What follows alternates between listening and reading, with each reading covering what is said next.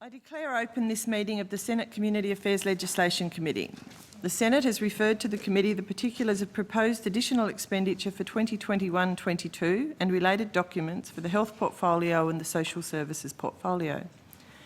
The committee may also examine the annual reports of the departments and agencies appearing before it. The committee would appreciate if senators could provide any written questions on notice to the Secretariat by Thursday the 24th of February 2022. The committee has fixed Friday the 25th of March 2022 as the date for the return of answers to questions taken on notice. Under Standing Order 26, the committee must take all evidence in public session. This includes answers to questions on notice. Officers and senators are familiar with the rules of the Senate Governing Estimates hearing. If you need assistance, the Secretary has a copy of the rules. I draw the attention of witnesses to an order of the Senate of the 13th of May 2009 specifying the process by which a claim of public interest immunity should be raised. Witnesses are specifically reminded that a statement that information or a document is confidential or consists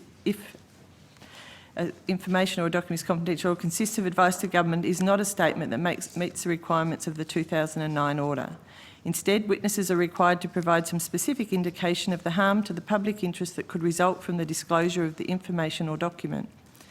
An officer called upon for the first time to answer a question should state their full name and position for the Hansard record, and witnesses should speak clearly into the microphone.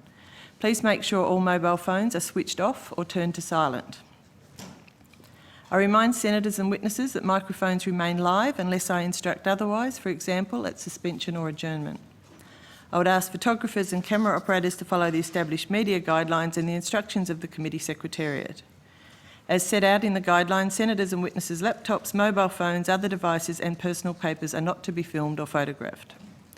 The Committee's proceedings today will examine the social services portfolio, beginning with the Department of Social Services, whole of portfolio and corporate matters. The hearing will then follow the order as set out in the circulated program. The committee's scheduled break times are listed in the program or as required. Senators, departments and agencies have been provided with advice on the arrangements in place to ensure the budget estimate hearings are conducted in a safe manner. The committee appreciates the cooperation of all attendees in adhering to these arrangements. So, after that, I now welcome the Minister for Families and Social Services and Minister for Women's Safety, Senator the Honourable Anne Ruston, and I also welcome the Secretary of the Department of Social Services, Mr Ray Griggs. Minister or Secretary, would either of you like to make an opening statement? I don't, thank you, Chair. Chair, just acknowledging that given the waiting room limitations, we've phased people in through the day, so... We will try and stick as closely as possible to our order of outcomes, and Thanks, and we will understand that it is a little bit of delay if we need to get officials to the table. Thanks, Chair. So we will start with Senator Gallagher. Thank you very much, Chair. Mr Griggs, for the past 15 months I've been asking questions of the department around a contract to Boston Consulting Group around a mid-term review of the disability employment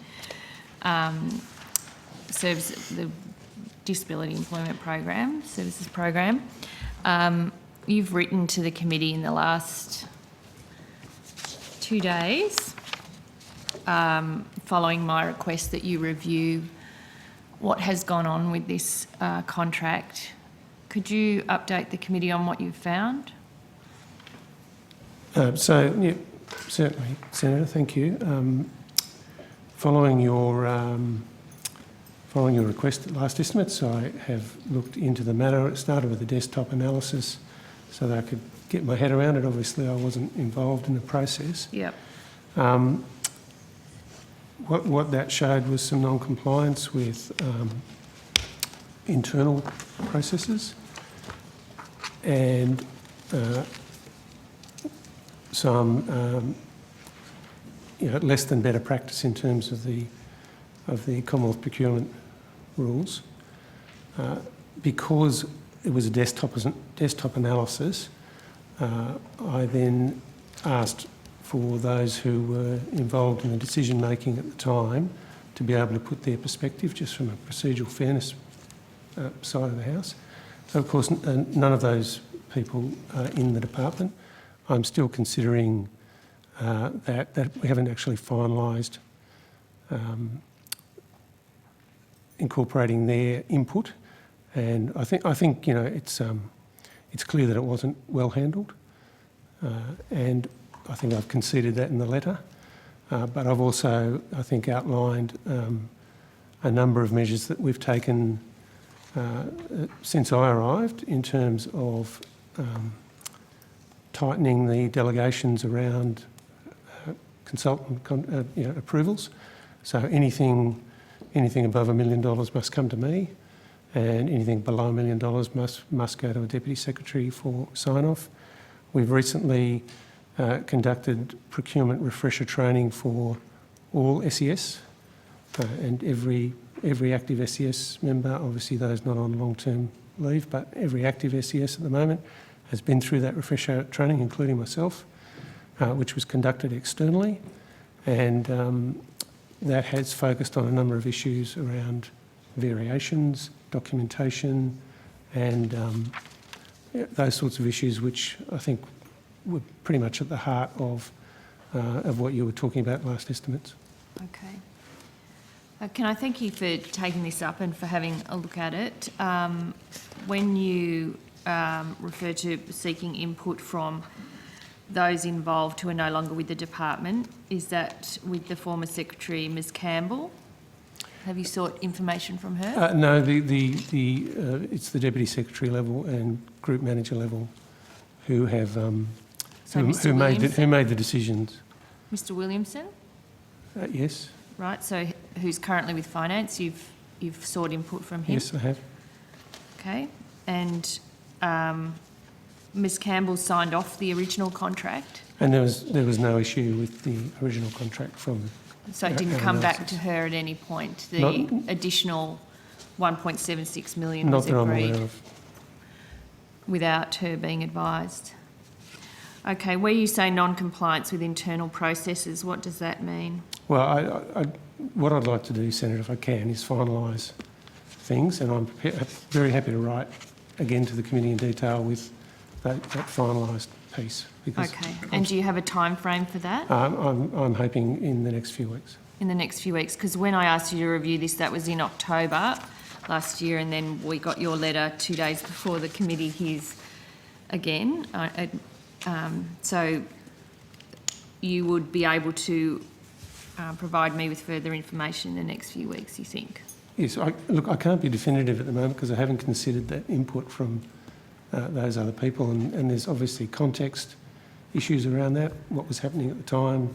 You know, in that period of 2020 was particularly busy. I'm not trying to excuse anything, but I do want to make sure that I fully consider all the aspects of this. Okay. And in terms of, you say it was less than better practice with the Commonwealth procurement rules. So you're looking at whether there's been a breach of the Commonwealth procurement rules? Oh, certainly will be. Okay. So I've gone back and had a look through the 15 months that I've been pursuing this, at October estimates, in the June estimates, and in October 2020, I should say, and then the June estimates, and then October 2021. I'm very concerned about the accuracy of the answers that the committee has received, verbally and in writing, in relation to this contract. I am, as you know, Minister, witnesses have an obligation not to mislead the Senate at any point, and that the giving of false or misleading answers to the Senate may constitute a contempt. I want to give notice that I am considering pursuing a reference to the Committee of Privileges in relation to this matter, because it does look to me, from witnesses' evidence to the committee, that the committee has been misled on a number of times through my questioning, through misleading answers to questions on notice. I can't actually understand why, considering the matter involved, but it's clear that officers of your department weren't upfront with what was going on with this contract. And I think Mr Griggs has found some of that in the work he's done today, and I'm sure if the final product of his review is consistent with the information I have, he will find the same, he will come to the same conclusion that I have. There's a couple of officers in particular that I think have misled the Senate. Mr Williamson, who's no longer with the department, is one of those. And in specifics, I asked why there was an increase to the contract of essentially $1.7 million, and what was it for? And he said we were working through that work. It was determined that there were other pieces of work that would assist with the department across the disability space. What we know now through FOI is that the additional work was not to do with the Disability Employment Services program. It was to do with working age payments across the board. So that is a direct mislead if that is the case. Well, look, I don't believe that any official would have intentionally misled this committee, but I also believe that the Secretary, as is appropriate, is doing the appropriate thing and undertaking, a very detailed and comprehensive investigation into what has proceeded here. But I am absolutely sure that no official would have sought to mislead this committee. Well, Minister, you should review some of the Hansards on this over the last 15 months. You told me that there wasn't a report. I asked you if there was a report completed for the extra work, and your answer to me was no. Well, I don't know what this is. I'm not accusing you of misleading the Senate because I don't think you knew what was going on. I don't think people had told you what was going on. But I was told there wasn't a report for the extra work.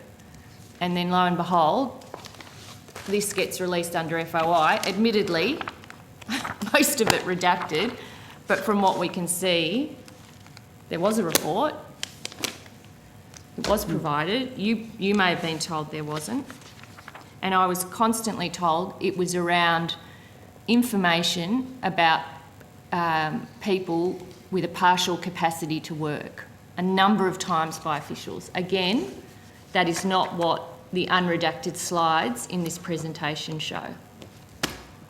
Yeah, well, I think you've got a piece of information and a series of questions that have been asked. I think the most appropriate thing to do is to allow the Secretary to actually respond in full after he's finalised his assessment, because you're talking about pieces of information of which I can't answer the question because much of this was obviously done within the department, and so therefore the appropriate thing is to allow the department to respond in full, which I believe the Secretary has done in absolute good faith.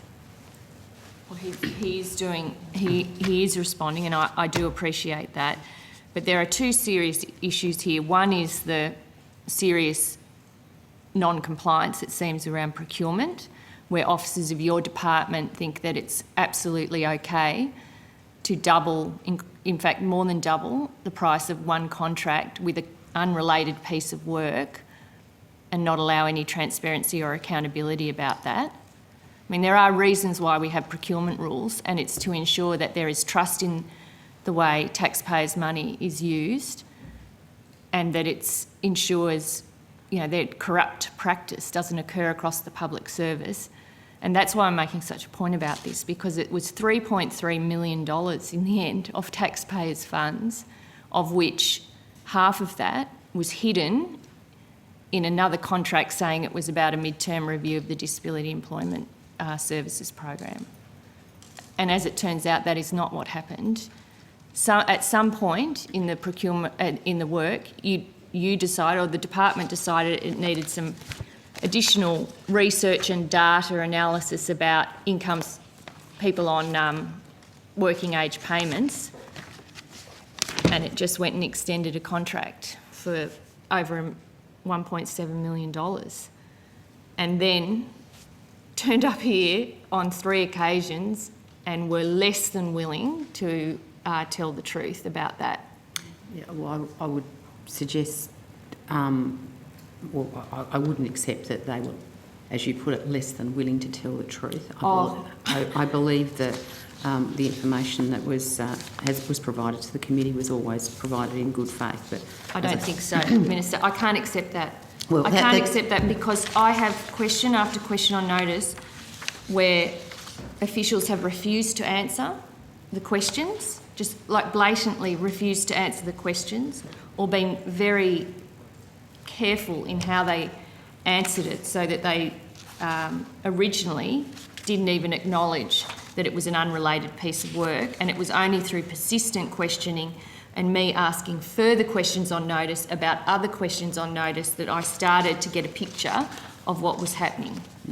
Well, I think the Secretary, has acknowledged that the procurement process has been found wanting in this particular instance, and but has also suggested that he hasn't finished the investigation that he needs to do. So, I mean, I think it's appropriate that you allow him to finish, and he has just made the comment that he will be providing that information to the committee within a matter of a few weeks, which I think has indicated his good faith to provide you with the information that you believe you haven't received to date. Okay. Well, in some of the questioning, and again, I appreciate that, and I will look forward to the conclusion of this process, but in some of the questioning I've done, I was assured repeatedly by Ms Rule and Mr Flavel that decisions made on this contract were made in accordance with the procurement rules. I was told a number of times where I said, did you take advice? What was the advice? I asked on notice what the advice was. I got told, yeah, we took advice and it was fine. They fronted up here, they told me it was fine again. And now we find, from Mr Griggs coming in and having a look, to quote, less than better practice with the Commonwealth procurement rules, and an open question about whether there's been a breach, and non-compliance with internal processes.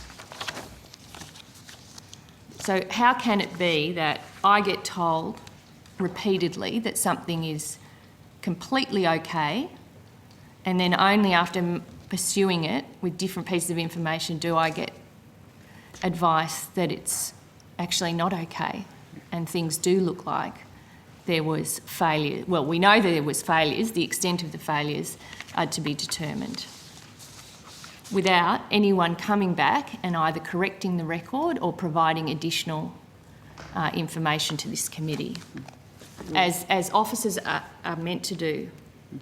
Well, I think that at the conclusion of the investigation that the Secretary is undertaking, if the record needs to be corrected, then obviously, that would be something that should be done at that time.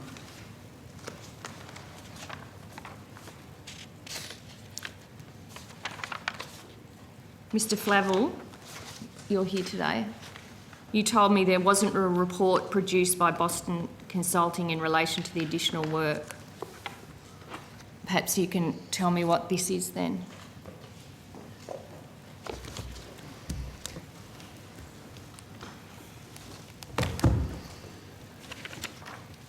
Matt Flavel, Deputy Secretary, Social Services. Good morning, Senators. I would need to go back and check the Hansard, but I think it came after a line of questioning about whether a report like the DES review was produced in relation to that additional component of the contract. Well, I was asking, the line of questioning was, I was asking what you got for the 1.76 million. What was the deliverables? What did you get? And I said, it's not clear that you got any deliverables for that. And your answer was, to go to the point I think you're raising, there wasn't a report as such produced by Boston Consulting in relation to that work. So are you saying this isn't really a report? Well, Senator, it's a series of slides. Okay, so a series of slides is not a report to the department. Discussion paper, not a report. Well, Senator, you have a copy of a redacted document. Yeah. I think that it's hard to infer the details of exactly what was produced and in what form when you only have a redacted document. Yeah, well, I've got some questions about that as well, why so much of it's redacted, but so now it's my issue that Because I can't see all of the information, I can't work out whether there was a report or not. No, Senator, that's not what I'm saying. I'm saying that your characterisation that it, I think I'm on the record before as saying that the focus of the work was around those with a partial capacity to work, that the absence of chunks of that report due to redaction, if you've only got part of it, then it's very hard to infer what was in the remainder and whether that was Okay. consistent with what the contract said. So all of the bits about it being about people with partial capacity work have been redacted, is it? And all the bits, like the executive summary, which have no information specifically about people with partial capacity to work, that's the unredacted bit, but you've redacted all the bits that support your argument that it was about partial capacity to work. No, I'm saying that earlier I heard you say that there's nothing in there about partial capacity to work. It was much broader than that, and that would be inconsistent with the answers given. Okay. On the 3rd of June last year, you asked me and said, did it look at all income support recipients? I said, I'd have to refresh my memory because it looked at a range of cohorts on income support from memory. Yeah, and then I don't think you did come back to me on that when you said you'd have to refresh your memory. I was told repeatedly it was about people with a partial capacity to work. On the slides that are available, which include the executive summary and the discussion paper, if you search partial capacity to work or disability or people with a disability, there is no mention of that in the unredacted versions. So are you telling me the bits that support your evidence that it's about partial capacity to work and that's why it fitted into the original contract are all in these bits here, in all these blank bits? Well, I obviously would like to be careful about what I say about parts of a document that's been found to not be able to be released under the FOI Act. But certainly the work that was done was in relation to those people with a partial capacity to work. And in the context of doing that, it would have been not unreasonable, I think, for some broader analysis around what was happening to total job seeker and working age payment cohorts through the course of the pandemic. Okay, so you're maintaining that this is completely appropriate, are you? Is that your evidence? That it fits within the contract? Yes, that it was in relation to the work that BCG was procured to do around people with a partial capacity to work.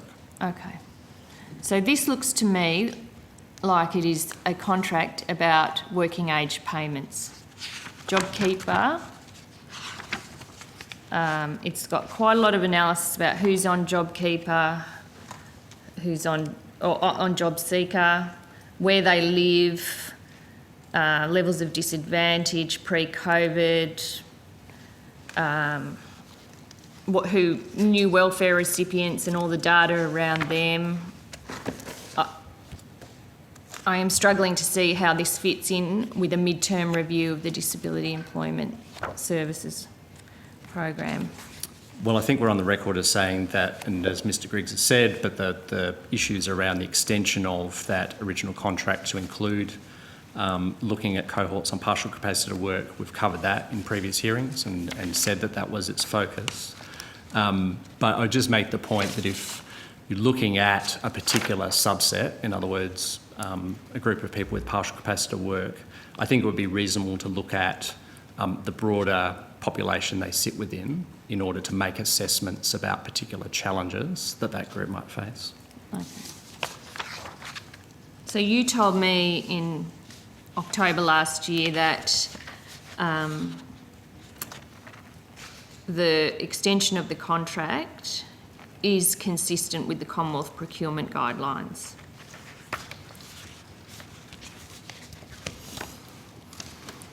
Firstly, it is consistent with the Commonwealth procurement guidelines.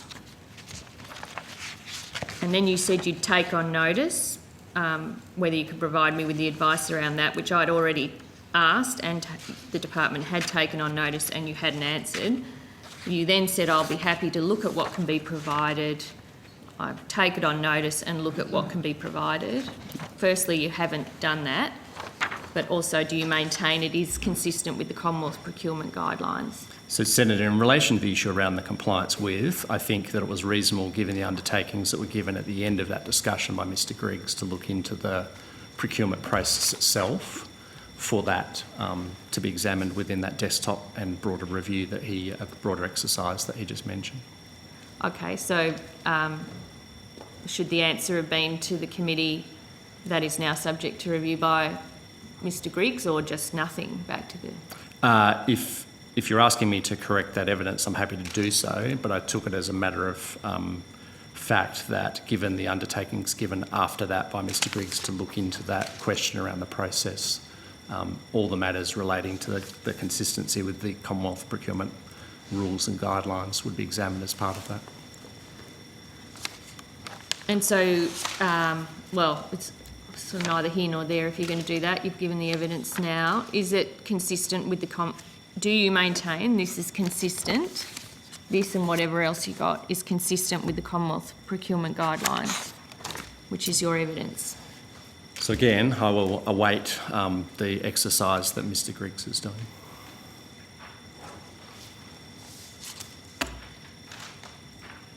So you are not as definite as you were when I asked last time? I would also make a distinction between the Commonwealth procurement rules and what Mr Griggs's letter, I think, says is the departmental guidance in relation to the Commonwealth procurement rules. I'm also of the view that there are shortcomings in documentation and record keeping that could reasonably have been expected to be in place for a procurement of this scale, consistent with accountability and transparency measures within the CPRS. So, consistent with the requirements of the CPRS. Are you saying that it's just your internal housekeeping that's under review, not whether there's been a breach? No, that's not what I'm saying. I'm saying to the question about whether my evidence remains correct, I would need to have that considered as part of the process that Mr Griggs has outlined.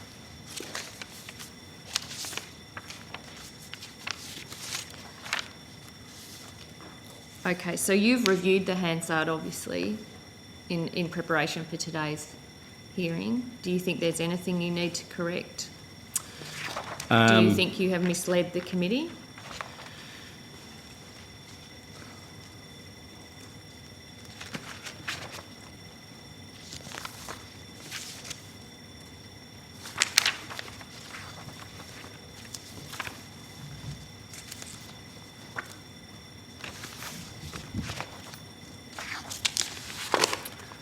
I don't think so, but I'm happy to go back and review the records again. So when you told me there wasn't a report, you maintain there wasn't a report? Well, for completeness, if slides produced meet the definition of report, then yes, a report was produced. But again, I would make the point that this discussion happened in the context of the examination that was happening into the midterm review of DES that was taking place. There were questions at that time, from my recollection, around the middle or late 2020 about what was produced, and I think Ms Rule at the time referred to the fact that a report was produced, and there was a report, and I know that that was subsequently released either under FOI or direct to the committee, and that had recommendations in it. I think that the contrast that you had then put in questions to me as part of that hearing were around whether something similar was produced in relation to the additional work on partial capacity to work.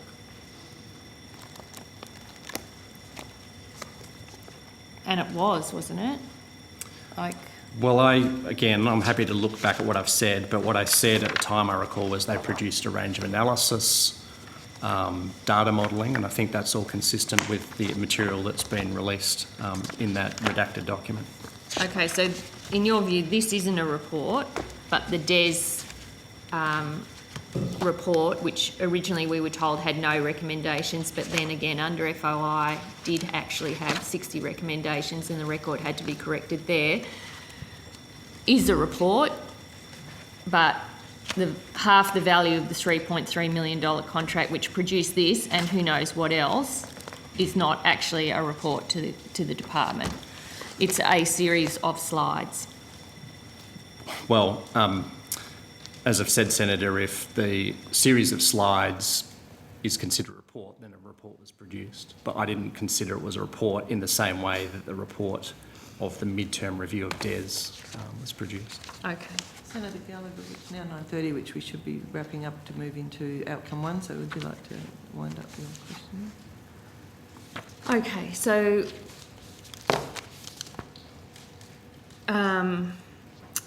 Mr. Griggs, you are going to finalise your investigation into this in the next couple of weeks. I am. And what will be provided to the committee at the end of that?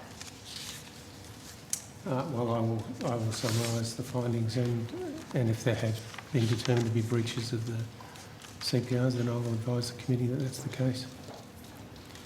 Okay.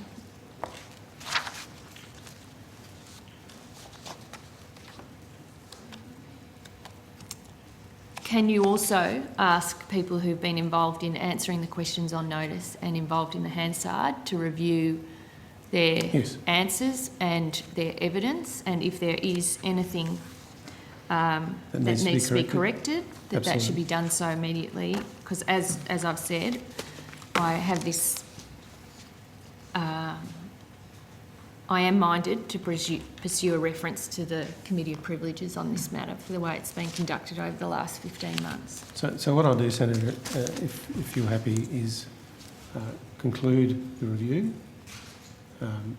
make my determination around what actually happened, and then I'll review the evidence based on what I've got in front of me, and as well as asking individuals to review Thank you. and address that as well. Okay. And could you also advise the committee why 200 odd slides have not been released? Like, I would like to know why, after you've reviewed it, whether the redactions under this FOI are appropriate as well. Will do. Because of the history around this matter. Thank you, Chair. Thanks very much. I understand you had no questions under whole of portfolio. We have some more. Oh, do you? Okay.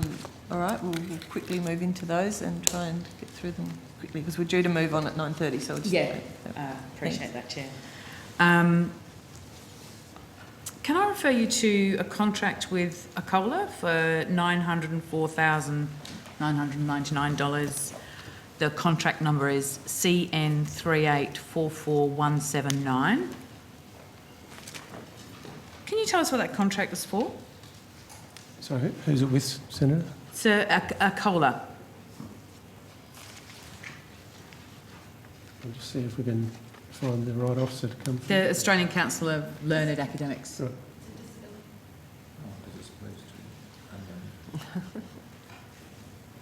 I can't help you any further because we don't know any more about it. I think we're on the same, We're on the same level of page knowledge.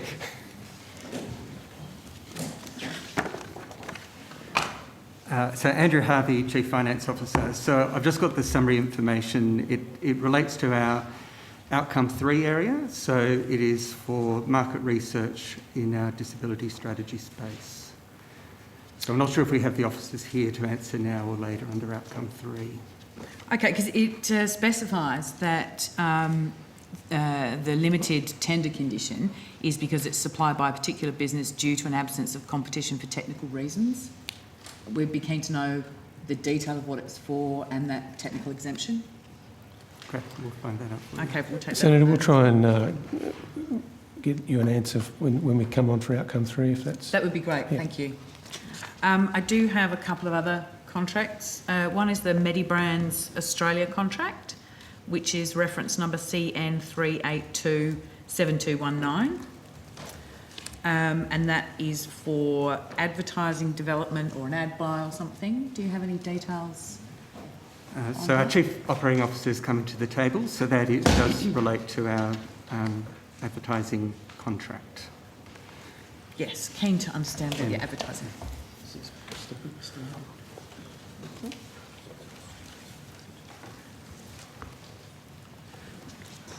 Luke Mansfield, Acting Chief Operating Officer. Good morning, Senator.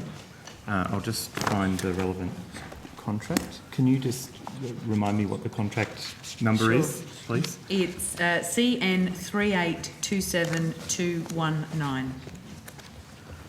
And what was the name of the entity? The name of the entity is Media Brands Australia.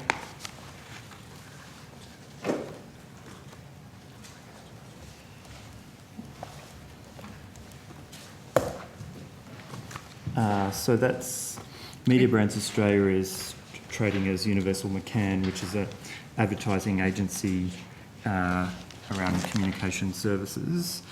I might need to quickly just check exactly what that relates to, but I can come back to you very shortly around that. Yeah, and we'd be keen on some detail on what the target is there, what the target audience is, and what the intent. Sure, I'll do that. Stop it at the start. Cool. It I may- do have another it may one. be, but- Cox Inol change contract, and that was for 879,740, and the contract number is CN 3835268.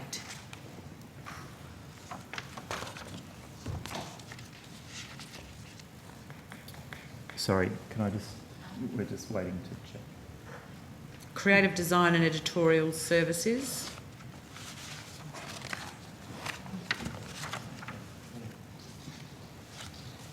So the one we're talking about now is the Stop It at the Start public relations activities. The Stop It at the Start Facebook campaign. Yes, and the previous one was the Carers one. Okay, thank you. No worries. So that last contract that you referenced is for the Stop It at the Start Phase 4 campaign, and I can provide more information. Sorry, the Stop and Start. Stop it at the start. Stop It at the Start campaign, and the previous one that you referred to is in relation to the Carer Gateway communication activity. That's the Universal McCann one. Yes. And so the Universal Gateway, this is an advertising piece. Who's the target audience there? Carers are the target audience. Just broadly? Senator Grogan, if it's of any interest to you, I mean, the campaigns that you're referring to have been really significant in the case of Stop It at the Start, in changing attitudes in relation to family, domestic and sexual violence. I'm more than happy to provide a briefing for you on the actual adverts and why. Yeah, I they're think there. And the issue being that with these, with the information here, we don't know what they're for, so. Sure. Oh, okay, it's that one. But So I it's back. mean, I Yeah. suppose what I'm offering is that Thank you. that there's so much that sits behind these campaigns around what we're seeking to achieve, whether it be Disability Gateway information, whether it be carers, which is the one that you're focusing on there, whether it's the Stop It at the Start campaign, or during the pandemic, the Help Is Here campaign. If you're interested, we would be happy to provide you with a broader briefing on what these campaigns are about, so that you get an understanding of what sits behind them. Thank you. So I have another one. Where to research? 499,840. Contract number CN 3835183.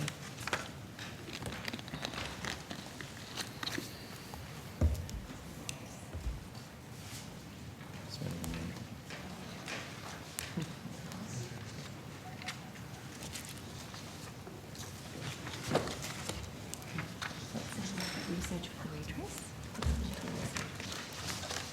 Senator, that's for developmental research for the redress communications activity. Cool. Lovely. Thank you. We do have just a couple of questions regarding the NDIS and the budget, whoever the relevant people might be.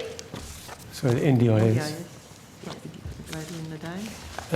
Just in terms of the overarching budget, MyEFO numbers. That's separate. Yeah, For the department or for NDIS? For the department. sure. So there was 26.4 billion increase in the MyEFO last year, and there was also a 13.2 billion parameter variation in the 21-22 budget, and a 3.9 billion variation in the 2021 budget. So that's 43.5 billion in 3 years of additional funding. Are the DSS and NDIA providing regular updates to finance? That's a lot of change in a couple of years, just trying to understand those changes in spending and what's being done in terms of updates and projections. Yes, well, we are, and you'll see the quarterly AFSR is published and has some of those details in it. Obviously, the growth in participant numbers has led to cost pressures in the scheme, and this is the Commonwealth adjusting to that and making sure that it remains fully funded going forward. And are there efforts to reduce the amount of money being awarded in the NDIS plans as part of that work? I think it's probably best if, when Mr Hoffman comes along later for Outcome 3 and Disability, that we address those questions to him. Okay, because the NDIS quarterly report has got an increase of 11.5 in the last year on payments. And there's the average payments versus the annualised planned budgets. Are you saying we should rather ask those questions later on? Yeah, but I mean, they're decisions of the NDIA, so Mr Hoffman's the most appropriate person to answer those. Thank you, Chair. So I think that's the end of our questioning for whole of portfolio and corporate matters. So we will now move on to Outcome 1. And I'm just conscious that we have got a lot of programs in Outcome 1, so where possible, could we work through the programs in order if that works with other senators? So has any senators got questions for family assistance? Senator Rice, would you like to kick off?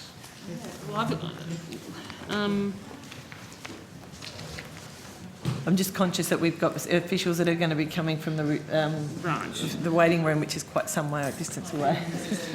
I mean, I've got questions starting off about job seeker. I haven't got them in mutual obligations. Where are they? What would you prefer, just that we start the questioning and we work out if we've got officials? Okay. Well, I'll start with Senator Rice then, if you like, and we'll just work through that. Okay, thank you. Thanks. Thanks, Chair.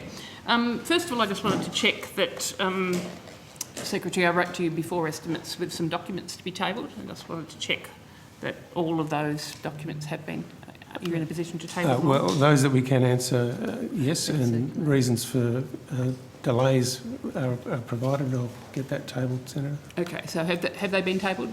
I'm not sure. I'll just check. Got most of them. We'll get it tabled, Senator. Thank you. Thank you.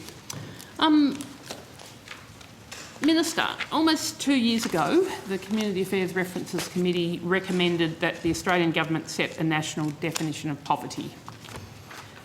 We still don't have a national definition of poverty, do we?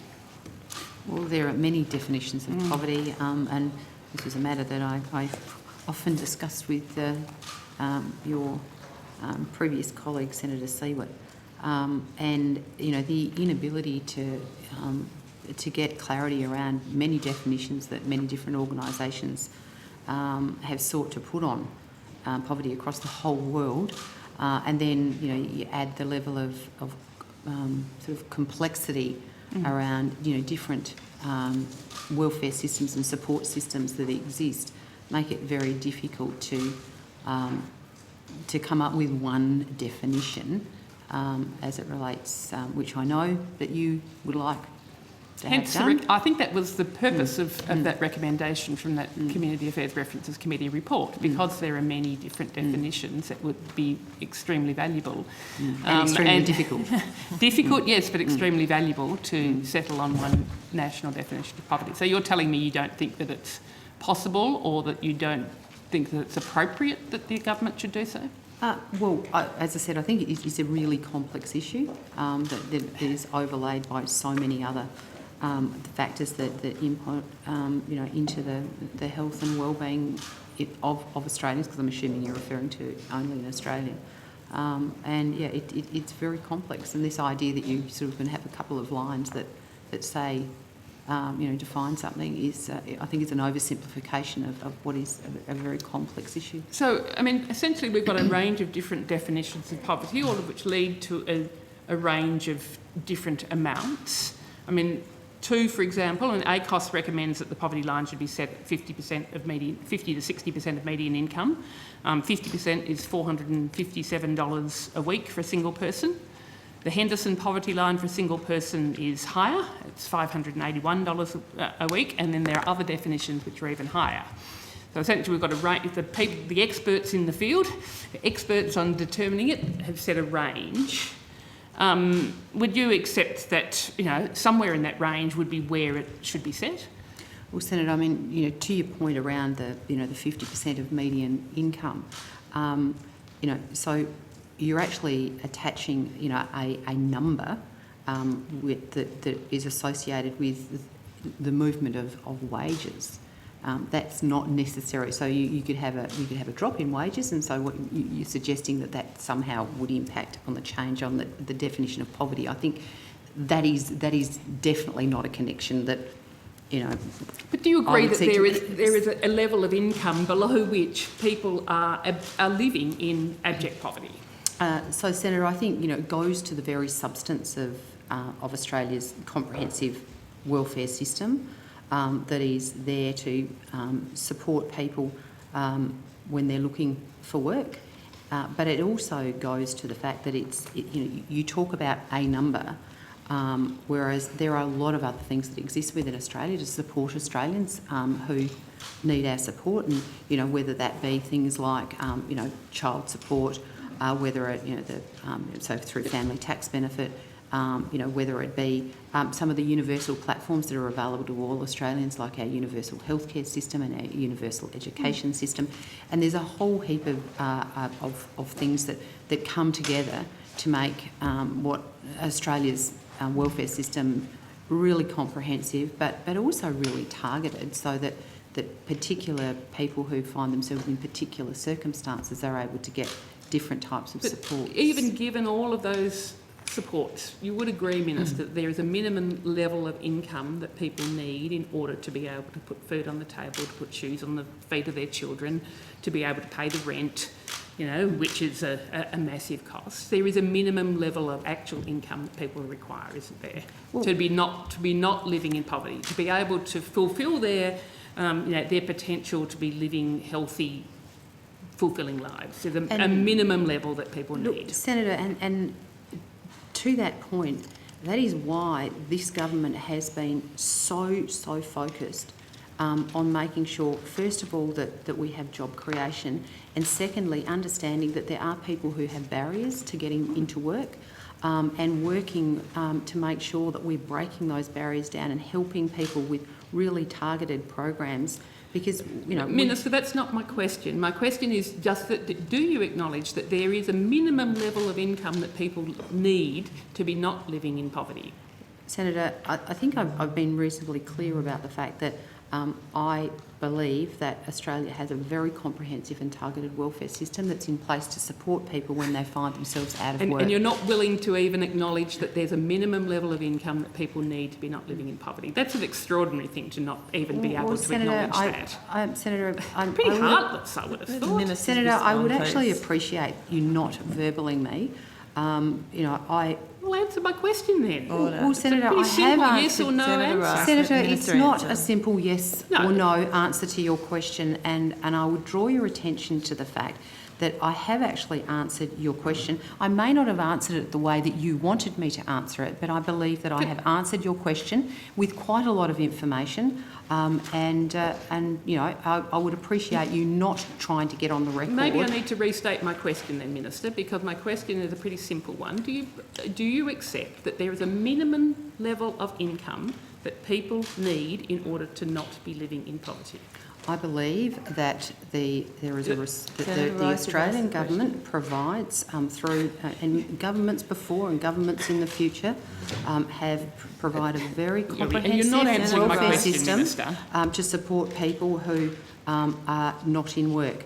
But in addition to that, we also do focus very much on making sure that people who find themselves without work have the opportunity to be able to get work, because at the end of the day, we know that people who are working have better quality of life than those people that aren't. And so we have a comprehensive suite of measures that all go to your point, Senator Rice, of making sure that the support for Australians is there to make sure that they are able to have the opportunities that we all Look, I find it extraordinary. You can't even answer that there needs to be, that people need a minimum level of income. And people listening to this, I think, will find it extraordinary. Minister, Minister... No, I would like it to respond to that, Senator Rice.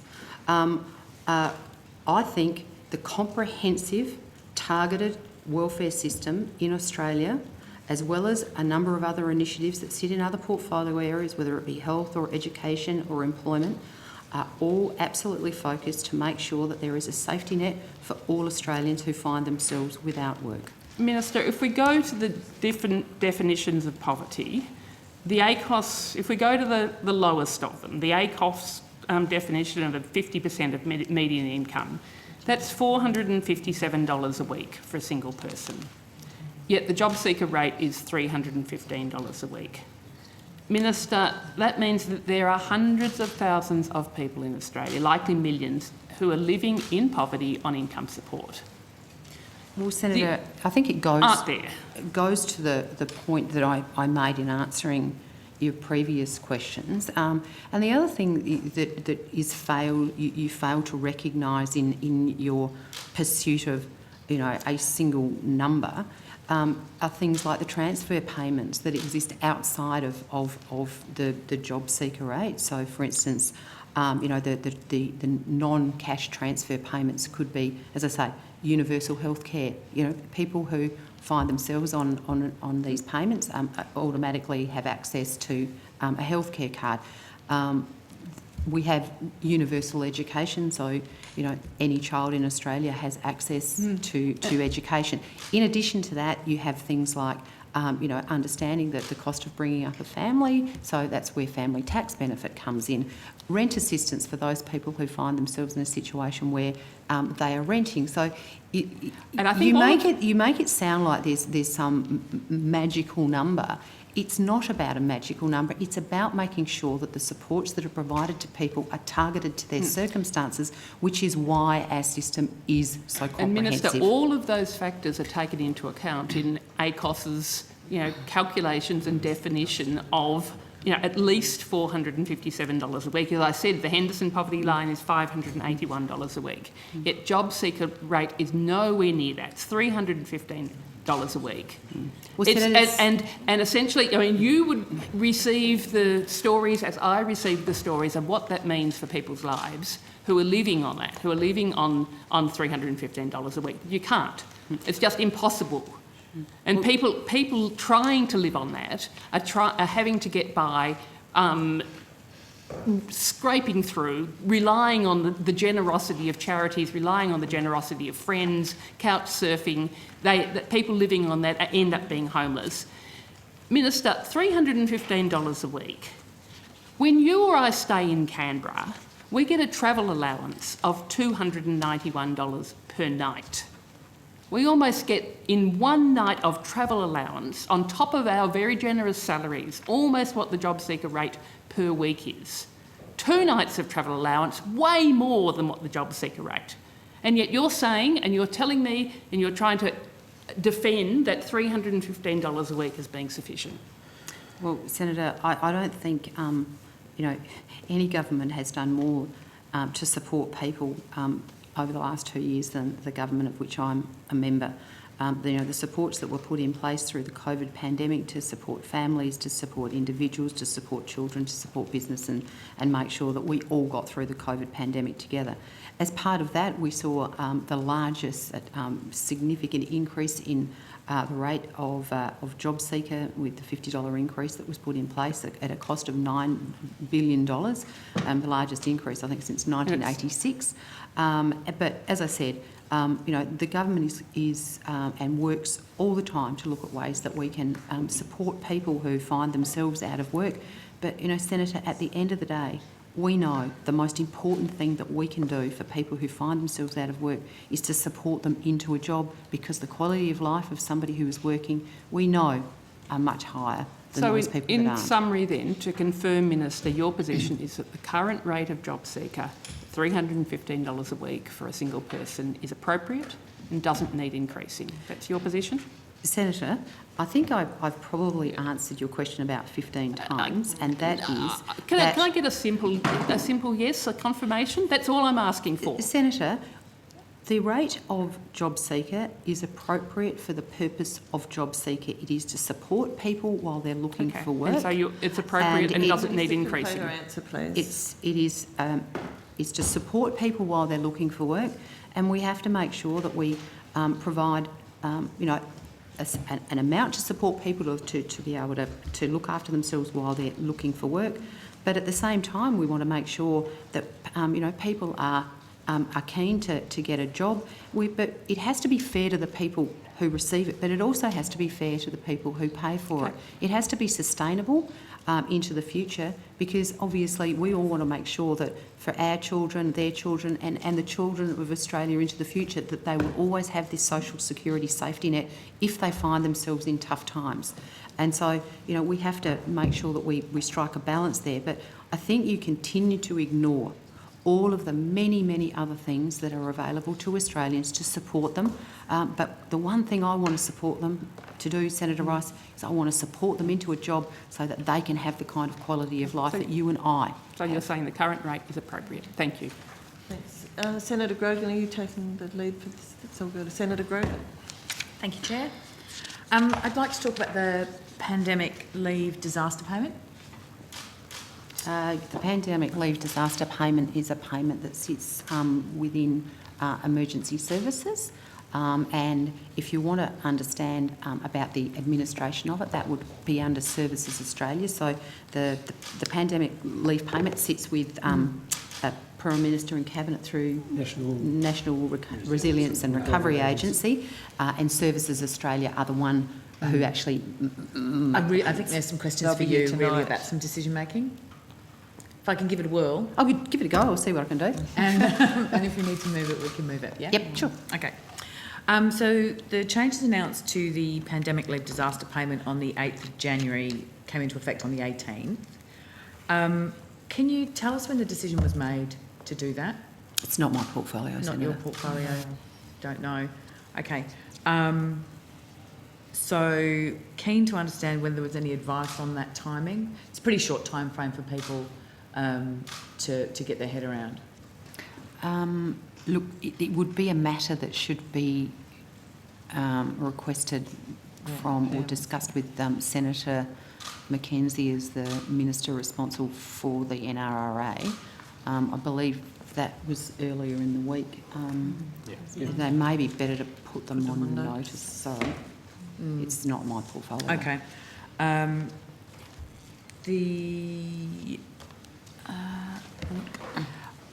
Yeah, because I think it was your press release, because I believe you were acting at the time, I think. I was acting for Minister Reynolds as the Minister who has responsibility for Services Australia, and Services Australia are actually the one that actually administer the payment, so they make the payments through their systems. Okay. They will be appearing tonight if you had any questions on specific application, I suppose. Yeah. But in the acting capacity, the decision-making about that payment, were you involved in that piece? Well, I mean, obviously I'm not clear on the timing, so... Yeah, no, I mean, obviously I sit on Cabinet and ERC, and I'm not going to discuss any deliberations that I might have had in either of those fora. But I think, in relation to discussions around the administration of the payment, so how it actually is paid and the mechanism and the forms and the like, then of course I would have been having discussions at the time as the Acting Minister for Services Australia, but I don't think that's where your questions are going to. You're talking more around the policy intent of it, which is not my portfolio, or my acting portfolio at the time. Okay. All right, well, we'll bump them off till later. Well, hopefully the officials are listening in and they've picked up on what you've been asking, so we'll do our best to answer as much as we can. A series of questions regarding that.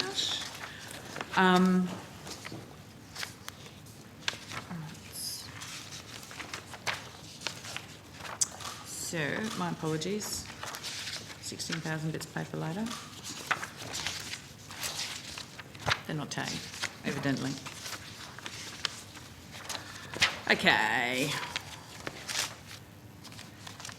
So, now I'm keen to talk about the pandemic and unemployment.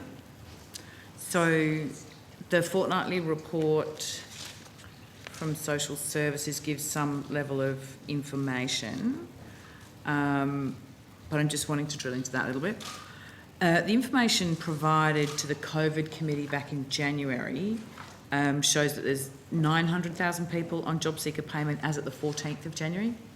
We need to get those qualified because, as you would imagine, they move a fair bit. So, Mr. Flavell which might is have exactly my question. Where has that moved? What does that figure look like now? So, Senator, for job seeker, the most recent data I have is at the 4th of February, and job seeker numbers were 883,118. Okay, great. And I'd be really keen to see a breakdown of that into age, gender, and for the timeframes. So the people who have been unemployed for 3 months, 6 months, 12 months, 18 months, 2 years, and then more than 2 years. Do you have those figures? No, but what I would say is in the next 2 weeks, we will publish our quarterly demographic data. So that will be as at the 31st of December. And across all payments, including job seeker, that will have a range of those characteristics. So gender, age, etc. And when did you say that report is? So it'll be in the next 2 weeks. So it's generally 6 to 8 weeks after the end of the relevant quarter. So that'll be data as at the 31st of December and will be published on data.gov.au in the next couple of weeks. Okay, and that gives all of those by age and gender? It has a lot of data. I won't commit to it dealing with everyone you've raised, but I think that it will deal significantly. I wonder if you could check that, because I'm very keen to see those numbers in that form. Would you be able to, through the morning, check whether the data set does include those numbers? I'll have a look at, yes. And we and are, come in back fact, to us with a clarification? Yeah, expanding that data set, acknowledging that the committee has raised questions in the past around further breakdowns, and we are making more information available on the in that December quarter release. Cool. Well, if you have any of those numbers, we'd really like to see them today. I think it's very unlikely we'll have them today. Would require a detailed. So we'll publish on the in the next 2 weeks for the 31st of December. If you're after anything beyond that, so I've given you the total number of job seekers as at the 4th of February. Yeah. To split it that way will be a more complex request that will take some time. Okay, well, if you can come back to us just to confirm all of those things in the data set, sure. That would be great. So again, I think I may bounce around here and get kicked into other areas, but I'm going to have a crack first anyway. Rental accommodation during the pandemic, cost of, and how it then relates to rental assistance. Before the pandemic, the average rent for a single parent with 1 or 2 kids was about $605 a fortnight. Do you know what percentage of people in that household category, so single parent, 1 or 2 kids, were on the maximum rate of CRA at that time? Senator, we can probably find that. Housing is actually listed on the program this afternoon, so it's actually probably better if we deal with housing, particularly CRA, where we have the officials at that time in the middle of the afternoon. Okay. Because I do have a series of database questions, really. The only other thing that I have here, and bear with me, is concession cards. We've got 2.65 million unpaid carers in Australia, and about 300,000 receive a carer payment of some sort, which entitles them to a concession card. Have some concerns about how many of those other people, those people who do not have a concession card, how they're coping through that pandemic particularly. So things like access to RATs, if you're on a concession, they don't get those. They don't get any of the other supports. Have you done any sort of analysis of the challenges that that other proportion of carers may be facing? Well, Senator, if a carer who's, as you said, 2.65 million Australians look after someone, and only those who interface with us, we would have any information about, there are many people out there that undertake caring roles that are supported through Carers Australia and their various organisations that sit under them, that we would have no real contact with. But what we have done through the Carer Gateway, which is something that we've set up, is to make sure that all of the information that these people may like to access around, more generally about carer support, but through the pandemic, making sure the information around the pandemic was available to them, which is why we developed the Carer Gateway, which is one of the contracts that you actually asked about earlier today. So, we through that gateway, we have providers that reach out to people. But as I said, of the 2.65 million Australians that is estimated that undertake a caring role, we would not have information in relation to the details of these people, and so we seek to provide the support through this common gateway and platform, and make sure that the information is always up to date on there, so that they can get access to it, and they can reach out through the carer networks, which we also support Carers Australia and their various organisations in the states and territories. Okay. So we've got the 2.65 million. Of those, do you have a sense of how many? I mean, we know that we've got that sort of 300,000 who are in seat of a carer payment. Of the others, do you know if any of them hold concession cards? Do you have that data? How many of them may hold? Well, I think the Minister's outlined the reasons why it's hard to do a direct match. Having said that, and we can have a look at it, but I would suspect that a reasonable proportion of those 2.6 would be pensioners. And obviously if they're pensioners, they'll hold either a pension concession card, or if they're a self-funded retiree under certain income limits, they'll also have a concession card. So I suspect that the total number is actually, for the reasons the Minister's outlined, well in excess of that, just 300,000 who are on care. Indeed, that would be my assumption as well, but keen to understand, even if it's a sort of estimate, what we think that might look like. You're referring to carer payment. There's also carer allowance, which is made available to people who are probably that aren't undertaking a significant care role, as in a day-to-day care role. They may only be providing a small amount of care, but in recognition of the costs that are associated with that. So there will also be a number of people on carer allowance that we would have information. I would imagine that many of those would also be on, would have access to concessional. I have to say that was going to be my next question, because I think there's 620,000 of those people. Yeah. And some of them would be on carer payment and getting the allowance, but obviously others only get the allowance. So keen if you can provide us with a breakdown of what you know. Appreciating what the Minister has said about how difficult that might be, and a sort of a sense of what that might look like. That would be really helpful. Thank you. Thank you, Senator Grogan. Senator Smith has some questions. Thanks very much. I just want to go to the sort of the broad issue for the moment about workforce participation, dealing with labour shortages in the economy, and particularly what might be being done or is being done to encourage pensioner participation in the economy as a way of, in part, compensating for that shortfall. Is there an official, Mr Griggs, that can speak to this? Mr Fleming.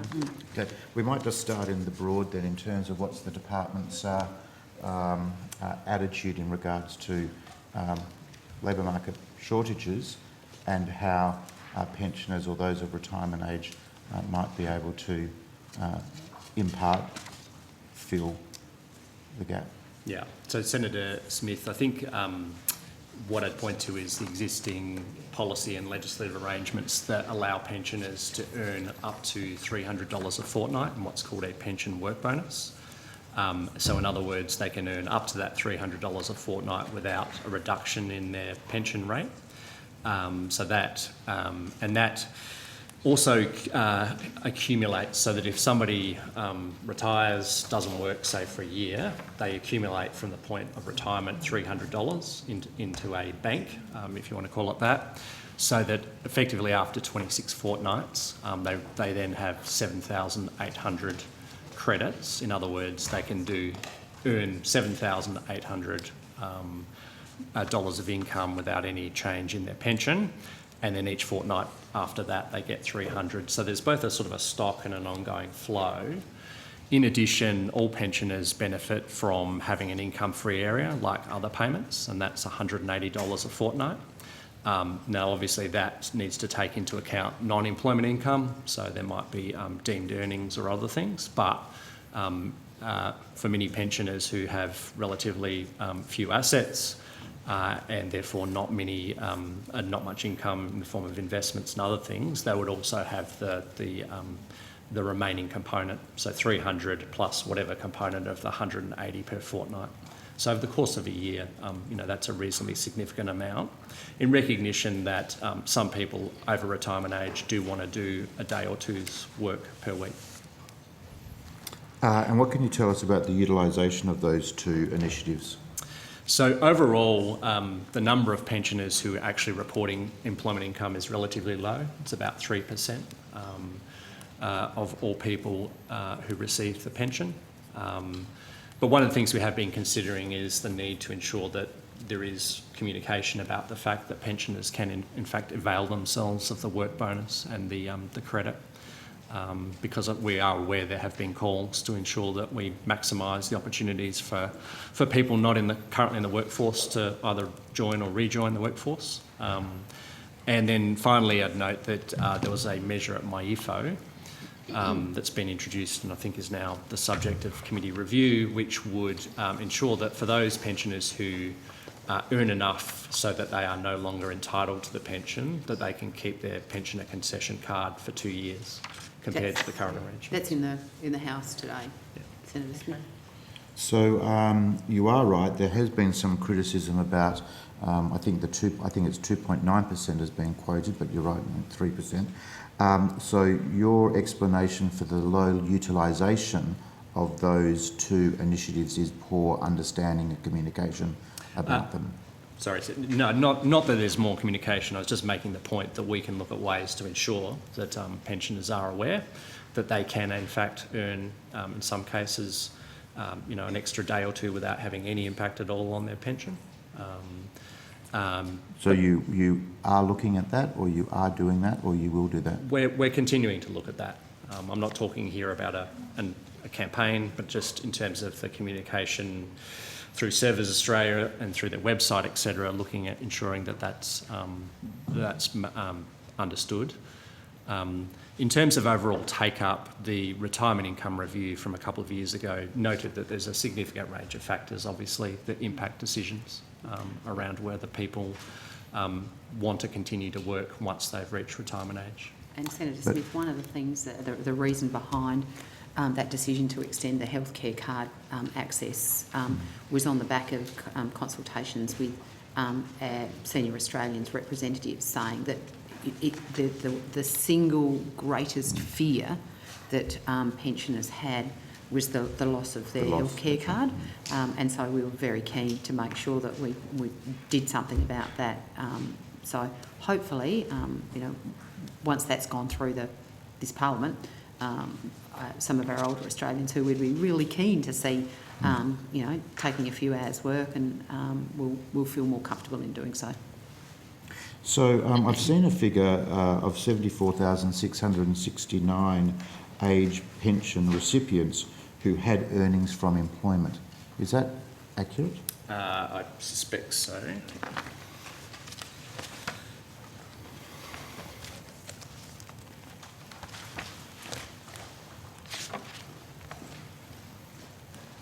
Yeah, did you say 76,000? 74,669, yep. So the latest data I have is that 76,700 odd pensioners had earnings from an employer. Okay. And are there still 2.57 million age pension recipients? Yes, the total as at the 4th of February was 2,554,604. And what is the age cohort of that 2.6? I'm assuming they're not all 65. They're not all 65. That's right. I'm not and sure there'll I be have some that. who are Yeah. perhaps sort None of them would be willing to work 65. but may not be able to work. Yep. Yeah. Yep. 67. Senator, I think I referred earlier to the demographic data we produce on data.gov.au, and I'm pretty sure that does actually break down by age pensioners into 5-year cohorts from memory. Yep. So how important is the international experience? So I've read that New Zealand pensioners don't face the same financial penalty, my words, financial penalty as those in Australia. So how important is it that we learn from other jurisdictions? Well, Senator, I think we always seek to learn from other jurisdictions. In relation to New Zealand, obviously their retirement system more generally looks quite different to ours. They have a universal pension, non-means tested. So unlike ours, where you do have the capacity to be in retirement and potentially earn without it impacting in the same way through taper rates, they don't have that system. They also don't have the same superannuation system we have. So we always look at ways, and as the Minister has said, it's a desirable thing to allow people to work and to maximise participation, given it's important to economic growth. But one also always has to be a bit cautious about simply transporting the experience of one country into our own. So when we look at the most recent initiative, the one that is in the House today, has any modelling been done on what level of uptake is expected? I think we may have that, Senator. Oh, okay. So let's go back a step. So is there any, when the work bonus and credit initiatives were designed, was there any modelling done on what the expected uptake might have been? So the pension work bonus has actually been in place for quite some time. It was increased at some point a few years ago to $300. So I'd have to go back and check at the time it was introduced. It's actually been in place for quite some time. Okay, well, I won't reflect on that point and the low uptake, but actually that would be very interesting then. So if you could share with what the expected utilisation or uptake of that particular initiative was expected to be, that would be of value and interesting, and then also the credit initiative, and then we turn to the most recent initiative, Mr. Slane.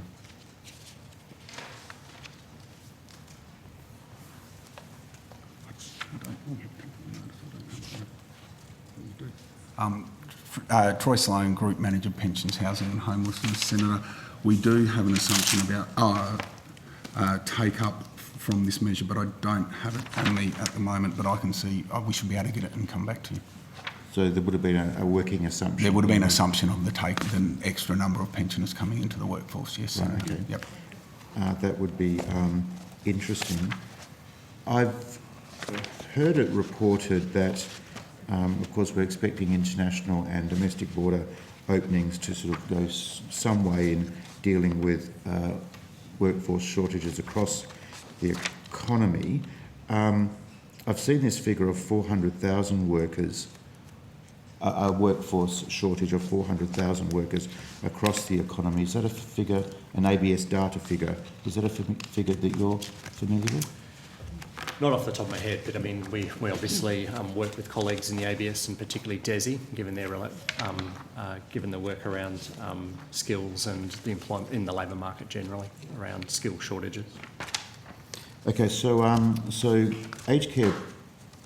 Senior Australians, peak organisations have been talking quite a lot about the importance of pension reforms as a way of encouraging people back into the workforce.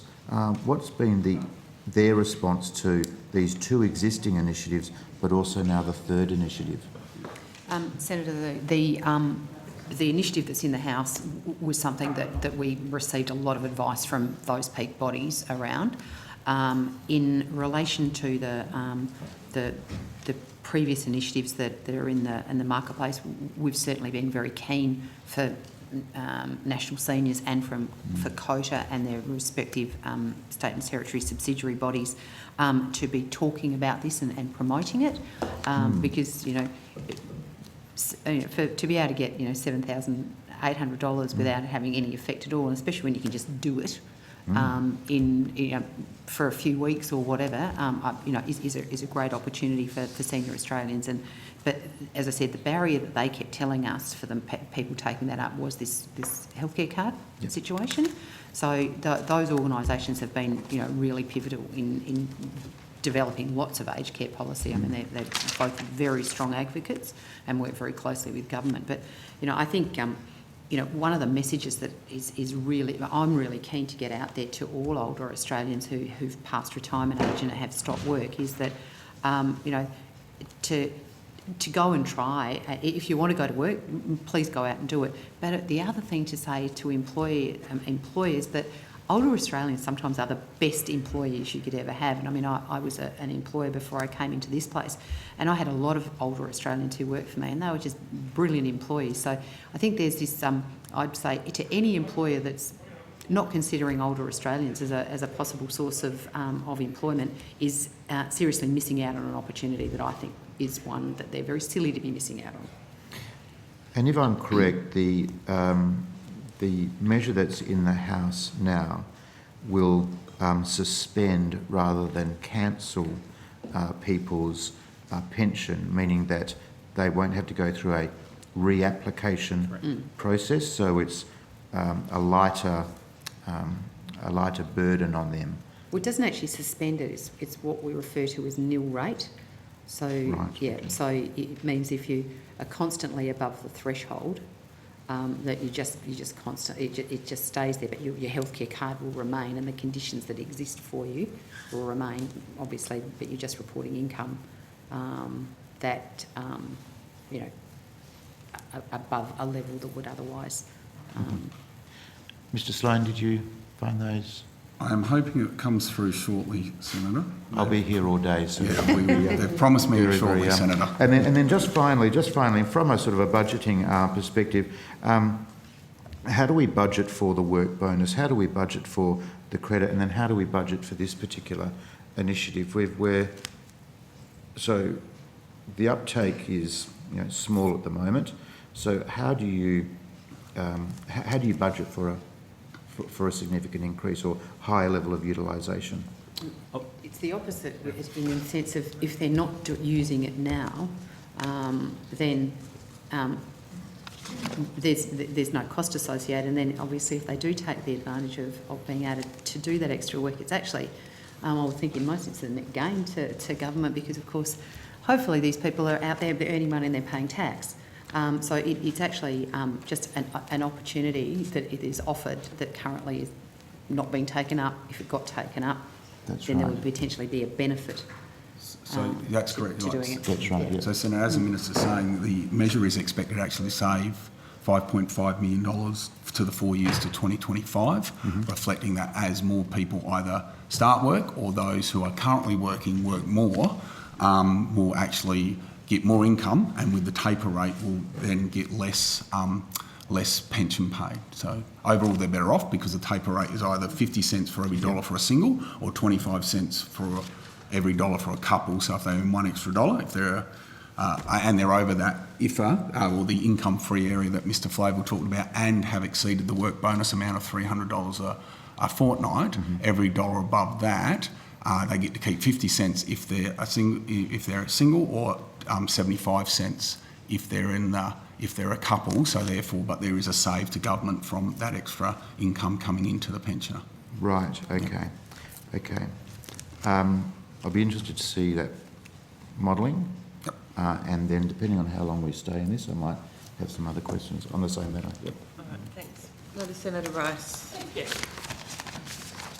I want to go to mutual obligations. And Minister, in 2020, the government quite rightly suspended mutual obligations because of the pandemic.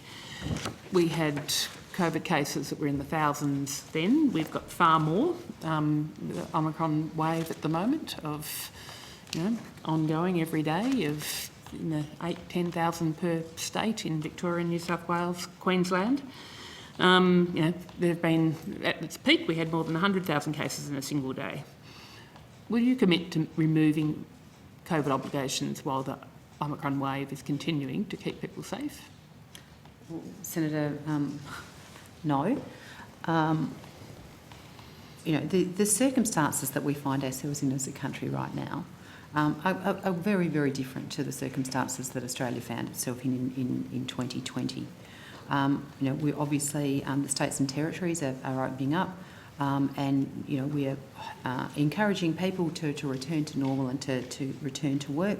Obviously, if they have COVID, there are requirements for them to isolate, and the supports are in place to support people who find themselves in a situation where they have to isolate. But we're finding that there are many jobs out there, and we're very keen for people who currently are unemployed to take the opportunity of this really strong jobs market for them to be able to get a job. So, I think you cannot possibly compare the situation we were confronted with in 2020 with the situation that we're dealing with today. There are many people who feel that through mutual obligation requirements they're being forced into unsafe situations against their will in face-to-face situations, particularly people who are immunocompromised, they're older, have a disability.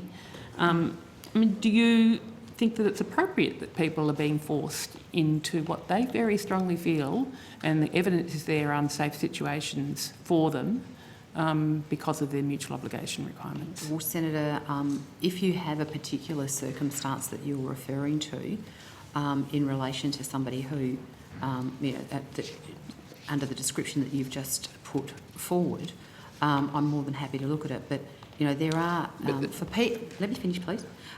There are a number of people who are currently on payment, whether it be a job. Well, it's only job seeker payments, or actually, if you're referring to pensions, and obviously people who are on pensions don't have work obligations or mutual obligations. So, for people who are on payment, who are in the situation that you're referring to, immunocompromised or unable to go, many people have their mutual obligations suspended because of the circumstances around their situation. Now, if you have a circumstance that you're referring to where you believe that those obligations, should have been suspended because of the danger that individual is in because of their medical circumstances, then I'm more than happy to look into it for you. But I'm sure I can find you many examples, because there are many people who have come to me, and there's been a lot of a lot of attention to the people who feel that they are being placed into unsafe circumstances because of their mutual obligations.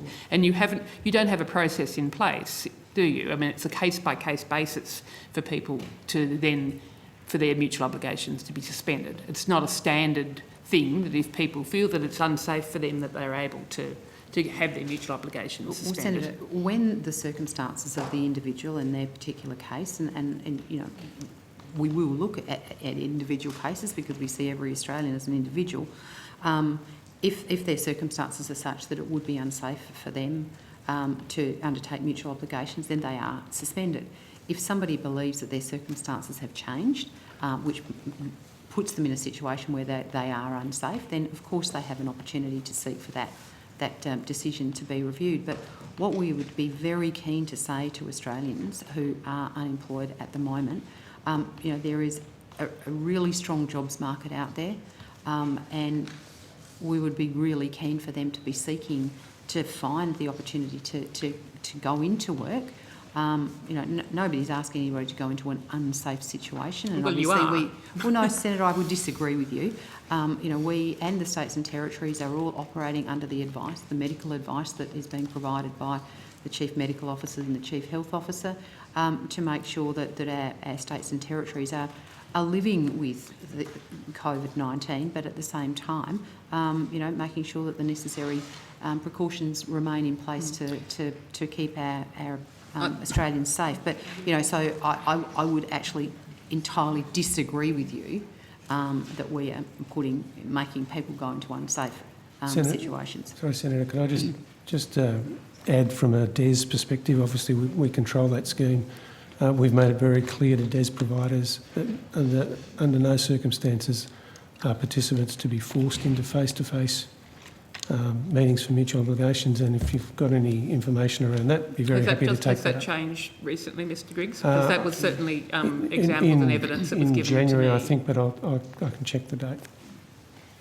Okay, so you're saying that people We do have not to- have to attend face-to-face In the meetings DES for their job service In DES, providers? not for DES, no. Not for DES, okay. That's, I'm pretty sure that, yes, that was a circumstance that was brought to my attention, that people were being forced to attend face-to-face job seeker meetings. So Again, you have if changed that now. it's still happening, I'd be very keen to know, because we've made it very, very clear. Okay, thank you. What are you doing to ensure that people who are living in poverty, on job seeker, who can't find rapid antigen tests, let alone afford to pay for them, what are you doing to make sure that they are able to access rapid antigen tests that they need to be safe? Well, Senator, there's a number of different mechanisms by which people can access rapid antigen tests. Obviously, if NDIS participants are able to access them and use their plan to purchase tests. The 10 tests that were made available to all concession card holders for 10. free that are available. In supported independent living have been provided with free tests. What if you need Obviously, more than age- 10 if you're a concession card holder, which many people do? Age. You get through 10 pretty quickly if you're having to be tested regularly for going to various activities. What if you need more than 10? Well, Senator, obviously you are able to. They're readily available in From many where? locations to be able. I mean, right up until, I haven't heard any feedback this week, but certainly up until last week, that people in Melbourne were still unable to be finding tests at chemists, and the ones that were available for concession card holders, you had chemists saying, no, we're not giving them out because we can't supply the need for other people. Well, I don't know about the specific circumstance that you're referring to. I mean, obviously, if you've got a particular chemist in a particular location that's refusing to provide the free tests. Well, they haven't had enough. Well, they've had insufficient. There was certainly a prioritisation of the tests, particularly into aged care, disability, residential care, and to the state and territory testing clinics, because that was where it was seen that was the priority for them earlier in January, when there was a worldwide shortage of rapid antigen tests.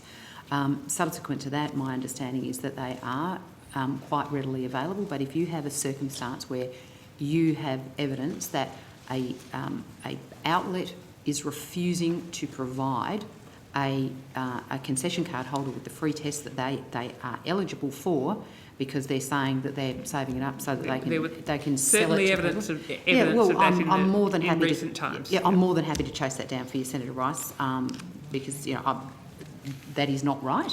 But I would say that we are now seeing a much freer market for people to be able to get access. Will you commit to funding and ensuring that everybody on Job Seeker can get funded for free rapid antigen tests, as many as they need?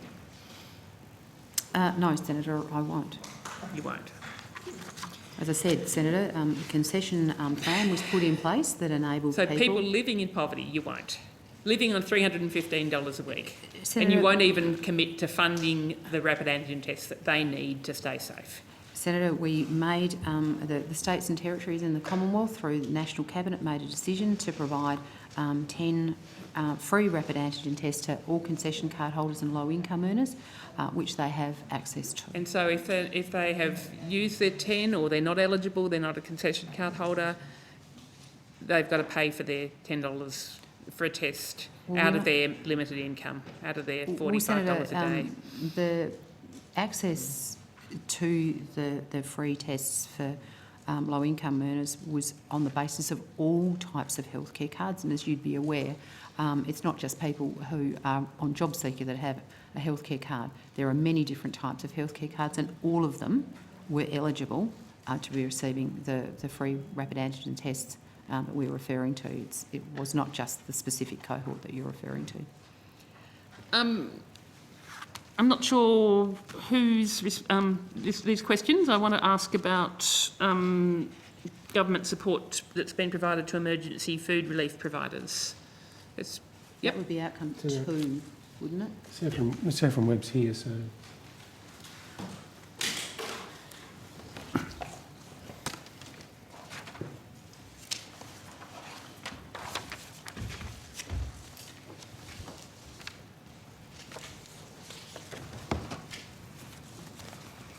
Sorry, Senator. Liz Saffron Webb, Deputy Secretary, Families and Communities. Can I just ask what the specific... Yes. First of all, I just wanted to know how much Australian government support's been provided to emergency food providers in the last financial year, 21-22. No, this financial year. Apologies, I'll just get that figure for you.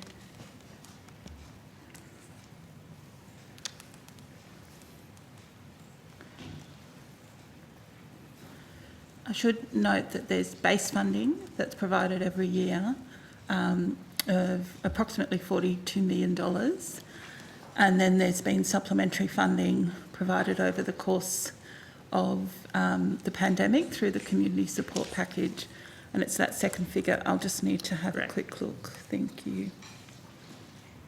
So that 42 million, so that's base funding, that's been the same for a number of financial years? That funding is subject to indexation, so it's, but otherwise. I believe the amount since the start of the pandemic that has actually been provided is $169.7 million in addition to the base funding, and the funding allocations have been guided by the National Coordination Group that I set up at the start of the pandemic, which has a number of social services sector organisations on it. It's chaired by Clairwyn Little, and they make recommendations around where the areas of greatest demand are and where emergency relief providers are seeking additional assistance. So that 169 million so it's 169 million extra. Yes. So over what period of time? Can you break that down for me over the financial years? It's been. When I say ad hoc, I don't mean that in a negative sense. The delivery of the funding has been very much at the recommendation of the coordination group, and that's been. I think we made that announcement, if I'm not right, Liz, March 2020. So it's been over, the last 22 months, and it was a part of the $200 million.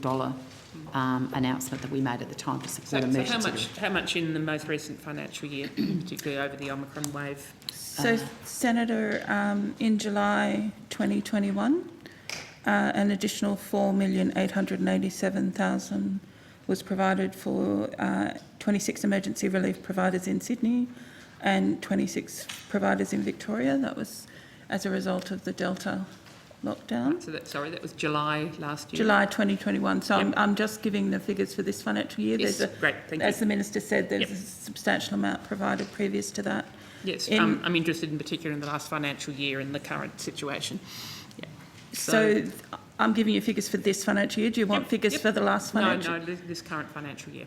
In October 2021, there was 6,758,000 provided for 77 emergency relief providers in New South Wales, ACT and Victoria. And I'm just having a look if there's any other figures. There was also additional funds provided in July, August and November 2021 to the Red Cross to support emergency relief for temporary visa holders. How much was that? So I've only got a global figure since April 2020. There's been 24,310,000 provided. In July Get me the breakdown on notice. Sure. Thank you. In July 2021, there was 2 million provided for food relief for lockdown affected areas of Greater Sydney and Victoria. And I believe that there's been funding recommended in relation to Tasmania. Okay. That hasn't been allocated as yet. So we're looking at so far in this financial year, in addition to the core funding of 42 million, something like an extra 20, 25, depending on what the breakdown of the 24 million was. That sounds roughly right, but I'd have to confirm an extra that. 20 million. Do you think that's been sufficient to ensure that community-based organisations are able to service the emergency food needs of, as the pandemic continues and we know that people are really still struggling? Well, Senator, as I said to you earlier, we established at the start of the pandemic this coordination group, which was made up of organisations like Food Bank and Anglicare, Salvation Army, the Financial Counselling Australia. So there were a group of people who all headed up sort of the key organisations that would be involved in the topic we're discussing at the moment. And so what we sought to do through that, through the entire pandemic, is to rely on the advice that they are providing us. As Ms Heverin-Webb said, we've just recently, in the last couple of days, received a letter from the coordination group seeking for additional funding to be able to go to a particular state because they've seen an increase in demand. So we have basically responded to the demand requests that we've received from our providers. So you've fulfilled them in full. So basically, if that coordination group have said, we reckon there's this much money needed, you've provided that much money? In most instances, yes, Senator. There have been on occasions when we have sort of requested more information as to what was being required and where. We also have our government coordinators that are out on the ground, and we sent out government coordinators into the regions and into the cities to actually go and speak with the emergency relief providers to make sure that we were also getting information around particular areas, to make sure that we had as broad a coverage as we possibly could to support the emergency relief providers. These lines of questioning. Okay, so this is why I wanted to know whether it was. Yeah, no, I was just wondering whether or not it was finished with outcome. No, I've still got some outcome one. I just didn't know where this fitted. So okay, so they may not have the officials here, but I'll let you continue. Okay. But just so that I just wanted to know whether each of those requests from the coordination group are that a formal request. They write to you and say this is how much we reckon's needed. Yes, they do. Yeah. Yes. So would you be able to table for us then sort of comparison with their requests and then what has been provided in response to that request? I'll take that on notice, Senator, but I would add that we also, as the Minister said, have our own staff who interact with the emergency relief providers and gain additional information, and we monitor the expenditure of our emergency relief providers very closely to determine whether they have funding available. So we, in a sense, sort of triangulate the information in order to provide the best advice to the Minister. Looking at that, approximately $20 million extra on top of 42 compared with, as you said, Minister, 169 throughout the pandemic. There was obviously a lot more extra funding that was provided then in the first year of the pandemic than has been provided in this last financial year. We did a couple of allocations of funding, like for instance, the National Debt Helpline. We provided them with 2-year funding, and that funding would have gone out in 2020-21. Right. We also provided additional funding to financial counselling services to make sure that they could resource up you know, in hoping that we didn't get an increase in demand for their services, but expecting that it was likely that we would. So we also put in place some additional funding to NILS, if I'm correct, is it? The no interest loan scheme, another $20 million. So there was probably, of that money, there was probably about $40 million of it that was actually allocated in 2020-21 for 2 years to organisations, just to give them the continuity, whereas the emergency relief, so through the National Coordination Group, they sought for us to be providing the funding in a way that enabled them to be able to assess and respond to demand. And as we now know, the pandemic played out very differently depending on where you were in Australia, so that the funding that's gone through the emergency relief and the food relief component of the funding that was made of this emergency funding was very much responding to the demand. Could you, I can't remember whether I've asked you already to take on notice of that 169, if we could get a breakdown of that then across the financial years and the particular programs.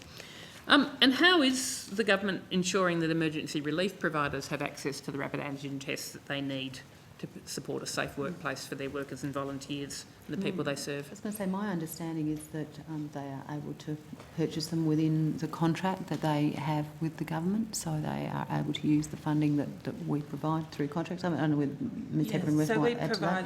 provided specific advice to emergency relief and food relief providers that they were able to use the funding they receive from us, which includes overhead for administration to purchase. So you're not giving them any extra money specific for RAT tests? Not at this stage, no, Senator. So, I'd also note that a number of states have provided supply of RAT tests to non-government organisations that operate within But if they their have to go states. and purchase them themselves within their funding, that's less meals that they can provide. I mean, they've told me that they can provide a meal for about $1 per meal for people. So if you're requiring them in that funding to pay out their $8 or so, $8 to $10 per test, that's 8 fewer meals that they're able to provide. Well, Senator, I would completely and utterly reject the premise of what you've just said. As I said at the start of this particular subject discussion, we made available $200 million additional dollars to support emergency relief providers in the provision of supports. And of that, I mean, obviously we, in addition to the $40+ million that's made available through base funding, and we have said to them that their contracts enables them to be able to purchase these tests. We've been responding to demand. So to somehow come in here and try and draw some correlation between somebody going hungry and the support. Well, I think that's what you just did, Senator. I'm just saying that if you are asking these emergency relief providers out of the funding that they are getting to be paying $8 for a test, that's each $8 that they're having to pay for a RAT test is 8 fewer meals that they can provide for people. Senator, can I let me Liz? Sorry, Ms Heffron. Senator, finish her answer, please. We are providing additional funding. That additional funding can be used for the purposes that the emergency relief providers believe is necessary for them to undertake their work. We are responding to demand, and we're responding to requests that are coming in through the National Coordination Group and through our assessment out on the ground. So, you know, it's a bit like we can walk and chew gum at the same time. But you're not providing them specifically. I mean, you say it's out of their overheads, but it's not specific extra funding to enable them to purchase. Well, they are RAT getting tests, is it? $200 million of additional funding to support them in the delivery of their service during the pandemic. You know, sitting here and somehow saying that you're picking off between this and this, these are all responses that we are funding emergency relief providers to enable them to undertake their work during the pandemic. And I completely reject what you're saying in relation to somehow that, you know, people are going without meals. That is absolutely not a fair premise to be basing your commentary on. And I would say that you are being completely unfair. We have provided an additional $200 million. We've responded to demand at requests. 200 million or 169 million? We have got $200 million that is available for emergency relief until the 30th of June 2022, which allows us to be able to continue to respond to the demand requests that we're getting from the sector over the coming months. It was at their request that we held the money out over that period of time, and they have been coming to us and asking funding as they see the demand necessitates it. Okay, Senator Rice, can we try and wrap up outcome 1 because we'd like to release the officials at 11? Okay, I think I've got questions about the crisis payment for national health emergency payments, which I think is probably Services Australia. Would that be right? So let's look. Okay, mutual obligation rules and the annual activity requirement. And the question that I've got is, it's a technical question, that if a person who is on income support payment, they accept short-term work to fulfil their mutual obligations requirements, can they lose eligibility for their payment and subsequently be subject to the seasonal work waiting period? It's a technical question. Which stakeholder wanted some clarification on. It's an entirely reasonable question. Given the interplay between DESI and the mutual obligations framework and then back to the social security system, I think it's best if I take that on notice, Senator. Okay. And similarly, with regards to the annual activity requirement, so that if someone had an annual activity requirement that commenced in July 2020 while mutual obligations were suspended, and the participant didn't begin their annual activity requirement activities until October, when will their annual activity requirement period cease? Will it conclude in December or in March 2021? Yeah, okay, I'll take that on notice. If you take that one on notice too, good. All right. Senator Rice, just back to your previous line of questioning about mutual obligations, just as a bit of extra information, job seekers are not penalised for leaving or refusing to accept jobs or for not attending face-to-face activities or appointments when they have a valid reason. Valid reasons can include job seekers having a legitimate concern about their safety or jeopardising the safety of an immediate family or household member, not being COVID vaccinated when vaccination is necessary to meet the requirements or undertake the job, where a job seeker faces an increased risk from COVID-19, such as being immunocompromised or caring for someone who is immunocompromised, their mutual obligations can be reduced accordingly. On the 8th of November 2021, a direction was issued to providers outlining policy settings in relation to mutual obligations, requirements and face-to-face service delivery.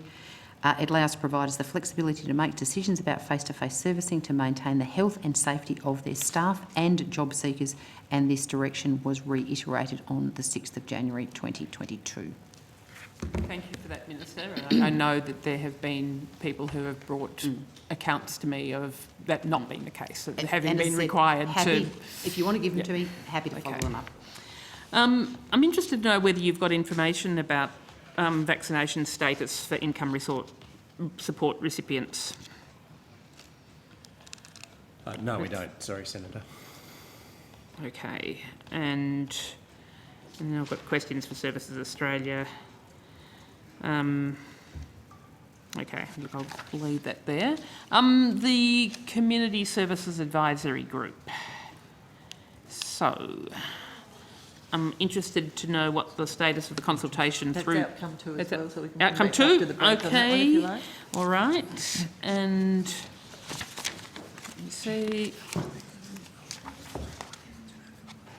Do you want to go back to you? Okay.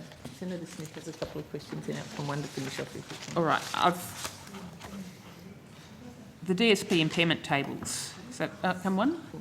Yes, that is. Yes. Okay. I wanted to get the status of the review of the impairment tables.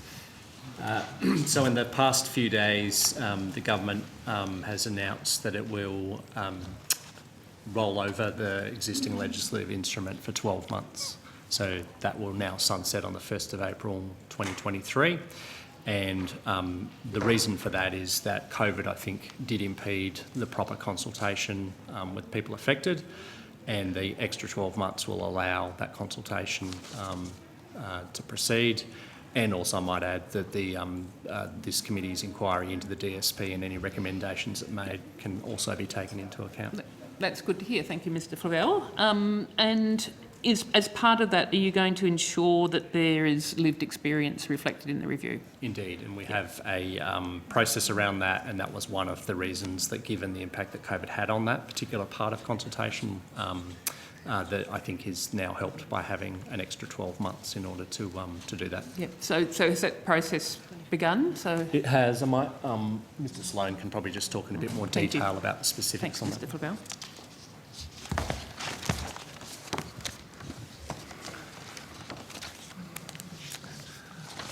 So, Senator, thank you for the question. And as Mr. Flavel has said, we are in the process of, well, I suppose there's a couple of things to say here. The first one is we do have a process that is having sort of conversations and with a research firm with people with lived experience, taking them through sort of the question paper that we put up on the website to get that direct feedback from people with lived experience. But I'd also note that in the submission process, which closed mid last year, we had a number of people who identified as having disability in that. So certainly there has been multiple sort of touch points, if you like, with people with lived experience. So, for example, we had 135 submissions to the paper we put up on the website, and 36 of those were from members of public with self-identified with disability. And on top of that, as I said, we are running a process with Can you tell me just a bit content more group. about that Yep. about that process? Yep. So I'll because just, what's going forward? I mean, are you having a process that's gone out to tender? It's already out to tender. It's already been out to tender, and we've got a provider. Who's the that's provider? Content Group. I just confirmed that. Yes, Content Group. We went out to 4.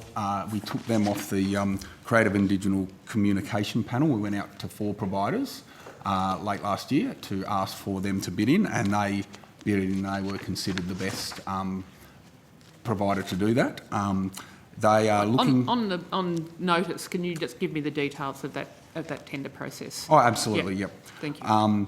And so, I can. What do you mean? by Just in terms of it's presumably it's all public on the tender, on the government's tender. Yeah. So record. we can give you the total. I can give you the total value if you want. Yep. Of that kind. Yep. So the total value of contract is nearly 160,000, just under, inclusive of GST.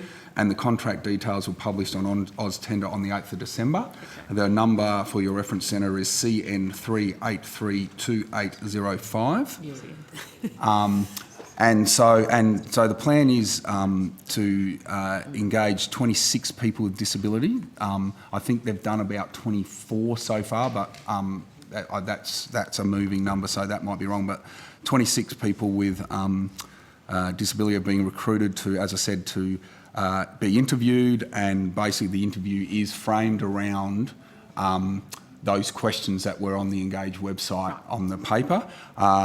And the contractor used community organisations to identify and recruit participants. And one of the reasons we used the contractor is we wanted to be arm's length to make sure that we are getting a fair representation, and that also the people who are selected feel comfortable giving that information, because the last thing we want people to think was that it was a broader sort of, we've got the department coming in to seeing what's happening with my personal circumstances, so we're just trying to keep that distance.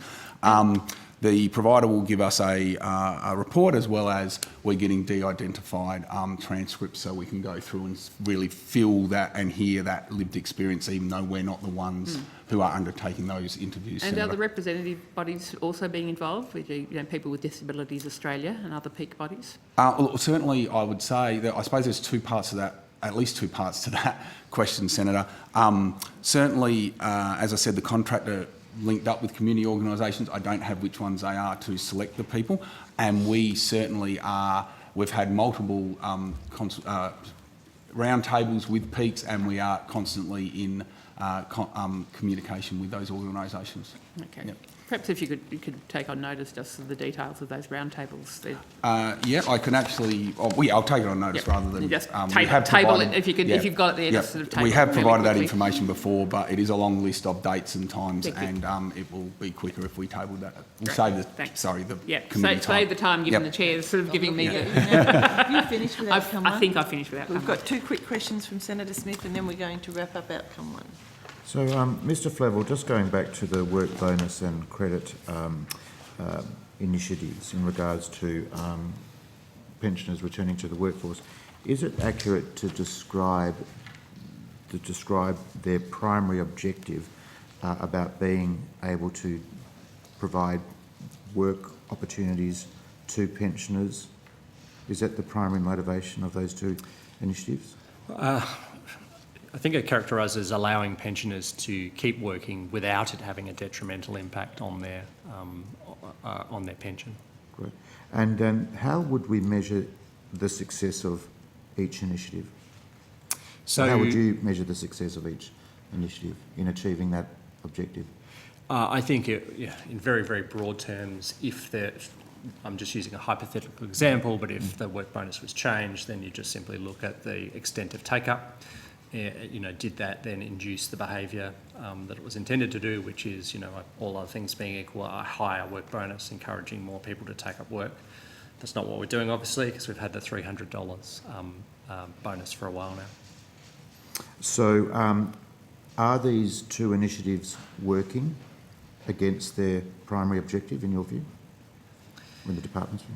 I think if you take the view that there are pensioners, so we've talked about the numbers, they are relatively small, but there's other reasons for that. There's still 70,000, yeah, exactly. So, you've got 70,000 pensioners who otherwise would potentially be facing a reduction in pension, who are able to keep that or most of that without, and also obviously get the benefit of that income as they work. So in that sense, yes, Yep. it is effective. And Mr Sloan, were you able to provide me So we do. I have a number, Senator. I don't have the details of the modelling behind, but the expectation is 1,000 pensioners a year would work more. Is the underlying assumption? But as to the modelling, the team's still pulling together a bit of information on how that feeds into the model. But it is 1,000 pensioners a year are expected to work more. Was it designed to deliver 1,000 a year, or was the outcome of the design? No, the assumption was based on what the policy was, not the policy based on the assumption, Senator. I think if that's what you're asking. Yep.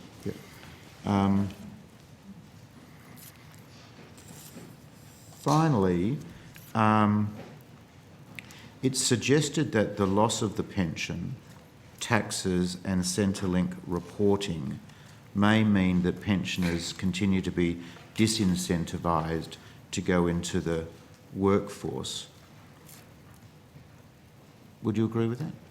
Well, I would say certainly the measure that has been announced is designed to ensure that where people do come off the pension, that the process of getting back on the pension, if they choose to do so, if their income drops below a level where they then qualify, is designed to be much abridged and much easier. So if that is driving that behaviour, then I think the measure that is currently, as the Minister said, is due to, I think, to be introduced today. So that would meet the Centrelink reporting criticism.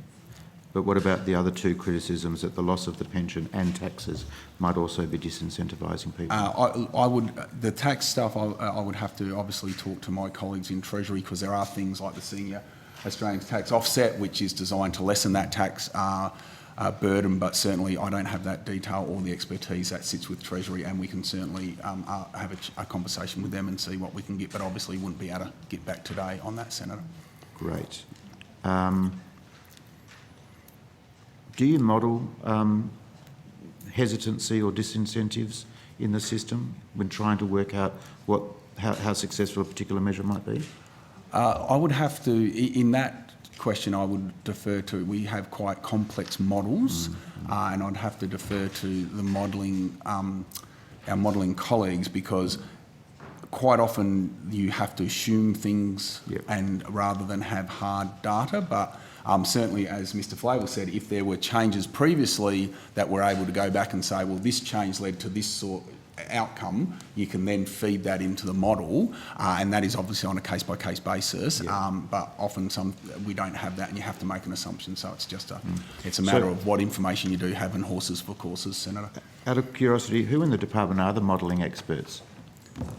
That would be our data and evaluation We have a data and evaluation group that does modelling when there are various changes to the social security system. And certainly they work with colleagues in Treasury, with models that go across, and finance to try and get a whole of government view for those very questions you're asking, Senator. Great, thanks very much. Thank you. Thank you. So that brings us to the end of outcome 1. Sorry, Chair, could I just clarify something for Senator Rice?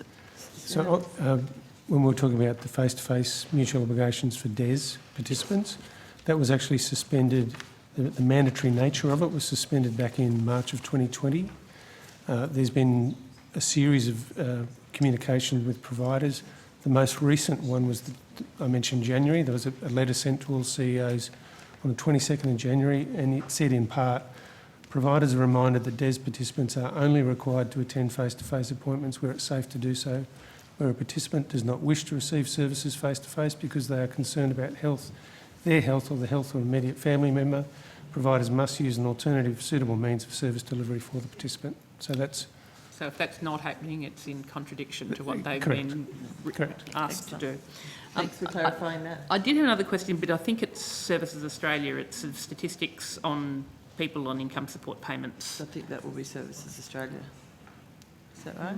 What's the Depends on what question? your question is. Okay, I mean, basically, I'm interested to know how many people on income support payments have attempted or died by suicide, broken down by gender and age cohort, whether you keep that information.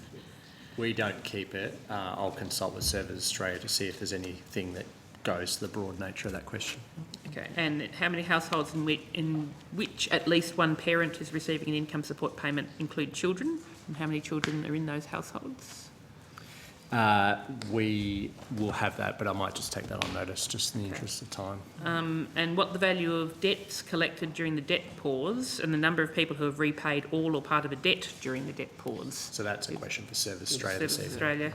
And then, okay, and the number of people who've had their income support payment reduced or tax return garnished in relation to a Centrelink debt during the debt pause. So that's Services Australia as well. Excellent, thank you. So we'll release officials in relation to outcome 1 and we'll return at 11:25 and moving into outcome 2, families and communities at that point. Thank you, 11:25. Thanks. We suspend.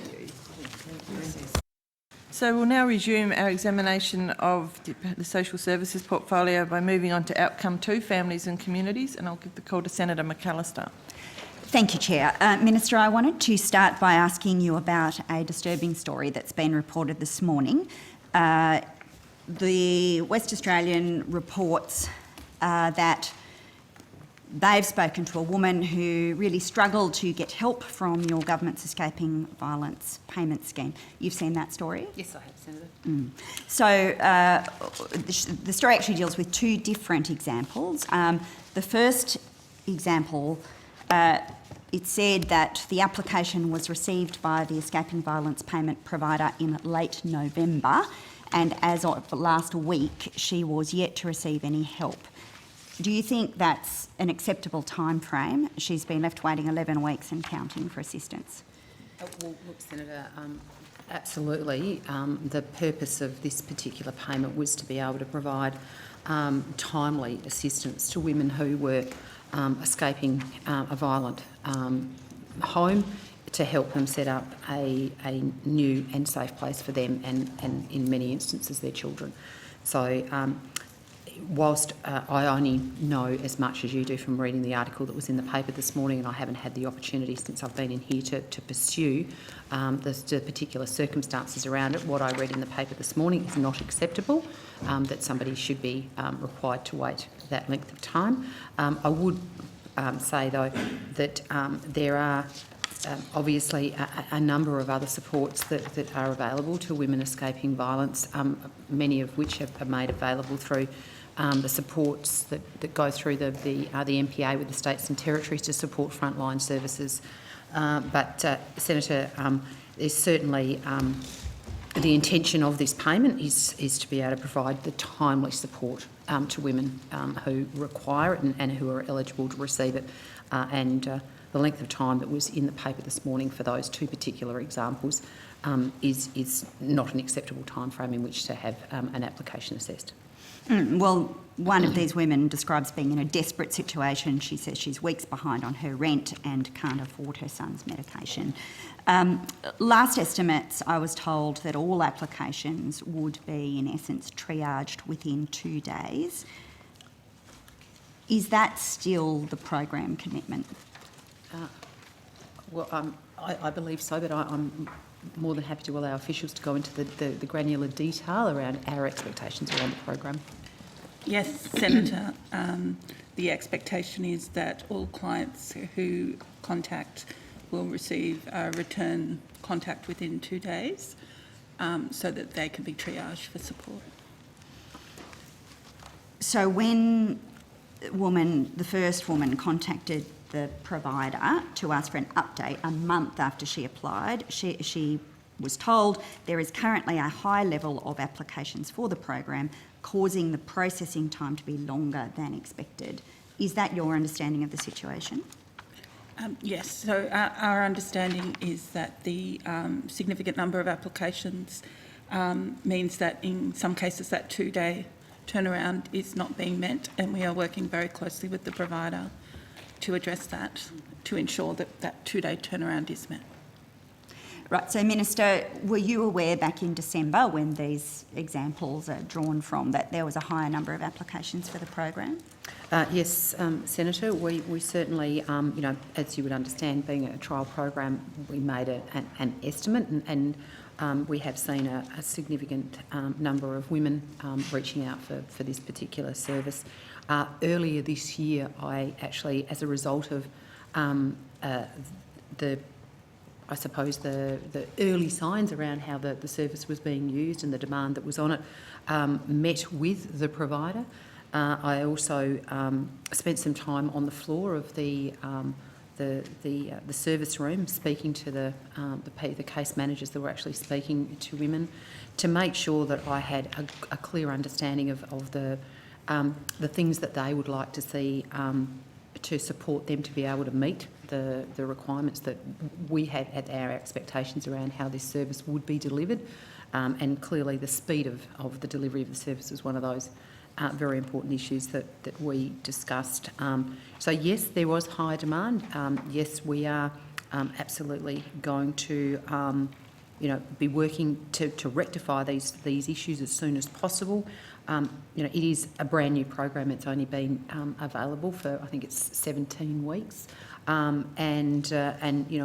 obviously didn't have really much idea of the demand. One of the things that we've seen is, a lot of people have self-referred. We were expecting a large number of our referrals to have come via existing family domestic violence service providers, but we've seen a very significant number of people who've self-referred. So, but yes, as I say, it's a trial. It's new, but we do need to make sure that we are making these turnaround times much better than they are, Senator. So the second example in this article, the woman in question says she had to wait 12 weeks to be provided just $1,500 in vouchers, so nowhere close to $5,000. And at one point she says she just had 7 cents in her bank account. Does that concern you?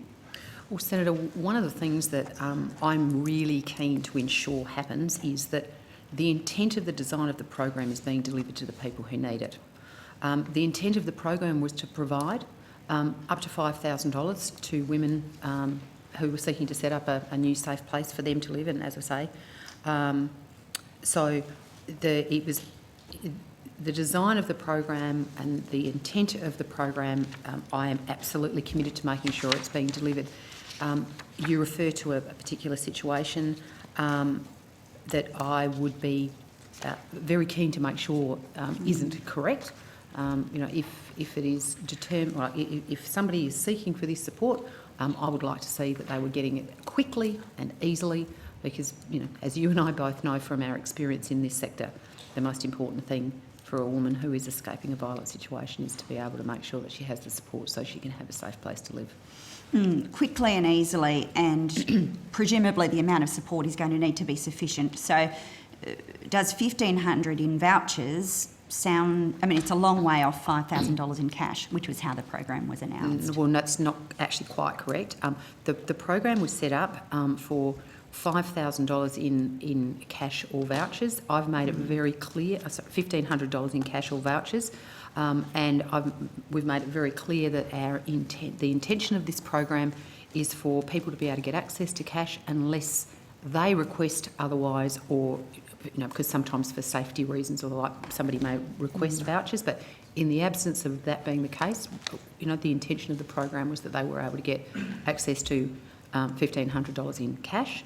The other $3,500 was to support people in the purchase of items to in the establishment of a safe place to live. So it might be, for instance, as an example, paying the bond on a rental property.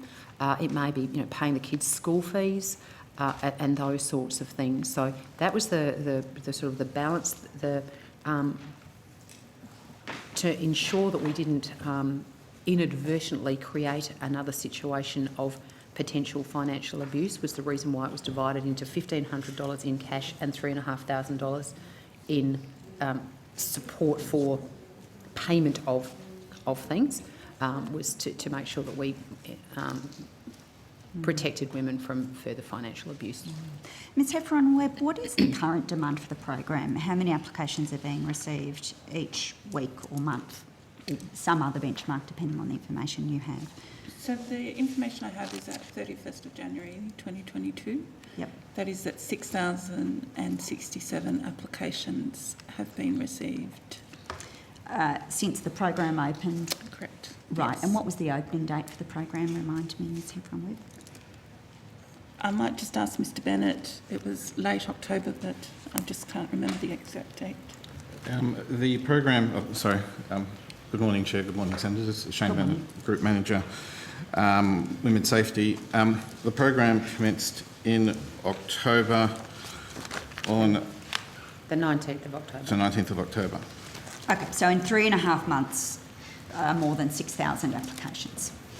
And you hadn't assessed that it would be that many. That wasn't that was beyond what you'd expected? Yes, so I think in previous Senate estimates we'd discussed an estimate of 12,000 applications per year. 12,000 a year, but in fact half of that volume was consumed in the first 3 months of the Correct. program. So we probably should, making sure you understand the difference between the applications are received, and obviously some of the applications we were able to refer to other more appropriate places for support. Some people who are seeking support of this particular program, for instance, are not looking to set up a new safe place. They're looking for other support services around family and domestic violence. So just made it clear around the difference between applications received. So not all will be eligible. What's the current wait time? So, Senator, I think, as I said, we have a KPI of 2-day contact after the person initially inquires. So currently I'm advised it's a 3-day wait. What was that? Can you speak up, please? Sorry, 3 days is the average wait time. Once an application is received, so we've had over 18,000 inquiries, but 6,000 applications. Once an application is received, the current average time for approval is 18 business days, and 62% are having their application approved within 10 business days. Right, so the average is 18 days? That's my advice, yes, at the moment. Right, okay, but obviously some people are waiting much longer.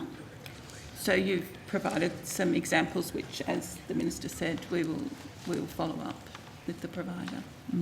Are there any states or territories where the average waiting time is higher? I don't have information on that. I'm not sure. So how many people at the moment have a application in the system that is waiting on assessment? 4,361. Right, so there's 4,000, you've had 6,000 applications in total, but 4,000 of them are still waiting determination. Yes. Right. And what was your expectation on the provider in terms of the processing of applications, not inquiries, but applications? I might just check with Mr Bennett on that, whether we had a particular expectation around timeliness, noting, as the Minister said, each package is individualised, so there's quite a lot of work that goes into assessing what support will be provided to the woman or the other person. So, Senator, we didn't discuss a specific turnaround in terms of the finalisation of the package.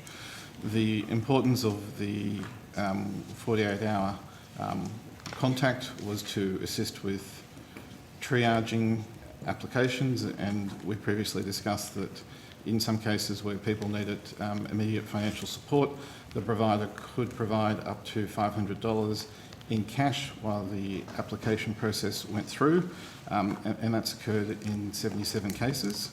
The expectation was that they would be then working with people to settle the details of the package, taking into account that the service is offered for 12 weeks so that the person has time to work through what they will want from that package over a 12-week period. So no KPI for the provider in terms of processing time? No specific. Right. Chair, can I check how much time I have? I have another matter in the same area, but it probably is an extended line of questioning. Shall I start that? Or Yeah, if you like, just go through. We'll give you a bit Excuse more. me, Senator McAllister, could I just ask a couple of questions on that, on this matter that we've been discussing before we move on? Sure. Yeah. Thanks, Chair. So, Minister Ruston, both of these women that we've been discussing this morning came into my office seeking assistance. Now, obviously, when they did so, we were the last line that they had. They are both extremely traumatised, and what this experience has done is added to their trauma. As you said, you want to make it simple. The experience of these two women is quite the opposite. One of them's in the family court, she's dealing with school, she's facing eviction, and yet the service that you and the Prime Minister stood up in the media and said was all about making it easier for women and alleviating the trauma, what this has done, this program has added to their trauma. There's no doubt about that. One of them had no money to pay rent this Thursday, and they came to us. I don't know where else they'd been, and I don't know where the others are going, who are also not getting the immediate assistance they want. But this is unacceptable. And the first woman we raised with you in October, and you committed to contact her, and you never did. That was raised in the last estimates. We raised that one with you. Senator, did you provide us with the... Yes, we did. And I specifically asked you on the Hansard if you would contact this woman. You assured me you would. Now, you've let her down, but your whole program is letting women down. Can I just take a step back? I'm just keen to understand that, because I made a statement to you, and I don't have the Hansard in front of me, but I believe it was something to the effect of, if you ever end up with a situation where somebody in the circumstances that you're referring comes to your office or to anybody else's office, that I was absolutely had an open door policy, that you just had to pick up the phone and ring me. I don't recall, but I'm ever being provided with the information that would have enabled me to follow up. And equally, you know, the offer remains completely open. And well, you didn't let us down the first time. Your services let down women, so... Senator, no, you just made a comment that we had No, I made a statement. Sorry, yeah, statement that last year you had provided us with advice on a particular case. I'm just keen to... If I can assist. Yeah, keen to understand what... I have a copy of the correspondence between the staff in Senator Lyons' office, because they, of course, did provide it to us also. Yep. On the 9th of November, 2:55 in the afternoon, one of the advisors in Senator Lyons' office contacted you very directly saying, I am following up regarding the ministerial support offered by Senator Ruston during the supplementary estimates hearings. And it goes on to say Senator McAllister and Senator Lyons sought clarification about a woman in Perth facing difficulty. Senator Ruston mentioned she'd be willing to speak on this matter further. So who did this go to? It went to Ruston, Anne. I'm sorry, email Senator address. Mallingers. I mean, I'd be keen to, I'm more than happy to get to the bottom of that, but... Well, it went to Senator Ruston, Senator Hughes. Well, we do, or at least, I don't think we have to call into question whether or not our staff can use the parliamentary email system. No, but I would like to get to the bottom because I have no recollection whatsoever of having received that. I will have it absolutely forensicked because, if you have provided that particular piece of information to my office, and I haven't received it, then obviously there is something wrong with my system. But I don't want to make that the issue. The issue is that 2 women are further traumatised because the service that you and the Prime Minister beat your chests about in the media let them down. And when people come to our office, we don't have $5,000 to give them. We have very limited access, and we've tried our best to support women and ourselves trying not to traumatise them further. But I think you recognise the family court, facing eviction, moving your kids from school, not having any money in your account. That's why you set this system up. And by what you've told us today, it's not meeting the needs. It's not good enough. Senator, look, I would be absolutely prepared to concede that the 2 examples that were in the West Australian this morning are absolutely not acceptable. The support that these 2 women were seeking needs to be provided to them in a much more timely manner than it was. I would just like to say that I absolutely am committed to doing everything that's within my power to make sure that we change the dial in this area. I will never seek to politicise this issue. I will seek only to make sure that the resources of my office and my department and the support of the government and anybody else who is prepared to come on the journey to make sure that we have an Australia that is free of violence for women, children and any Australian. That is my absolute commitment to you. Must we do better in making sure that this program is delivered in the most seamless and easy way for women who clearly are going through a terribly traumatic situation, as anybody who is escaping a violent situation is. It is a new program. We have to do better, and we will continue to do so. But I can assure you I will never politicise it, Senator Lyons. Well, there's at least 2 women who've been let down by you and the Prime Minister. Minister, I understand that one of the women in the story may have contacted your office directly in late January, so you might want staff to go back through the inbox because I think that person has sought assistance directly, having failed to receive it from the program. But in any case, do you think it's really appropriate that women fleeing violence need to rely on the intervention of Senator Lyons or myself to contact you directly? I mean, the program ideally would respond directly, of course. It's not practical that the 6,000 people who sought assistance need to take an additional step, which is to go through a senator or a member or to your office to get help, is it? I mean, that's not a practical model.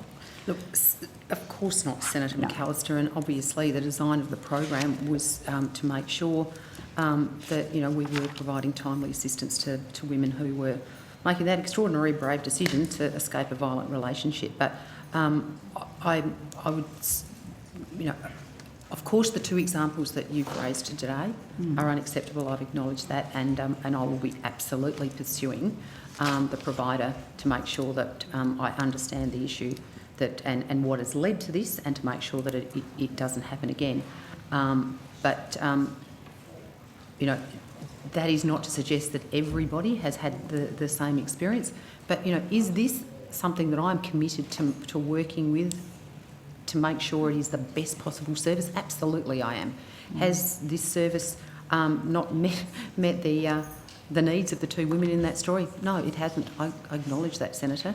But we must all work together to make sure that we improve this service, because, we are absolutely committed to helping people. And, as sobering as it is to read these stories and to hear when people haven't received the service that we believe they should have, as a trial, we want to make sure that we use all of this information to make it better so that it doesn't happen again. You've spoken here today and on previous occasions about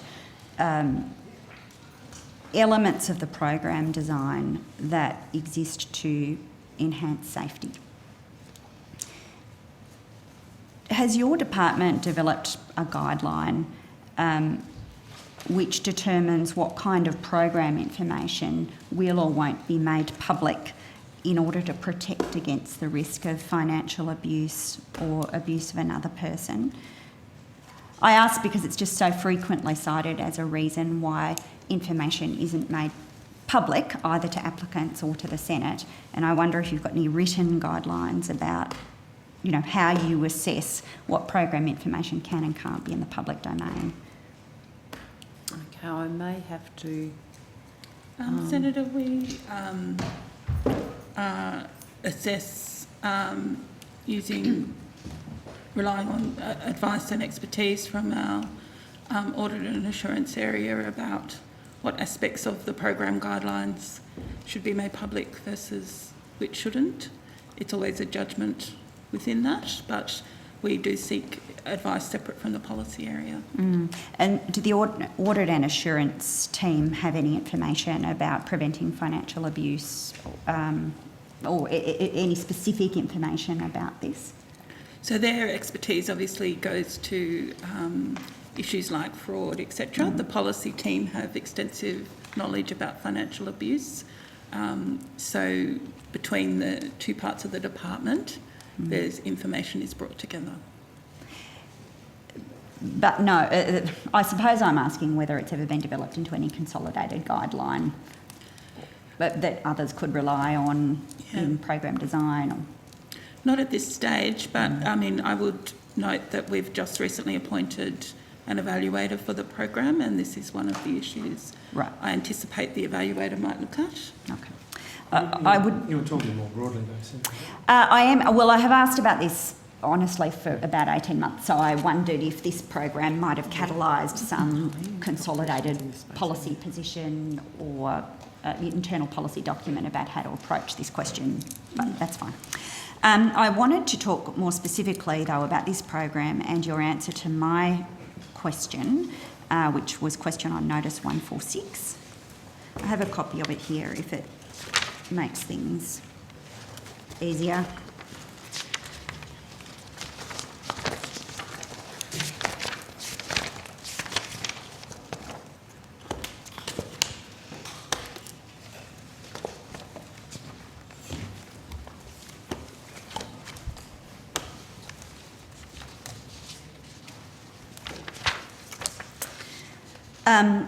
In the answer on page 1, you indicate that I asked for the grant opportunity guidelines, and in your answer you say that the attached grant opportunity guidelines include redactions of information related to program integrity and client safety. On page 5, as an example, in the guidelines, there's a heading which is eligible grant activities, and you've redacted paragraphs on that page that relate to eligible grant activities and the principles that the provider will apply when providing financial assistance. What is the rationale for that? How is that connected to either client safety or program integrity? So, Senator, the reductions, as we outlined, relate to client safety and program integrity. And so principles about how funding is paid may be a matter of client safety, so where a woman escaping domestic violence has joint accounts, for example, and so forth. That might be the example. I haven't got the unredacted version, and obviously it's been redacted in the response. So on the previous page, on page 4, under program outcomes, it says the intended policy outcomes of the EVP trial will provide financial assistance of up to $5,000 redacted over a 2-year period. What aspects of client safety or program integrity could possibly be compromised by actually publicly stating the expected outcomes of the program?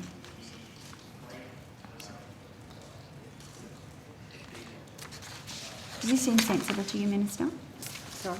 Does this seem sensible to you and reasonable that a program established as a trial, which you acknowledge is new, and I mean, how can anyone provide you feedback about the trial if the outcomes can't be explained to the public? Well, Senator, I mean, like, I only have the document that you have before you, so, you know, in the absence of knowing what's being redacted, it's very difficult for me to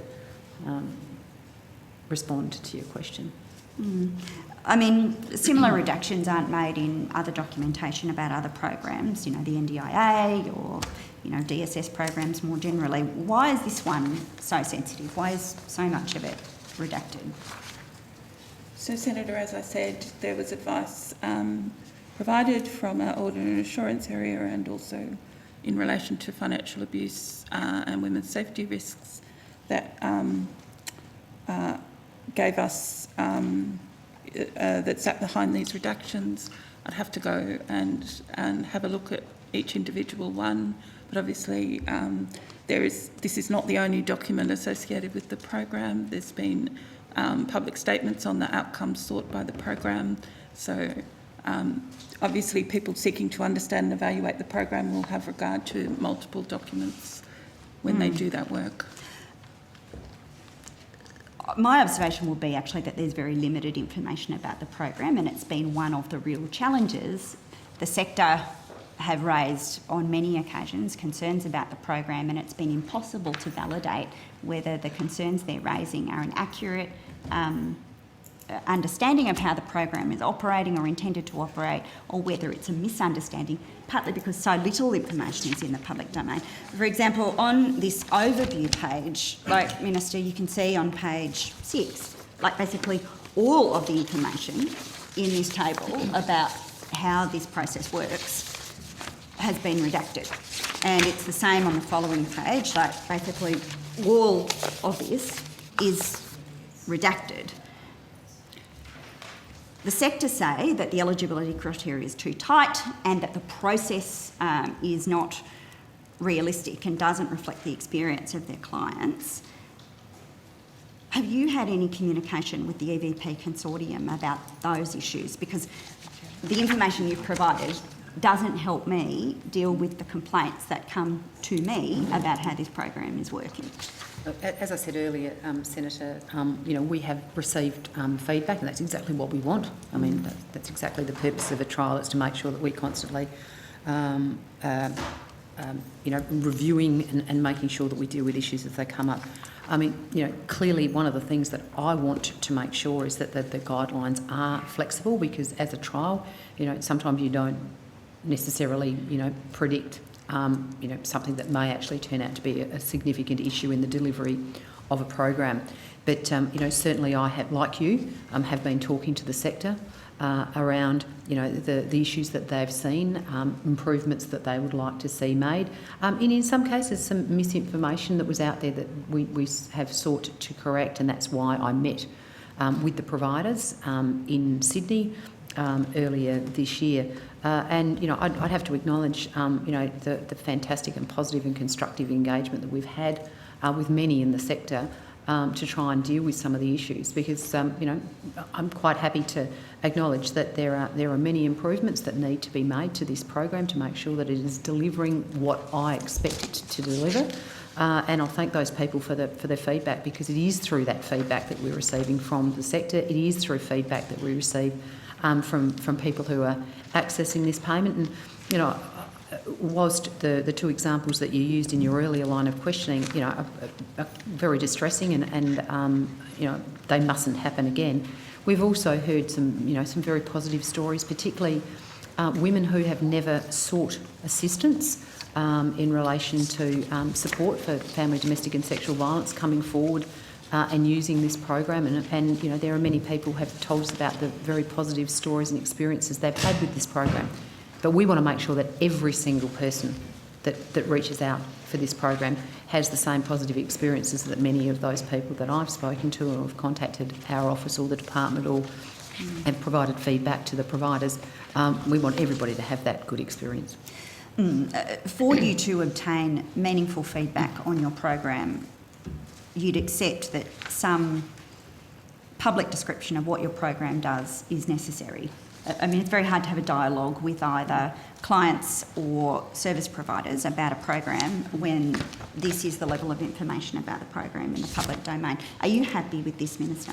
Well, Senator, I mean, you make it sound like there is no information available. Well, I wouldn't agree with that. But as I said earlier, one of the things that we're really keen to make sure we do is to maintain a level of flexibility and so that the people who are delivering the program are able to meet the needs of the people that are contacting them. You know, we have a website that is up that people can contact or can go and look at to see what the purpose of the program is and how the program is to be delivered. So, you know, so Minister, well, Senator, you're not really answering my question though. Is this acceptable to redact so much information from the Senate and from the public when you're asked for the grant guidelines? Senator, the purpose of the grant guidelines was for the selection of the provider. So there were documents provided to a number of NGOs who were applying to be the provider. They were never intended to be public advice about the program and the availability of the program. The EVP website contains extensive information, and I am aware that Uniting Care have developed additional fact sheets when questions have come up from providers. So all that material is in the public domain. But accountability is dependent on transparency, which is the basis on which this information is usually made available about most government programs. This was, incidentally, a direct tender offered at very short notice, as far as I can tell, for a new measure. I think it's reasonable that we understand the expectations that are on the provider of this service, particularly since my office has been inundated with complaints about the delivery of the service. Minister, can you undertake, I mean, you signed off on this. This is from your office. You signed off on these redactions. You provided this answer to the Senate. Can I ask you to revisit it? I just want to make it really clear that what you're referring to are the guidelines in relation to the contracting process. Correct. Not the guidelines as it relates to the delivery of the program. So I'll just be, you know, I want to be clear on that. The other thing too is that, you know, we started this journey on trying to, in the first instance, reduce violence against women and their children, and now we seek in the new plan to end violence against women and children. And I just want to acknowledge your colleague in the other place, Ms Plibersek, the previous Prime Minister, you know, Julia Gillard, for the amazingly bipartisan approach that they took to this issue. And I would extend to you the same, that I'm more than happy to work with you in a constructive way to make sure that this and all the other programs that we deliver under our very substantial program to end violence against Australia's women and children, I'm happy to work constructively with you. If you have got issues that you would like to, you know, to prosecute, I am more than happy to deal with those and happy to look into things. But I think this should be above politics. Senator McAllister, we've just been for 35 minutes and I need to move on for other senators waiting. Yeah, of course. I actually have more on this same matter, but I will I was send a call going to go to back. Senator Rice and Senator Hughes Sounds and good. Senator Grogan and Senator Polley have all indicated they have questions. We'll work our way round. Senator Rice. Thanks, Chair.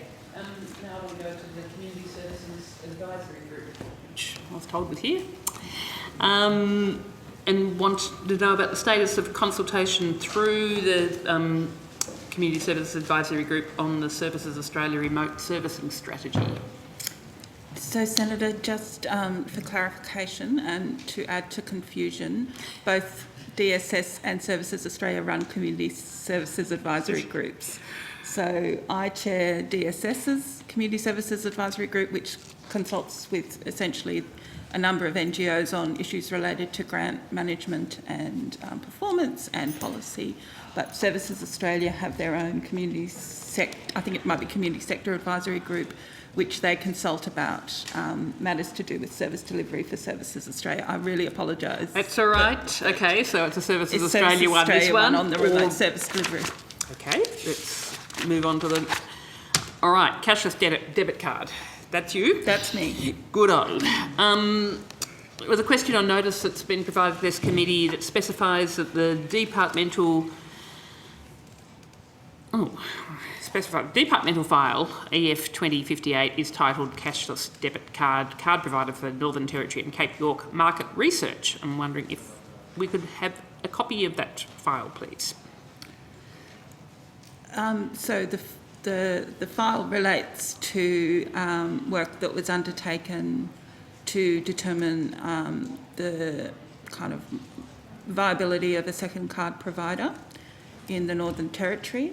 As you may know, subsequent to that, a decision was taken to fund the Traditional Credit Union as a second card provider.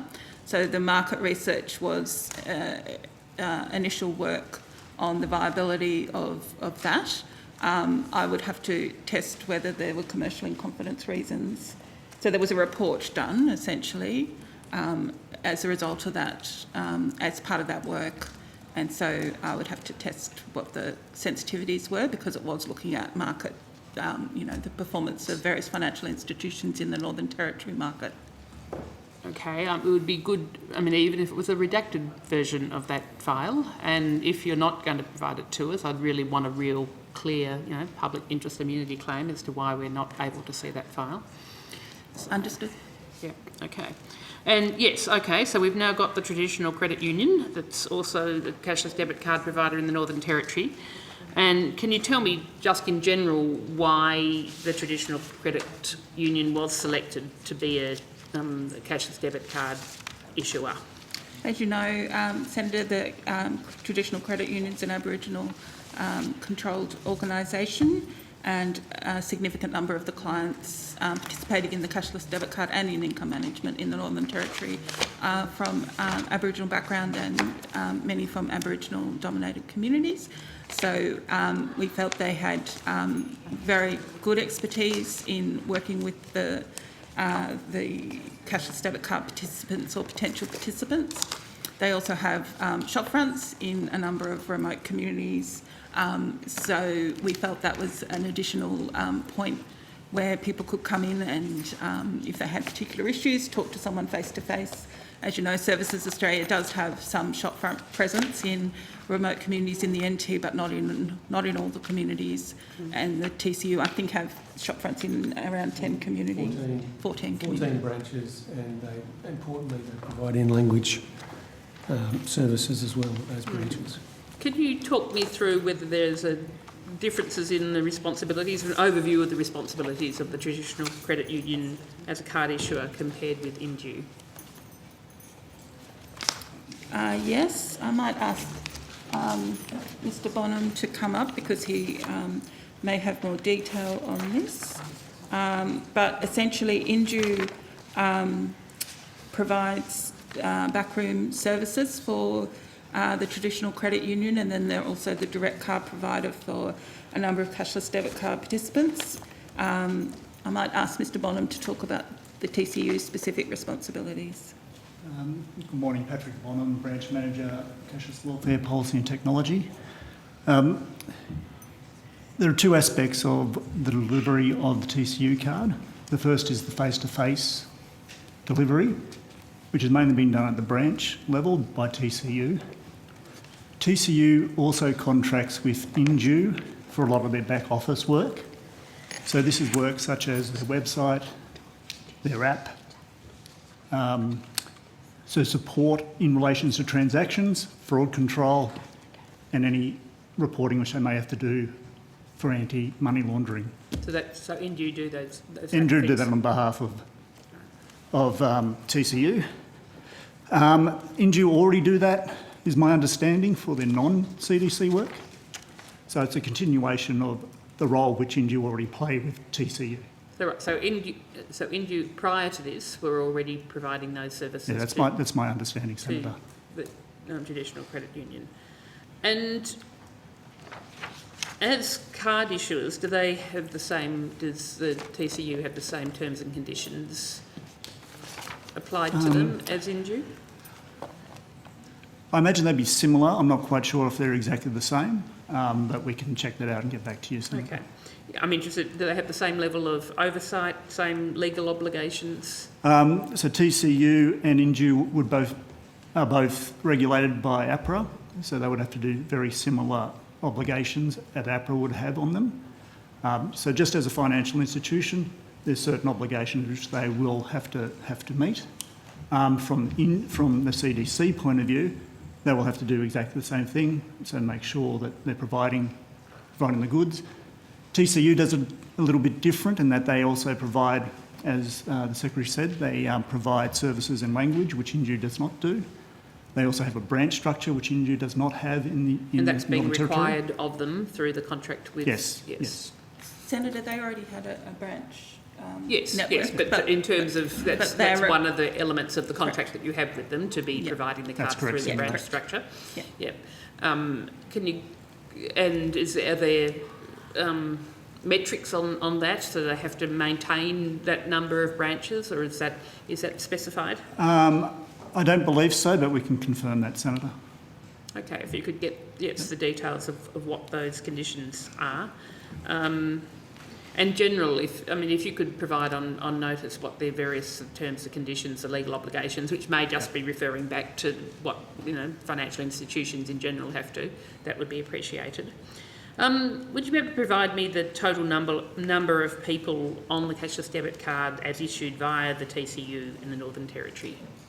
As at the 4th of February 2022, I'm advised that 222 accounts have been opened for participants who've selected TCU as their card provider. I am conscious that the biosecurity restrictions in the Northern Territory have affected the ability, in some cases, of people to attend a TCU Can you talk me through what those restrictions So, can I come back to you on that? They're obviously issued by the Northern Territory Government about who can travel to remote communities and in what circumstances. Okay, so they're COVID related, yes. COVID related. So we and the TCU, of course, abide by any restrictions. Right. And how many people are on cashless debit cards as issued by NGU in the Northern Territory?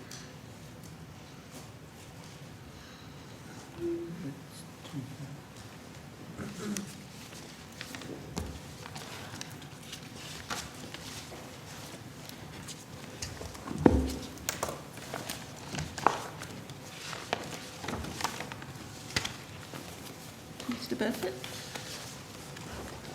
Good morning, Senator. Patrick Burford, Group Manager of Communities. In the Northern Territory, as of the 4th of February, there are approximately 2,545 people on CDC. So I'll have to just subtract the 222, so that's approximately 2,323. Yep. Thank you, Senator. Yep. Okay, so we've got about 10% of people in the Northern Territory are now on cards issued through the TCU. That's correct. And is it expected that that number is likely to increase, that people will swap over from having their card managed by NGU to the TCU? How does that work? Very much expected that should be the case, Senator. At the moment, as Ms Heffron-Webb mentioned, the biosecurity measures for the Northern Territory has restricted us to do some further engagement in the region. We had scheduled to, we visited two of the communities in December, Milingimbi and Ramingining, which had stakeholder consultations to talk about the card, what the options are for moving from basics cards to either the injured card or the TCU option. And we had a schedule that should have kicked off around January, but with the biosecurity measures, we've had to push that back, and that's to visit the remaining 12 locations. So that subject to if the biosecurity measures will be extended, we anticipate to kick off again from next week. I'm happy to talk through the actual next visits if you'd like, Senator, or... Yes. Okay. So in February, we'll be doing Numbulwar, followed by, that's from the 21st to the 24th of February, again subject to biosecurity measures being lifted. Nooka in late February, Minyeri in early March, Wadeye in early March, Maningrida. And in Maningrida we were meant to do in January, but we had to pull out on the same day because there was a positive COVID case in the community, so we cancelled that trip. They're going to be rescheduled for the 21st of March. Warramun-Yunga will be the 28th of March. Gapalwiak, 4th of April. Galawenku, 11th of April. Gumbalanya, 19th of April. Warrawee, 26th of April. And then after those initial visits, we'll revisit as needed. And what specifically is the purpose of those visits? So it's to meet with people with the TCU as they've got branches in site, to talk to CDC and income management recipients about the option to actually utilise the card, but also income management clients about the option for them to move from income management onto cashless debit card. So it's about information sharing, understanding a bit about how the card works, how the supports that go with the card, and processes to actually put paperwork in, etc., to actually move over on a voluntary basis. And how many people have been transferred from the basics card onto the cashless debit card? The number I read out before, Senator, was 2,545. So that's inclusive of 50 people who haven't been on income management that's volunteered to be on. So every one of that 245 less another 50, I might ask you to do the maths again for me. 2,495, correct, yes. that's right, would be transferred from income management onto the card. Right. Yep. Okay. And have there been people who have been placed on the cashless debit card when they're in the Northern Territory who now live in jurisdictions other than the Northern Territory? I think we'd have to take that on notice, Senator, and come back to you. I don't think we have that data I here. don't think so. And do you maintain, and actually that's more broadly, I'll keep with the Northern Territory and the TCU. I presume you've developed a monitoring and evaluation framework to track the use of the cashless debit card in the Northern Territory and Cape York? And all regions, Senator, yeah. Yes, but specifically, I mean, given the rollout of the TCU card, have you got a specific monitoring and evaluation framework for the Northern Territory? We have an overall cashless debit card monitoring framework that aims to draw data from a range of sources to provide information about the program, how it's tracking overall, and also, how it's tracking in individual situations. We also, obviously, we have a contract with the Traditional Credit Union now, so we have provisions in that contract for regular updates and exchange of information, and any issues that arise, we have mechanisms within that contract for those to be discussed. Right, but you're telling me that you haven't got a specific, or within that overall monitoring and evaluation framework, is there something specific in that related to how it's operating in the Northern Territory? We have it for the cashless debit card program as a whole. So nothing. So even though you are now rolling this out with a second provider, with the traditional owner-owned obviously organisation, you haven't got a specific monitoring and evaluation framework for that. So we have a monitoring and evaluation framework for the cashless debit card program that covers all the regions that the cashless debit card program is rolling out, and would have sub-components that related to the NT, to Bundaberg Hervey Bay, to Ceduna, to Kalgoorlie, to Kununurra. Yep. So it's all within an overarching framework. Can we get that framework, please? Take that on notice. And okay, if you take that on notice, but can you tell me what the key objectives of that framework are? So obviously, the purpose of the framework is to measure the progress, performance, effectiveness of the cashless debit card using data available from a number of sources. That would be the overarching objective of that framework. And what are the criteria that effectiveness is being assessed against? I'll take that on notice, Senator. Okay. I don't have the document with me. And look, I hope that we will be able to be provided with that framework. And again, if we're not provided with the framework, I'd like to have a very good reason why in terms of the public interest immunity claim. More broadly on income support, do you maintain, more broadly on the cashless debit card, does the department maintain records of the numbers of people on income management, including the cashless debit card, who have ceased receiving income support payments altogether? So those So figures, people who I presume were on income support, they were then moved onto the card and now are no longer on income support. we would have the ability to extract those figures. Obviously, that's a figure that changes over time, so we would have the ability to run a data request at certain points in time to see how many people had moved off the card. I think it's more people who are on the card but are no longer getting income support. Once you're off income support, you're off the card. Okay. So the card is only applied, you have to meet the eligibility for the card, which is that you're on an income support payment. So once you cease to be on an income support payment, you cease to be eligible for the cashless debit card. Okay. Well, if you could tell me how many people, yes, that has applied to various particular times. Over the course of the period we've been operating the cashless debit card. Yep. That would be good. Yep. And the reason then, so basically, if they've ceased receiving welfare, and then why they ceased receiving welfare and the cashless debit card program area they are in prior to ceasing receiving welfare. So, Senator, we wouldn't always have information on why they'd ceased receiving welfare. So a person may take up employment. They may... surely you would know why that was the case then. That would be in your data. No, the data we have would show that they'd ceased to be eligible for a payment. So, for example, if they're on a job seeker payment, as you know, they have to report every fortnight.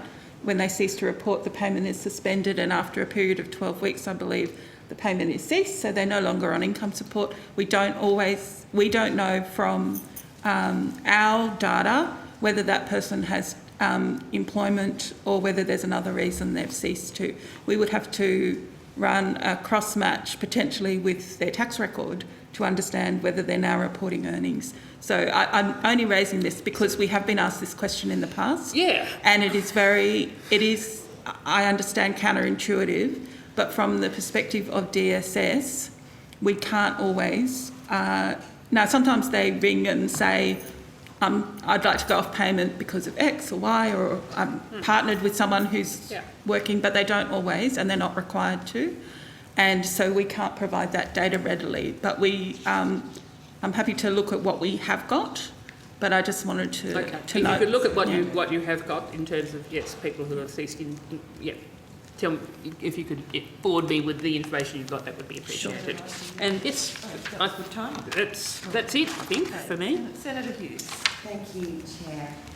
Minister, I've got a couple of questions, but I just thought I'd come back to, if you don't mind, the escape and violence payment. I just wanted to clarify a couple of things, and I appreciate that you've acknowledged two stories today about two particular women, and were they in the West Australian newspaper, is that right? Well, I genuinely hope they haven't been put there today for political purposes rather than it being addressed earlier. But I did note that Ms Heffron-Webb mentioned that there have been over 6,000 applicants and applications for this. I really hope that women aren't somehow frightened or concerned that these two examples would deter them from applying for this payment. So can perhaps the department detail some of the positive feedback that you've got and the experiences that some of those 6,000 women have had? Look, I mean, I can just give you a brief overview on that, Senator. I mean, look, there have been some really heartwarming communications that have come to my office from women who have been able to access this payment and have, you know, it has been a really life-changing experience for them and overwhelmingly positive. I mean, I'd love to read some of them out, but obviously I don't want to identify anybody in this. But, you know, somebody just saying, you know, the fact that they actually walked in the front door and they felt that they were safe and that they couldn't have the things that they had been able to get access through either the payment or through the no interest loan scheme or, you know, other support services that have been provided to them, that they felt for the first time in their life to be safe, that their children were safe. But, you know, to your point, the idea that somebody would read the story in the West Australian this morning and think that that was the experience of everyone, I think would be very, very damaging because, you know, clearly, you know, we acknowledge that there's examples, you know, they're not acceptable, but we don't want to deter women from coming forward and getting access to this payment, because if it's going to make the difference for them leaving a violent relationship, then that's the purpose of doing it. So, you know, I want to make sure that every person who uses this particular program has a good experience, like, you know, some of the communications that my office has received, and I'll let the department respond in terms of anything that they've received. But, you know, the fact that over the last 17 weeks, you know, more than $2 million has gone out the door to women escaping violence. You know, that's, you know, well in excess of $100,000 a week.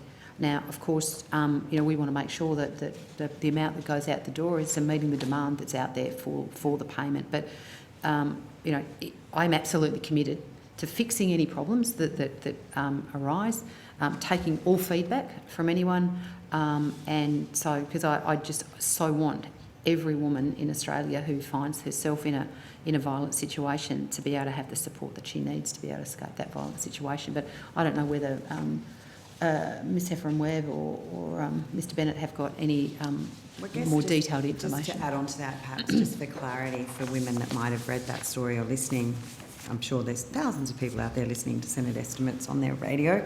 But if perhaps you can outline what some of the experiences, some of the supports, you know, that women are given during the application process, and how are they supported through that, and particularly keeping in mind, or if you can update us, if this is the first time that they've tried to connect with a service or connect with a payment, how they're supported through that.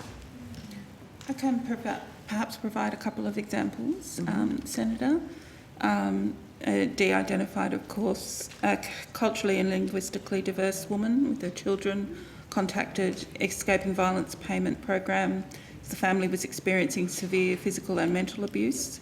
The perpetrator had cut the family off from any supports or friends and family, resulting in the woman and her children being isolated from their culture while their lives were being continually threatened. The Escaping Violence program worked in conjunction with a DV service to relocate the woman and her children, where the local community was ready to integrate the family into their community. The EVP assisted with the removal costs and with immediate food assistance. Another case, a client's recently moved to a new private rental with her children. She had spent all her money on rent and bond and had no money for food and her children's needs. Her ex-partner had breached the intervention order recently and found out where she is living. The EVP was able to assist her with security devices such as a camera and a security door to enable the family to live safely, and as a mechanism to report any further breaches. The EVP program also provided the client with vouchers for groceries. The family has additional case management support through a family violence service. So that's the type of assistance that can be provided. Okay. So coming back to what I wanted to talk about really before, that was, you know, and again, before domestic violence, one of the things that we've been spent a lot of time been spent talking about throughout the community is actually prevention, is actually changing the culture around consent, respect, and how to best deal with those situations. And I personally think it goes both ways. It's not just towards women, it's both directions. But what are some of, we've obviously talked about Stop It at the Start briefly, but what are some of the investments that have been made in the prevention space so that we're not just there at the back end when the situations have occurred, but that we're hopefully changing the culture for the future? You make a, I mean, I think it is the absolute salient point if we are actually going to end violence once and for all, and that all Australians live in a society that's free of violence. And that is about making sure that every Australian understands what they can do to be part of the solution. Because, up until reasonably recently, I think there was a view that it was something that happened over there. It wasn't, a mainstream problem within the Australian society. And that's why the Stop It at the Start campaign was so important, with a journey of changing people's attitudes, changing their understanding, and hopefully now providing them with the confidence and the tools that they need so that they can call out disrespectful behaviour. The old saying of the standard you walk past is the standard you accept, I think is something that we really do need to be drilling in to say, if you see,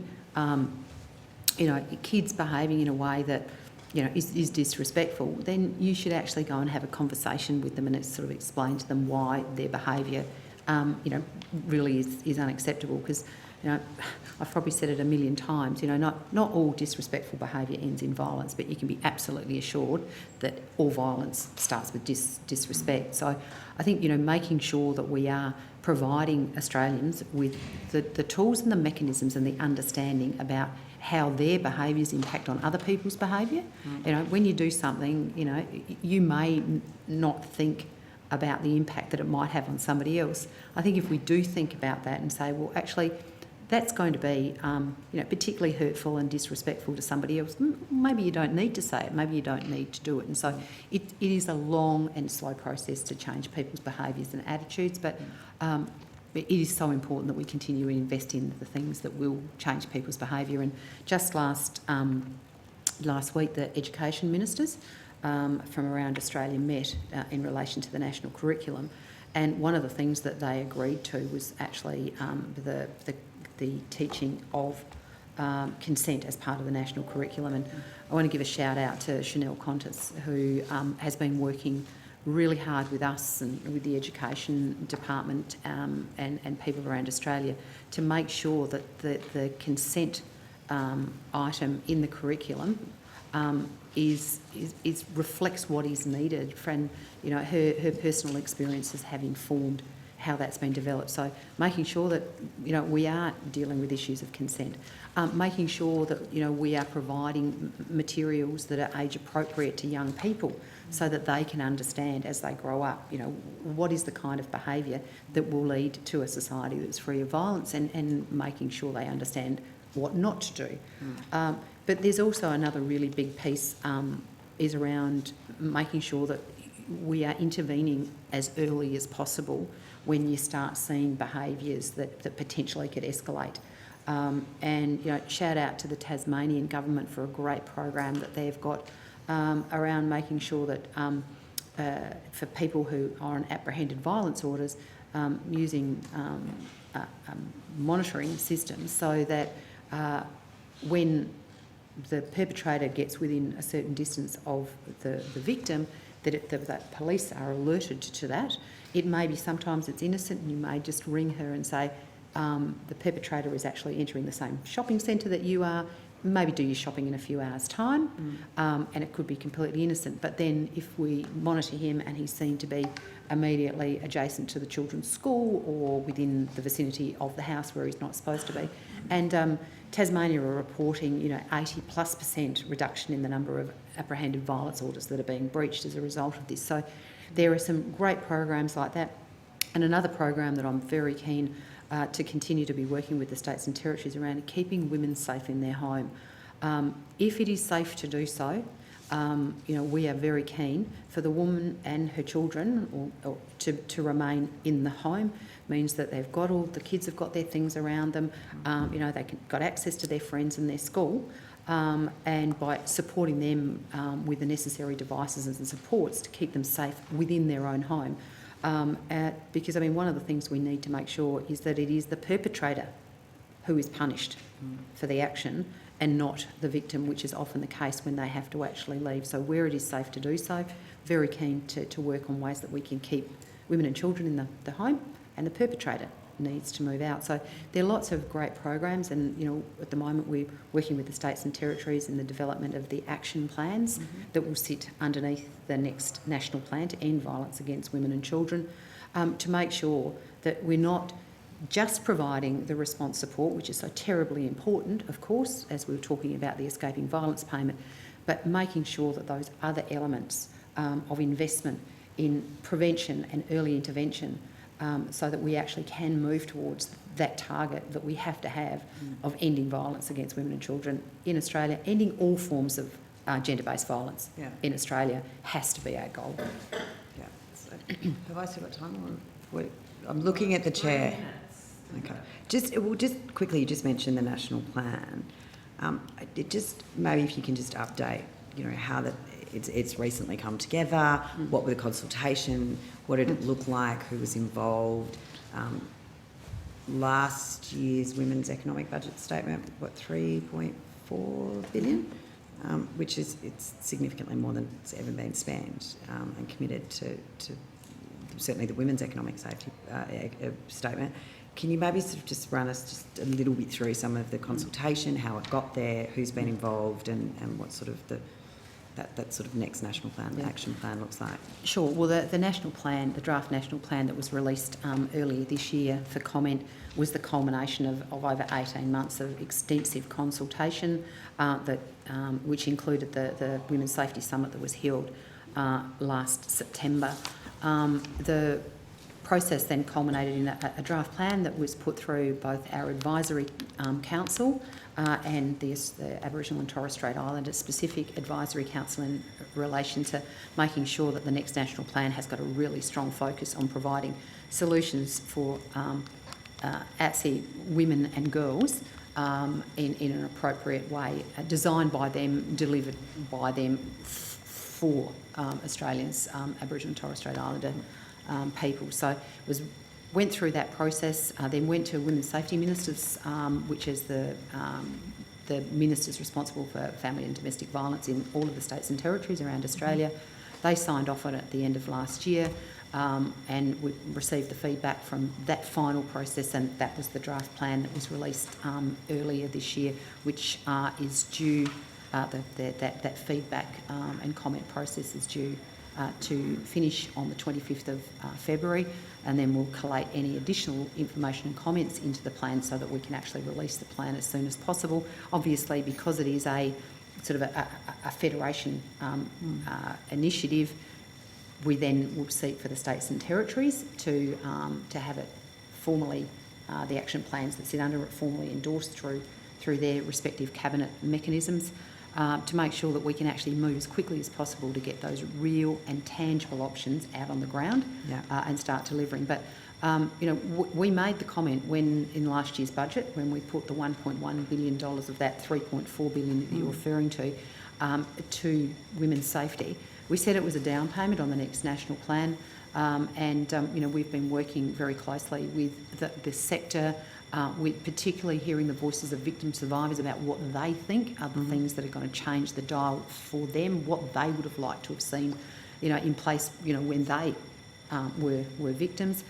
Working with the states and territories, you know, working across government. You know, this is not just a social services portfolio issue. It's very much making sure that we're integrating with, you know, Attorney General for the court system, working with, you know, the housing superannuation, the e-safety commissioner, you know, all sorts of people. And you know, one of the initiatives that we did announce early was that there clearly was a need for a coordination role, and that's why we announced early that we were going to set up a specialist domestic violence commissioner and commission. We're dedicated with funding. $22.5 million has been allocated to the operation of that. It will be an independent authority that will have the ability to be able to make sure that we are all delivering on our commitments, and that that we are coordinating, because as you know, there's so many different places where supports around this particular issue come into play, whether it be making sure the interface between what states and territories are doing and what the Commonwealth's doing,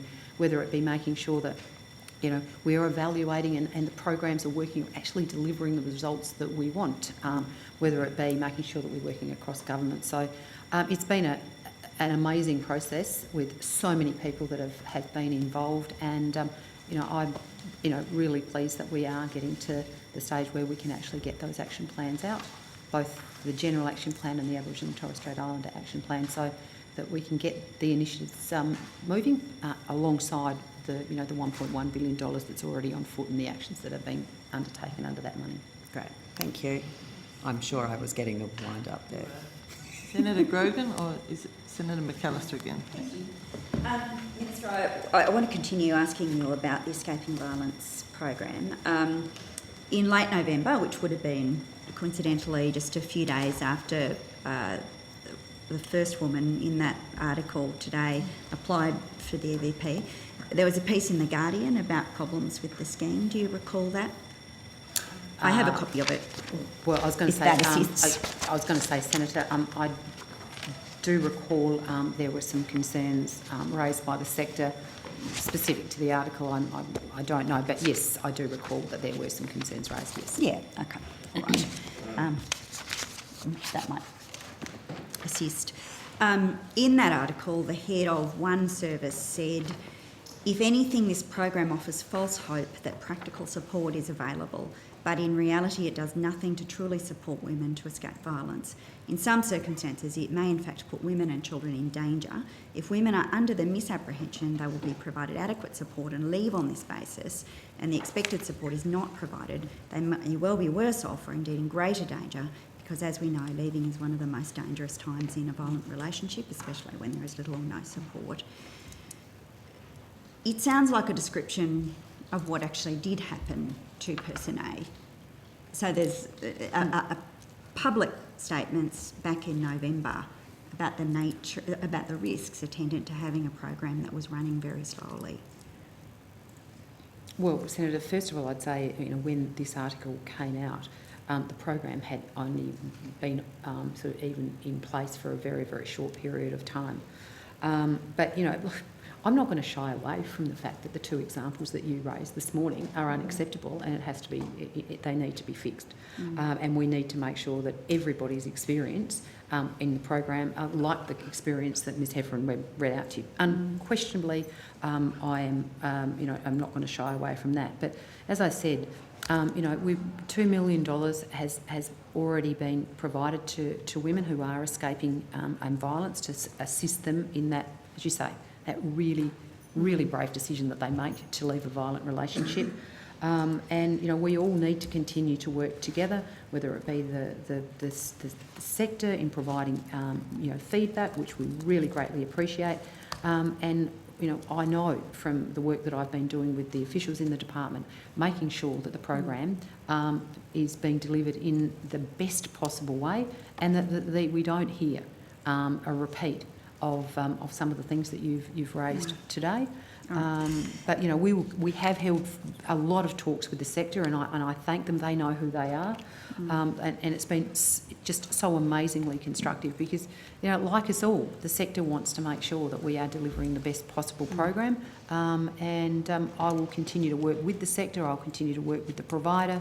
I will continue to make sure that the department is putting every effort and energy in to making sure we don't hear stories like the two that you've raised this morning again. So that Guardian article references a letter that was signed by 120 providers expressing concerns about the design and administration of the scheme. You've read that letter? Yep. Did you write back to them? I've actually had a lot of conversations with DV New South Wales, which is where the letter originated. And can I a big shout out to DV New South Wales for the really constructive way that they've been working with us around dealing with any of the issues that came up in that correspondence, and I will continue to do that. As I said in answer to your earlier questions, I have met with the provider. Sorry, I'm conscious, you did tell us that earlier. So your response to the letter was to meet with them, but no, is there any correspondence between yourself and DV New South Wales in relation I to would that believe so. Can I take that on notice and get back to you? But I would believe so. I mean, I suppose I've had a lot to do with DV New South Wales. I've met with them a number of times, and as well as other people in the sector. But if you could allow me to go back and check, and I'm happy to come back with that information. Could you please table any correspondence between yourself and DV New South Wales in relation to the Escaping Violence program? Absolutely. I mean, one thing I were the concerns raised in that letter by the sector accurate? There were some issues that were raised in the letter that we have sought to make changes to respond to. There were other. Oh, what are they, Mr. I will have to take that on notice and come back to you. There were a long list of questions and put forward. I'm sure you've got a copy of the letter, but I can say there was a lot of miscommunication which has subsequently been resolved. But there were some issues that were raised in that particular correspondence. I mean, I met with them immediately, and we've taken on board the issues that were in the letter. We've provided additional information to deal with the misinformation that had been out there, and also taken steps to try and deal with the issues that were raised that were real and needed to be addressed. Right. So miscommunication on the part of the government in rolling out the scheme, causing significant confusion, and a letter from 120 providers in just one state. That's a fair assessment about how this happened? Well, I mean, I don't think it was providers in just one state. There were a number of people that were not within New South Wales who had put their name on the letter. But what I would say is that as you would imagine with a new program that was being rolled out, and there's in the letter there was contained information that was being suggested that wasn't correct, and so we immediately sought to make sure that the information that was correct was provided to the people that were signatories to the letter. Which goes to my earlier line of questioning about getting some actual detailed program information rather than just some grey literature on the website into the public domain. So can I ask some detailed questions, because they come up all the time? Is it true that women have had to show bank records to prove eligibility, and that there is a $2,000 limit on liquid assets? My understanding is that there is no asset limit. Certainly the $2,000 is not correct. But the purpose of the Escaping Violence payment wasn't about the assets that somebody had. Okay, because often it's actually around that you may have assets, but you can't access them. Is it true that women have had to provide receipts showing what they've used their vouchers for? I might actually have to seek for the department to provide some of this more granular detail, Senator McAllister. So, Senator, as you know, the payment is in two parts: the $1,500 cash or cash equivalent, and then the balance, which is for purchase of goods or services. So it may be the case that if someone has purchased furniture, for example, and they want to use the non-cash component to be reimbursed for the purchase of that furniture, they might provide the receipt to the Escaping Violence provider. Right, okay, so that women are being required to provide receipts. In certain circumstances. Is it true that no woman has received $5,000 in assistance? As I think Mr Bennett said earlier, the assistance is provided over a 12-week support period. To my knowledge, no, because of the timing. The data I have is that we haven't had a person go through the full 12 weeks. Can I just check that with Mr Bennett? I think we're getting to the stage that some people will be reaching the end of the 12-week period. I don't have something to reflect that there are cases where, of what the amounts are in terms of a profile because of that 12-week period.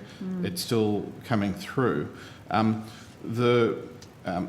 As we've discussed previously, when we did the costing, the assumption was that each case would be costed on the value of $5,000, but it was always a case of up to, in terms of supporting the person with the needs that they needed to have to establish a home free from violence. So we've never said that it had to be 5,000, it was always up to. No, I'm trying to understand. Yeah. What's the average amount approved for each applicant thus far? Of those that have been approved, which as far as I can tell is around 2,000 people, what is the average approved expenditure? Okay, so Senator, I don't have that at the moment. This comes back to that 12-week period that we've got associated with people being able to access support, which was one of the elements of design in the program, because often people will, at that end of that 12 weeks, might have additional needs. So we're still having the first cohort of people coming through. Okay, and just for clarity, is it true that the provider has been encouraged to provide vouchers rather than cash? No, that is not correct. Okay. Well, I think one of the challenges is, and I have met with a number of providers and with peak bodies, and the challenge we have is that in this room, on 2 occasions now, you have said one thing and the service providers tell me another thing about their experience in interacting with the provider. So it is one of the reasons that I am keen to see the program documentation. I actually asked, you make the correct point that this is a grant guideline. I had separately asked on notice for a copy of the program guidelines, and in your answer to that question, you referred me to the grant guideline. Minister, is there anything in the redacted parts of this grant guideline that contradict the information you've provided here, or any other media releases or public statements you've made about the program? Well, Senator, I'm going to have to take that on notice because, clearly, I would like to think not. But obviously, I would suggest not.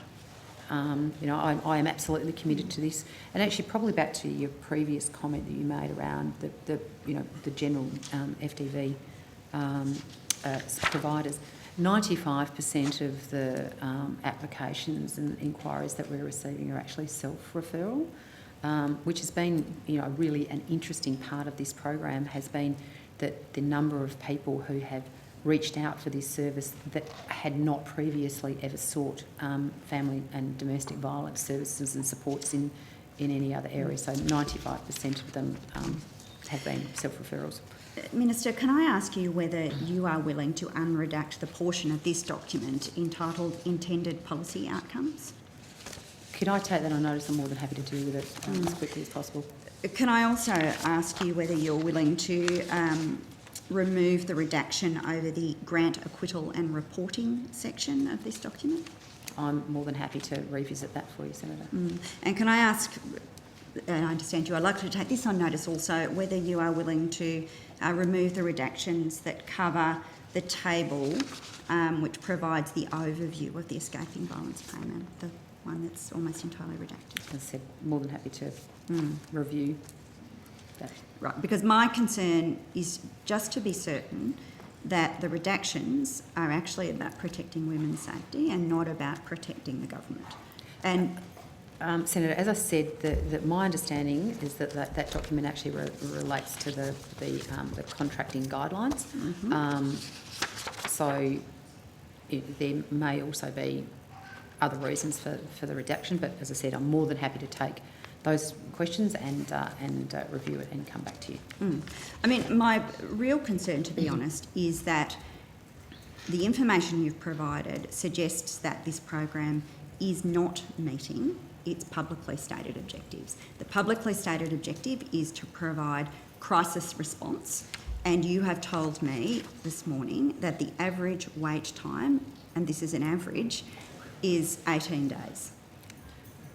A crisis response normally does not require 18 days by any ordinary meaning of that word, and I do think it's hard not to conclude that there are risks attached to setting up a program self-described as a crisis response that in fact is being rolled out very slowly and appears not to be resourced to meet its objectives?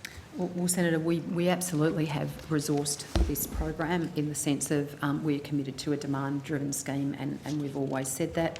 It is a 17-week-old program where we are seeking to help women who, as you say, make that very brave decision to escape a violent relationship. We also work hand in, as Ms Heffernan-Webb said, we want this to be part of a broader package of supports that are provided to women, the access to crisis payment, access to other services and supports, and to make sure that we are providing the necessary support that will enable women to make that decision. I acknowledge that there are improvements that can be made, and I am absolutely committed to make sure that my commitment to this program is delivered. On the question of transparency, can I ask you about a different question on notice, question 4268, and I'm happy to table a copy of that just to make things move more quickly.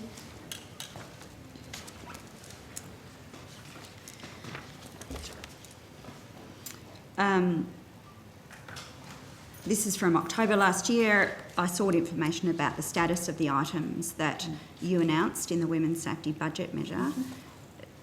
Do you consider that the answer that you've provided is responsive to my question?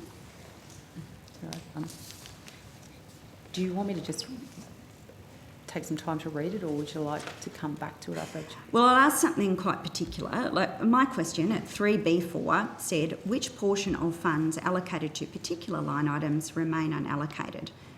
I'm interested to understand which part of your answer responds to this.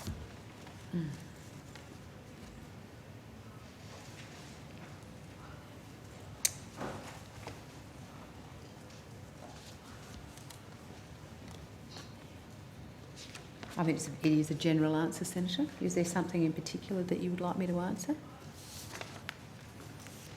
Well, can you point to any part of the answer provided? As a fact-based question about budget allocation, core business for estimates, does any part of the answer respond to my set of questions about the financial allocations within your department? Look, I mean, as I said, it's a general response, and I'm more than happy to take it on notice, but equally would be keen to understand if there was anything in particular that you wanted me to respond to, so that I can make sure I get you the information that you're seeking. I actually want to know whether or not the programs that you announced in the budget statement are being implemented, and whether or not money has been spent on the programs, as you say it is supposed to be. You made a point, a quite political point earlier about bipartisanship. I don't think it should be remarkable in 2022 that major parties are committed to reducing and ultimately ending violence. I also think that accountability is a core part of the opposition function, and that when you make commitments about programs, it is our obligation to hold you as a government accountable to implementation. This is a really basic question that was asked last year about how you were going with implementation, and the answer is really just a replication of the media release that was put out on budget night. If you asked this question of your department, how are we going with implementation, would you be happy if they provided you with this answer? Well certainly, I would expect, and I'm sure that, Ms Heffernan-Webb and the other officers can provide. Sorry? Oh, sorry, having a chat to myself. More than happy to take it on notice and provide you with, as much detailed information, but, absolutely, we are rolling out the programs that we said that we would in that 21-22 allocation of $1.1 billion. The money will be spent across the years as profiled, and I'm happy to take on notice and provide you with more detailed information. You provided some information to Senator Hughes and had a discussion about culture change, which is very interesting. But you did provide her with some information about the process for the next national plan. I asked Senator Payne similar questions on Monday night and she referred me to you. Do you intend to consult on the action plans before confirming them? Obviously, the national plan itself is the framework in which we are seeking everybody to actually outline the actions that they intend to take in response to ending violence against women and their children. And, you know, I think what you'll see coming from the states and territories over coming weeks will be, you know, a commitment from each of those as to what they will be committing to support their respective programs within their states and territories. And equally, you'll see, I'm sure that the federal government will also be, you know, making commitments in relation to that once the plan has been finalised. And, you know, we've already made you know, some very strong commitments in relation to the $1.1 billion being a down payment on the next national plan to make sure that we are moving towards a country without violence. We've established some, you know, very strong consultation mechanisms for the ongoing delivery of the plan through the National Plan Advisory Group. We've also established a Aboriginal and Torres Strait Islander advisory group to make sure that we are delivering appropriately when it comes to the development of the action plan for Aboriginal and Torres Strait Islander women, and we will be working with them, and we would allow, in the case of that plan, that advisory group was the one that sought to you know, to make the determination as to what programs were appropriate for that too. Before the lunch break. Thanks very much, Chair. I'm really just hoping for some factual information at this point, Minister. Can you please just step through some key dates? Possibly date ranges, because I accept that it may not be an exact date. On what date do you intend to finalise the national plan? Or in what month? Yep. So do you intend, on what day do you intend to make public the action plans? And do you intend to consult on those action plans or seek feedback on them from the general public prior to confirming them? All of this obviously is asked in the context of an election which must occur in May. So you will understand, I'm trying to understand on both the plan itself and the action plans what citizens will see prior to an election. Yep. So, Senator, as you probably imagine, because of the nature of how the Women's Safety Task Force operates across the states and the territories, we've got until the 25th of February for comments to come in on the draft plan, and then obviously following that there will be a process where the collation of any of those comments are built into the plan. Obviously we then have the process where we would take the revised plan back to Women's Safety Ministers, because of course we need the unanimous jurisdictional endorsement of the plan, and then each of the states and territories have got a process that they need to take through with their respective governments. So, you know, my ability to give you a definitive timeframe of what's going to happen and when it's going to happen, you know, is something that's outside of my control. However, the one absolute drop-dead date in terms of this plan is that on the 30th of June 2022, the current national plan to reduce violence against women and their children comes to an end. So we need to be in a position where we are able to put the new plan into place. But as I said, the $1.1 billion that was put as a down payment to the next national plan, many of those initiatives are still on foot, and we want to make sure that it is seamless in the sense of the supports that are available, to Australia's people who are suffering violence and abuse. So it's so for the reasons you've outlined, you can't commit to providing the national plan prior to the election. No, I didn't say that, Senator. I said that I am... Well, will you commit now then? Well, Senator, what I did say was that I am to a large degree in the hands of 8 states and territories. So I can't commit. Yeah. So So I'm not giving you a definitive answer. I'm just explaining to you that what's within my control and what's not. Okay, so you can't commit to provide it before the election for the reasons that you've explained. Any position on consultation on the action plans? Well, we will continue to work with the sector and with the advisory groups, and most importantly with the victim survivors who have so generously given of their time and their experiences to advise us in the development of programs. So we consult at all times in relation. I mean, we've just spent this morning talking about the process around making sure that the escaping violence program is the best it possibly can be.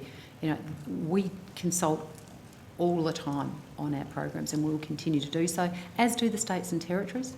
But once again, I can only work within the constraints of what is delivered to me by my requirements to meet the obligations in relation to states and territories. Okay, we will leave it there and have our lunch break, and we'll resume at 2 p.m. That was quick. Thank you. Suspend.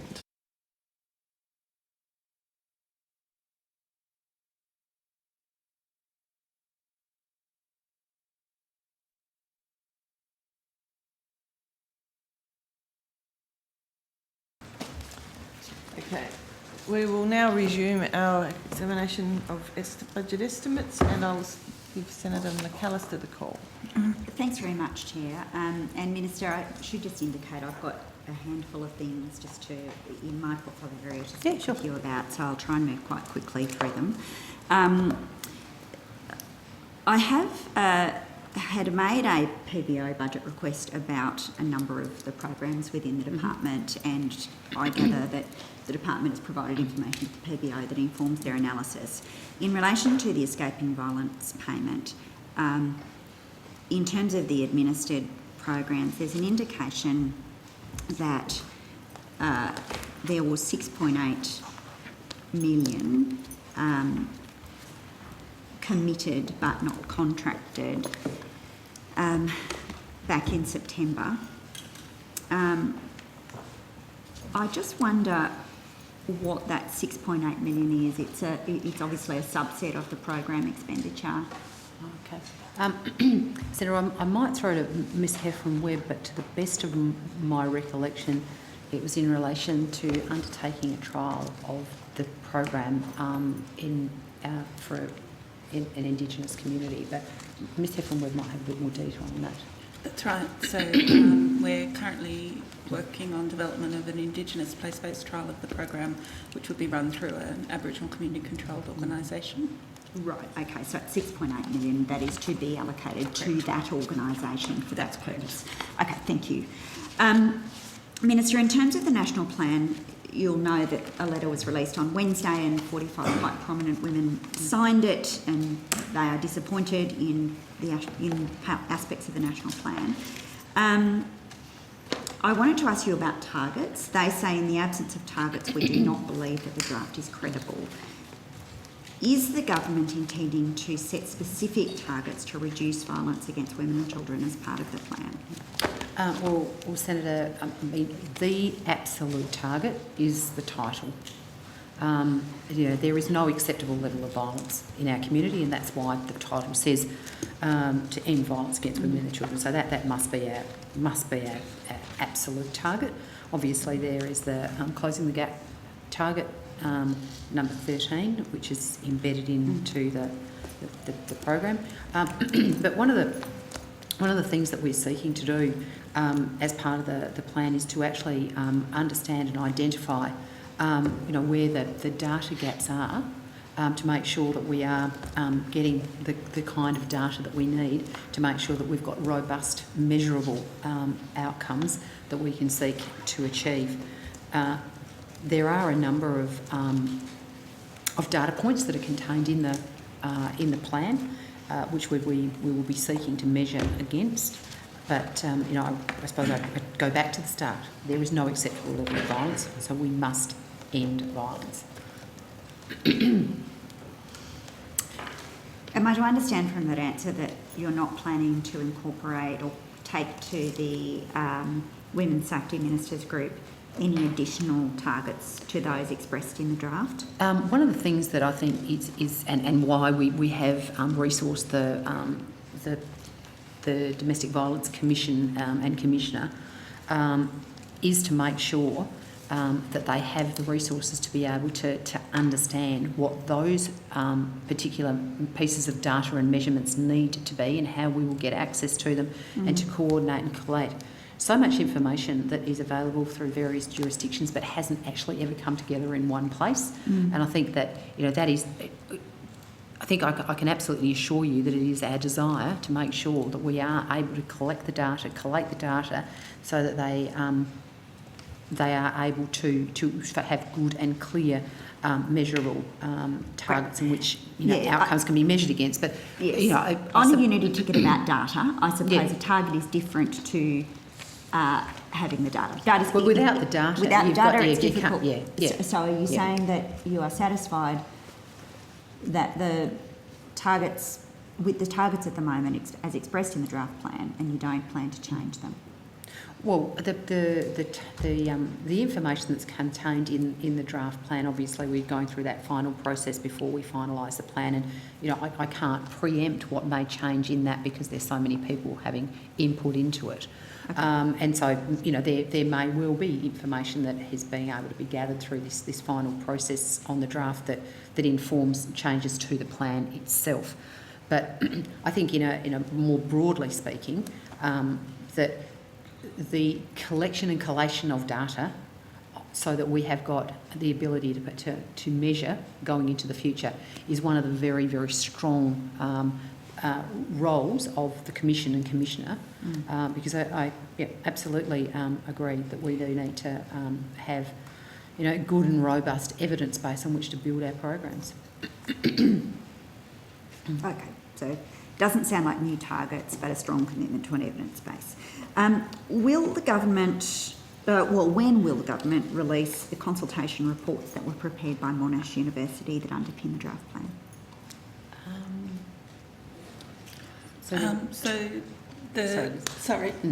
We've received draft reports from Monash, and we've asked them to address a number of issues. Once, obviously, we've got a final version, we'll be providing it to the Minister for consideration. Right. Have you got an internal deadline for that to get it to the Minister so she may assess it? I'll just check with Mr Bennett. In the near term, Senator? In the near term? What does that mean, Mr Bennett? So there's been various aspects of working with Monash. The plan is, the report is very close to being finalised, but I expect that we are talking in the next couple of weeks to finalise, to provide to the Minister. You'll be out talking? No, sorry. My apologies. Senator, we are working on finalising the Monash report. We expect to do that in the next couple of weeks to provide to the Minister. Thank you. Just finally, I observe that you announced, Minister, that Telstra Health have assumed a contract for 1-800 Respect. We've previously talked about language capability as being a feature of the tender which went out and which Telstra Health ultimately won. What language capabilities will 1-800 Respect be providing under the new provider? Okay, that's a level of detail I might have to ask the department to.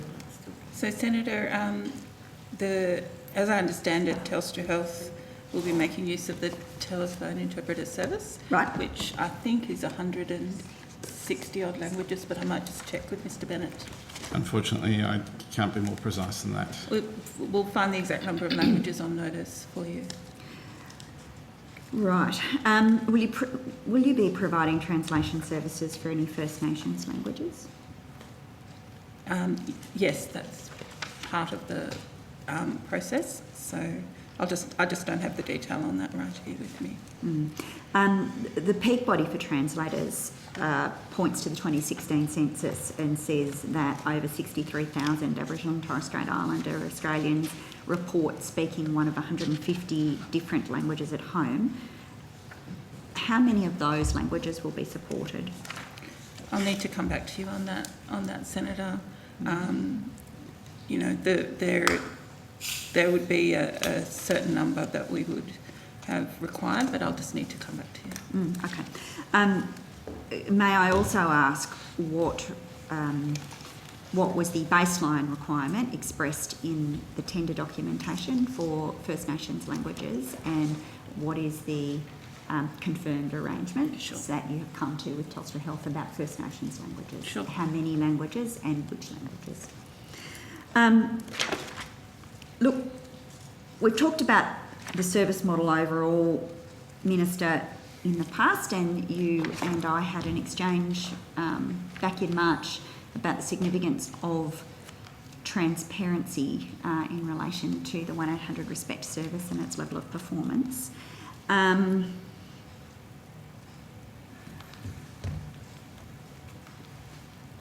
Can I just ask this about the process? In your media release, you say, following advice from the sector, we are making sure the technology improvements support a tell it once model of service delivery to minimise the need for users to repeat their story. Now, obviously, the triage model put in place by Mr. Porter was heavily criticised for requiring callers to tell their story more than once. Is this now an admission that the government got it wrong under Mr. Porter in establishing that triage model, and you're now walking away from it? Well, Senator, what we sought to do in the renewing or changing the tender process for procurement for 1800 Respect was to respond to new and emerging needs and obviously lessons learned with the program. And one of the things that was particularly strong in the documents that we received from Telstra Health was about that warm referral process, which is what you're referring to around, being able to actually do those warm referrals so that the person remains on the whatever mechanism that they're communicating with, being able to change people from one platform to the other without them having to hang up. So the integration of that service that was offered by Telstra Health was one of the very strong reasons why Telstra Health was successful in their tender. We don't have time to explore it in any further detail, but I may approach you for a more detailed and private discussion about the nature of that contract, because it was obviously the subject of quite a lot of discussion, including through the Senate committee process. Can I just come back to you, Ms Heffernan-Webb, before I finish up, about the use of TIS National as the translator? I have a printout from, admittedly, a month ago, but it's the list of language services currently available through TIS National. It doesn't appear to list any First Nations languages.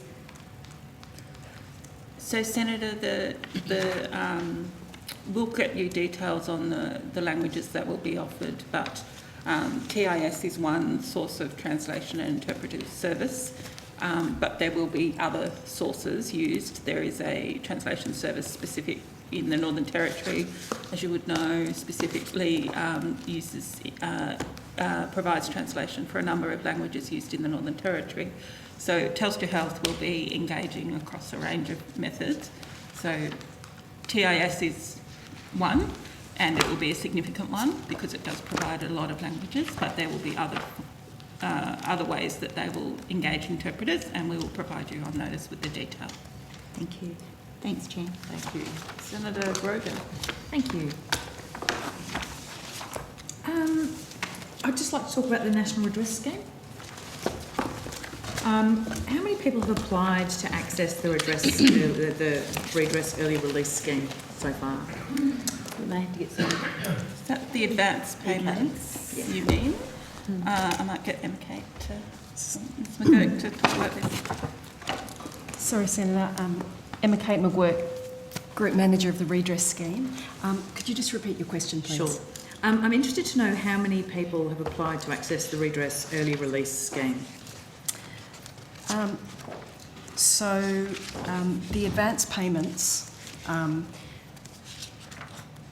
start with, when after the legislation was passed, we looked at all of the applications that were on hand to see what ones would qualify. So essentially people who had a terminal illness and people who had met the age criteria. So we sent letters to 423 applicants with the details of an advance payment offer. On top of that, since the legislation was introduced, 216 people have qualified under the terminal illness or age criteria and have been offered an advance payment. I've just got data on there's been 379 payments made. In 379 payments? Yeah, so not all of the people who've been offered have taken it up as yet. Would that be that there's a delay and it's still being processed, or they were slow to respond, or...? Some people don't choose to take up the offer. So it is an offer that we say, it's available, you qualify under the criteria. We explain to everybody what's involved in an advance payment. And some people, because if somebody ends up withdrawing their application or declining an offer, they have to pay back the advance. And so people factor that into their thinking about whether they will accept one. We may think they're at a certain age, they may not agree. Yeah. No, I see how you would make that decision. If people, there are age limits and they go, well, no, I'm going to carry through, I don't want the upfront payment. Does that make sense? Yeah. A variety of reasons. Yeah. I mean, one of the things that we're very strong, and Ms McGurk can say, is making sure that the victim survivor who's applying has choice, total choice. Yeah. So that's the total of the applications that have been approved, or were you just referring to those that you had invited based on the fact they had something in the system already? So the numbers I provided, Senator, were the offers that have been put out, and Ms Heffron Webb, the number she provided was the number of payments we had paid. Yeah, I think that that was as at last week. And so those payments, how many total applications? So you said you sent 423 letters. That was for people on hand, and then an additional 216 that have come in since have qualified under the arrangements. Right, okay. And then 379 payments have been made. So what's the kind of average time frame for that process to go through from when someone's actually put in, not when you've invited them, but when someone has actually put in? When someone's accepted the offer of an advance payment? I don't have the exact timing, but from what I understand, where all the information that's been provided back is all in order, it's a matter of only a few days. A few days? Yes. We have had some issues with some of the paperwork coming back. We do require some additional information around the bank account into which we'll be putting the advance payment. There have been a few issues with ensuring that the correct paperwork comes back. But once we establish that, it's a matter of a few days. Okay. And how many have not been approved? How many have been rejected? And on what grounds? So when that number, that 639 number, was an offer of an advance payment. So advance payments aren't rejected as such. People don't apply for them. So I guess what I'm trying to understand is how many people have attempted to accessed the scheme and how many people have not been successful for whatever reason? I'm not aware that there have Everyone. been people who've not been able to access it if they've met the criteria, which is age-related or terminal illness. Okay. And has anyone through that process, obviously some of the conditions for the early release would imply that there may be issues that come up through that time. How many people have passed away after receiving an early payment but before receiving the full offer? So they've got the early payment but not... I'm not aware of that number. I'd have to take that on notice, Senator, if could, there have yeah. been, There if may there not have be been any. any. I just want to also note the payment can be made to an estate. So if they do pass away in the interim period and then... Oh, well, it would be good to have that number as well. Yeah. So I'm interested in the progress on the response to the recommendations on the 2-year review. Particularly recommendation 3.2, which is allowing applications from non-citizens, prisoners, criminal record care leavers in that particular age cohort of 18 to 21. Where you're at in terms of your response to that particular recommendation?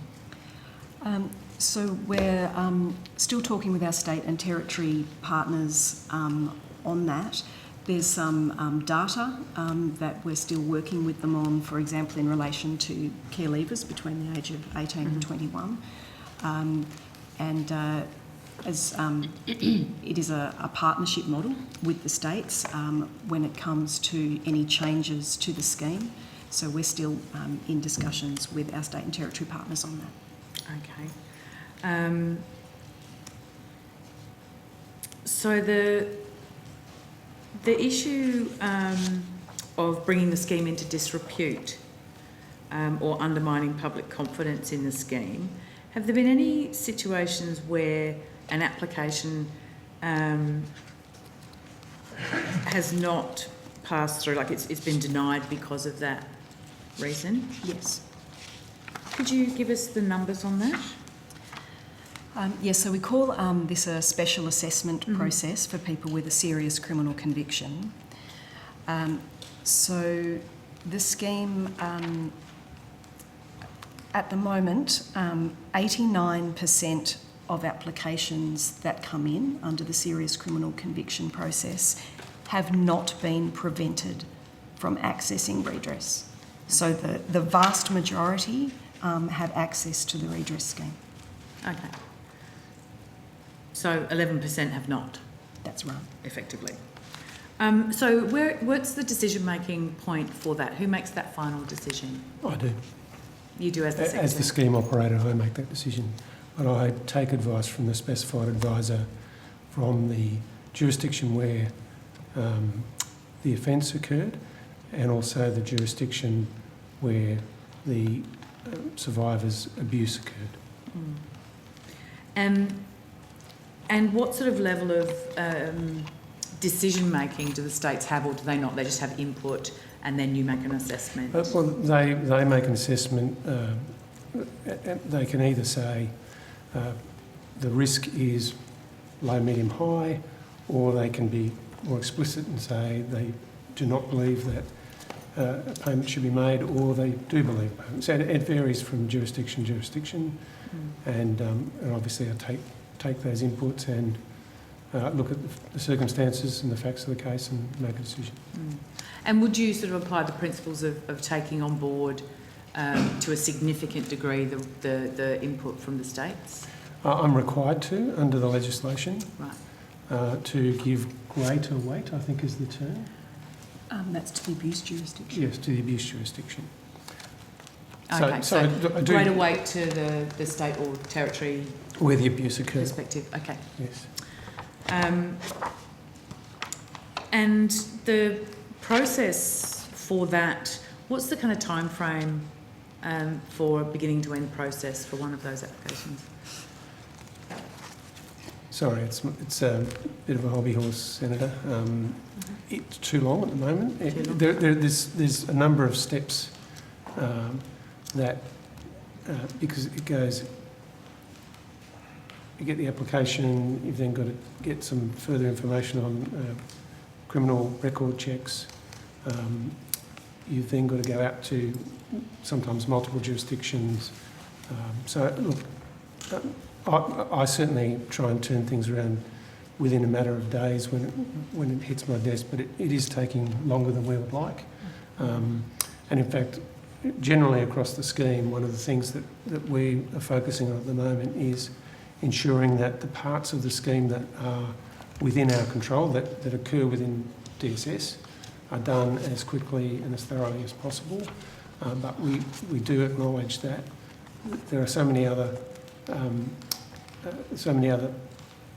organisations and entities involved, whether they be jurisdictions or institutions that need to provide information. And one of the big differences from I think the initial thinking around the scheme is that we thought early on that it would be largely a single institution, but in a number of cases, in fact in many cases, it's multiple institutions which we need to go out and get information from, so that it just takes time to do that. Okay, yeah. And so is there a layering of that decision? Are there sort of threshold points through the process, or do you have to do all of the work and then make the decision? On the serious criminal conviction? It really is collecting information as we go to inform the Secretary acting as scheme operator. But just in the way, obviously different types of schemes and processes are different. Sometimes you can go, there's a threshold point, you go, no, we can reject that at this point, or whether you have to go through No, we have to go the through entire we have to go through a first. process. Okay, thank We you. do. But what do you think would be the longest period of time that from beginning to end for one of those applications? A serious criminal conviction. Certainly, I can get on notice for you and provide you with the exact details, but there are certainly some that have been taken several years, and that has been because of the applicant, the survivor, not getting back to us with information to allow us to complete a criminal history check. So, Mr. Griggs, obviously it's something that has occupied your mind, the time frame. Yep. Do you have anything in place to try and shorten that up, or any ideas about how to make that a tighter process or a tighter time frame? So we are examining, as I said, examining our part of, when we have active control of a matter, and we regularly discuss ways to try and reduce that time frame. We are really conscious of the impact of time on survivors, and we try our hardest to reduce that. And I think the jurisdictions are generally very responsive in terms of the turnaround time from their perspective. So there's no one part of the end-to-end process that you can say. There is one part, and that is the criminal check. That's probably the biggest part in terms of, we can sometimes wait 6, 9, 10 months for someone to come back to us with information there. And again, we're not trying to push people. We're trying to take a very trauma-informed approach to this. Senators, there sometimes can be challenges too with communicating with survivors who are currently incarcerated. Yeah. And we've been doing some work with our jurisdictional partners to try and improve that, to improve communication, so we can shorten the timeframes that have been involved there. Cool. And how many child migrant or other non-citizens are excluded from the scheme because they can't currently access it? We don't have numbers on that. That's one of the things we're working with the states to have a better understanding of the numbers that are involved. So I don't have anything to tell you today on that. Okay, and the response to the recommendation 3.2, which of course would then encapsulate that widening of those people to access, the process to actually settle that? When are we expecting to see the full response to those recommendations? Senator, just by way of a bit of background about how the scheme operates, I mean, it is a collective scheme of me as the Federal Minister, or Chair of the Redress Governance Board, and then the states and territory ministers who have responsibility within their states and territories sit around that table. So any changes that occur need to have the unanimous support of those jurisdictions. So when I say the changes, any changes that impact on the states and territories, as you would have seen, I'm sure if you were here or not when the redress bill went through last year, but we put a number of changes through which included the early payment because they were entirely within the remit of the federal government and it had no impact on the states and territories. So we made those changes really, really quickly so that we could move on with that. Subsequent to that, we have put to the states and territories through the board a number of, you've gone through all the recommendations and are proposing, those that only require the support of the states and territories. There are also other recommendations that could have a fundamental impact on the preparedness of voluntary institutions that have signed up to remain signed up. So there's a whole heap of other complexities that sit around changes that could fundamentally change the design of the scheme, because everybody who's signed up to it have done so voluntarily, and we have to be mindful. We certainly don't want anybody leaving the scheme because we make a change that they find unacceptable. So it is quite a complicated process, but we sought to move as soon as we got the review on the things that were entirely within our jurisdiction. How do you think 3.2 is being judged by the states? Look, I mean, it's probably not the place to speculate, but I probably can't speculate as much as I'd like to. But the states and territories have, I think, warmly reacted to many of the recommendations in the report. I think I can say that. Because I guess that there is that sort of matter of principle there, the list of people, just because they are a non-citizen or are incarcerated, it doesn't take away from the fact that they have been abused and they have had a horrible situation, and so therefore the denying them that justice is problematic. Senator, all I can say is that jurisdictions have warmly received many of the recommendations. I'm hearing what you're saying. And so does the Commonwealth support it? The Commonwealth has a view that a survivor has a right to be able to access this scheme in just about every circumstance if the perpetration occurred in Australia. Okay. So you would support 3.2? Well, I'm not going to preempt the decision of the board, but I think you can read into my body language. I'm sorry, Minister, can you speak into the microphone? It's hard to I hear. can do that for you, Thank you. Senator Polly. She's not as loud as us. No, I'm just a shrinking violet, Helen. So the other piece that I was interested in is the assessment framework, the matrix, and the recommendation 3.11.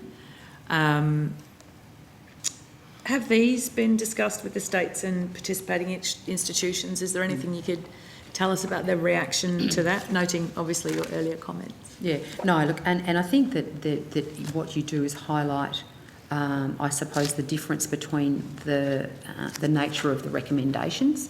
The first one that you were referring to, I suppose, is a much simpler process in terms of who's impacted on by that decision. To make bigger changes will impact on the potential continuation of the voluntary commitment that we've seen from organisations to be part of the process. So it is a much more significant recommendation in terms of the complexity of trying to work through that. So it is, it's a much more difficult one. So obviously the voluntary nature was deemed rather important in the beginning to get people to sign on, and but I suppose it's now that point where they would see a greater exposure for themselves in some of those areas with some of the changes, particularly in 311, in terms of identifying those people and having access to the scheme. I think there's a whole heap of complex things that play into making some of these changes. But one of the things I think that we've been reasonably pleased about has been our ability to use lots of levers to try and make sure that anybody who was named in the Royal Commission or has been subsequently named in an application as an institution has come on board. And I think we've got very few that sit with us at the moment that are refusing to join. Is it 2 or 3? 4. 4. I mean, obviously we can't tell you how many applications are listed against those 4, but it's a very small number. And we have managed, through changes to things like seeking for charitable status to be compromised if they refuse to join, seeking for, or we made an absolute commitment as the federal government that we would not provide any funding by the way of grants or the like to an organisation that refused to accept its obligation. So, whilst it was voluntary in its setup, we've used everything we possibly can to make sure they join. So 60,000 people were anticipated to apply for redress in the beginning.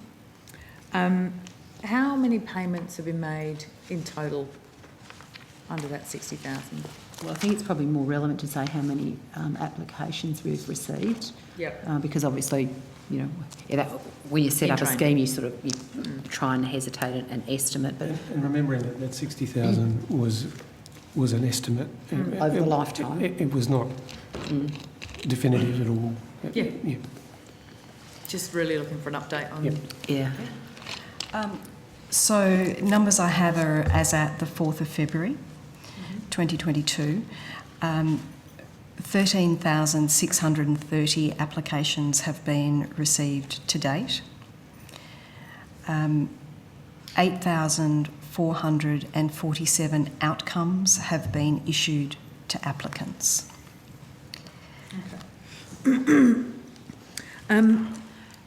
And is there, do you have a sense of the proportion of people who may be choosing to make a civil claim instead?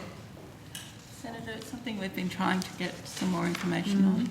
As you know, since the inception of the scheme, states and territories have all changed their statute of limitations on civil claims for sexual abuse.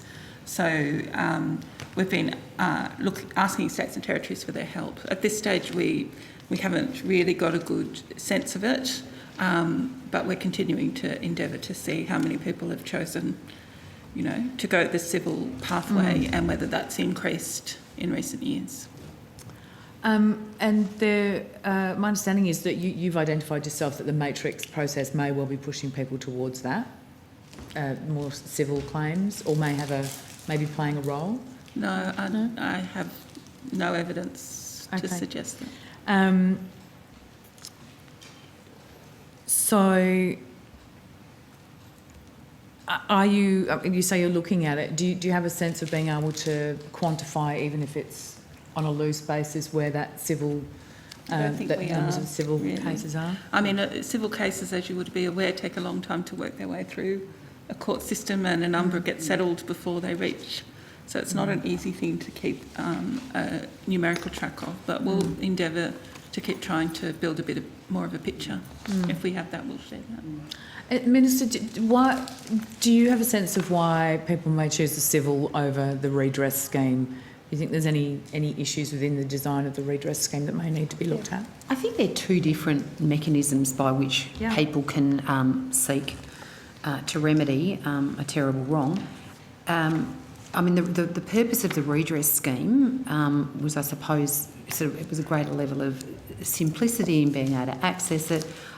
Going through a protracted civil litigation I would think would be, well, I'm sure it would be awfully traumatic for anyone, let alone somebody who had been subject to the kind of abuse that we're talking about here. So I think it's probably, I don't think it's necessarily the design of the program. I think it's probably, there are two products in the market, I suppose, that people who are victim survivors have a choice as to whether they wish to go down the redress line or whether they wish to pursue civil actions. But I think the purpose of the scheme was that we knew before the scheme that there were a number of people who would have been really reticent to have gone down the civil pathway. And so what this scheme sought to do was to give them the opportunity to be able to access redress. And the thing, and Mr McGurk might be able to add to this, but the thing that I suppose I found really interesting was the amount of people who just wanted somebody to admit the wrong had been done to them and to say sorry. It wasn't all about the money. It was actually about somebody saying, you know what, that did happen to you and I'm sorry. And on that point, when we were talking earlier about the disrepute aspect and people with significant criminal convictions, if they get denied access to the scheme, do they also get denied access to an apology? Yes, they don't access they don't have access to all the elements of redress. Okay. Is that reasonable? Well, I think like there's a justice issue here. It doesn't matter. I mean, if we look at the facts, figures, stats, etc., we can say quite clearly that people who have suffered the kind of trauma that these people have a greater incidence of ending up in the criminal justice system, of having other challenges in their lives that lead them then to a place which then we reject them again. I would be keen to understand that justice piece, because sure, if you say you're not going to give them any money because they fit within a certain category of the scheme that says that they're not eligible, on what grounds would someone not be eligible for an apology? And I think that goes to the recommendation about making, reconsidering some of the parameters around this particular component of the scheme, which is where we are in terms of the consideration with the states and territories. Okay. And so the response to the 2-year review, it's pitched for early 2022. How early? Actually, I'm not sure when our next meeting is. Well, it's going to, again, depend on our understandings with our state and territory colleagues. We're certainly looking at finalising those discussions with a view to a final government response. Noting that we are in mid-February, will we see the response in the first quarter of this year, which you would see, you would anticipate as the early part of the year? Yeah. No, look, I hear what you're saying, and unfortunately, once again, it's a situation where we are not in control of some of the process here, because obviously we have to wait for the states and territories to make their decisions and go through their various processes that exist within their jurisdictions. Obviously, we are keen to work as constructively and as quickly as possible with the states and territories to try and get agreement on the things that we would like to progress, which enable us to be able to give an entire response. I mean, as I said, we responded as quickly as and legislated for those things that were entirely in our control. But it is a process of unanimous agreement that we have to achieve. But I mean, I would be very keen to try and reach a resolution as soon as possible, and I know the officials work very hard to try and make sure that all the work that needs to be done in the background is done so we actually can achieve that agreement. Wrangling politicians can be very challenging. Indeed. One very last question. Will we see it before the election? Well, as I said, I'm not in control of the process. I would like to see it as soon as possible. I can absolutely assure you of that. But I don't hold all the levers here, I'm afraid. Okay. Thank you. Senator Polly. Oh, sorry, did you want to add something, Mr. I was just going to say, one of the questions you asked, Senator, about whether any survivors had passed away since receiving an advance payment, no. Okay. So everyone who's received an advance payment is continuing through the scheme. Thank you. Senator Polly. Thank you, Chair. I wanted to go to the cost of renting accommodation and the impact the pandemic's had in that area. Have we got the right people here? Outcome 3? No, outcome 4. Outcome 4, housing. okay. So you Leave that one. I will then, what about paid parental leave scheme? Outcome 1. So, Missed that one. Oh, no, we tried asking. we but tried we're asking, we're to, told it had to move come on. here. No, you asked about pandemic leave. Paid pandemic leave, not paid parental leave. Paid pandemic leave's nothing to do with us. Paid parental leave is. That's right, that's what I wanted to ask about. Yeah, but you said that you asked this morning. You asked this morning, or sorry, it's not you, Senator, somebody else asked about paid pandemic leave, Yep. which is what we referred, that wasn't for us, but paid parental leave was outcome 1 this morning, but Yep. I don't know whether... Right, so we missed a vote on that one. Yeah, hopefully he's listening and he'll come back. We'll just see if Mr Fleming... Okay, how about we try older Australians living in retirement villages and the pension loan scheme? Okay, that was one. How was that? Need to wait for Mr Fleming. So, do we need to bring anyone in? Yeah, Mr Flavel, we're hoping is listening to this and heading down here. Okay.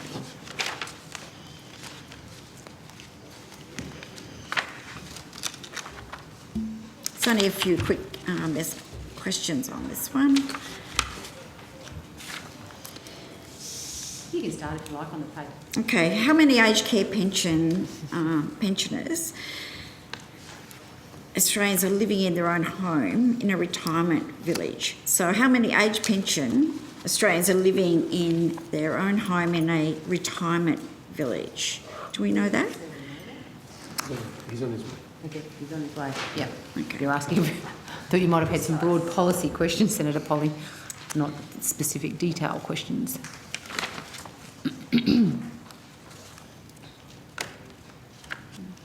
Have we finished outcome 2, Senator Baskin?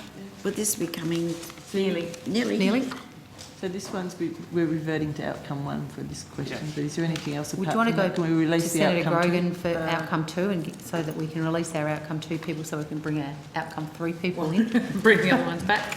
Well, just so we've got this restriction on the number We've of got people we housing can 4, have. outcome 4 will go to housing after we finish. Yeah, no, these- we can just stick with do with this. these ones and then we'll go straight into, so outcome, so we've 2? got, so the only questions you've got, Senator Polly, relate to paid parental leave, is that, no, we're into... And age pensioners. And age Yeah, pension. this is about aged pensioners living in retirement villages. So in which case, outcome 2 appears to have been concluded. Are you finished with that?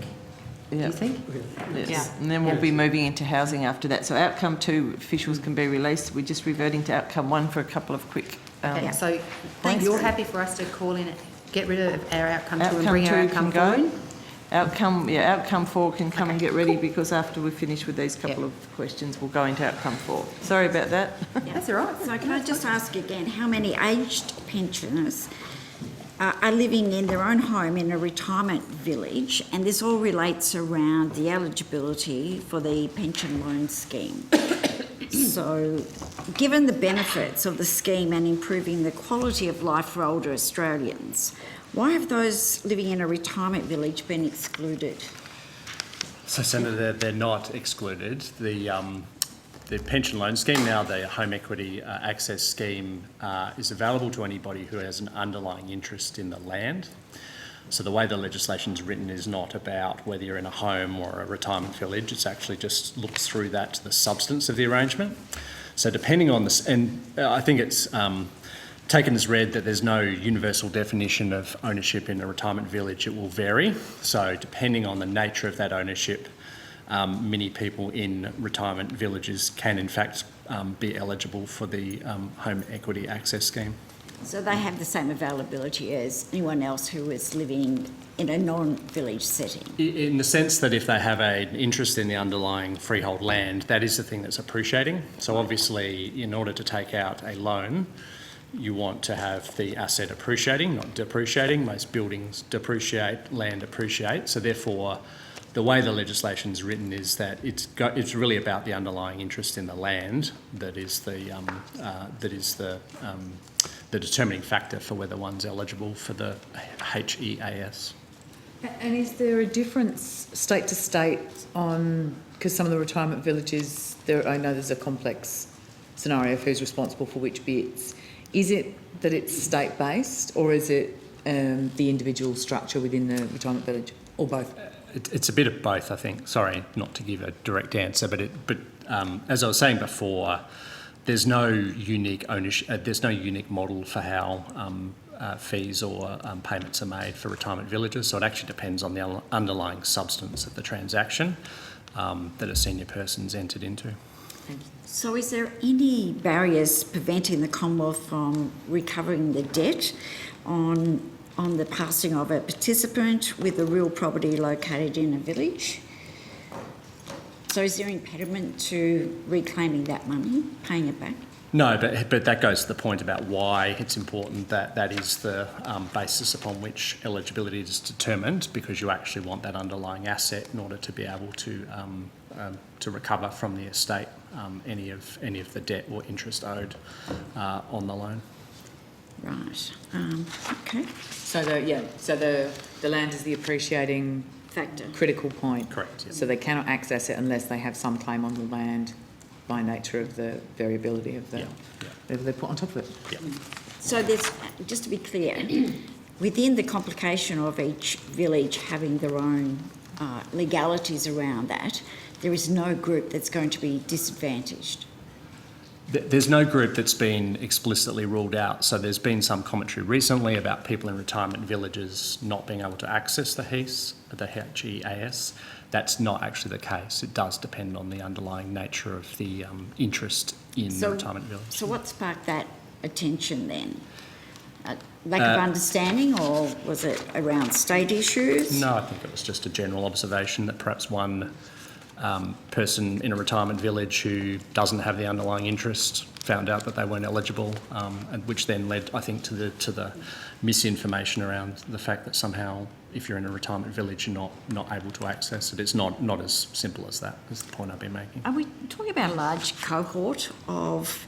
Is there more people in retirement villages making application than people who own their own freestanding individual homes?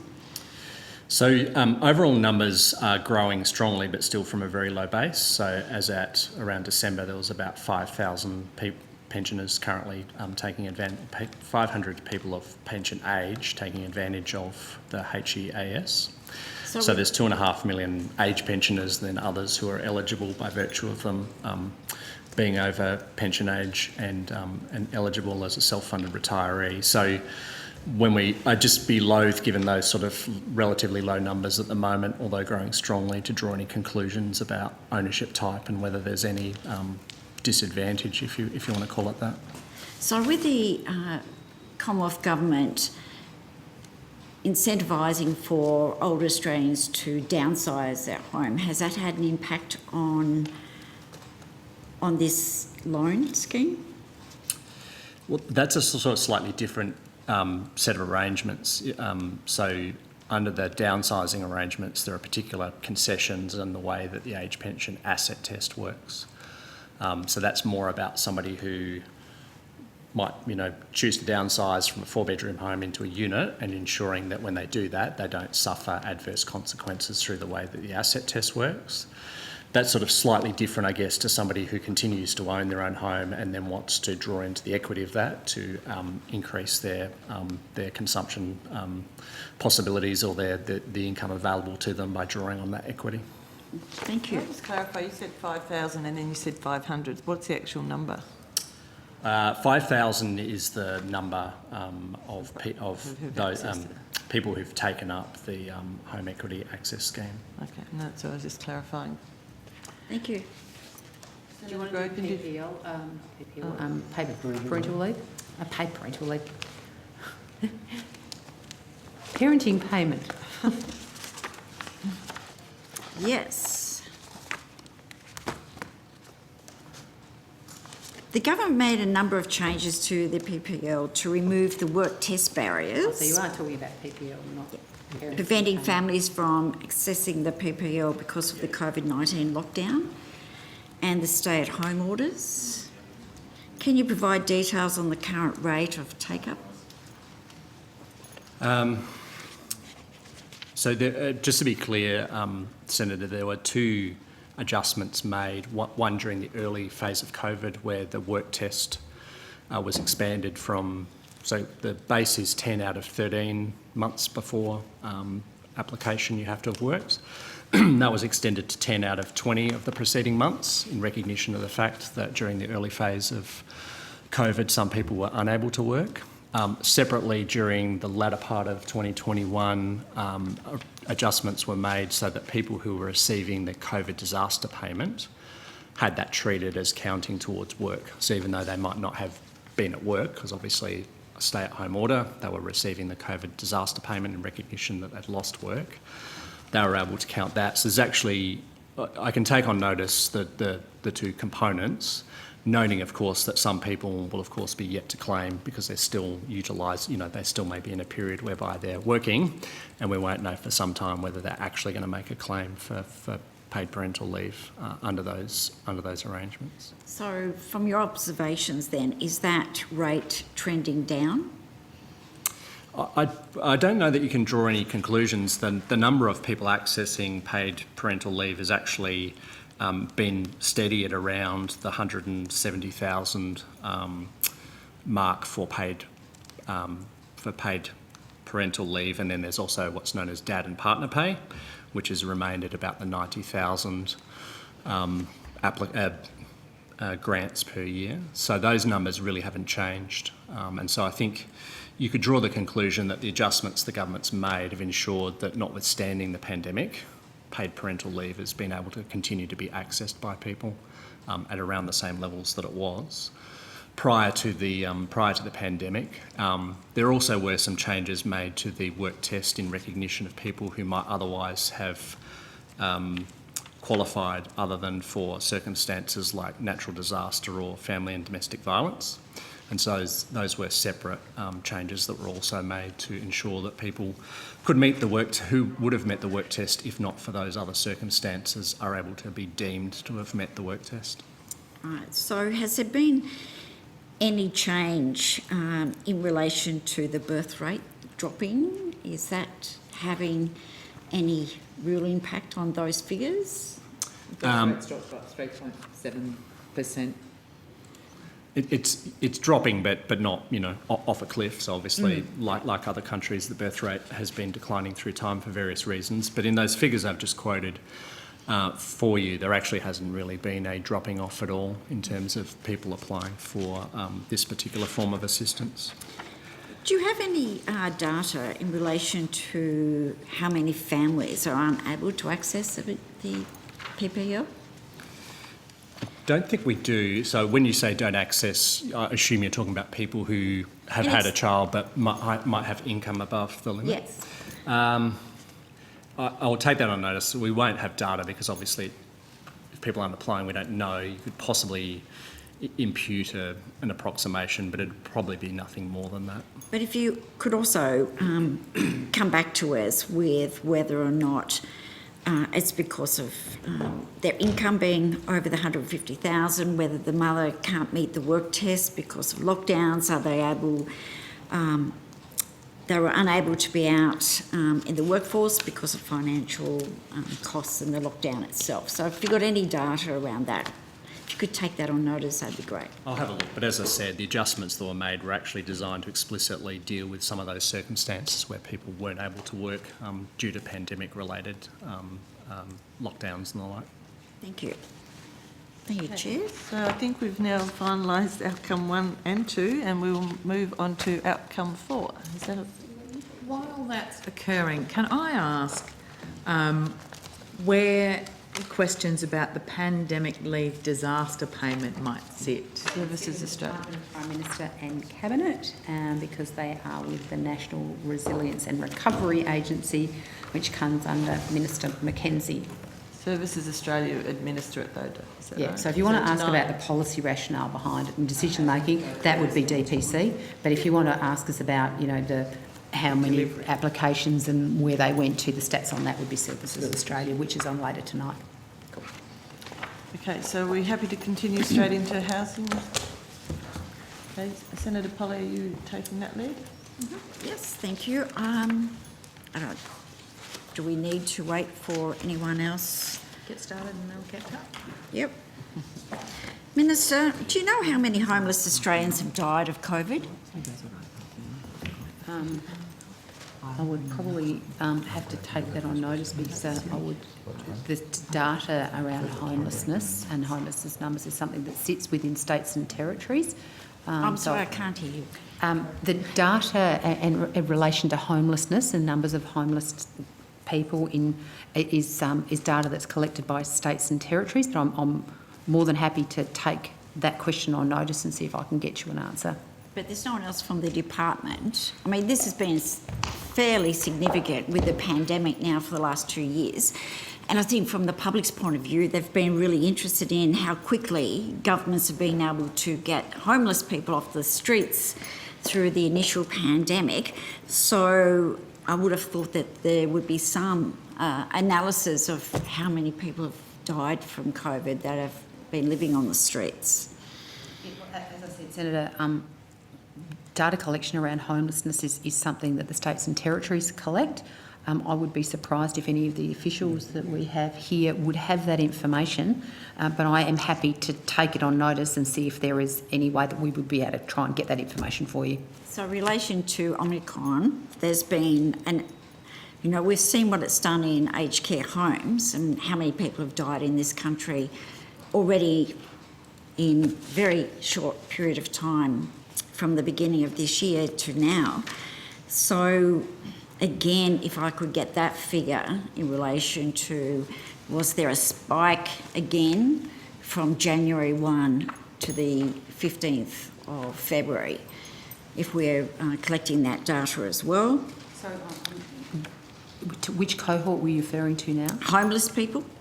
So whether it's each of the variants that have come out of COVID, we're looking for the figures of people that live on the street that have died because of COVID and Delta and Omicron. So that we can get a feel of whether or not homeless people have been impacted more and what the repercussions for that have been. Yeah, look, Senator, I think that would sort of be a combination of potentially health data and states and territories as it relates specifically to homelessness, but in terms of the mortality or the fatality rate because of the various strains would be something that the Department of Health would be more likely to have collected that data. Yeah, I mean, you could understand that it's been raised with me countless times in relation to how quickly both the Commonwealth and the state governments have worked together through this pandemic, but there's a cohort of people, and that are those who live on the streets, that have been left behind. So, well, Senator, one of the things I can say from within our portfolio more generally has been the work that we've been doing, particularly through our emergency relief providers. The many hundreds of them around Australia who support the cohort of people that you refer to, and I really would like to give a shout out to the amazing work that they've done, obviously being supported by the federal government and the state and territory governments in their various states and territories around making sure that they were wrapping those support services around people during the pandemic. They've done an amazing job. So if you could take those questions on notice, sure. As I said, we'd be we'll try. Very keen. Can I go to you, Minister? Just over 2 years ago, on the 11th of February 2020, you asked the Standing Committee on Social Policy and Legal Affairs to examine homelessness in Australia. Is that right? Got that? Why did you feel the need to make this referral? I mean, one of the things that I think I found in my role since I've been in this portfolio was, I suppose, the lack of coordination between the states and the territories and the Commonwealth around getting information on issues that often were not entirely within the jurisdiction of the federal government. And as you would be aware, through your ongoing interest in housing and homelessness, that we provide the states and territories with a sum of money every year under the National Housing and Homelessness Agreement that they are able to use to assist the people in their state or territory to address these issues. And so the reason behind and the rationale behind seeking to understand more was on the basis of trying to get a better holistic view around many issues, but that I know was one of the issues that you had a great an enduring interest in, Senator. So it would be fair to say that the inquiry into homelessness was an example of your government accepting responsibility and taking the prevalence of homelessness in Australia very seriously. So therefore, on one hand, you make a referral to the committee. On the other hand, you really, we've had that report. The final report was published in August 2021. Are you aware that the 6-month period for the government's response elapsed on the 4th of February this year? It's a matter of people, isn't it? Yeah. So one... Look, Senator, the responsibility, the specific day-to-day responsibility for this issue sits with Minister Sukkar, but what I will attempt to do over the next little while is to get you a direct response in relation to that particular issue. But you can see that you made the referral. The government says that it takes homelessness very seriously. Why hasn't the government bothered to respond to this very important and serious recommendations that were made by that committee in the final report? There's 35 recommendations made by the committee. Because your strong interest, can you advise us whether or not the government is going to intend to implement these recommendations? Well, Senator, I think probably what's worth putting on the record is the action of the federal government in supporting states and territories, particularly over the last couple of years of the pandemic. The measures that have been put in place, the additional funding that's been made available to support the states and territories through emergency relief around their homelessness services. And also the money that continues to be provided to states and territories through the National Housing and Homelessness Agreement, but also a myriad of other social services policies and funding that's made available to states and territories. So much work is ongoing. But you haven't answered the question. With all due respect, and are you able today to confirm to this committee that the government will actually be implementing those 35 recommendations? Because in those final recommendations from that report, one of the key recommendations was for the federal government to establish a 10-year national strategy on homelessness. Now, Labor, we've already committed to it. So really, it's your opportunity to put the government's intentions on the public record now. Are you going to follow through on that recommendation? Well, Senator, I think I made the comment to you on a couple of questions ago that the matter sits with Minister Sukkar, and that I would endeavour to be able to get you a response from Minister Sukkar in relation to that specific question and the broader question you asked me before. Could we get that today? Well, I will certainly try and contact Minister Sukkar. Fantastic. Now, the report titled Ending Homelessness in Australia, an Evidence and Policy Deep Dive, identifies a lack of federal government's leadership as a key roadblock to tackling homelessness, stating that, and I quote, leadership, responsibility and accountability of the federal government is lacking despite the federal government holding major levers that affect housing outcomes.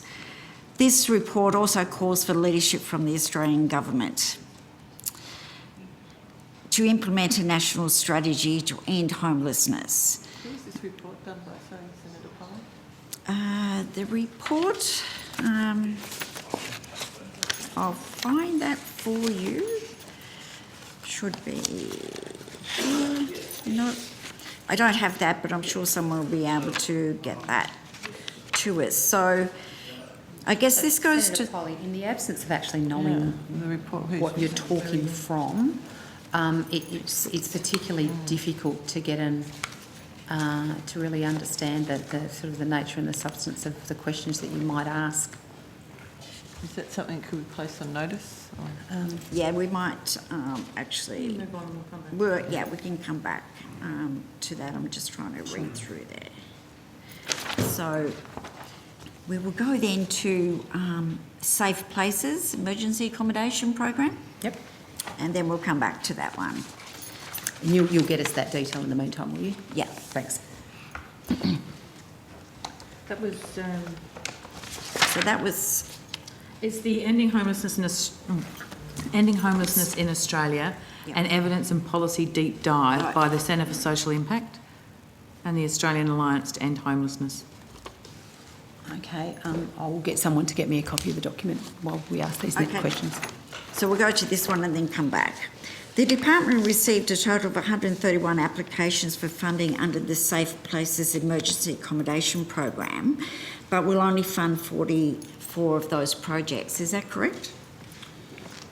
Well, Senator, we received a number of applications that were obviously assessed against a very rigorous set of guidelines, and my understanding is that all those that were deemed to be highly suitable were funded, and then so they were categorised as highly suitable, and didn't meet the requirements, and the 44 that were funded were the ones that were highly suitable or suitable. Can you provide a list of those 131 organisations? Can I take that on notice, because I'm not sure whether we are able to provide that information, but I can certainly provide you a list of the 44 that were successful.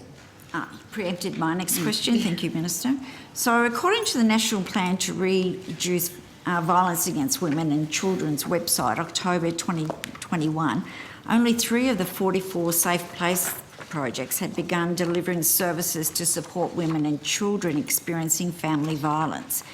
Can you please provide us with an update on how many of those 44 Safe Place projects are supporting women and children experiencing family and domestic violence today? Sure, we can. You can go, yeah, sure. Please. So, Senator, there's 5 at the moment, but And where are they? I will... There's a little bit of sensitivity about exact locations, safe places. No, so, they just meant on a South state Australian, basis. Yep. Just a state basis. In fact, I opened one in your home state of Tasmania when I was last down there. Fantastic development, really good. We're very aware of that one. Yep. So, Senator, there's one in the ACT, Open that one too. one in Queensland, one in Victoria and one in Western Australia. And there's one in Tasmania that's commenced operating, but all of the capital work's not yet complete, so there's 5 that are actually operating services. Right. Is it still anticipated that all Safe Place projects will be operational by mid-2024? Largely, I'll check on the exact timing, but because COVID did impact both directly but also indirectly through, the construction market, for instance.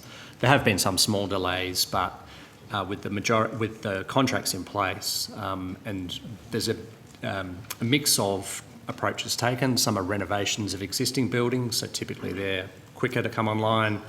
Others are rebuilds or building new. So they will all, but there's quite a few that are due to begin operating through the course of this current calendar year, that is 2022, and then continuing on into 2023. So of the 87 organisations that did not receive funding, was it because they weren't successful in demonstrating a high unmet demand in their proposed locations? Was that one of the criteria? We might, Senator, it's probably ask Mr Sloan, because there was actually a range of factors that were laid out in the grant opportunity guidelines that were taken into account when doing the assessment, that were not just about unmet demand. But Mr Sloan can step you through some of the criteria used. Thank you. Excuse me. Troy Sloan, Group Manager, Pensions, Housing and Homelessness. I think I'd like to step back just a bit, Senator. And again, it's testing my memory because it was nearly 2 years ago we went through this process. But yeah, as you said, there was about 130-ish applications. I think it was a little bit over. And of that, 66 were found suitable to fund. But those that were not found suitable to fund, it was a mixture of a couple of things. There was a small handful that were not eligible because they did not meet the the starting point, if you like, of being considered. And then between the 66 that I said were rated, again, it's roughly, I think that's right, it's been a while. Those below, those that weren't rated suitable to fund, there was, the gap between 66 to 130 odd. And basically they weren't found suitable. There's no one reason why they weren't found suitable. There's a range of reasons. And there was, from my memory, again, 4 criteria that the projects were rated against or considered against. One of those were value for money, and I've got them here. The other one was co-investment. So a feature of this program is that there's co-investment from either state governments or other partners as well, which was a factor taken. And probably the most significant factor that was drawn to my attention during the process was the immediate location of the services that were the additional services, family and domestic violence services that were needed to support the women in the crisis accommodation. There was no point building a building to enable women to have a safe place to live if the services that she needed were not available. So it was I remember that being a very strong emphasis on the decision making in terms of the criteria, was making sure those services were readily available. So as the Minister said, as I said, there was 4 criteria. Criteria 1 was to demonstrate how your approach would deliver emergency accommodation in the location. And as the Minister said, one of the sub-criteria, and I won't go through all of them, but this is an important one that the Minister pointed out, demonstrate why the site for the emergency accommodation is suitable for women and children experiencing domestic and family violence. For example, is it near public transport services such as 24-hour, 24/7 support, caseworkers, legal assistance, schools, etc. Criteria 2 was demonstrate how you will deliver accessible, appropriate and sensitive support. Criterion 3 was demonstrate how you propose emergency accommodation will deliver value for money, and that's where Mr Flavor was talking about co-investment, because it's value to money to the Commonwealth naturally. So if other money comes from either a organisation or a state government, then obviously the value to money to the Commonwealth is greater. And then the final 4th criterion was demonstrate your capacity, i.e. the organisation's capacity and capability to deliver the emergency accommodation. And so each individual project or proposal was rated against those 4 criteria, and then an overall ranking of, as I said, was given, and then people either fell above or below that line. So of those 66 that met the criteria, then only 44 was judged. So there was obviously some other criteria measured against those as well. Well, Senator, I suppose there was a funding pool, and that the projects had to fit within that funding pool. And certainly we saw that in the initial investment of around $60 million, there was 6 projects that were held over because there was decisions on whether to fund them, on how to fund them, and then additional funding was given in the following subsequent budget that allowed all those 6 projects to be funded. And I think we're currently we have 3 that have withdrawn. We're at 42 projects under this scheme because 3 projects have withdrawn because of a range of reasons, but mainly their business requirements at their end. So can you give us a figure of how many you believe will be finalised and established this year, calendar year? This calendar year. And how many in 23 and 24? I know you mentioned earlier about 2024. We expect all bar one to be done by 2024, and we hope the other one can be done by 2024. We're just in trying to finalise the funding agreement with them. As for this year, I will try and find my briefing notes, Senator, if you bear with me for 1 second.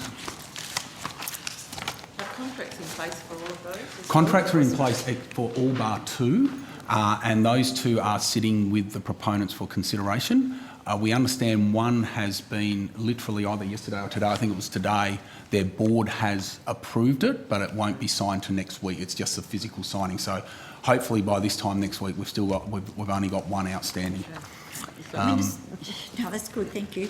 Minister, is the government going to provide further funding? Because it's obvious there's a great need in the community for this program. Well, Senator, I'm not going to announce what might or might not be in the Well, we're close to the election, so share it with us. But actually, one of the things I will put on the record, Senator Polley, has been the extraordinary financial commitment of the New South Wales government to providing crisis accommodation for women and children escaping violence in New South Wales. It was in excess of $400 million. Was announced by the New South Wales government.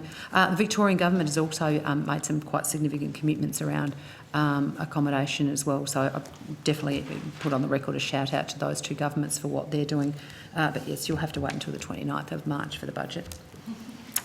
And Senator, I can have the number for you end of this financial year. It'll be on calendar year. Calendar year, sorry, apologies. This calendar year we expect 26 to be up and running, and that includes the 5 that Mr Flavel had already spoken about, so another 21 this calendar year. Can you just take it on notice then, please, to give us a breakdown state by state for the next 2 years? That'd be great. Thank you. Yep, we can do that on notice, Senator.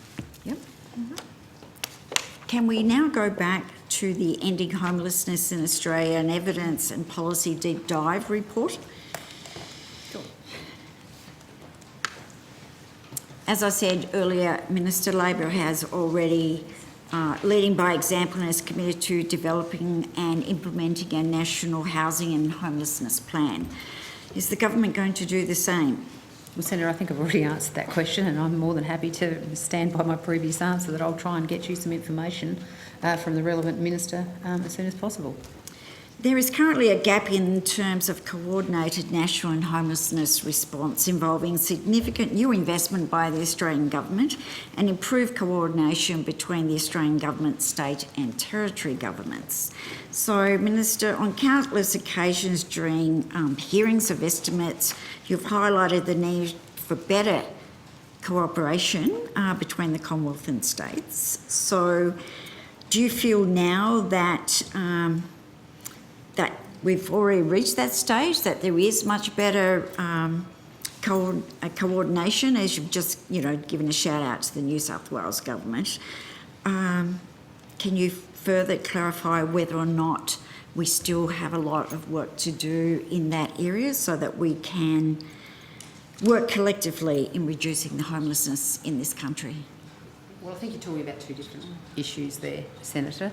The matter that we were discussing in relation to the funding that's been provided by New South Wales and Victoria was in relation to crisis accommodation for women escaping violence, which is a separate package of funding. It's a separate issue, sits under a separate minister. I have responsibility for the Safe Places program as the minister responsible for women's safety. The other issue that which you refer to, a very large proportion of the coordination that needs to occur from a federal level exists within the National Housing and Homelessness Agreement, which is an agreement that is that's struck between the Commonwealth and the states and territories of Australia around the provision of $1.6 billion every year to the states and territories to address, as the title of the agreement would suggest, housing and homelessness. Do we have enough information that's being provided by the states and territories? I would probably suggest that we don't. But obviously we provide in good faith that money to the states and territories to undertake the actions that they want to do to address this issue in their state and territory. And it's, we do not own the information, Senator, the states and territories do. So, considering, the state of our budget, the seriousness of homelessness in this country, are you surprised that people think that the federal government should be taking this issue more seriously and being more proactive? Well, Senator, I would actually dispute the fact that the federal government doesn't take the issue seriously. We do. That's why we provide every year $1.6 billion to the states and territories to support them in their actions to support homelessness and social housing. So I don't accept the premise of your question. Can the department detail whether the $35.1 million promised for 2021 and 22 under the NHHA has been delivered? I'm sorry, could you repeat that? Repeat it. Yeah, I'm not quite sure. This is the NHHA program. Yeah. There was $35.1 million promised for the 2021-22 financial year. Can you give us some details about that funding? Are you talking about the SACS funding, which is 120 odd million over the 2 years? This is the National Housing and Homeless Agreement. That's the $1.6 billion I've been talking about. And Tasmania was to receive $35.1 million. Can you? No, that's...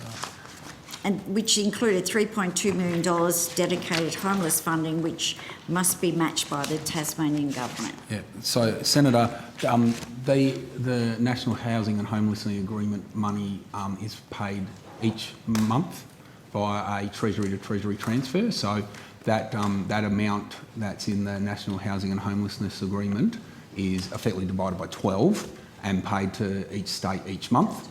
There will be a reconciliation around population shares because it's based on population shares, so there will be a time when it won't be exactly 12 divided by 12 because there will be times where money comes off or on depending if the state's population shares moved or not. So, Senator, so certainly that money is flowing and flows each month under our standard sort of Treasury to Treasury payments, which it's part of a larger transfer. There's multiple Commonwealth state transfers paid each month, and that's part of that to the state treasuries. So has Tasmania matched their $3.2 million? Yeah,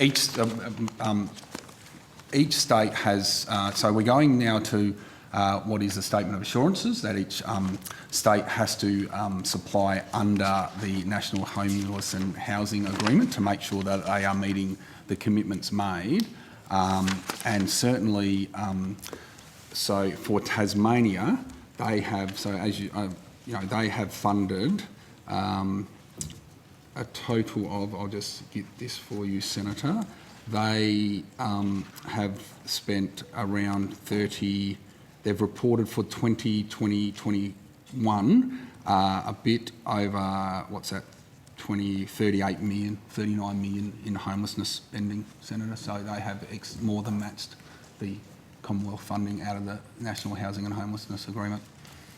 What about the Safe Places program? What's happened there? There was funding of $3.95 million under that program for organisations. You're clarifying Tasmania's figures? Yep. Yeah.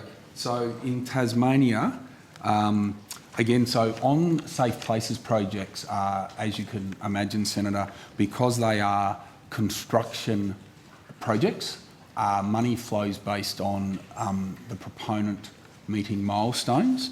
And as you are correct, that there was $3.95 million federal funding provided to Tasmanian projects. And as of 14 February, $400,000 has been funded to one project. By the end of this financial year, 30 June 2022, on current milestones, if those milestones are met by Tasmanian projects, $1.29 million will be provided to the 3 projects, so all projects in Tasmania, if they meet their current milestones that are in their forward work program. They would have all received at least one milestone payment, and it's at a total of $1.29 million by the end of this financial year. So are there any other plans in relation to address the increase in the rental market in Tasmania in terms of we've got a real shortage of social housing and our market is going through the roof, so it's getting worse. So is there anything in the pipeline to address that? I'd say there's at least two that come to the top of mind, Senator. The first one is the Hobart City deal, and part of the Hobart City deal there was a $30 million investment by the Australian government to deliver more than 100 new social houses for people on the Tasmanian social housing waiting list. That is, as of a few days ago, we've hit over 100 dwellings delivered and tenanted, which is really good news, and we've still got more dwellings to come. We also have, as I think we have discussed before, Senator Polly, under the Australian government's Forgiving Tasmanians housing debt, a number of commitments were made to use that saving of both principal and interest by the Tasmanian government to reinvest in housing and homelessness. And so what I can, and I prepared this, Senator, because I know you're interested in it and you've asked me before, as at the end of November 2021, funding attributed to the Commonwealth Tasmanian Housing Debt Waiver has provided assistance to 215 households, which include 137 new social houses completed, 32 additional places in supported accommodation, 21 households assisted to assess social housing, and 25 houses assisted to access private rental incentives.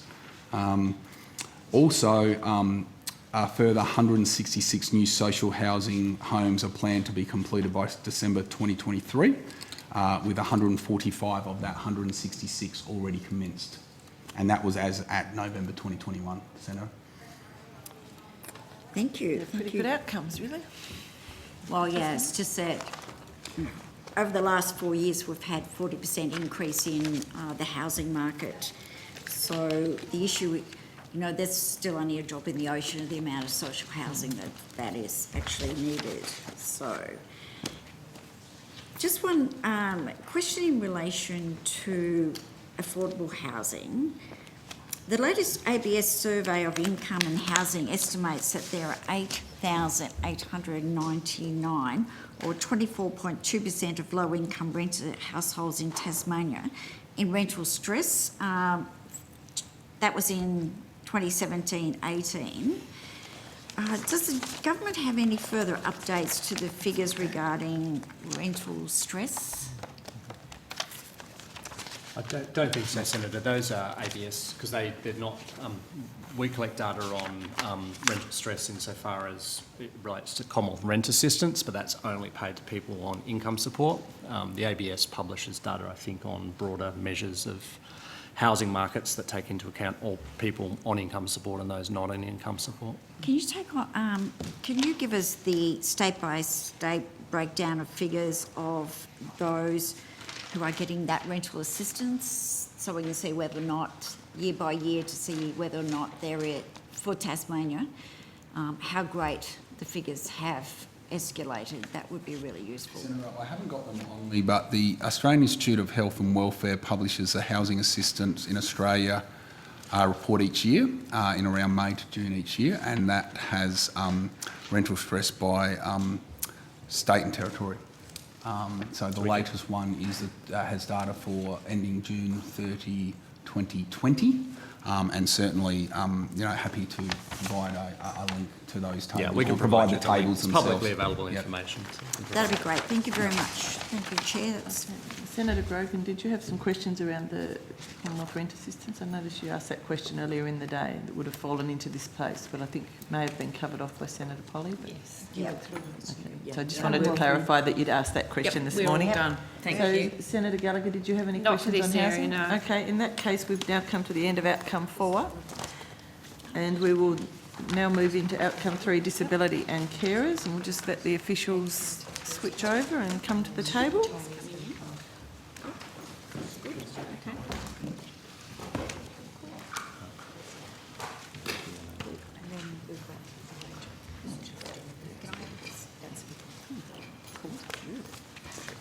Actually,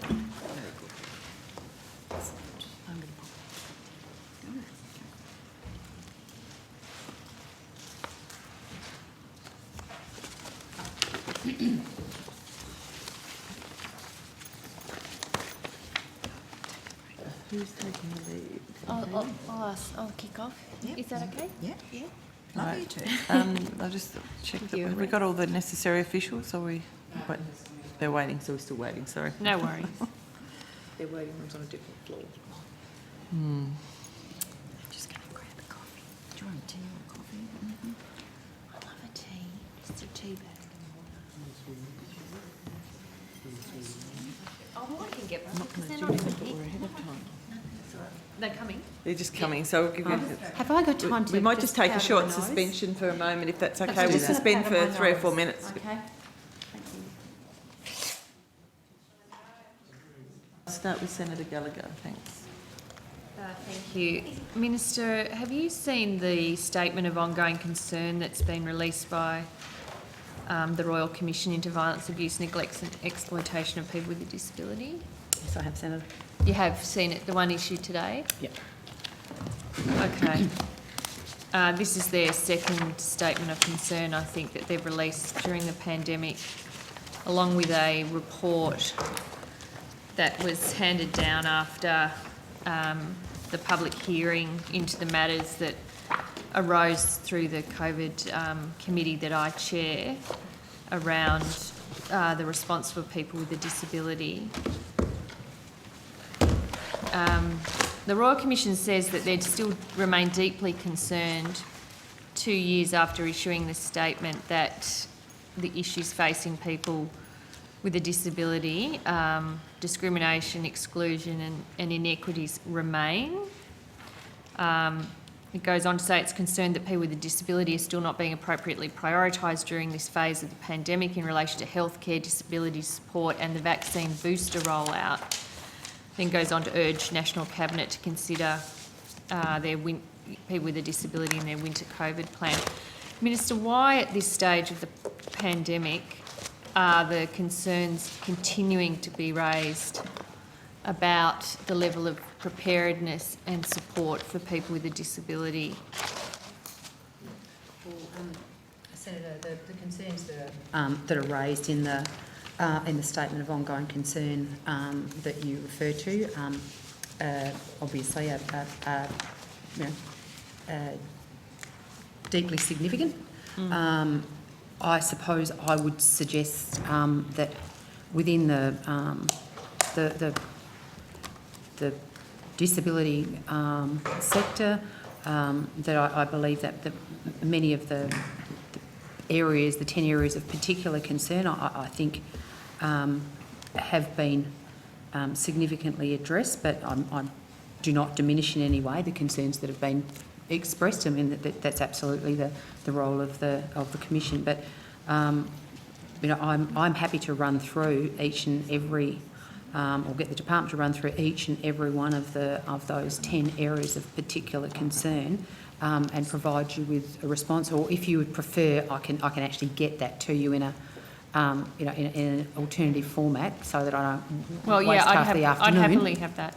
Yeah, so, but I'm more than happy to give you a detailed response to this particular statement, because as you rightly draw attention. I mean, there's some very significant matters raised in that particular document, and they warrant a response. Yeah. Okay. So your evidence is that I don't want to use the incorrect language here. I don't. But I think you said significantly addressed. So your evidence, or the government's evidence, is against these 10 areas of particular concern from the Royal Commission, you believe the government has significantly addressed all 10 of them? Well, what I said is that I believe that that there have been, significant activities that address, many of the concerns that have been raised. But I think, given the significance and the scope of what has been put on this particular statement of concerns that I haven't actually had for that long, I would really appreciate the opportunity to address them in some detail, because just at a glance, I can sort of consider some things, in relation to making sure that people who, with disability get access to boosters, as an example. I mean, I think there's a lot of complex information that sits behind how the booster program's been rolled out, the take-up level with people from disability who live with disability, and those sorts of things. And so I wouldn't want to diminish in any way the significance of the areas of concern that have been expressed in this particular document, and I'd like to actually have the opportunity to respond in detail to it. Okay. So it's the Royal Commission who doesn't routinely, it's not like they put out a weekly bulletin of their areas of concern. So this is the second one, and it builds on, I think, the report they handed down, where the government accepted 6 of the 7 recommendations in that. Can someone give me an update on those recommendations and how they've been addressed? Senator Luke Mansfield, Acting Chief Operating Officer. Mr. Mann. The first recommendation related to continuing to prioritise the vaccination of people with disability and providing opportunity for vaccination prior to easing of restrictions. Yep. With a particular focus on those in residential disability settings. So NDIS participants in residential disability settings and aged care continued to receive prioritised supported access to COVID-19 vaccines, with opportunity to receive vaccination through InReach, through disability hubs that were specifically set up for that purpose, yep, and through thousands of general community channels. The 70% 2-dose milestone that was set as part of the national plan to transition Australia's COVID-19 response for participants in residential disability settings, that 70% milestone was reached ahead of the general population in all states and in the ACT. Yeah, they were in category 1B, 1A, I think, people with a disability, so they were. They were, so yeah, it was reached ahead of the general population. For example, over 3 in 4 NDIS participants in residential disability settings had received 2 doses when the New South Wales general population hit 70% on 6 October. Vaccination rate at that time was 77.4% for NDIS participants in residential aged care, and it's since continued to rise with 88% in residential disability in New South Wales with 2 doses, and indeed 68.4% having received more than 2 doses. So people with boosters in residential care in New South Wales? Yes. Okay, do you have a national figure for that, the booster? 72.5%. 72.5%. For residential disability accommodation, and it's 86.8% for residential aged care settings. So between those, for people with a disability who are in residential NDIS aged participants in residential aged care. And what about 16 plus is 61.8%. 61? 61.8 for the broader 16 plus. Okay, so the broader, all of those NDIS different groups aged together. 16 plus. All of the other, the 281,000 NDIS participants who are 16 and older Yeah. The rate is 61.8. So it's still a bit lower. It's ahead of the national, of the general The population. general population would be what? Do you know? 59. Yeah, okay. Yeah, so it's About 2.5%. 2.5% ahead in the 16 plus broad Okay. number. And it's 13.2% ahead in residential disability accommodation and 27.5% ahead in Okay. residential aged care. In aged care, they had a target of offering a booster to anyone in residential aged care, or everyone, by the 31st of January. Was there a similar target for people who have a disability? So in relation to the InReach program, for people with disability, it is about choice and control for each participant about how they may Yeah. wish to access. And there has been a very active InReach program for disability. So at present, 85% of sites have either had InReach, 84.5% of residential disability sites have either had completed InReach. It's been confirmed with the site that the participants will be accessing or have accessed community channels, or there has been InReach scheduled. And of the InReach scheduled, most of that InReach is to occur during the remainder of February. There are some sites into March, and as you would understand, Senator, some people only became eligible for the booster dose later. So the program of InReach will continue, and there will continue to be repeat visits in disability residential settings to offer opportunities for people to get vaccinated, including primary doses where they haven't taken up that opportunity already. And Mr Mansfield, is your area coordinating this, or is it coordinating under General Fruin's task force? Under General Fruin's task force, Okay. but we're working daily with them around that. And in terms of residential disability sites, we've worked very closely with the sector, with providers. We've had weekly meetings with the peaks to absolutely reinforce the expectation of government that they would be actively working to facilitate access to vaccines for participants as early as possible. Okay. And indeed, they have taken up that opportunity. Okay. The Minister, the Royal Commission's statement of concern says that it is extremely important that National Cabinet considers measures to ensure that the health, safety and wellbeing of people with a disability are given the priority they deserve. What are you doing to make sure that that is the case when they meet to consider the winter National COVID and Influenza Preparedness Plan? What specific kind of disability focus will be brought to that meeting? Well, to a large extent, a lot of the concerns that are expressed in relation to supporting people with disability in relation to COVID often sit with Minister Reynolds under the NDIS. So I'm just wondering whether... But you have the broader policy responsibility, don't you? I do. I suppose I look after, the 4 million Australians who live with less severe disability in relation to... Because this isn't NDIS specific. It doesn't seem Senator, these comments are NDIS specific. No, not at all, Senator. And I wasn't for a minute suggesting that this particular response is only directed at NDIS. But certainly the work that has been ongoing in order to support the most vulnerable people in our community, including people with disability, has been something that has been operating through the NDIS and through Minister Reynolds' office.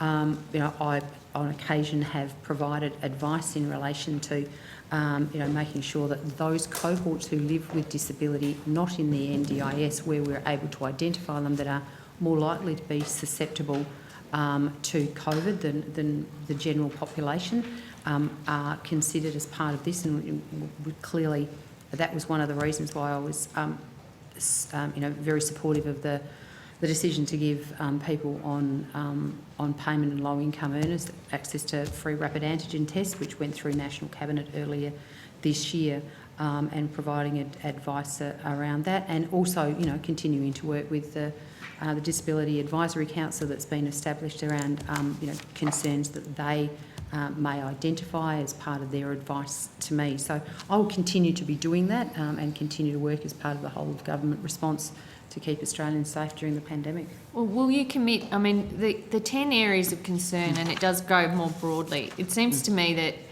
if there's General Fruin in charge of certain aspects, working with the department, there's an NDIS response, and there's your responsibilities. Perhaps this is one of the issues why the Royal Commission is saying some of the problems we've seen are still there, and we're heading into winter. We've had the Chief Health Officer tell us about a week or so ago that winter is going to be difficult. He expects another wave of Omicron, and there seems to be early signs of a reasonably bad influenza season, that these issues that are being raised around, you know, disruption to services, lack of access to essential supplies, worries about health rationing, lack of equipment, which Senator Sheldon will focus on, concerns with how to manage COVID-19 in the home, lack of adequate and meaningful consultation with the disability sector, fears of isolation,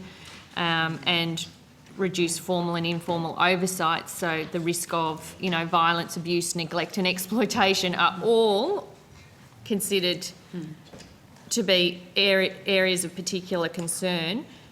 Do you commit to responding to those concerns, and also ensuring that there is a specific focus or a preparedness plan for people with a disability that National Cabinet considers as part of the winter plan?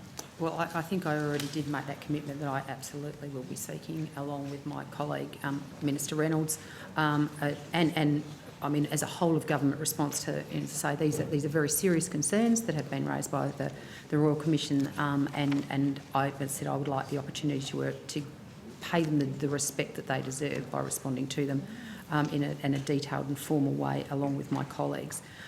In relation to National Cabinet, I certainly, it is part of my role to make sure that I continue to inform the Prime Minister and the Cabinet, along with my colleagues, around issues within the portfolio of my responsibility, and I'll absolutely commit to continue to do that, to make sure that the information that I believe needs to be available is available for the decision makers that sit around the National Cabinet table.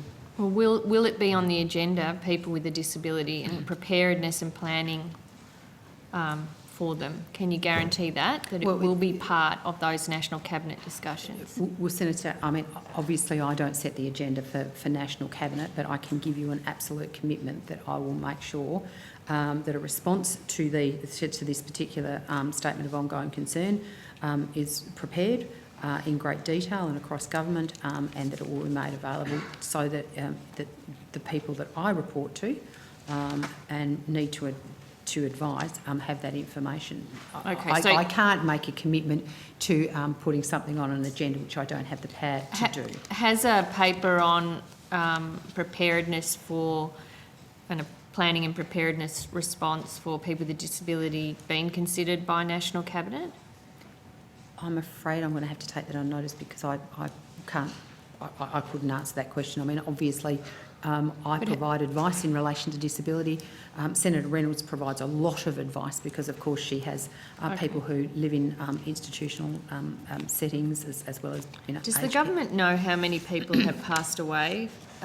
People with a disability have passed away from after contracting COVID-19?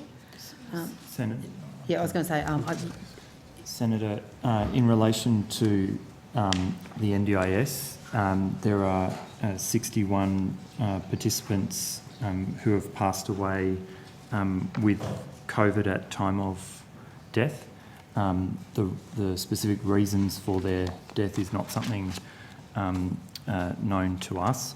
In terms of the way that information is collected, registered NDIS providers are required to report to the NDIS Commission in relation to that. And that's since the beginning of the pandemic? It is, Senator. Okay, and what other data do you have? I mean, not everybody who has a disability is an NDIS participant. So do you have an understanding of the number of people who've died? How many of those would have a disability? Senator, we wouldn't necessarily know of the 4.4 million Australians who identified, who self-identify as living with a disability. We wouldn't necessarily know when somebody passed away, whether they were one of those people that had identified as having a disability. The purpose of the people, that 4.4 million Australians, that the information that we gather, de-identified information, is to make sure that things like when we develop the Australian Disability Strategy, that we understand the broad range of supports and needs for people who live with disabilities, so we can make sure that we maximise inclusion and accessibility into the general community for them. But we would not necessarily know who they are. We merely know that they have identified through. So, okay, so is that a decision that the government has taken? Because I note there are other governments that do report COVID-related deaths of people with a disability.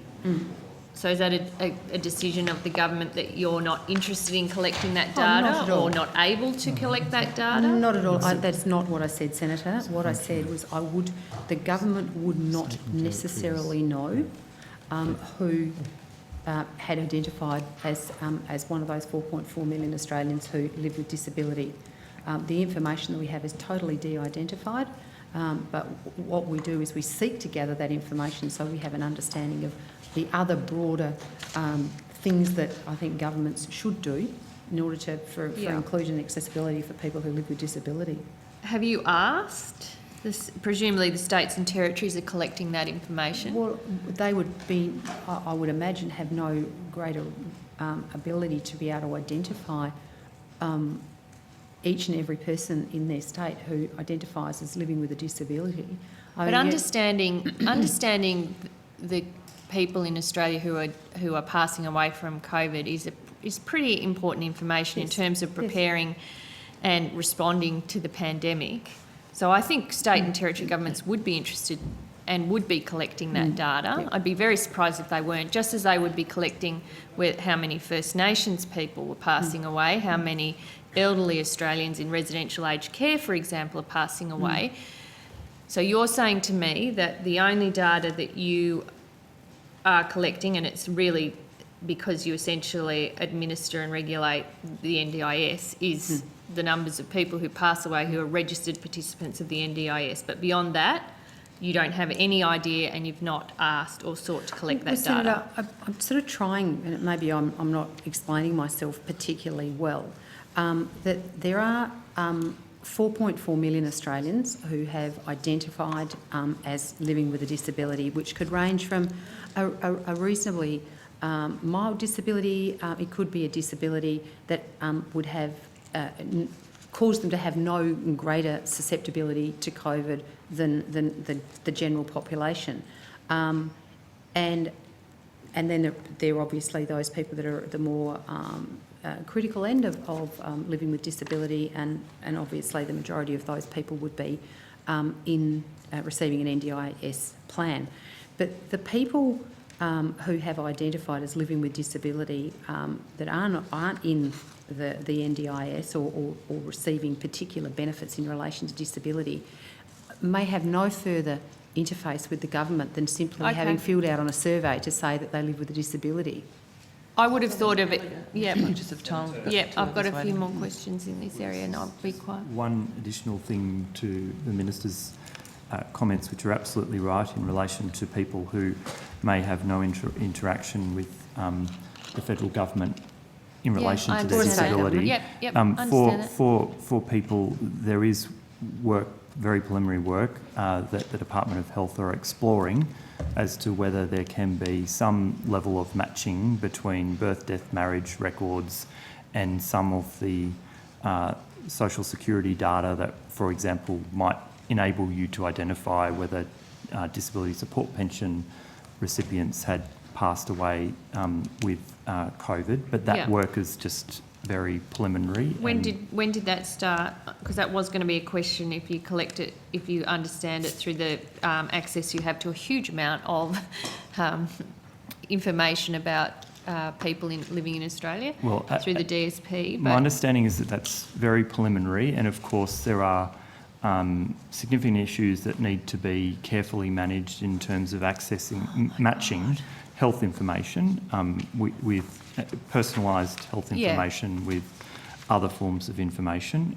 But my understanding is that there have been some preliminary discussions around that. Have you been involved in those, Mr Mansfield? I've been involved in one conversation and when was that raised. That was recently. What do we mean recently? Within the last few weeks. Okay, within the last few weeks. Is this linked to the task force that has been put together to try and collect information about people who've passed away with COVID-19 that Health have spoken about?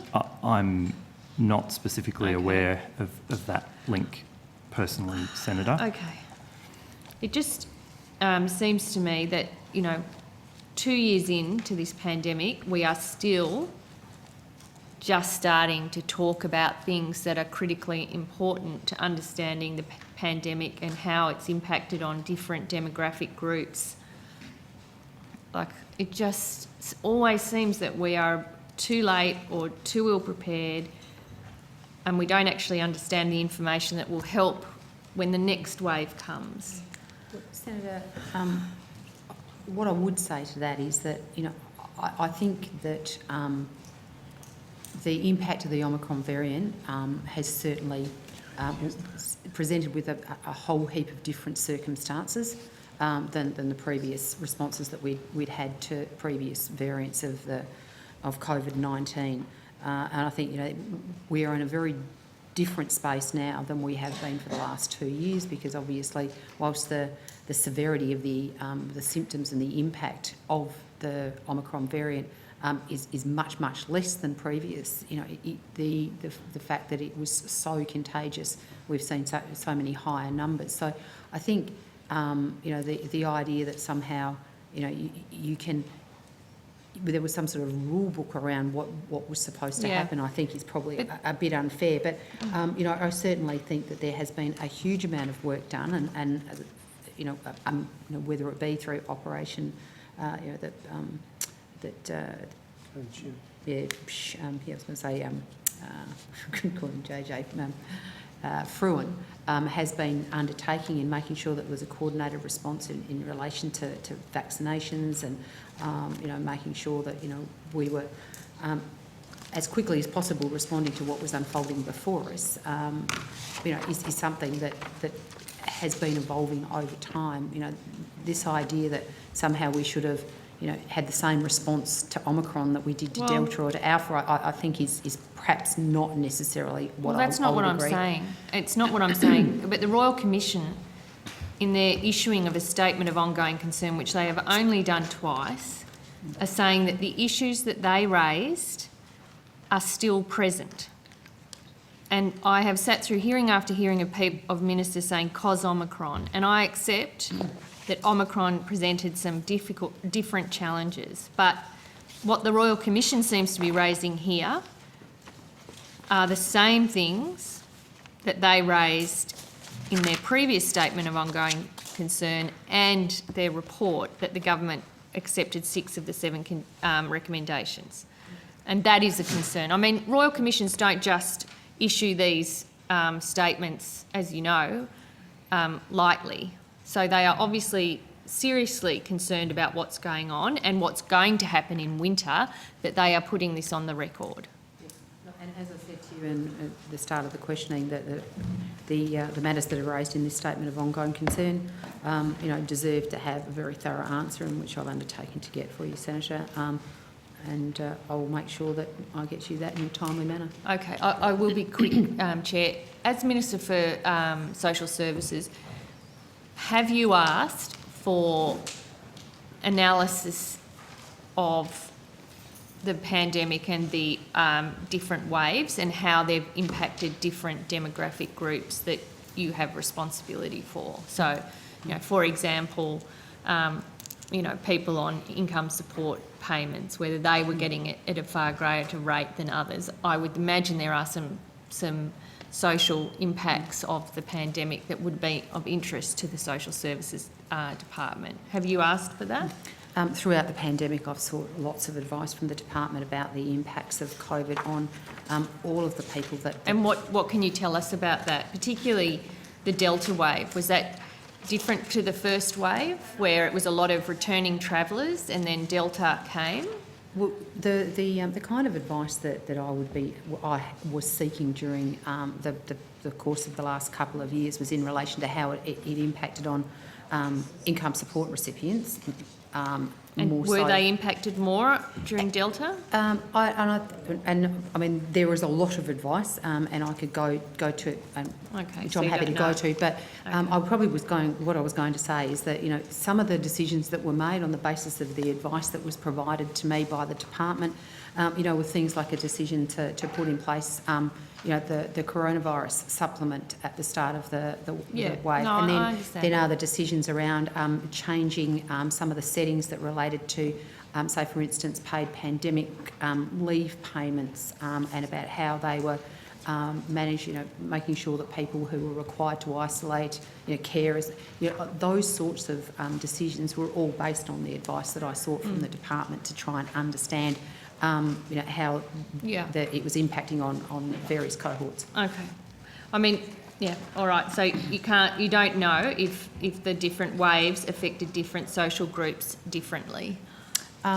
We certainly know that when you have a look at the numbers of people who were impacted by previous variants in comparison to the number of people, obviously, that were impacted by the last variant because of the level of transmissibility, certainly that led to a series of decisions that were made across the whole of government around how to respond differently to this wave than previous waves. So, it's not like there was a point in time when you got a piece of advice. It's been rolling advice for the last 2 years, and some of it, in some pretty difficult circumstances, particularly at the start of the pandemic. Okay, I'm getting the wind up from the chair. So of those 61 NDIS recipients who have passed away during the pandemic, are those participants individual participants or those who were receiving support from registered providers? That's participants where a registered provider has reported the death. Okay, so for those NDIS participants who may not be receiving services from a registered provider, you might not know about them? I might just check. Okay. Well, if you can, that would be good. I don't want to hold up the committee. And I guess this is linked. How many self-managed participants have passed away from COVID-19? Senator, Same question? Well, I was going to say it may be worthwhile for the NDIA to answer those questions. They would have a much more detailed information than we necessarily would. Again, it goes to my point of what does the policy arm know about what's happening? Do you think it's coordinated properly, the COVID response for people with a disability? Well, I have obviously sought at all times to make sure that I was, across what was going on, but, But are you the lead person for it? Are you the lead minister for the response for people with a disability? I don't know that obviously I have responsibility for the broad policy in relation to disability, but there is a very significant and important piece of disability that sits with another cabinet minister, and I think, to a large extent, the more serious concerns that have been expressed throughout the pandemic around making sure that the response for people with disability to COVID was being implemented probably sit with the people with more severe disability than so there isn't with the NDIS. Okay. Yep. So you're not in charge, essentially. Of the NDIS? No, of the COVID response for people with a disability. So I the have Minister for certainly- Aged Care, Health and Aged Care is in charge of people with aged care, including those getting home care packages and residential aged care. I'm trying to understand who is in charge and what department is in charge of coordinating and ensuring there's proper planning and preparedness for people with a disability, or is your evidence that it's split across a number of departments. So General Fruin does a bit, the NDIS does a bit, and then presumably you do a bit as well. Well, I think there are some very complex interactions that exist and have existed for the last 2 years, whether it be, Just who's in charge? Who is in charge? I mean, the Because response that seems to be what the Royal Commission is trying to say. The response to COVID has largely been led by Health, Senator. Okay. And what we have sought to do as agencies that have significant, I'm trying to use the right word, in terms of responsibility for policy around, in my case and in Senator Reynolds' case around disability, is to make sure that the information that organisations like the AHPPC have, so that they can be well informed in relation to decisions that they're taking to make sure that people with disability are factored into those decisions. But the central agency in relation to the response to COVID is the Department. And that might be part of the problem here. That might be why we're continuing to get statements of ongoing concern from the Royal Commission. Thank you. I'll finish. I'll go to Senator Steele-John next.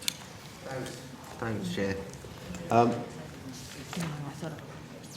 By the way, Minister, and good to see you, and you are right in the evidence that you just gave.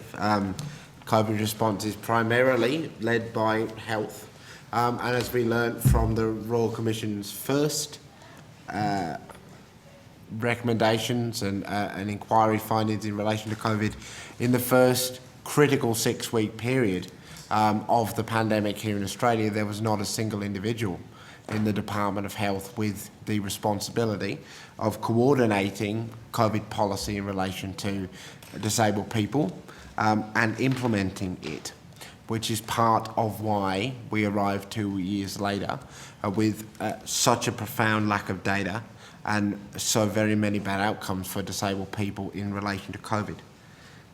Let me pick up, though, on this question of data, because it is very, very important. And there are some members of departments here that may journey with me and with other senators into the COVID committee often, and I ask a similar question each time in relation to how many disabled people have died from COVID-19 in Australia. And for the last 2 years I've been asking that question, and for the last 2 years I've been having the response that you just gave to other senators in relation to, well, Senator, we can only give you the number of disabled people who are NDIS participants who died with COVID, and let us get back to you, we're doing some work around the DSP. Now, for your benefit, for your department's benefit, and indeed for the benefit of other senators participating in this committee today, let me just illustrate for you why that's a problem, right? We're 2 years into this thing, and if I, as a disabled person, and I think everybody in this room would have recognised me as a disabled person, if I die of COVID-19 next week, very possible. I'm immunocompromised, I've reduced lung capacity, I have cerebral palsy. If I die of COVID-19 next week, I will not be counted by the Australian government as a person that died of COVID-19 because I'm not an NDIS participant. If my friend, who is an autistic person, who has not chosen to participate in the NDIS scheme and is not themselves a DSP recipient, they will not be counted as a disabled person who died of COVID. And of one of the fathers of my very good friends, who is a quadriplegic, who is 67, and therefore was 67 at the time of the implementation of the scheme, therefore is not eligible for the scheme, dies of COVID, as they are likely to do should they catch it, given their various comorbidities. They will not be counted by the Australian government as a disabled person who died of COVID, which denies the government access, whatever side of politics you're on, to data which speaks to the extent of the problem, the extent of the challenge faced by COVID-19 by disabled people. And there is a growing feeling of desperation in the disability community in relation to the prevention of harm and the prevention of death, but the very least this government could have done 2 years in would have been to ensure that if we did die that if we did die, we would be counted. And that is not currently the case 2 years in, where it is the case in other countries. That is not acceptable, and I've not heard a single piece of evidence from you so far today speaking to the comprehensive action you are taking to remedy that problem beyond DSP recipients, which are only, again, a fraction of the disabled people that exist in Australia. Is that really acceptable to you, Minister? Well, Senator, you know, there's a lot of stuff to unpack in what you've just said, and I acknowledge, obviously, you live every day with the challenges that you've just outlined in relation to your greater level of susceptibility should you catch COVID, and so I feel a bit bad having my mask off talking to you, but at least we're a long way apart. But you know, Senator. I think what I've tried to focus on in my role around disability was to make sure that we were responding to the risks that were associated to all of the people in Australia, depending on where we were in the waves of the various variants of COVID that have impacted on our country and the world so severely. I hear what you're saying around. The counting of people, in terms of who they are and what their particular, status might be going through this process. But and I'm more than happy to take offline, some of the things that you've just raised around, people who aren't in the NDIS, who aren't, who may well have succumbed to COVID-19.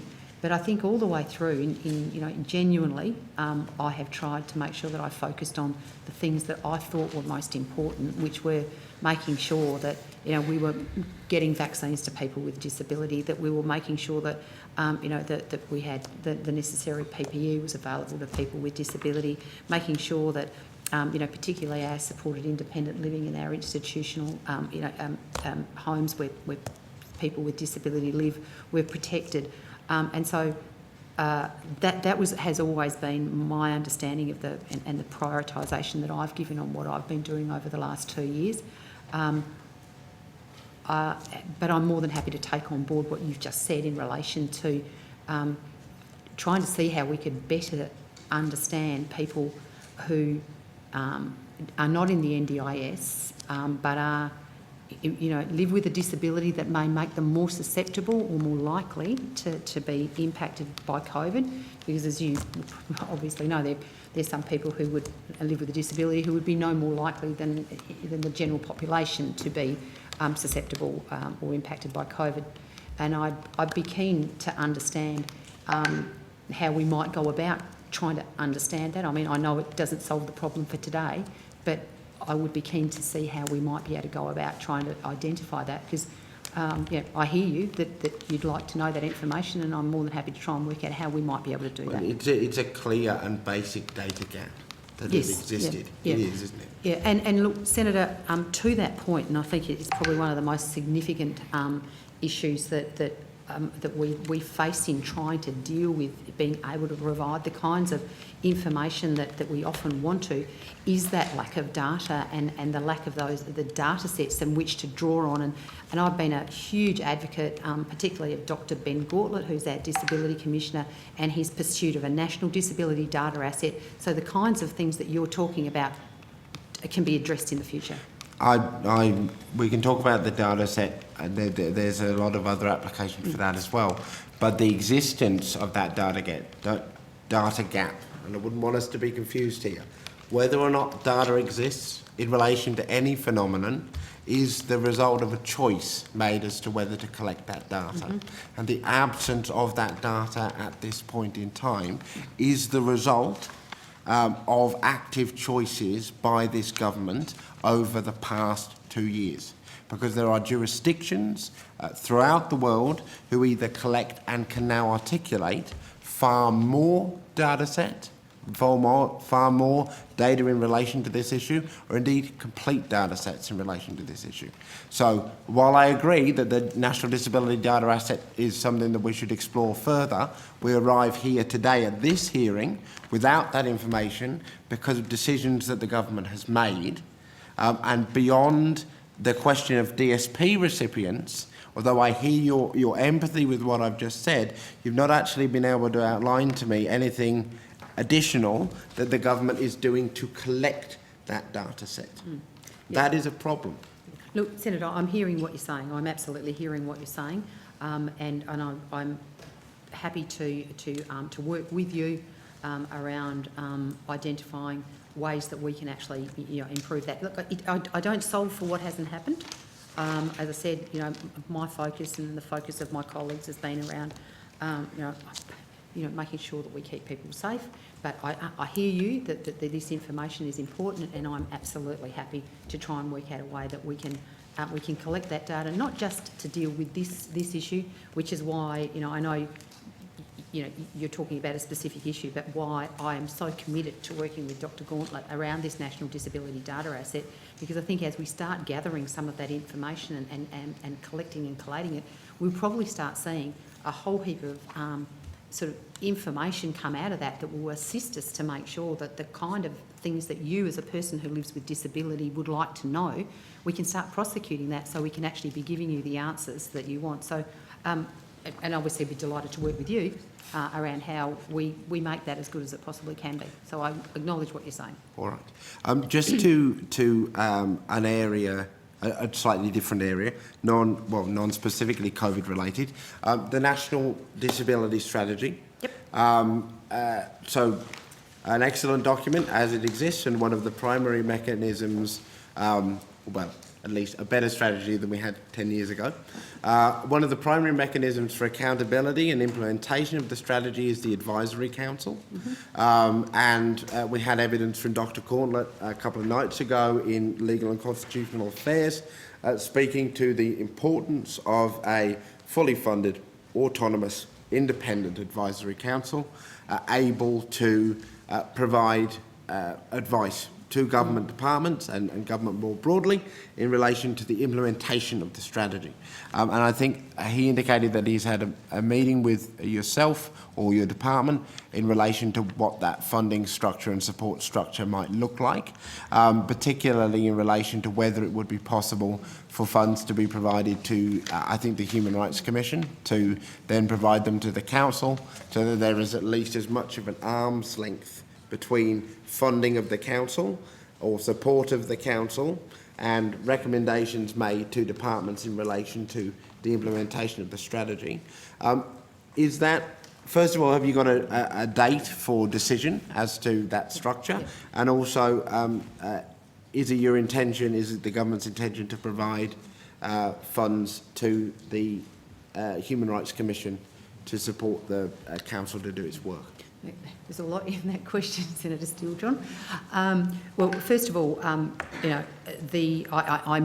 meet with Dr. Gauntlet often, and the frank and fearless advice that he's provided to me over the last 3 years since I've been the Minister for Social Services has been absolutely invaluable. I think he is. I can't thank him enough for the time that he's invested in helping me understand the complexities of the issues that sit around disability. So I'd like that on the record. Dr. Gauntlet has provided me with a submission in relation to some of the things that he would like to see the Advisory Council undertake. I've been working through those to make sure that, particularly in the first instance, in the first year, that the thing that I'm really, really keen to do is to make sure that the targeted action plans that exist within the Australia's Disability Strategy are absolutely delivered. And I concur entirely about being able for the Advisory Council to actually be able to say and hold not just the federal government but state and territory governments to account on the delivery of those targeted action plans that have been contained in that document. So absolutely focused on making sure that's the case. More broadly around making sure that Dr Gauntlet is resourced to be able to undertake his role is super important. And, you know, I know that I've been working with the agency to make sure that the resources are available to him to do that. I would like to continue to have some further discussions with him around how that might work, which is something that I gave an undertaking to him when I spoke to him recently, so that we can make sure that we get this absolutely as right as possible, because the advice that he provides me, which is either his advice as the Disability Royal Commissioner, but also as the chair of this advisory group, you know, is super important. I want to make sure that I get the structure right so that he can continue to be providing that sort of advice, but at the same time doing the job that in terms of the implementation of Australia's disability strategy, which was one of the very core functions of that advisory group. Minister, do you feel that regardless of, and this is, the National Disability Strategy will have to live beyond the life of multiple governments, probably of many political persuasions, and you know it should be non-partisan in its support.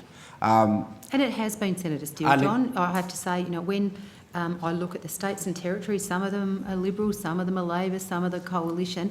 Every single state and territory have been unbelievably committed to this goal. There was no politics played in the development of that strategy. And one of the things that the disability community and the disabled people desperately need from this strategy is for it to be actioned, and for this council to be able to speak frankly and fearlessly should government take action that might undermine the goals of the strategy. Now, living as it will beyond the term of many parliaments, there will be many mistakes made by governments of all persuasions in relation to disability policy. I can guarantee it. And one of the guardrails against that can well be this council, if it is able to speak in that capacity. One of my concerns, and it is not necessarily in relation to you, it's a structural concern, is that if the council is being funded and resourced by the Department of Social Services, for instance, that then creates the potential for a structural conflict in relation to speaking, particularly on questions of policy being advocated by the Department of Social Services. So I'm wondering, do you agree with that characterisation? And if so, is putting, whether or not putting in you put the money with the Human Rights Commission, there are other organs that could potentially do it. Is it your intention to fund the council potentially through a department process, or find a more independent method? Well, Senator, I think the really fundamental point that goes to what you're saying is making sure that we get the structure right. I would absolutely agree with you that is really important, that what the structure is, how it operates, it reflects the purpose of the Advisory Council, and that is to make sure that Australia's disability strategy is implemented, and all of us who have actions that we've committed to under that plan, that they're delivered. So I completely agree with you that getting that structure right is really important. What I'm saying to you is that I still believe that that I would like to have further conversations with Dr Gauntlet, and I've had many and super constructive ones, that I would like to continue that conversation with him. You know, I think it would almost be disrespectful for me to be coming in here and actually making decisions that about things that I was suggesting I was going to do without, first of all, Dr Gauntlet and I having had that discussion and agreed to the appropriateness of that structure. And timeline, timeline for conclusion? Like when do you hope to make a decision? Look, I'd like to make a decision, you know, like really soon, because you know, obviously, you know, this plan is about to roll out. And I want to make sure that, particularly, and in the first instance, that we've got those initial targeted actions that we want that advisory council to analyse. Dr Gauntlet also is very keen about undertaking some further research and to the National Disability Data Asset. You know, another huge project that he's agreed to take on for us, which is, you know, the man works the job of 10 people in terms of the output in this area. So there's a lot of things that we need to decide how we're going to prioritise and the like. And so, respectfully, I'll work with Dr Gauntlet as quickly as possible so that we can make sure we get all of these things moving, because they're just so important. Okay, thank you. Thank you. Now, we have got further questions in program 3.1 before we go to the NDIS and the NDIA. So when we come back after the break, we'll continue in program 3.1. I think that's the agreement from my ALP colleagues. So we'll now suspend until 4:50 and come back after the break.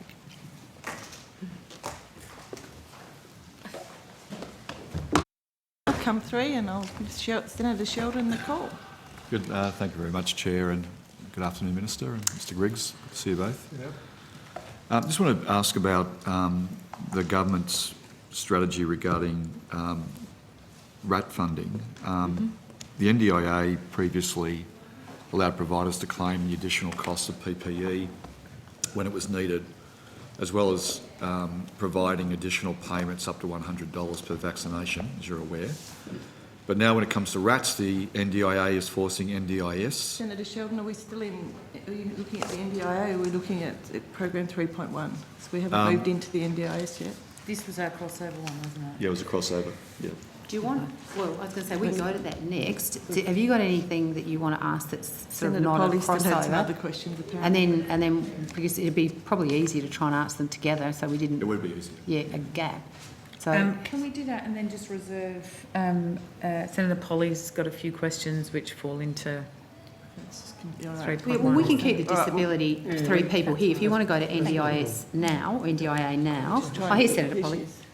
We're just trying to tidy up program 3.1 before we move into the NDIS, because we then have to. Yeah, thanks, Chair. Okay, sorry. So we'll go to Senator Polly if that's okay. Yeah, thank you very much. My questions relate to Tasmanian disability providers. So, how many service providers have raised concerns or complaints about access to the cost of RATs?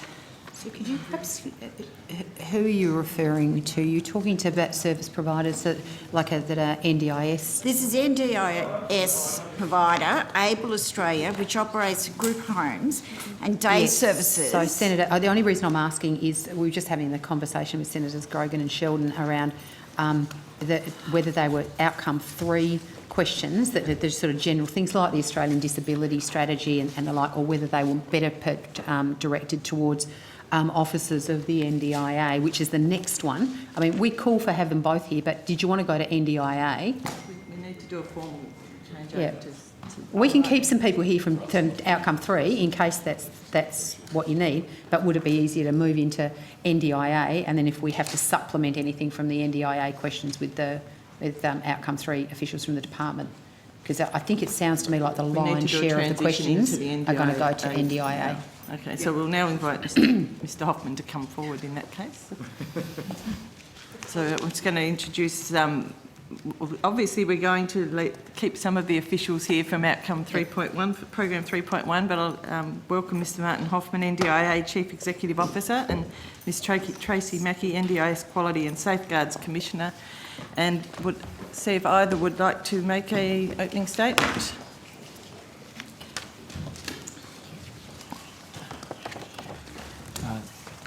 Good afternoon, Madam Chair and Senators. Martin Hoffman, Chief Executive Officer, NDIA. No thank you, no opening statement from the agency this afternoon. Ms Mackie, would you like to make an opening statement or not? Thank you, Senator. I'm Tracy Mackie, the incoming Commissioner. Welcome. Thank you. I don't wish to make an opening statement. Okay, not a problem. In that case, we will now revert to where we started earlier and go back to probably Senator Polly. Okay. Okay. So we can now ask the questions about Able Australia. Fire away and we'll... How many service providers have raised concerns or complained about access to or the cost of RATs from Tasmania?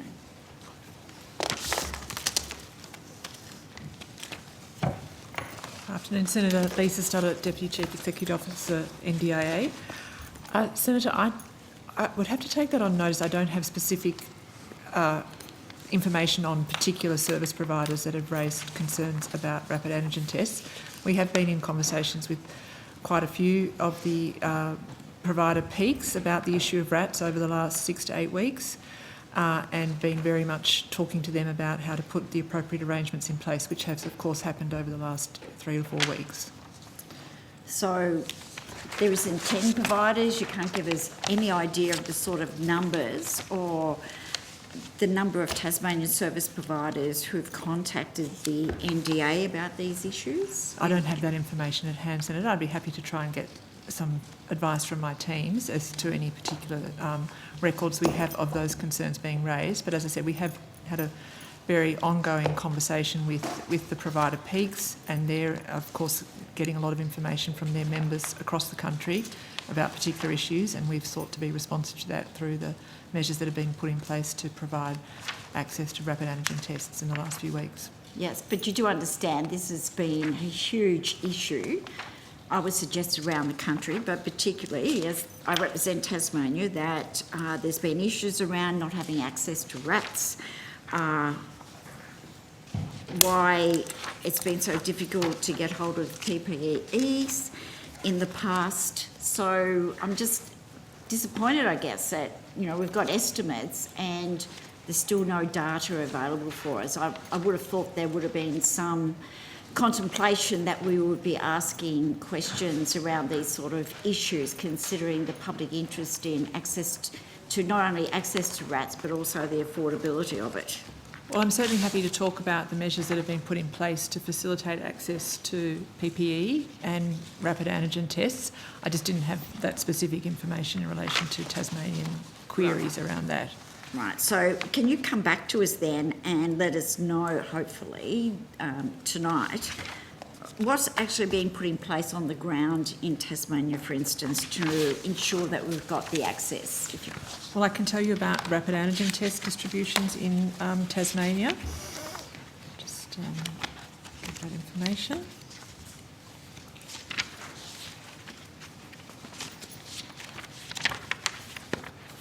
So on the 4th of February, the Minister announced that we would be doing a distribution of 1.2 million rapid antigen tests across the country to SIL providers that have 3 or more participants, and that has happened over the last 2 weeks, and then we will be continuing that distribution of rapid antigen tests going forward for the next few months to enable providers to have enough rapid antigen tests on hand for the participants and workforce that they have to do regular testing as recommended by the AHPPC. And for Tasmania, I can say that we've distributed rapid antigen tests to 27 SIL providers supporting 602 participants, an estimated 2,408 workers. So that's been to date, well, it's going to be about approximately 6,000 tests a week that will be distributed in Tasmania. 6,000 a week. Would you be able to then take on notice and give us a breakdown for each of the states? I can do that. I have that information here if you would like that. That'd be good, thank you. So for the ACT, we are distributing rapid antigen tests to 23 SIL providers, supporting 340 participants, 1,360 workers, at a rate of about 3,500 a week. New South Wales, 255 SIL providers, 7,118 participants, an estimated 28,472 workers, and working out at 72,540 tests per week. Northern Territory, 23 SIL providers, 298 participants, 1,192 workers at 3,100 tests per week. Queensland, 179 SIL providers, 2,584 participants, 10,336 workers, 26,820 rapid antigen tests per week. South Australia, 65 SIL providers, 1,569 participants, 6,276 workers at 16,000 tests a week. Victoria, 101 SIL providers, 4,154 participants, 16,616 workers at 42,000 tests per week. And Western Australia, 55 SIL providers, 1,802 participants, 7,208 workers and 18,360 rapid antigen tests per week. I should say, Senator, and I already gave you the data for Tasmania, that the estimates for workers are based on an algorithm we've got about how many workers you would expect would be supporting the number of NDIS participants we know are present, so they're estimates. And the numbers per week, we're not distributing every week, but that would be what the estimated amount per week would be as we do 2 or 3 weekly shipments as they become available. Since the announcement was made, how much of the participants' funding has been expended on RATs since that announcement was made that their funding could be used to purchase RATs? So, Senator, we won't have that data yet because those payments will only be starting to come through in the current time. So we won't have that for some weeks, if not a couple of months, before we can get some visibility of that expenditure. So did you perform some modelling to be able to make this assumption about the use and how many would be required as part of this announcement? Yes, so the modelling we're doing is based on we know the number of NDIS participants in each jurisdiction. We know the number of NDIS participants being supported with supported independent living in their plans. We have an estimate of the number of workers that support in each participant. And of course we use the advice from the AHPPC as to how many tests would be used in a SIL setting for prevention of COVID outbreaks, so preemptive testing. But then there's also a supply in place should there be an outbreak for use to test workers and participants to ensure supports can continue to be delivered safely. So was there a dollar figure that you can put on of how much you, in that modelling, was able to come up with a figure of how much of that funding was going to be used on RATs? Of participant funding? Yes. I would have to take that on notice, Senator. I mean, obviously, there'd be a lot of assumptions that we'd have to build into that modelling in terms of different pandemic situation across the country, what we expect, what participants would be getting through the distribution to DSP participants that are free through the pharmacies, to be supplemented by the supplies that we've been able to distribute through the SIL providers. So it'd be a complex model, but we could certainly have a look at what we are expecting that to cost out of participants' plans, which I think is your question. Sorry, yes, but in the... Senator, if I could just to add to that answer from my colleague, the distribution that she went through state by state of those thousands of tests, that is not charged to participant plans. That is additional expenditure in the NDIS scheme, but not debited to participant plans. It is separate on top. It's in addition to It's in addition that. to, So yes. they're not going to be disadvantaged by having to pay for the It rates. has no impact on their plans, no. Sorry if I didn't make that clear. That was very helpful. Thank you very much. I think my time will go over to Senator Sheldon. Good, thanks very much. Good to see you too, Mr. Hoffman and Dr. Schubert. Thank you, Senator. Thank you. The NDIA previously allowed providers to claim the additional costs of PPE when it was needed, and was also providing additional payments, as we know, up to $100 per vaccination. But now when it comes to RATs, the NDIA is forcing NDIS participants to dip into their own support funding to pay for them, or workers have to buy their own for every shift, particularly support workers. So can you explain to me why are the RATs any different from the other unforeseen test costs for COVID? Well, Senator, as I explained just then, we are doing the distribution of RATs to SIL providers, and they are fully funded, so that's not coming out of participant plans or being directly billed to the NDIA by participants, because we recognise the supply constraints and that it was a more efficient and assured way of helping participants and the workforce that support them by making that distribution preemptively to their settings. So all the registered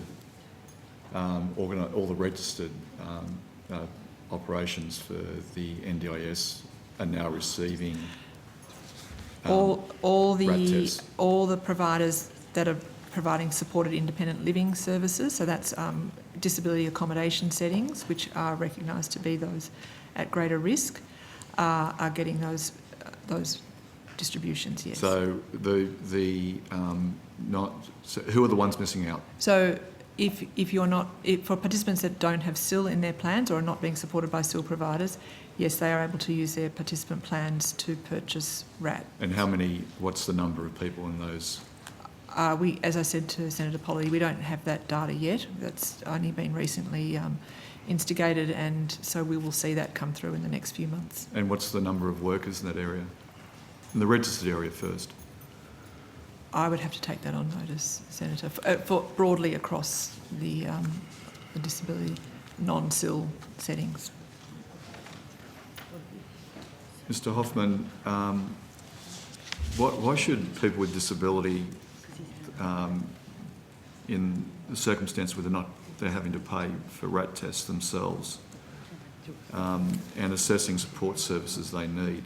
And there's been a series of concerns raised by, in the most recent article that of consequence that I have seen is the 24th of January by Mr. Luke Henricus Gnomes.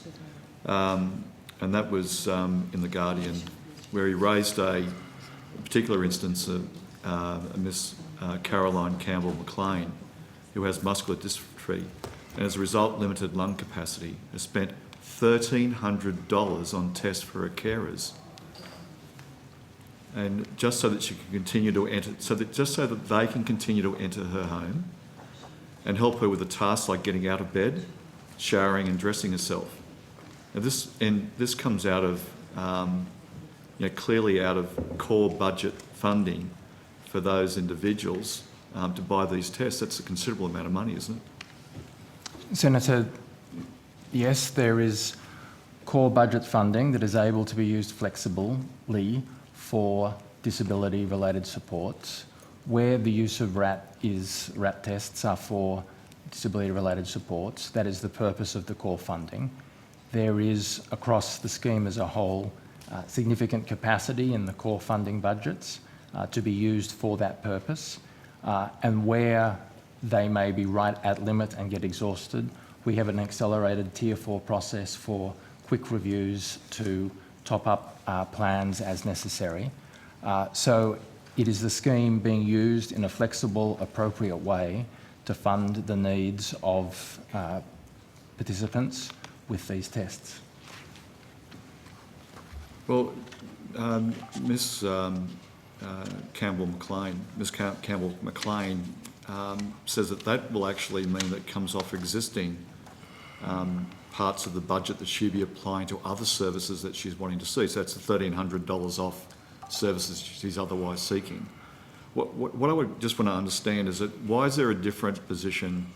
I know there's different circumstances people are residing in, but why is there a fundamental different position when RATs have to be used by workers going into whether it be a single home or whether it be going into a group situation, that RATs have to be used? When that's the common factor, that's the critical common factor. I mean, if it wasn't important or it wasn't necessary to use RATs, then we wouldn't be using it in single homes, would we? So, Senator, as I've explained, that's the core funding is there and able to be used flexibly.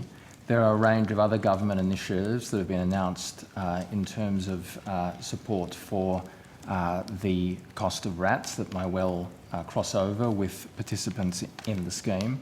And we've also increased the overhead allowance in respect of disability support worker cost model for providers' additional costs, to cover some of these respects. So there's been a range of actions that we have taken, the government has taken, that cover these sorts of issues, not just in SIL settings, which are the higher risk ones, but across the board.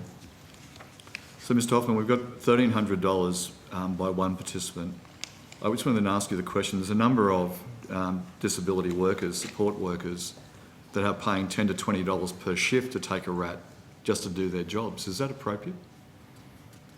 Senator, I'm not aware of that, or best placed to comment in terms of the employment arrangements there. Certainly, the agency is not suggesting that workers have to make their own costs or pay their own RATs in order to do their job. But the relationship between them and their employer, in that sense, is something that the agency is not involved in.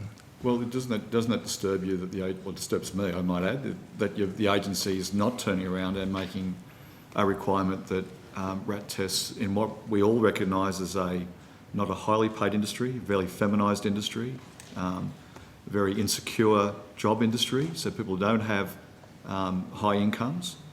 $10 to $20 is a considerable amount of money just to leave it to the vagaries of the market, because what's happening is that I keep getting reported to me, and that is that workers are paying, along with some participants are paying, and other places workers are paying because there is no government support. Whilst on the other hand, on the flip side, if they had have got PPE, they could claim that additional costs under the NDIA previously, and as I understand, the additional payments of up to $100 per vaccination. Now there's RATs, and there is no support. Doesn't it seem inconsistent if we want to keep it safe, healthy, secure, and people protected as much as possible, and risk manage this rather than leaving it to the vagaries of the market? Well, Senator, I'm not aware of the specific examples and the specific individual employment situations of all the workers, some of who will be individuals, effectively in their own businesses. Others will be employees. As I mentioned, we've adjusted the disability support worker cost model to allow for increased overheads. The actual engagement between the employer and their employees, I'm not dismissing that. I'm just saying it's not a question for the agency.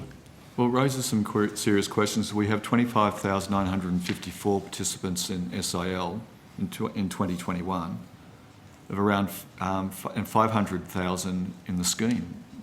Like, there's a lot of people missing out in getting support. There's a lot of workers missing out. I want to just turn to another question, because there isn't an answer on the $10 to $20. People are still having to cop it.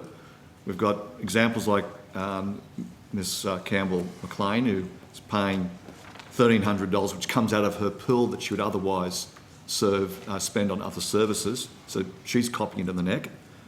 I want to go this additional question. Is it correct that last week the NDIS Commission wrote to registered providers requiring them to provide detailed information on the vaccination status of their workers? Senator, that may be a question for the Commission. Thank you.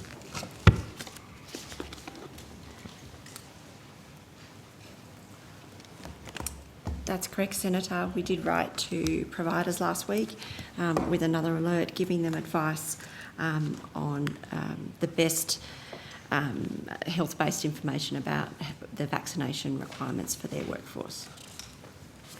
So was the NDIS Commission only auditing the vaccination of workers from registered providers when there are thousands of unregistered providers and workers providing close and personal support services in the NDIS each day? So we've provided, since the beginning of the pandemic, more than 150 alerts to providers across the full disability spectrum. Some of those alerts have been targeted. For example, we put out an alert this morning that was just for WA providers because it's the first time things have ramped up in that particular jurisdiction. So there's a mix of alerts that go to all providers, as well as that we have coverage of, as well as targeted alerts depending on the particular information that we're seeking to share. So how many unregistered providers have you got an assessment of how many unregistered providers there are? I don't have an assessment. I don't think Ms Taylor does either. Just hand to my colleague. So sorry, it's going to be musical chairs. Yeah, it might be a little bit. Yeah, thanks for that. Appreciate it.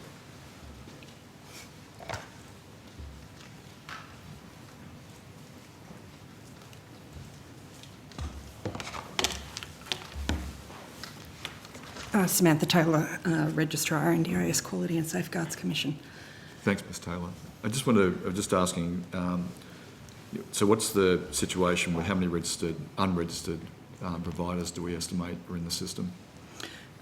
Senator, I think we've had this conversation in previous estimates where I've given advice that really the number of unregistered providers is determined by those that are engaged by NDIS participants who self-manage or are plan managed and select their own workers or the providers that they would like to work with that may or may not be registered.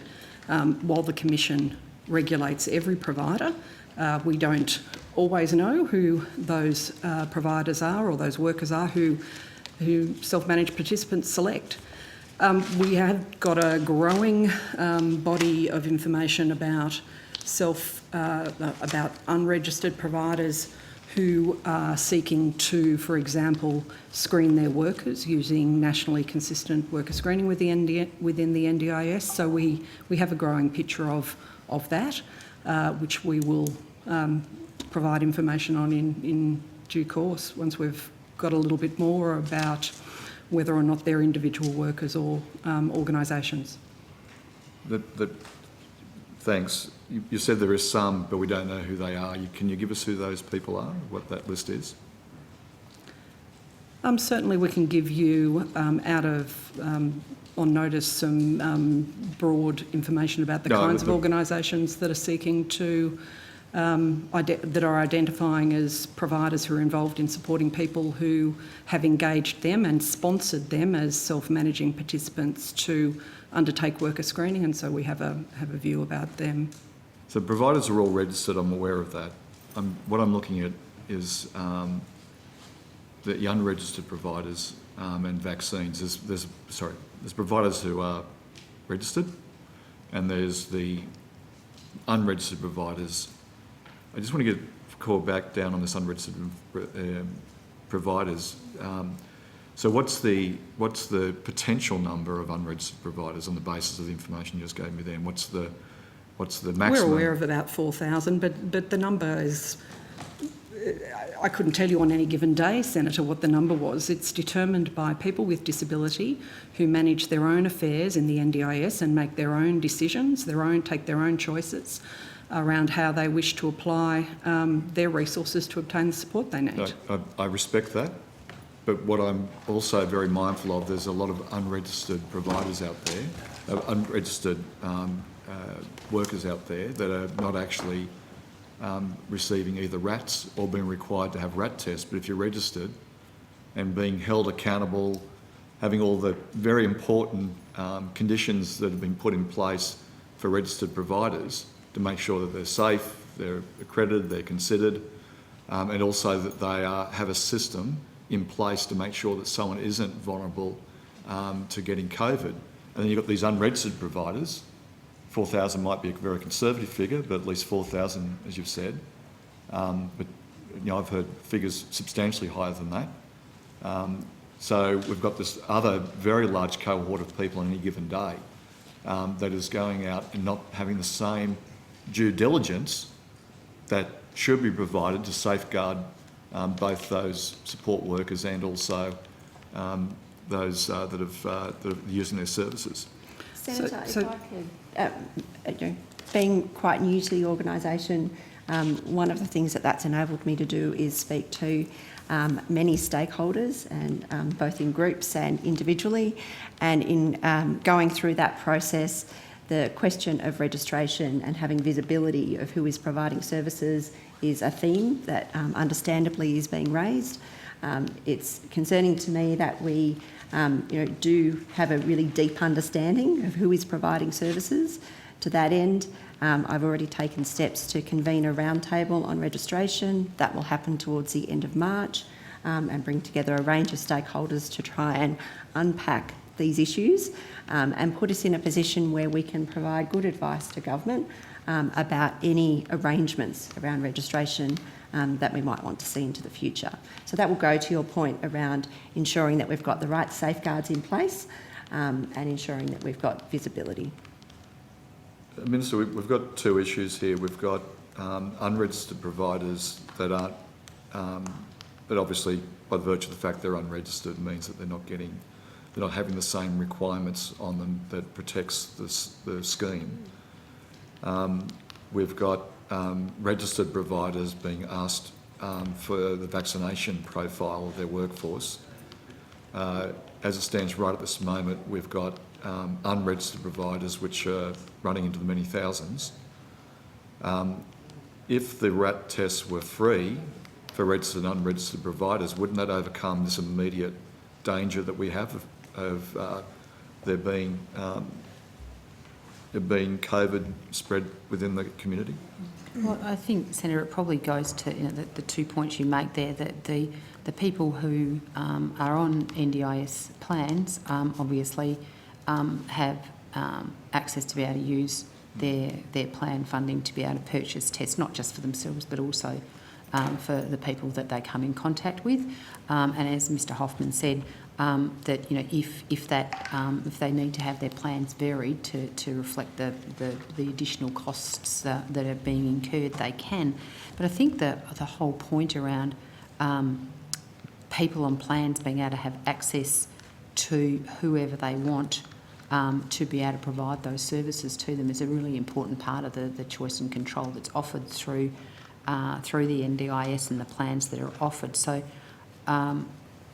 I think what we've done, and I stand corrected if Mr Hoffman, I'm not being correct here, that they have attempted to put in place where they can the supports for NDIS participants, but still allowing NDIS participants the choice and control about who they are using to provide the services that they need without interfering with that process. I'm not suggesting the line of questions that we interfere with that process, Minister, and you've raised and many raised that very valid point about some aspects of the system. But what I'm raising about is the virtue of the fact of unregistered providers not receiving RATs and exposing people to a potentially and logically dangerous situation. In a low-income industry, spending $10 to $20 if people are providing their own RATs is substantial. Somebody taking $1,300 out of their funding is substantial. So I just want to know how many people are providing, the department of course, how many people are providing support services to people with a disability who are unregistered and unvaccinated? Do we know the answer to that? Senator, I would add to what I've already said that the obligation to be vaccinated while providing disability support services is contained within public health orders, and that doesn't stop us regulating issues where it might come to our attention where, for example, a self-managing participant might be concerned that their worker refuses, for example, to reveal whether or not they're vaccinated. We can still act on that information and we can still follow up with that worker. So there are a significant number of levers that we can still use to support self-managing participants where they choose to use people that they have selected themselves and who are not registered, to make sure that we're checking that they are meeting their obligations under public health orders to be vaccinated where that's a requirement. Thank you, Ms Taylor. I just want to then know how many people are providing support services to people with a disability who are unregistered and unvaccinated. That's my question. And Senator, just to add to what Ms Taylor said, Is that answering my question? I certainly hope so. Oh, so do I, for all our sakes. You never know your luck. The state and territory health orders apply to disability support workers in terms of them being vaccinated, regardless of their commission status as being registered or unregistered. So to the extent that the states and territories who have responsibility for health orders have mandated that disability support workers must be vaccinated to do their job, that applies regardless of being registered or unregistered for the purposes of the commission. That is correct. And yes, and how is you're responsible for the overarching performance? You've asked registered operators, which also have requirements under those same state regulations, as I understand. But what the same regulations that apply to registered and unregistered by those states, you've rightly, in my view, ask the registered operators about, are there people vaccinated? You are doing a check for a good reason, and all the strength of the fact you're doing it. But the fact is you're not doing it for unregistered. Either the logic here is it makes sense to do it for registered, which I agree with, but why doesn't it make sense to do it for the unregistered? That's what I can't be So in clear the on. context of unregistered, we do provide advice and strong suggestions to people who are self-managing to check that the workers they choose have that vaccination status. And to come to us if they've got issues with that. I mean, this is about the choice and control of the participants. We've provided advice, as the Commissioner referred to, across the whole of the disability sector and community, including to participants, about what the expectations and indeed the law is on this to support them in being safe. And Senator, I'd just also add that these are state and territory health orders. Therefore, the states and territories have the regulatory responsibility. As you said, yes, the Commission is going further in terms of the registered providers that we know. We've also had communications with participants, so they know that their workers should be vaccinated under state and territory health orders and can ask for that. And that action obviously applies to both registered and unregistered. So that's the way the balance of responsibilities works and applies here. Well, can I just go to a slightly different question to the same subject? If someone wants to spend a few dollars on a beer, the worker providing the drink must have a responsible service of alcohol certificate and is expected to actively assess the buyer's state of intoxication and make decisions about whether to provide the service or employ harm minimisation strategies. So they've done some training and they are expected to make proactive assessments when providing that service. And if they fail to adhere to that, they can face thousands of dollars in penalties. But in the NDIS, unregistered service providers are governed by nothing more than a code of conduct published on your website. Is that correct? Well, Senator, the policy that created the Commission and indeed the Code of Conduct was subject to years of consultation with people with disability and with the industry. And the code itself was crafted with deep input from the disability community. There was a strong view in the formulation of this regulatory model that the rights of people with disability would be best served by having choice and control and enabling those people with disability who chose to use anyone they wished to be able to do so. The code is there to protect and support people who make those choices, and the Commission is there to serve their needs where they need additional assistance when things don't go the way that they required them to go. That's the model. As the Commissioner said, though, there have been, since the Commission was established and the NDIS Act amended in 2017 to enshrine these arrangements, that there have been a lot of views expressed about this particular issue, and she has rightly moved to explore those issues, with the principal issue being to maintain the rights of people with disability in the scheme to have the choice and the control over their own arrangements where they've chosen to do so.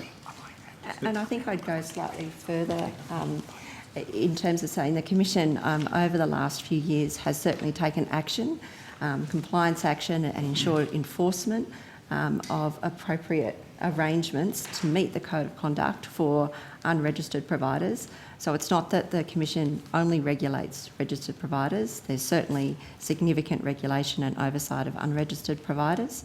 And in fact, there are a number of activities, particularly campaigns targeted at participants to encourage them to tell us about what's happening with their provider, regardless of their status of being a registered provider, an individual, an organisation, and we'll continue to do that to make sure that we do have full oversight and coverage and are able to take action when it's required. As Ms Taylor said, I do want to explore the issue around registered and unregistered. I think in some regards that's become more of an issue than actually figuring out how can we best use all of our regulatory levers to have the full quality and safeguards that we need across the whole scheme. So I want to take the conversation back there by dealing with the unregistered versus registered issue. And there are a whole range of other issues sitting in terms of registration that need to be explored as Watt and you're tapping into some of them in terms of that. I've just got a couple, just Okay, winding up to the Senator, end, towards the end. We're trying to fit Senator Watt in for him. One of the things that struck me in the question, you were just answering about the registered and unregistered, and you're saying that all the things you're doing are unregistered, but you can't tell me how many people are unregistered. So how do you know whether it's successful, whether it's working, whether it's being applied properly? Like, isn't it disturbing that it doesn't appear that there is a way of actually measuring what is going on and whether it's actually fulfilling the aims of what's on the website about what the voluntary code of practice is? And if you applied what was at the registered area to the unregistered area in support, including free rat tests, then we wouldn't have this problem, would we? I think there are a number of issues that you've put together there in that question, but in terms of whether or not we have the appropriate oversight, the code is the standard, whether or not you're registered or unregistered. So that's the basis upon which, if you like, we're providing the oversight and regulating the system, regardless of who the provider is. So there is that standard across for all. There isn't a difference there. In terms of your question about the data, I think that's a different one. That's about what we have access to, what information we collect, and that will be one of the issues that we need to explore around registered and unregistered as we go forward. And it's a perfectly good issue for us to get a better understanding of and to be able to be in a position to understand what data we need to best provide that oversight and assurance to participants. This may be my final question, probably Mr. Hoffman.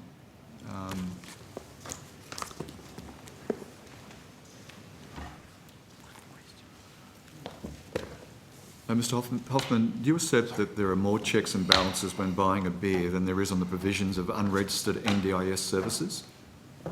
No, Senator. So how is it that the absence of oversight is acceptable in a program fully funded and regulated by the government? Senator, I don't accept there's an absence of oversight. So how can you enforce the code if you don't know who's subject to it? Well, the code, the enforcement power is actually the Commission's, and I'll let the Commissioner answer. Thank you. But I stand by the answers I gave to the questions you asked to me before. Thank you, Commissioner. You're very good, all of you, looking up and down like that. Appreciate it. So as my colleague Mr Hoffman's indicated, the Commission has responsibility in terms of that oversight. I also don't agree with that statement that you've put forward, and I think I've just, in my previous answer, indicated the oversight abilities that we do have, and certainly happy to talk through all of the actions that we have taken across both registered and unregistered over the last few years, and the actions that are underway in both of those spaces that are targeted towards individual operators, as well as the systemic changes that we want to see in the sector to ensure quality. Thank you, Ms McKay. So how do you enforce the code if you don't know who is subject to it? So just like anyone in the sector, any participant, anyone who is involved with that participant, including family members, advocates, carers, they can all advise us through our complaints mechanism about where there might be an issue, and we will appropriately then take it through the regulatory process, some of which ends up in the space of compliance and enforcement, most of which sits in the space of us being able to resolve things between the provider and the participant. So we're agnostic in terms of when we get a complaint, whether or not it's registered or unregistered, we still run through the process that we would for anyone coming through the door. But you don't know the people that, but you, just finally, you don't know the people that are actually, the amount of people, the breadth of people that are involved that are covered by the code in the unregistered area. So anyone who is receiving funds through a participant from the NDIA as part of a package is subject to the code. So So that is that they are the full range of providers, whether or not they're individually registered or they're an organisation. They are all covered by the code. Just a quick question. It's only a very small, like it's a quick one. Does every We've gone person for receiving 32 NDIS minutes funding so far. get a copy of the code?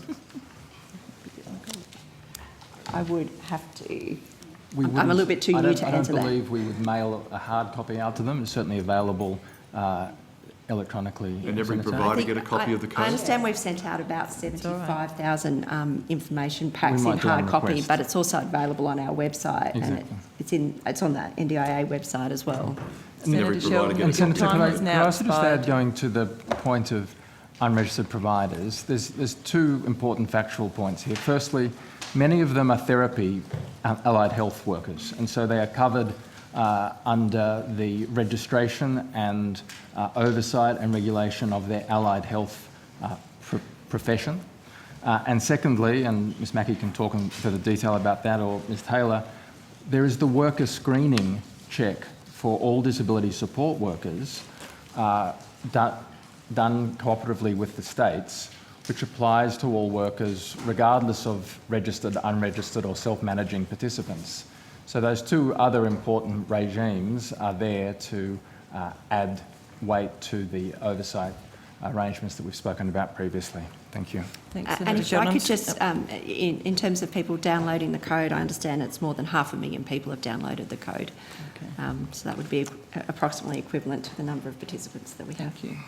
I'm going to go to Senator Hughes briefly for a quick question, and then we'll go to Senator Watt. Thank you. I just want a point of a clarification after Senator Sheldon's line of questioning, which is in line with what we've heard in previous estimates. The Labor Party designed the NDIS originally with both registered and unregistered providers, correct? Mr Hoffman?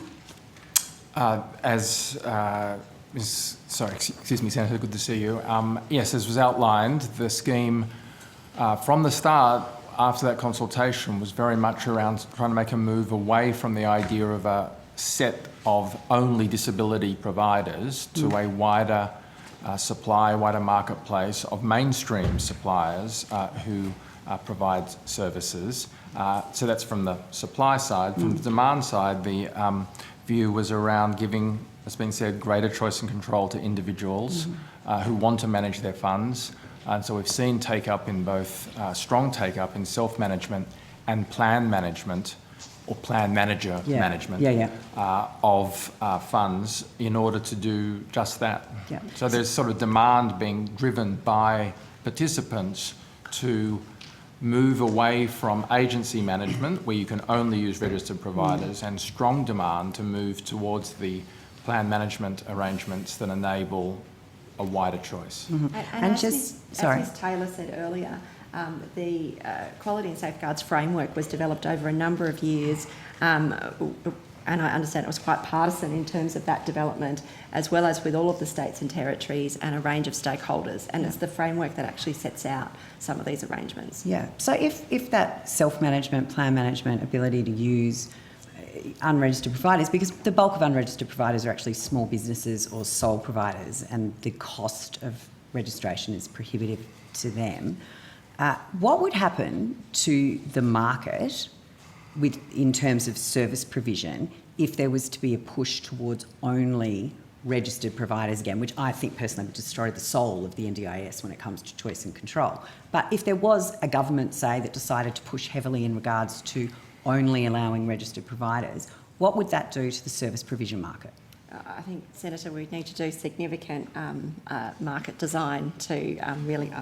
It's not going to boost it though, is it? It's not going to make it more easy to get services. It would certainly, there would be a lot of assumptions and interdependencies around the way in which that was established, but certainly the cost of regulation is something that small business has indicated to us can be prohibitive, so you could make assumptions around the impact So of a that. thin market might become razor thin.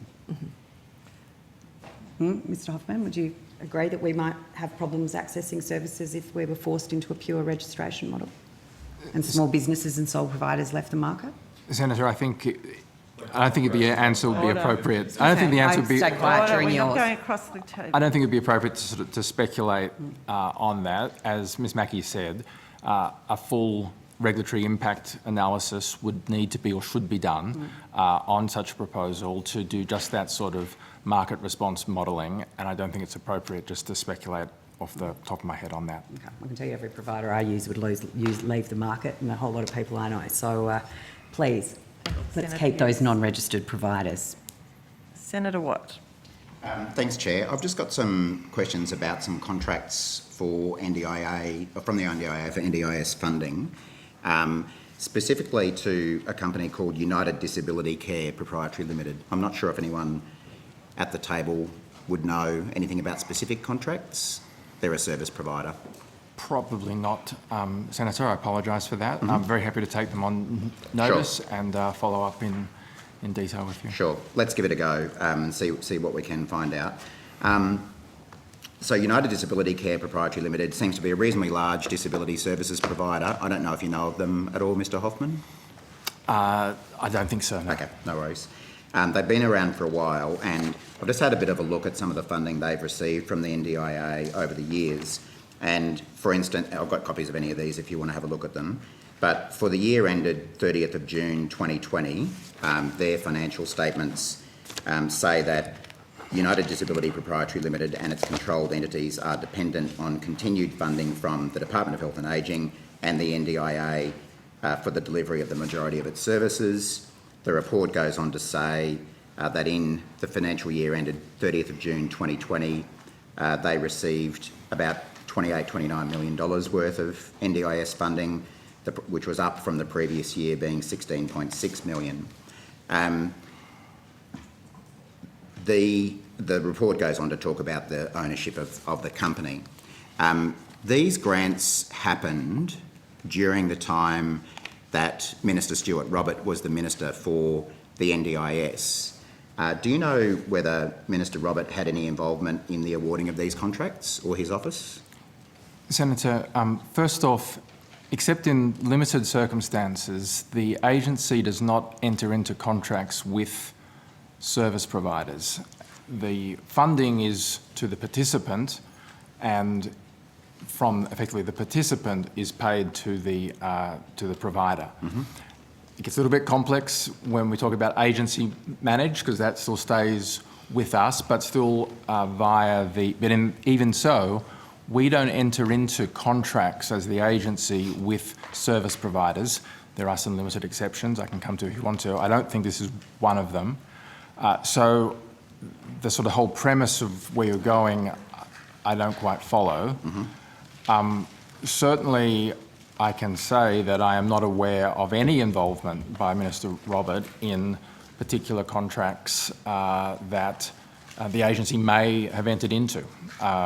That certainly does not happen. But I don't think there's a contract at all between the agency and the service provider in this case, because that's not the way the scheme works. But according to this company, they received about $28.7 million worth of NDIS funding in that financial year. Yes, they may well have, and that would have been through the choices that participants made as to which provider, being this one, they were going to use. They enter into the agreement with the provider and funds flow accordingly. Minister, are you able to tell us whether Minister Robert or his office had anything to do with the money that ended up in the pockets of United Disability Care? Well, obviously, Senator, I would assume not, but... You can take that on notice for us. Of course, more than happy to. Okay. It would be also, I don't know whether I see you've got quite a lot of papers there, and the last thing I want is to make the committee copy them all, but if there are any relevant thing... Happy to provide you with those, yeah. The financial statements of the company say that its ultimate parent entity is a company called United Disability Care Proprietary Limited, which owns a range of other disability services companies. It's quite an empire, it seems. And the ultimate shareholder of this company is a man by the name of John Margerrison. Is he known to Minister Robert, Minister? I'm sorry, Senator, I would have absolutely no idea. You take that on notice? I'm happy to do that. And maybe if you can take on notice how he is known to Mr Robert? That's assuming he is. Well, I'll help you out with that shortly. So yeah, he's the full shareholder of United Disability Care, which is the ultimate parent company of the company which received about $26.7 million worth of funding in the year that Minister Robert was the minister. Now, just to help you out, Minister, and again I'm happy to provide you with copies, Minister Robert and Mr Margerrison have a very long-standing relationship. They were co-directors of a company which made investments with and for Mr Robert up until he was elevated to the Morrison Ministry. The Robert Margerrison company was registered at the same address as Mr Margerrison's NDIS-linked companies. The address is that of accountant Sean Beasley, a Gold Coast accountant. It appears that Mr Margerrison has been deeply involved in Minister Robert's fundraising activities. I think if there's one thing that Minister Robert is known for, well, apart from his previous financial dealings, it's his ability to fundraise. According to media publications, which again I'm happy to table, Mr Margerrison was the chair of Minister Robert's Fadden Forum, the infamous fundraising vehicle.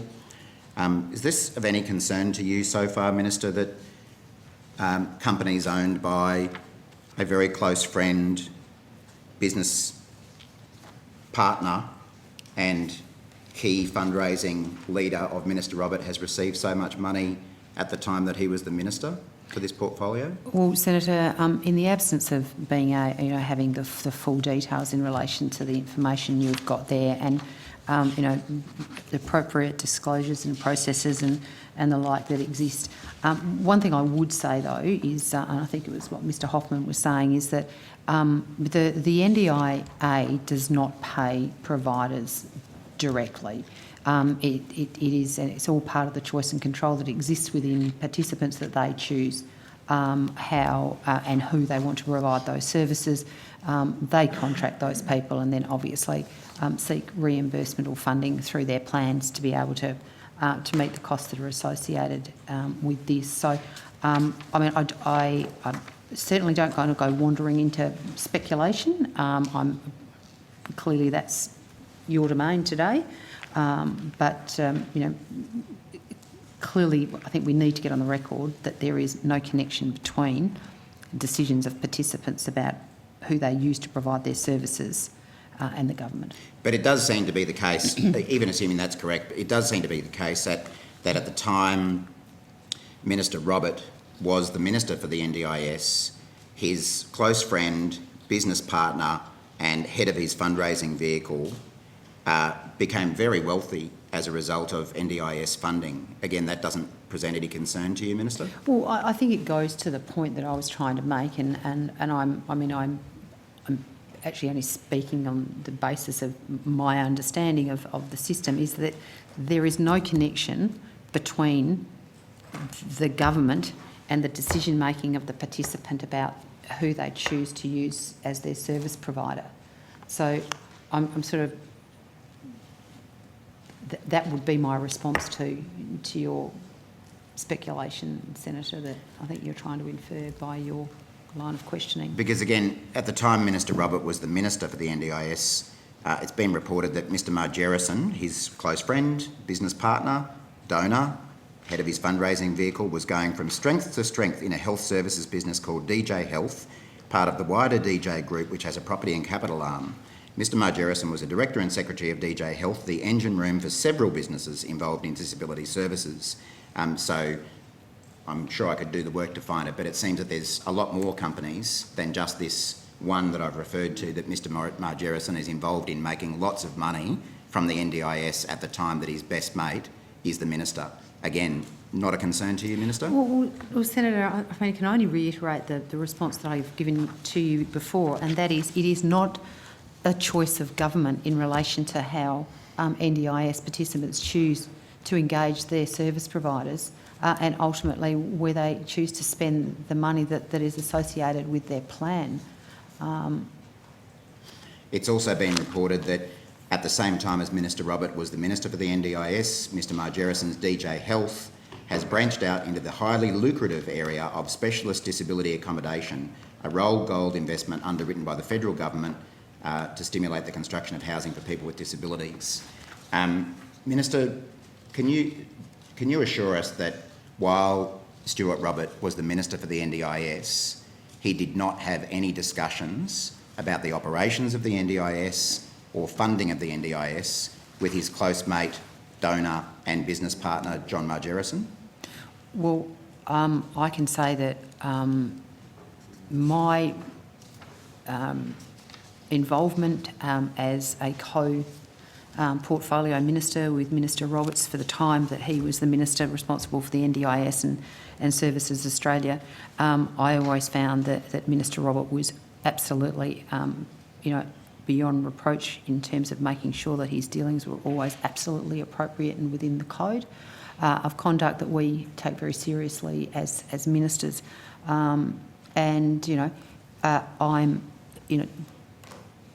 What Mr Margerris does or doesn't do in his business life, I would have absolutely no idea. But well, he seems to do very well out of the portfolios run by his mate and his former business partner.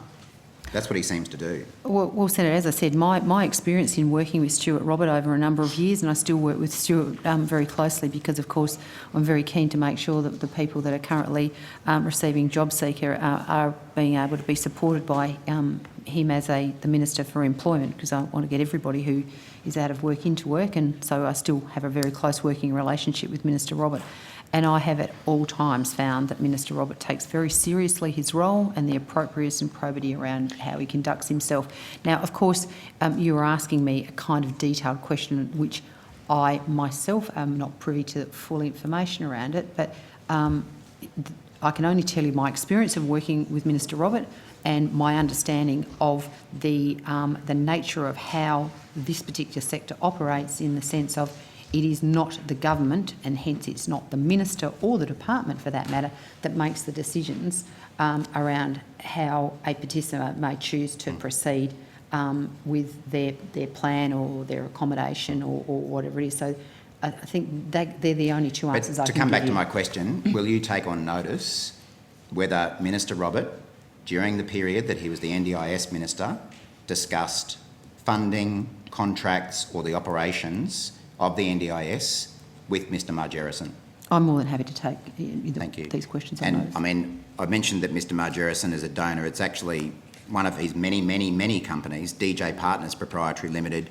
I've found at least 3 donations to the LNP in Queensland totalling about $30,000.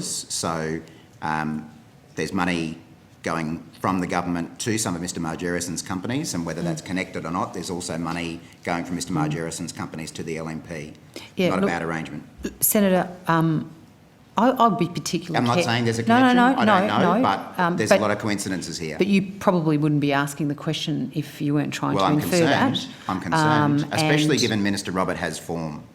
I think we should all be very careful about the accusations that we make about the character of other people in this place. We are afforded great privilege under parliamentary privilege to be able to say things and prosecute arguments, and I absolutely respect your right to do that. However, I think I've been very clear at the arm's length nature of the way the operations of the NDIA, and I would just caution care to not infer impropriety where I don't believe, from what you've put on the record so far. Well, you would have noticed that I haven't accused Minister Robert of anything. I'm asking a series of questions to try to understand what seem to be some pretty strange arrangements. And you would acknowledge, Minister, that Minister Robert has had trouble in the past separating his personal business dealings from his ministerial responsibilities. In fact, he's had to resign over that in the past. Well, Senator, my experience, as I said, of working with Minister Roberts has been one where he's taken his roles, responsibilities, obligations and very, very seriously. I can only reiterate what I've put on the record to date. And as I say, there seems to be some suggestion of impropriety here, despite the fact that you have made no direct accusation. And I think we should all be very careful doing such. Minister, does Stuart Robert have any direct or beneficial interest in any of the companies owned or run by Mr Margerrison? Well, Senator, that is not a piece of information You could that take I that would on have notice, though? available to me. So absolutely. You'll take that on notice? Yes. And to be clear, I'm asking whether Stuart Robert, either personally or through his family or through his trusts or his many wider business interests, has any direct relationship or direct interest or beneficial interest in any of these companies that have received NDIS funding while he was the minister. You'll take that on notice? Well, I'm certainly take that on notice, but I would reiterate for about the 53rd time that there is no relationship between the government, the minister or the department and how a participant chooses to spend their money. See, one of the reasons I have to ask you that question, Minister, and I can't find this out for myself, is because when Minister Robert came back to the ministry, he transferred all of his assets to a blind trust, which he doesn't disclose, and he doesn't disclose what's in it. He doesn't disclose what the name of it is. He doesn't disclose who the trustee is. He's completely pulled down the curtains on what were very extensive business interests, and so none of us know what companies he owns shares in, or his trusts, or his family, or anyone else that he's connected to. So that's why I've got to ask you. Well, I can assure you that Minister Roberts will be complying with his disclosure requirements, both as a Member of Parliament and as a Minister. And obviously we have on the record the questions that you've asked. Did Minister Robert ever, while he was the Minister for the NDIS, did he ever declare any conflicts of interest in relation to funding that was provided through his agencies to companies owned by Mr Margerrison? Well, that wouldn't be something that I would have any But line you of could take sight that on over. notice? No, indeed. So you'll take that on notice? Yep. Thank you. And as part of that, did Minister Robert ever excuse himself from Cabinet deliberations around NDIS policy, programs, funding that benefited any of Mr Margerrison's companies? I would have to seek some advice on that, Senator. It's not something I'm aware of. Do you ever remember Minister Robert recusing himself from Cabinet deliberations? Look, I'm not going to make any comment about anything that happens in a Cabinet meeting. All I know is that all of us take very seriously our responsibilities, and that goes to declaring any conflicts that may occur over any policy matter that is discussed in Cabinet. There are very strict rules around that, and that I'm sure that Minister Robert, as do all of us, would take that very, very seriously and excuse themselves should there be a need to do so. Mr Griggs, I appreciate you've only been in the department a relatively short time, and certainly not while Minister Robert was the Minister, but are you able to either advise us or take on notice whether departmental officials, and I suppose the same question to Mr Hoffman on behalf of the NDIA, were aware of connections between Minister Robert and John Margerrison at the time he was the Minister? Well, I can take it on notice. Thank you. Same answer, Thanks, Senator. Mr Hoffman.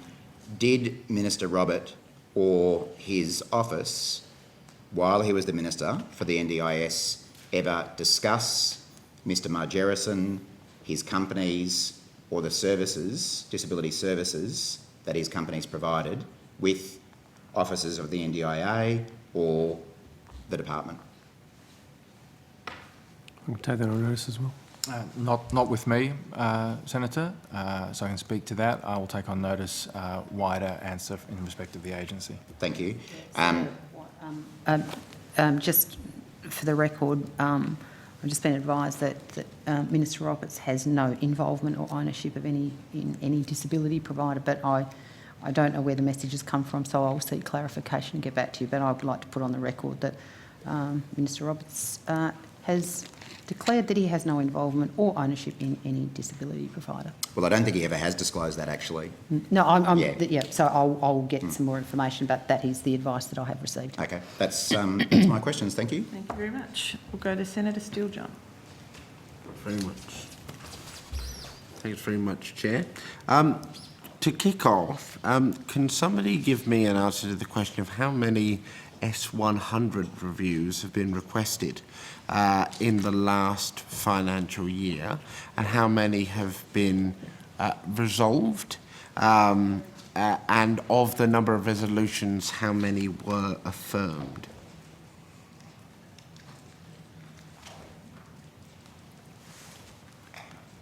I might ask my Senator, good afternoon. I might ask my colleague, Sarah Johnson to join us. And I know where I'm trying to get to.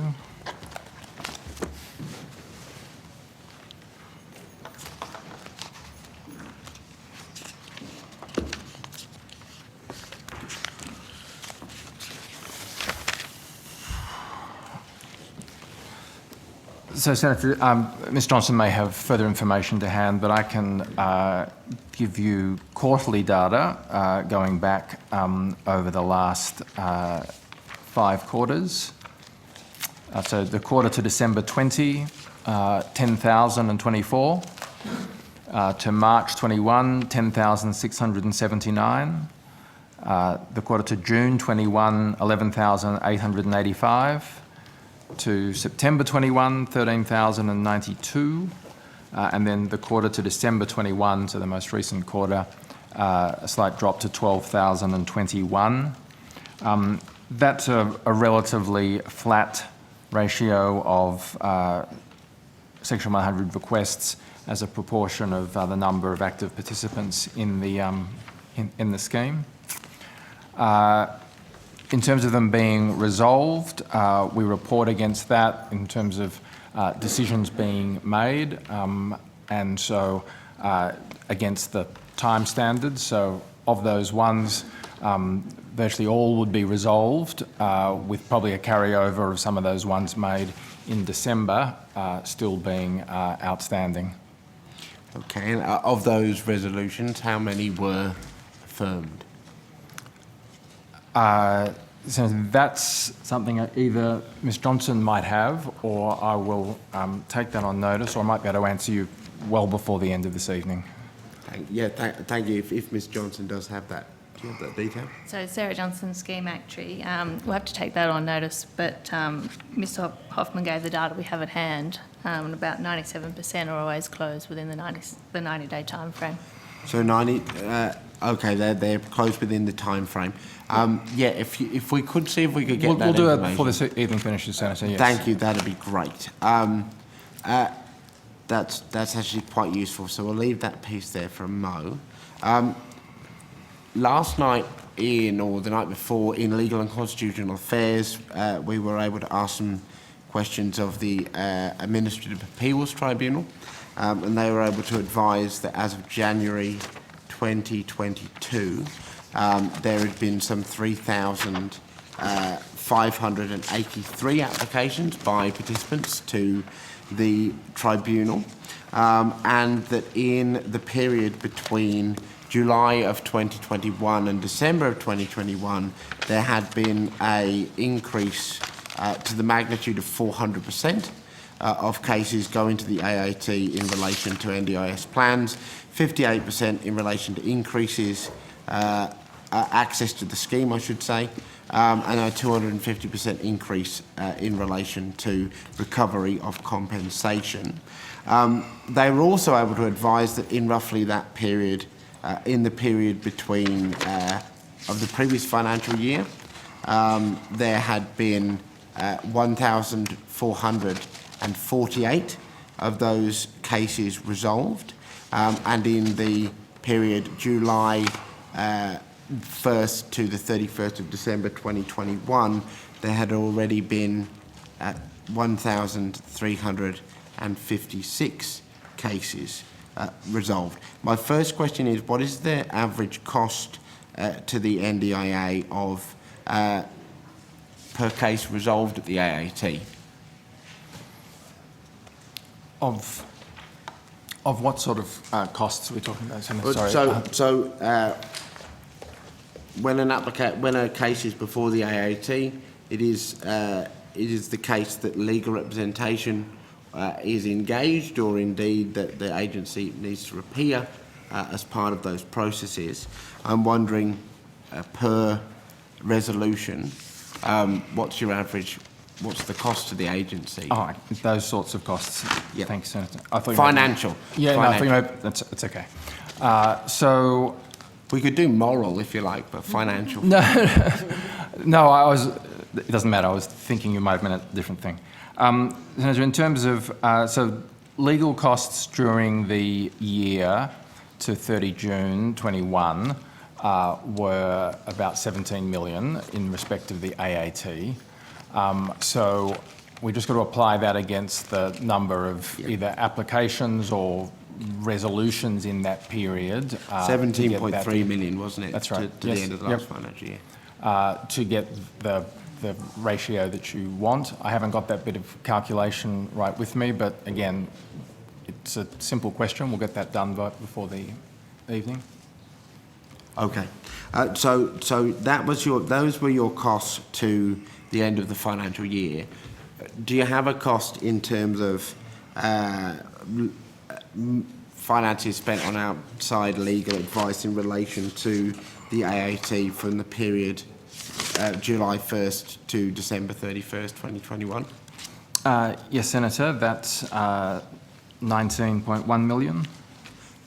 19.1 million? Yes. So that you spent, okay, so you spent more in that period than you did in the entirety of the previous financial year? Yes, Senator.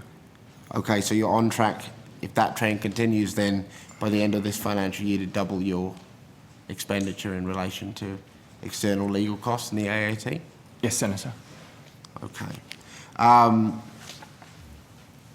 We have also heard a lot about the additional pressure that NDIS cases are placing upon the tribunal. I'm just wondering, in relation to the agency side of things, how many staff are permanently employed by the NDIA in the Administrative Appeals branch? Senator, so we have 23 in the AAT legal area. And then the number in the AAT case management branch, which are non-lawyers but manage the coordination of the matter, interaction with the tribunal, with lawyers and clearly with the participant and their representatives. That number of staff, I was focused on the legal ones, but someone will be able to tell me that right now, I'm sure. And what, again for me, what was that? So you got 23 in your direct legal... In the AAT legal branch, area. and then this other area of employees... And then case management area. I'll get that number very shortly. Okay. And of those 23, before we have the other number, how many, if any, are on contract versus permanent employment? Yeah, of that, 7 are APS staff and 16 are labour hire workers. So the vast majority are labour hire workers? Well, vast, but the ratio is 7 on 23, yes. Yep. So 7, just to say, 7 APS, 16 contract. Yeah, that's right. That's the case as of now, as we sit here. At 31 December, but at 31 December. Yeah. So how does that compare to the figure the year before, to 31 2020?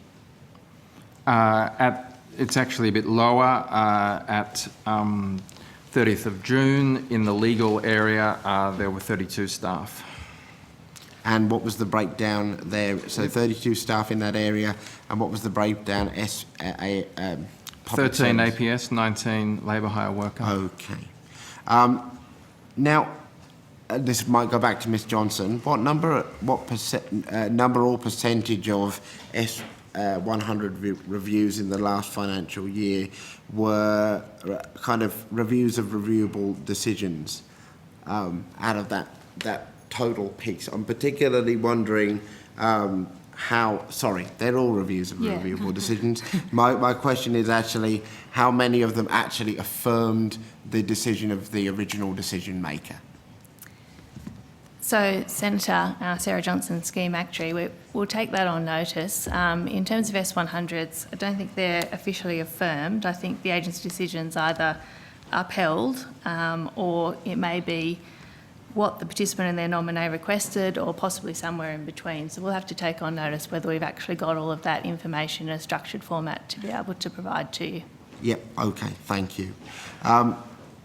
In terms of S100s, how many, do you have the figure of how many then proceeded post-decision to the tribunal? Yes, Senator, I do have some data on that. So of the percentage of closed review, so let me just start that sentence again. In terms of the percentage of closed reviewable decisions that went to the AAT in October 2021, in October 2021 as an example is about 11.5%, and that has increased over the last 2 months. The year to date is 13.4%. Sorry, I missed that last bit. 13.2% Is the year to date. Of what category? I missed the previous part. So of the S100s that then progressed to an AAT case. Okay, so about 13%. Okay, Yeah. that makes sense. Now, what is the agency doing, or what can you tell me about what the agency is doing to ensure that it's got adequate staffing to deal with the this level of appeals appropriately? What is your I'm trying to understand the scale that we've got here. What do we do to make sure that this kind of backlog is managed appropriately by staff? Well, Senator, we are continuing to increase the staff involved, particularly the case management staff, so both APS and labour hire workers, and then using a panel of external providers as well to ensure that we have the resourcing to deal with the volume. Okay. Of the applications that are being made to the AAT, what number are being dealt with by internal versus external lawyers? When the agency appears before the... Yeah, the majority will be dealt with at the moment. Well, it might start internal, go external, or vice versa. It might be a combination depending on the nature and subject matter. So it's difficult to give a simple split between those two things. It's not something we I believe we focus on to that extent. I'm happy to take that one on notice, though, Senator. All right. And for cases that have involved external lawyers, can you tell me what the average plan size was upon resolution?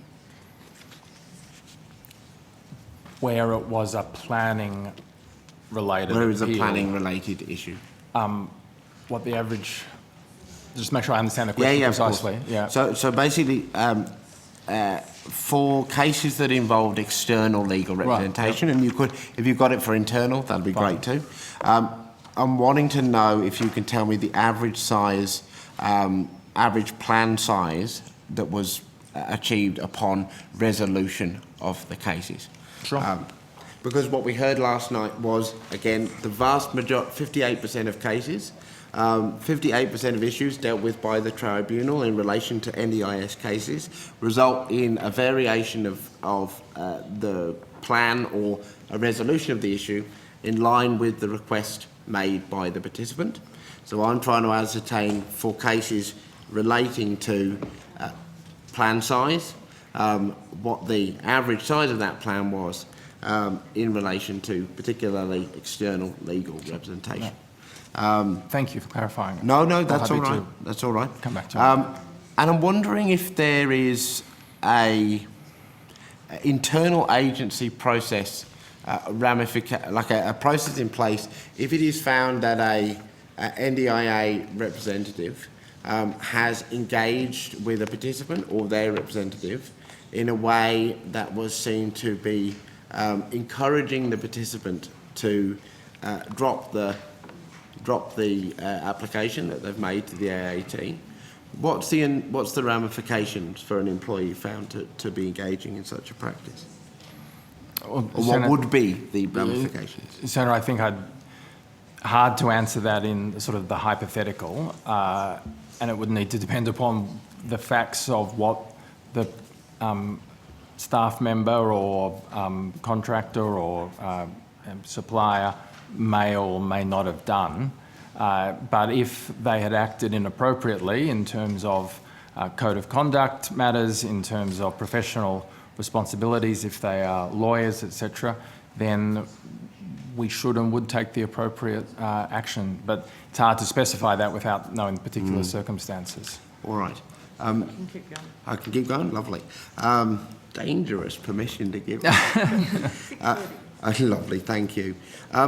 So in the years in the financial year 2020-21, if I've done my calculations correctly, there were 380 fewer cases that were resolved in relation to NDIS participants before the tribunal, and yet there was a 30% increase in costs borne by the agency in relation to those legal expenditures. So that kind of draws a picture, if you like, of legal expenditure increasing but not actually leading to an increased number of resolving cases. And yet we're still seeing incredible increases in the amount of money that you are spending attempting to resolve cases at the tribunal. This is really concerning to me, given a particular case, which I think can serve of us as a case study of some of what we're seeing here. An individual who has been self-representing at the AAT during hearings, and that has been met by the agency in those hearings by a pretty experienced legal team, pretty expensive legal team of an external nature, so an externally engaged team, and yet continually that legal team has appeared before the tribunal unprepared and without direction, which has inevitably extended the length until the length of time until resolution, ultimately meaning that the law firm engaged pockets more money for the engagement. Are you aware of how many times in the last 12 months lawyers from external agencies, externally engaged legal representatives, have appeared at an AAT hearing on behalf of the agency without direction? Senator, no, but I would say that, in who is deciding that they are without direction or they are unprepared, so I don't necessarily... Let me clarify. They've turned up to for instance, a directions hearing of the AAT. When I say unprepared, they have stated to the tribunal they are appearing without direction from the agency as to how to proceed. That's a more specific question, Senator, and I'm happy to take on notice that a response to that. Could you also tell me how many times lawyers who are employed by the NDIA have appeared before such engagements with the tribunal with direction but without sufficient direction as kind of resolved by the tribunal to progress the case further?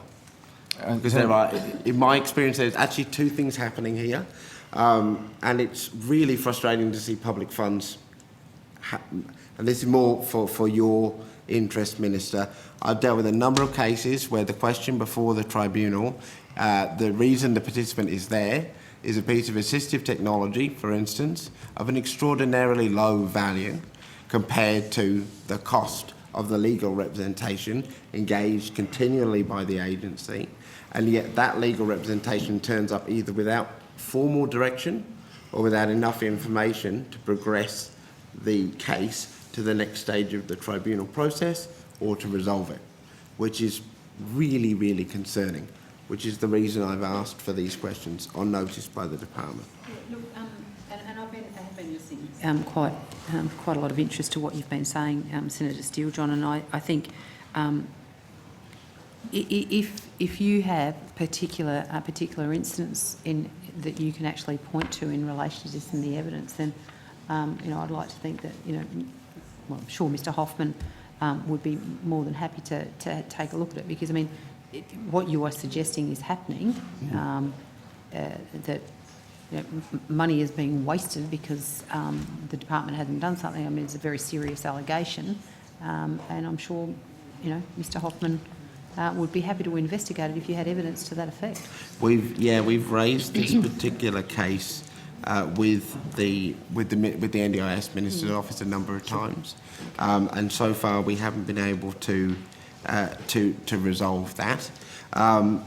I think what I'll do... If you send it directly to me to look at that as a case study, and I'll take on notice, as I said, those suggestions that is occurring. Yeah. There might be a matter of judgment about what is sufficient direction, but I take the point and I will come back to you on that. Thank you, Mr. Hoffman. In relation, I just want to check, there's potentially just one more question I've got for you and then I'll go to the Quality and Safeguards Commission. What I'm looking for in relation to the questions that I've asked you in relation to S100 reviews is particularly a piece around the average cost of the plan or variation that has been the trigger for the S100 review, and how much the agency spends on average processing and resolving in one way or another an S100 review process. Yep. If that makes sense. All right, lovely. So if I can just add one answer to which we come back on, which was, so as I said, in 2021, external legal spend of 17.3 million, 2,160 cases lodged with the AAT in that year, so that's about $8,000 per case lodged. Yep. Thank you. All right, I've got some questions now for the Quality and Safeguards Commission, if that's okay.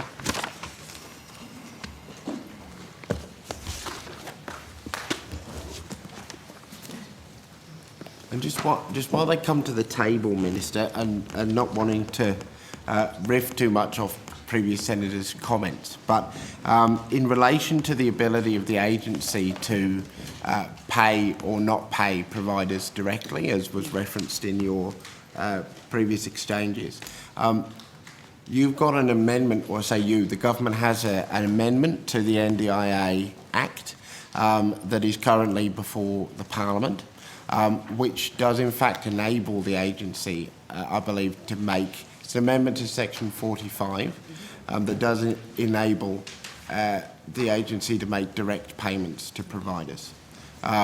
It is my understanding of the current drafting of the legislation, although that is going through a number of different versions. So just a heads up there. I'm happy to Please, comment. thanks, Martin. Senator, so the point I was making with the prior senator's questions was we don't have a direct contract with the provider. We currently do pay providers directly where they are agency managed, so the money will go from our bank account to their bank account. For plan manager managed plans, we'll pay the plan manager who will then pay the provider. So, and they are a provider in themselves, the plan manager. The Section 45 proposed amendments that you are talking about would enable, particularly as an option for self-managed participants, for them to still be in control and make the commitment for a particular support, a particular piece of therapy or a particular consumable, but to make the claim at the point of service so the money goes direct to the provider then. So yes, paying the provider directly, but still in the context of us not contracting with the provider, still being the decision and control of the participant. And the advantage in the Section 45 self-managing case is the participant doesn't have to front the cash and then claim it back from us. I understand. Thank you for that explanation, Mr. Hoffman. Thank you, I'm really sorry, my eyes this week have been shocking. Mackie. And it's the first time I've had the opportunity to question you in your new role. So welcome to that role. I think I caught a bit of an end to your exchange with Senator Sheldon in relation to unregistered providers. And I think the evidence that you were giving stated that you don't currently have a clear number on how many unregistered providers exist in the marketplace. Is that correct? That is where we got to.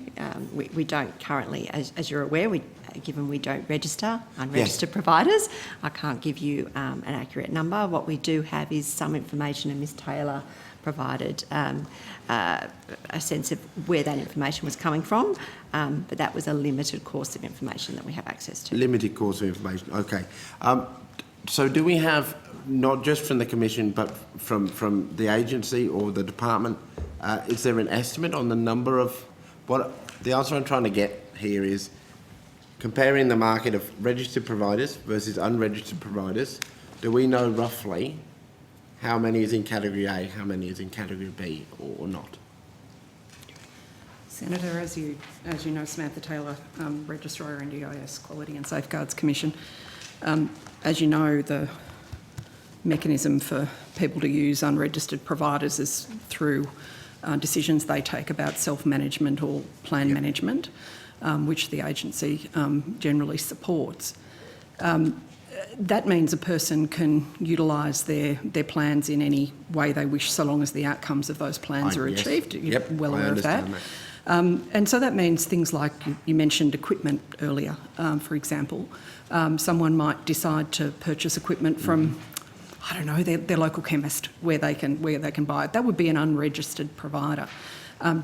They might decide that they want to use a mechanism to employ their own direct workers, and many people with disability talk about having their own workforces that they employ directly. They would be unregistered providers in the context of the Act. So at any given point, it's incredibly difficult, in fact I would say not possible, to quantify precisely what that looks like, though as the Commissioner said, we do want, after a number of years now of operation, to get a much better understanding about the way in which self-managing and plan managing participants engage in the NDIS market, how they use their funds, the kinds of providers that they choose to use, and what might need to adjust, if anything, to continue to uphold their rights and their choice, but to provide them with any additional protections that they might think would be relevant to them. Thank you, and I understand the quandary there, and I thanks for the explanation, the reiteration of the importance of self-management, and I share a slightly different view than some of my Labor colleagues in relation to unregistered versus registered, and I do like to point out in these debates that Integrity Care was a registered provider and at the centre of a terrible abuse case.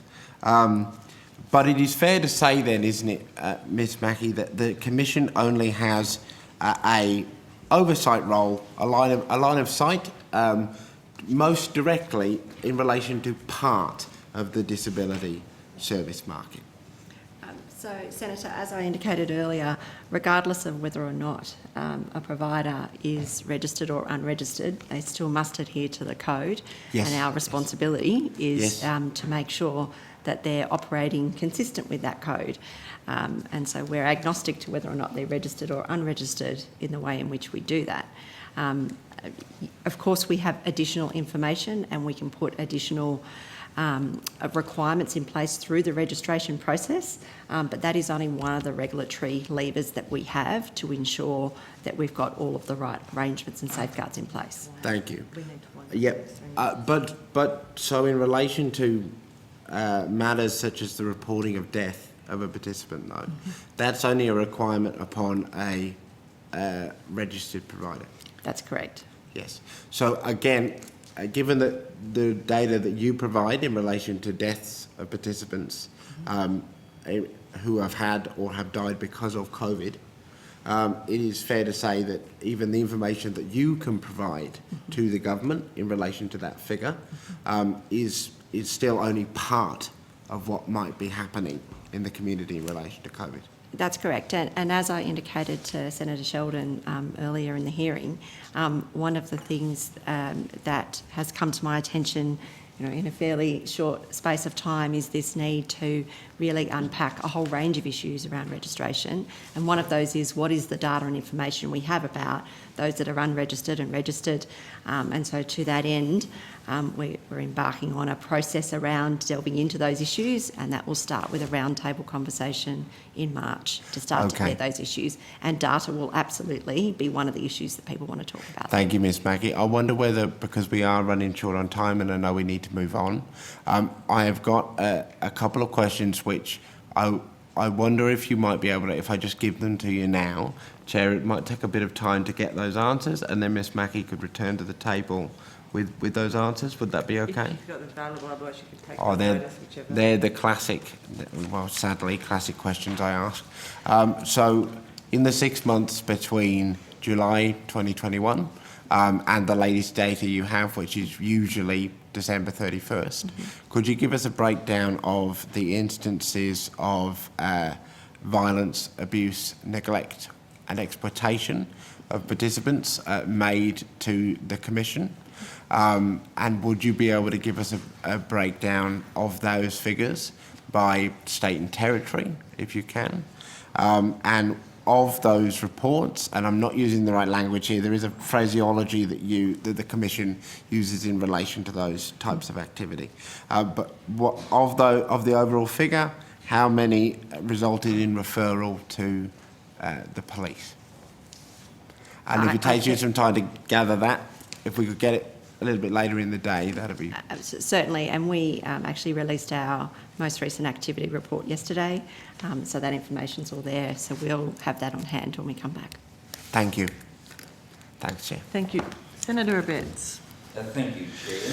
I'm going to use the word but shortly, but can I start by saying, can I acknowledge the work the NDIS does in very difficult circumstances with a heavy workload, but there is a particular case that I would ask the Secretariat to provide you with details of in my home state of Tasmania, and it relates to a person that has been diagnosed with, I'll only say this once, myalgic encephalomyelitis, which is summarised as ME, thankfully. And mum and dad are looking after daughter basically on a full-time basis. They've got a GP and specialist advice saying all clinical or pharmaceutical-based treatments are exhausted, and I consider Felicity to be permanently disabled. Senator Abetz, can I just get on record? Have we got permission to use their name? Yes, I do. Yes. And indeed, they've asked me to publicly raise their case and forego privacy to try to get a result for their daughter, and I've only just become aware of this case. But NDIS rejected the application on the grounds that all treatment options for ME have not been exhausted. And when they ask as to why, or what treatments do they propose, no answer. And you can go through the history there of what I might call administrative failure, but for the mum and dad, this is hugely traumatic when they've got uncontradicted medical advice and NDIS dismisses it on the basis of all treatment for ME have not been exhausted, but they don't provide or suggest other treatments. And so, one, I publicly raise this matter, and can I have an assurance from NDIS that they will look into this case as a matter of urgency and with great seriousness? The mum and dad have made huge sacrifices for their daughter. I'm told she's unable to look after herself, needs constant care, and mum and dad are providing that, and they just need a little bit of help. But to be rejected at the first stop, as outlined in this document, and Chair, I think I should have asked to table it, and with the committee, if I may, I will table it. And as I promised the Chair, it would only take 5 minutes, but having raised it here publicly, can I get an assurance from the appropriate official at the table that this case will be looked into as a matter of some urgency? Senator Martin Hoffman, Chief Executive, thank you for raising this case. Let me absolutely give you that assurance that this will be looked at immediately with the urgency that it deserves. Thank you. Look, thank you. And as I started, No, I am that's- most that's appreciative of the wonderful work NDIS does, but even good organisations have matters slip through the cracks, and this was a particularly heartbreaking one that I agreed to take up here today. Thanks, Chair. Thanks for the time. So we'll go now to Senator Grogan. Can I take you to young people in residential aged care? I'm interested in looking at some data. We received a response to a question on notice from last time, which was SQ21000191, and it says that of the 94% of people under the age of 65 who've been moved out of residential aged care, it's due that they've aged out or they've died. Can you tell us the location and what the pathway was for the other, what turns out to be about 300 people? I will have to defer to officials for that. Thank you, Senator. Scott McNaughton, General Manager of National Delivery. Without knowing the specifics of all those cases, I can talk generally what our planners do in our young people in residential aged care planning team.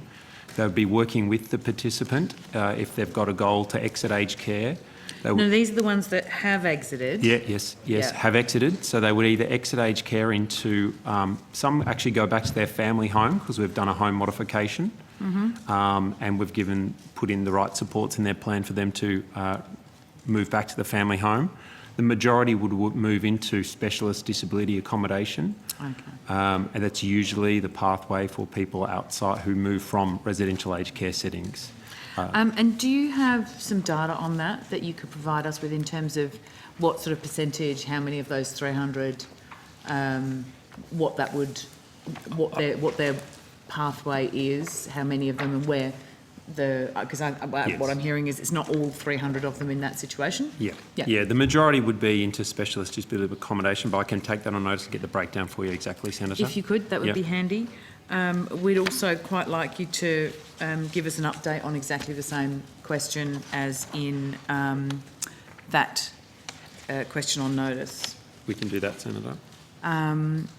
So the commitment for the government is to have no people under the age of 65 living in residential aged care by 2025. Can you give us an update on how that's going? Like, is progress? Are you on track? Yes, Senator. I'll just get some figures for you, but we have made really good progress around the transition. There's a number of strategies within the action plan. One is to prevent or stop young people going into aged care. One is to actually move those out of aged care who have a goal to move out, unless there's other exceptional circumstances. And the first target coming up is for those under the age of 45. We're making really good progress on that. There's approximately 80 people across the country under the age of 45 still in residential aged care. Of those, around 40 people have a goal to move, and we're working with them on their where they would like to live and where they'd like to move. Obviously, that takes a little bit of time, and we've been a bit impacted by COVID, to be honest, Senator, because we like to go into the aged care settings, provide options with people to go and visit the places they could potentially move to. Accessing aged care has been a bit difficult during COVID. But we are down to around about 40 people with a goal to move, and we have timelines for most of those people, except where there is not a SDA property ready. We work with developers to source, build one of those properties. But generally, we've got really good progress of that group. We've also seen a substantial reduction in the number of people entering aged care throughout the course of this strategy also. I'll refer you to another question on notice that you returned, which is 000193, which asks a series of questions about the 45s. I wonder if you could update that for us as well. Yes, we can. but interested to know where the other exit reasons, where those people are going. They're not moving on to, they're not ageing out and they're not passing away. Yeah. So keen to understand where they're going. We can break that down for you, Senator, Okay. as well. The majority of the under 45s that we're tracking are moving into specialist disability accommodation. Yeah. There haven't been too many move back to their own home, but most are moving into specialist disability accommodation. We've got a fast-tracked process for approving specialist disability accommodation for young people in residential aged care, and we have a dedicated team who are managing those participants. We've got about 80 planners nationally who just support our young people in residential aged care cohort. So with those in residential aged care under 45, that target has not been met, is that correct? They were supposed to be ceased by 2022? End of this year. End of this year it is, Senator. Sorry, Secretary. End of this year. Okay. And I think it's important to note, Senator... The document I have says by 2022. No, by the end of 2022. So, and I think it's important to note that the number will not be zero. Mr McNaughton made the point that about 40 have a goal to move. There is about, it's a similar number, I think, yes, that do not have a goal to move, do not want to move, and intend to stay for a variety of reasons. So Maybe when you do that breakdown, you can identify those as well. Yeah. The other thing I'm interested in understanding is how many of both of those cohorts, the 65s and the under 45s, how many are currently in hospital despite being ready for discharge? So in that scenario where there's nowhere to go. Are you talking specifically people who were young people in residential aged care who are now in hospital? Okay, I'd have to see if we can get that data for you, but I think we can cross-match that for you, so I'll get that data for you. Cool. If it's possible to get it. Sure. Yep. Try and get it over the next hour or so. Sure. Thank you. Thank you. So with the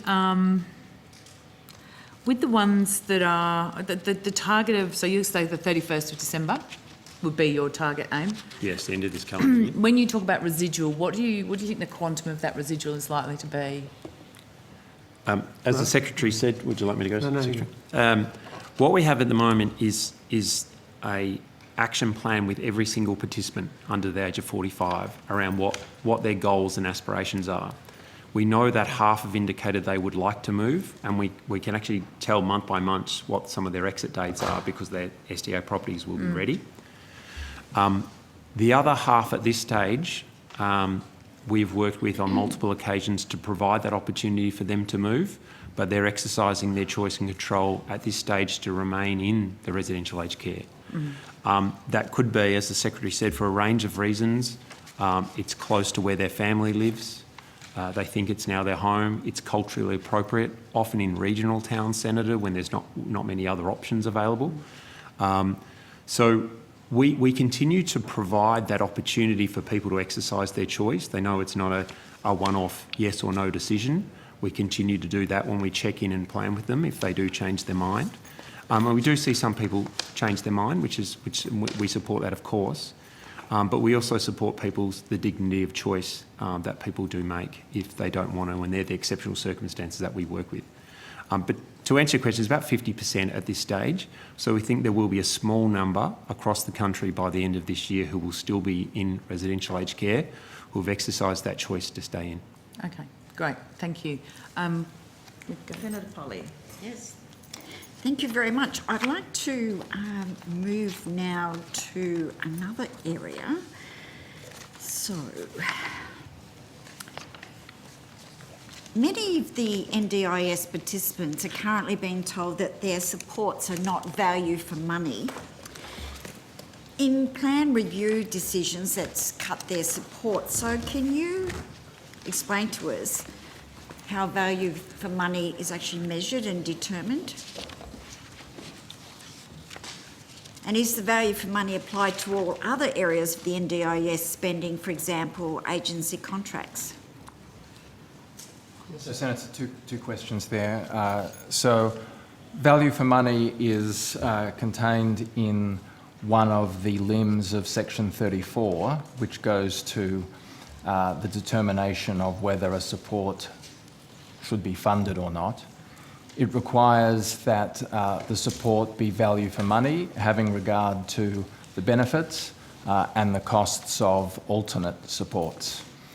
So there are, as you I'm sure know, there are 6 tests or 6 limbs in Section 34(1) of the Act that must all be satisfied in order for a support to be funded, and value for money, as I outlined, is one of those. Value for money in terms of agency expenditure is, of course, something which is also required. That obligation is set out in the PGPA Act in terms of the effective and efficient use of agency resources. So value for money, is that also applied to agency contracts? Earlier this week, the AAT told estimates that there'd been an explosion in NDIS appeals, doubling in the last 6 months. The 2021-22 annual report showed spending on external lawyers was $21.5 million for the 12 months to June 21. How much has been spent on external lawyers since June last year, and how does that compare with the previous 12 months? So, Senator, in terms of, as I answered, value for money in respect of agency expenditure is an obligation on us under the PGPA Act. I gave previous answers in respect of legal costs, but I'll just repeat that when I get the right page.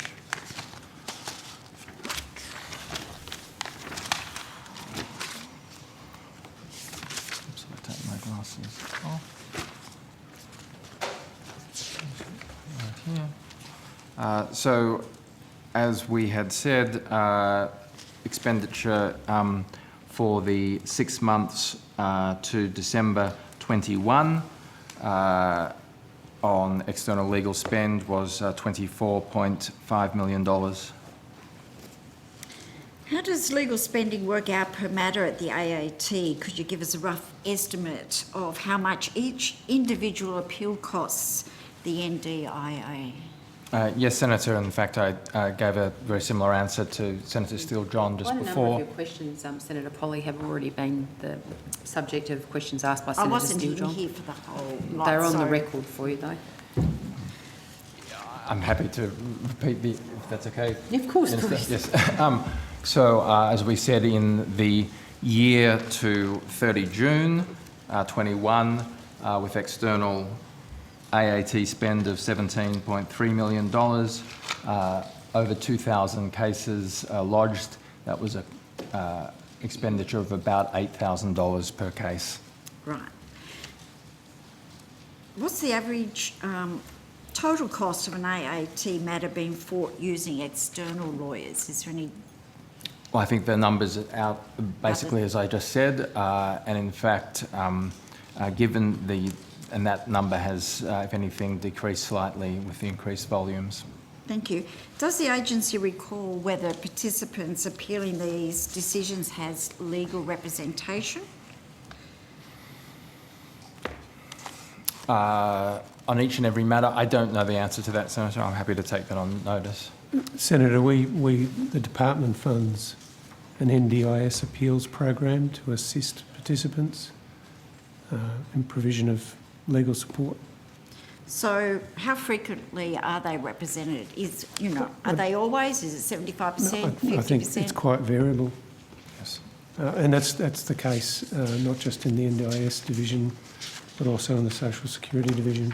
Senator, so I'd say they're sometimes represented legally, sometimes by advocates, which is another program funded by the department, etc., and sometimes self-managed. I think it's important in the context of AAT and legal to note that the obligations on us and on our lawyers, therefore, external lawyers, is set out in the duty to assist guideline from the Attorney General's Department, where our lawyers and ourselves are not there to defend our original decision, but to assist the tribunal to step into the shoes of the decision maker and to arrive at a correct or preferable decision.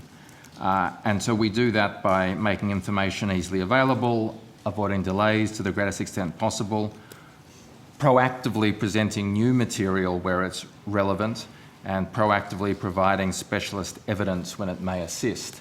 And that's a lot of what we are doing in the AAT cases. It should not be the impression that the legal spend is about aggressively defending our original decision. How many cases using external lawyers are finalised before they make it into the hearing? So, Senator, the overwhelming majority of cases, something like 97%, are settled before they go to a full hearing and decision in front of the tribunal. So are you familiar with the media report in The Age on the 17th of... relating to the NDIS agencies spending millions on legal costs, which they say invoices showed lawyers with as little as 2 years' experience who were seconded to the agency being paid $30,000 a month, but one external lawyer with about 5 years' experience and whose work was described on the invoice as APS 6 level was paid $30,000 for a month's work on a secondment itemised as $1,500 a day. Public servants on the APS 6 pay grade level typically earns between roughly $86,650 and $96,140 a year. So why is an APS 6 work being remunerated at 3 times the amount set? Senator, I'm not aware of those particular invoices or particular cases. I haven't seen them.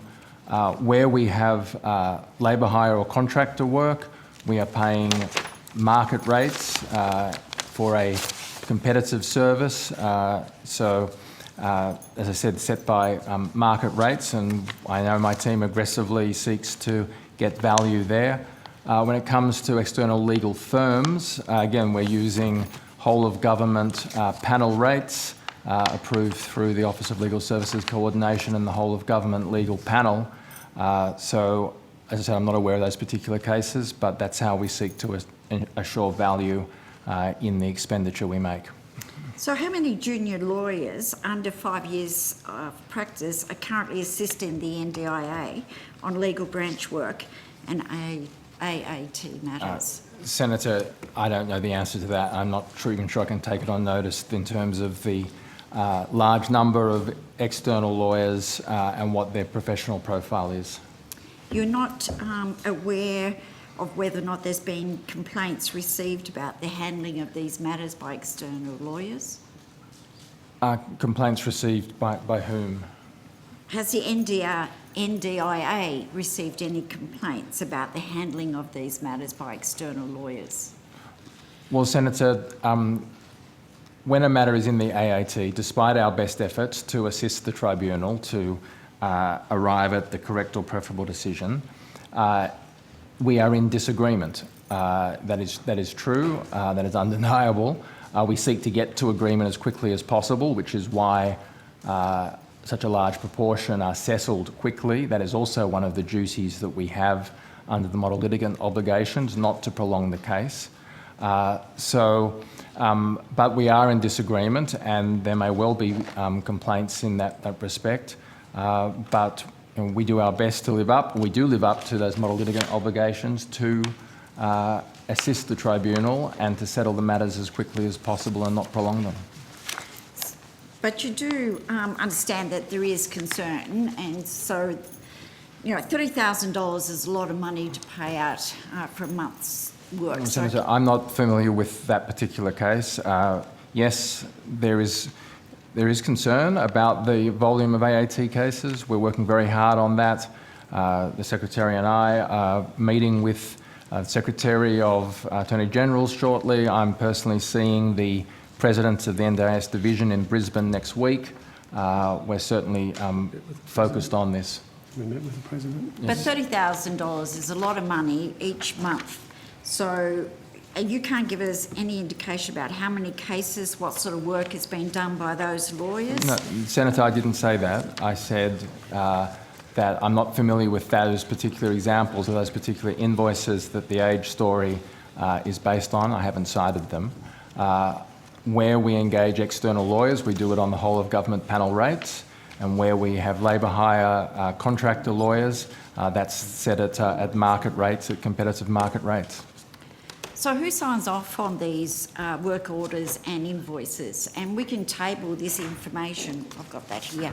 Quite happy to table this. Yeah. I've seen the Age story this morning, Senator, if that's what you're referring to, but I haven't seen the invoices or whatever that's supposedly You don't see been those quoted. invoices. Who signs off on I them? haven't seen the invoices that are quoted in that article. But who normally signs off on those? So legal engagement of external firms is ultimately under the control of the General Counsel, and then there will be appropriate delegations for officers in terms of the size of the invoice or the size of the contract being entered into. So do you have a number you can provide as to how many invoices each month are signed off for external lawyers? How many invoices? Yes, Senator, I could ascertain that. How many vacant APS positions are there in the legal AAT branch? Very few, if any, Senator, but I'll take the specific number on notice. We would be delighted to recruit people to APS positions. So will you be able to come back tonight on those last two questions? On the vacancies, yes. On invoices, Maybe I'm not. not sure. Does the NDIA have a preference for external lawyers' advice over internal staff? And what process is applied to this decision? Not particularly, Senator. It's the appropriate, as I was answering questions previously, making sure we have enough resource to deal with the volume that we currently have. We don't have a particular preference. As I said, we use APS staff, we use labour hire engaged staff within the agency, and we use external firms in a balance to meet the demands and needs. So what would be the proportion of APS lawyers used compared to external lawyers? I gave numbers before of staff. We have a large internal legal department, and we use significant external resources as well. I think I'd previously said I would give the exact numbers of staff in legal roles in the AAT later. I'm happy to do that after the dinner break. Can I just then refer to the litigant guidelines? So are external lawyers briefed on the guidelines? Yes, Senator. Has the NDIA received notice of any complaints regarding a breach of modern litigant guidelines? And how many modern litigant complaints have been made against the NDIS with quarterly breakdowns, if you can? Sure. I'm aware of one particular matter, that there is a complaint to OLSC, the Office of Legal Services Coordination, alleging a breach of model litigant obligations. That complaint is being responded to appropriately at OLSC's direction. I'm not aware of any others, but I will check.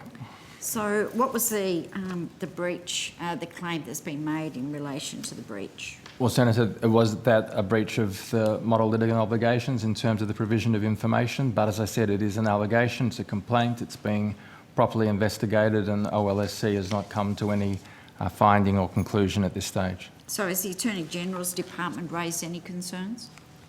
Well, the OLSC, Office of Legal Services Coordination, is part of the Attorney General's Department, so they are handling the matter as is their proper role.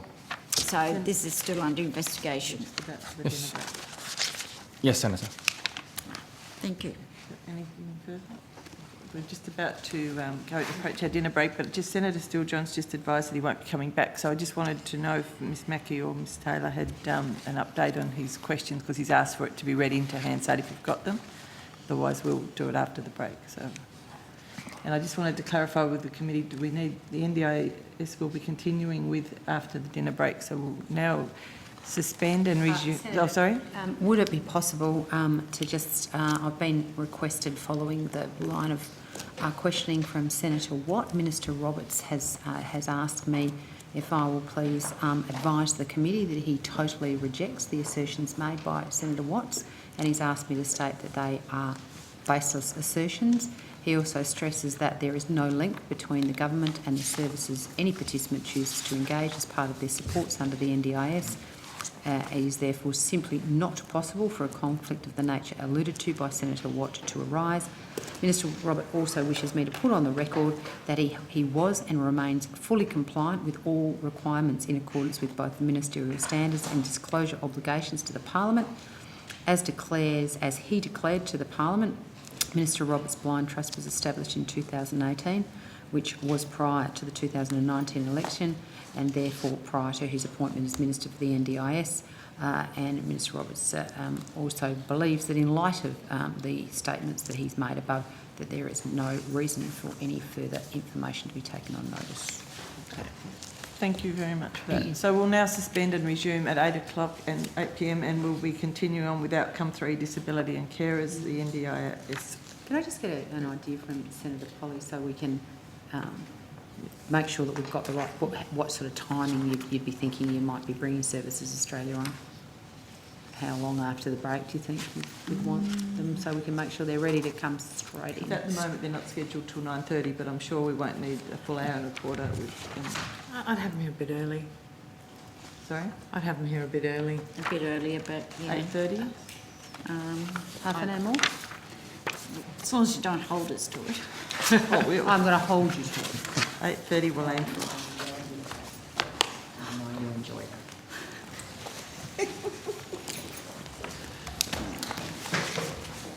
Okay.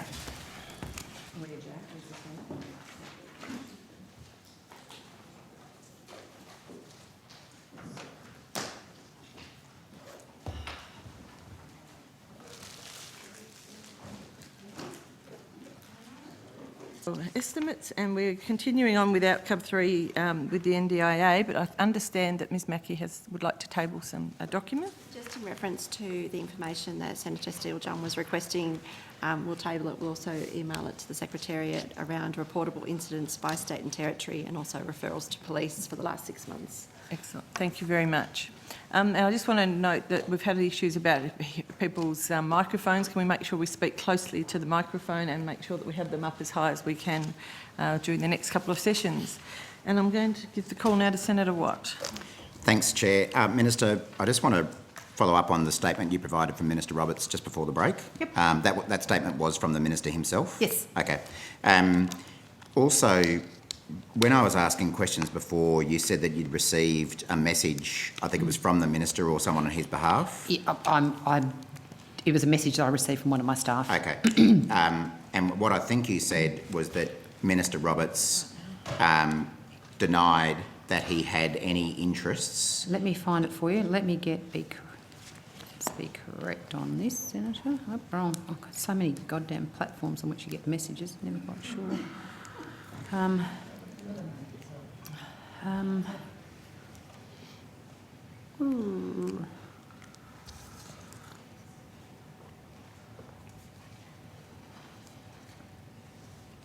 Keep talking while I'm looking for it. Well, I think it was effectively that the Minister denied or said that he had no interests in NDIS service providers or companies that provide NDIS services. I think that was effectively what it was. Yeah, I think that's... I will get it and read it back out to you, but yeah, Sure. I think that was...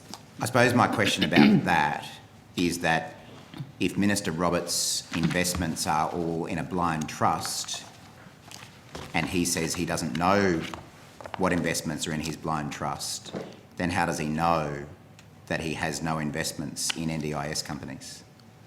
It's either a blind trust or it's not.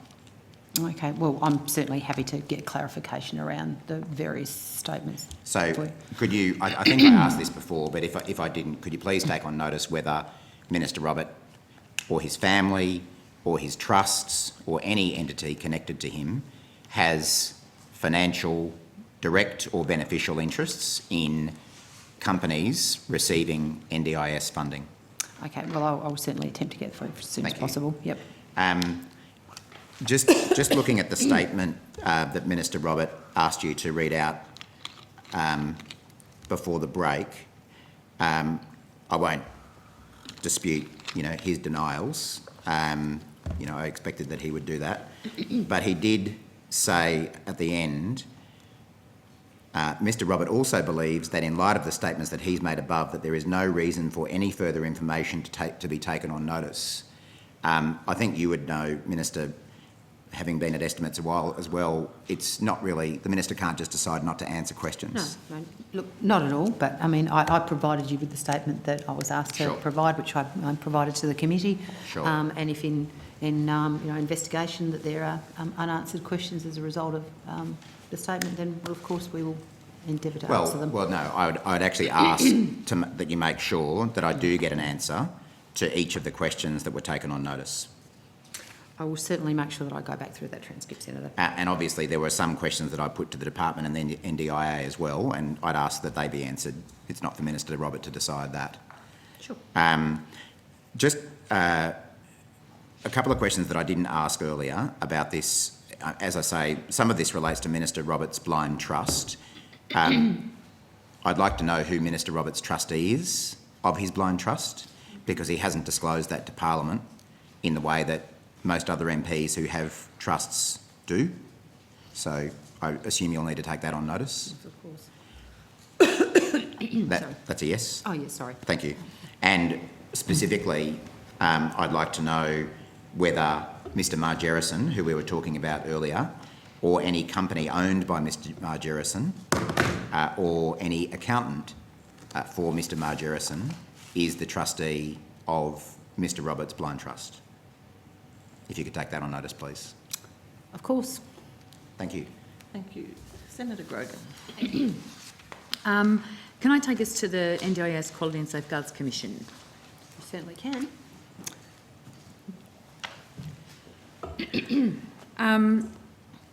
I note the recent appointment of Sian Latham to the NDIS Commission as Complaints Commissioner. That's correct. Is the Complaints Commissioner a statutory appointment, or was it the decision of the Quality Safeguards Commission to appoint Ms Latham? So it's a decision that's made by the Commission, and there was a process that is consistent with all the requirements as set out for all senior public servants. So it was a public service appointment? That's right. Yep. Were any ministers briefed on the appointment? I might ask Sam Taylor to come to the table. She actually convened the panel. There was a panel of 4 senior officials who undertook that recruitment, and my understanding is if the minister was briefed, it would have been after the appointment was made, rather than any time during the process. Yeah, thank you, Senator. Samantha Taylor, Registrar, NDIS Quality and Safeguards Commission. I convened the panel that resulted in Ms Latham's appointment to the non-statutory role of Complaints Commissioner. It's an SES Band 2.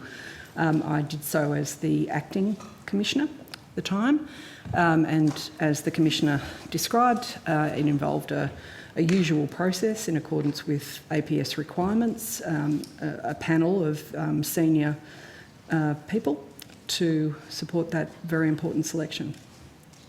Okay. When was the decision taken to appoint Ms Latham? I'll have to come back to you on that, but I believe it was early December that we provided that offer. Mm-hmm. Would you be able to advise us of who the officials were on the panel? Yes, certainly. I can do that now. Or, sure. Yeah. Dr. Ben Gauntlet was the Disability Discrimination Commissioner, was on the panel.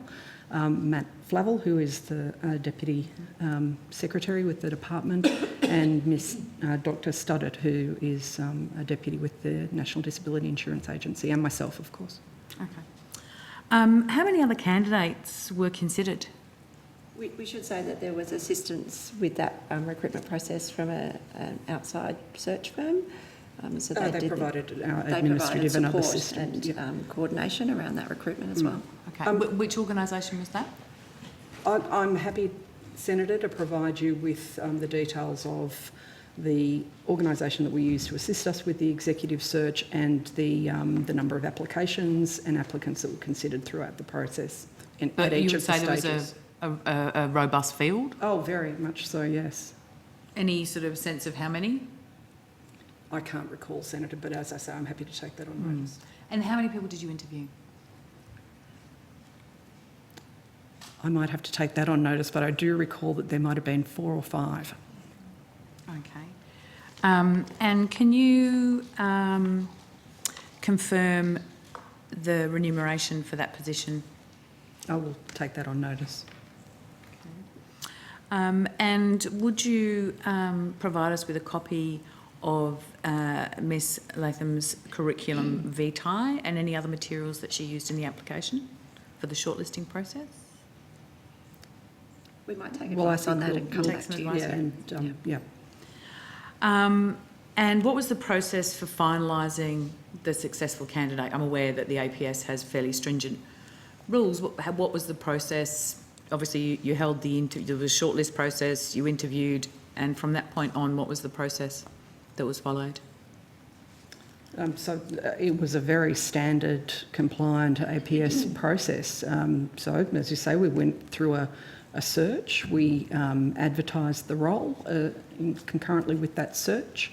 There was a shortlisting process with the panel. There were interviews. There was then a discussion with the shortlisted candidates with Ms Mackey as the incoming commissioner to assist with that selection, and then there was a final offer and negotiation as would be the usual practice in the appointment of an SES officer. Mm-hmm. And referee checks? Oh, of course, yes. Cool. And could we get a list of which referees you utilised? We'll take advice on that. Take some advice on that. Could we also have a copy of the most detailed job description you have for that position? Yes, certainly. It was advertised. It's in the public domain. Yep, thank you. So what specific experience, what are the critical points of experience that you were looking for when you were recruiting for this role? We might take that on notice, and what we can do is provide you with the capabilities that were looked at and the role description. And any weighting that was applied to the criteria? We'll take you through the process in terms of the key steps that we take in terms of senior executive appointments, because each of those steps was followed, and it's quite clear with this process. And the candidate pack, as advertised, to add to the Commissioner's point, set out the core capabilities for the role and the desirable and essential capabilities that guided how we then assessed each of the candidates that applied for the role. But you'd be looking for a very particular type of person for this kind of role in terms of the importance of the job, dealing with highly vulnerable people, dealing with complaints in this environment? Well, certainly at that level in the public service, at an SES level, and for a role of this nature, we were, one of the reasons that I asked Dr Gauntlet to participate on the panel was to be confident that the selected person, and throughout the process of shortlisting, we had people who had a good understanding of the issues impacting people with disability and were sensitive to issues that spoke to risks to people with disability and had good experience, analytical experience and other things as were outlined in the material that was advertised for the role, which we'll provide you with. Okay. And how much did the recruitment process cost all up? We'll include that in the advice we provide you. Thank you.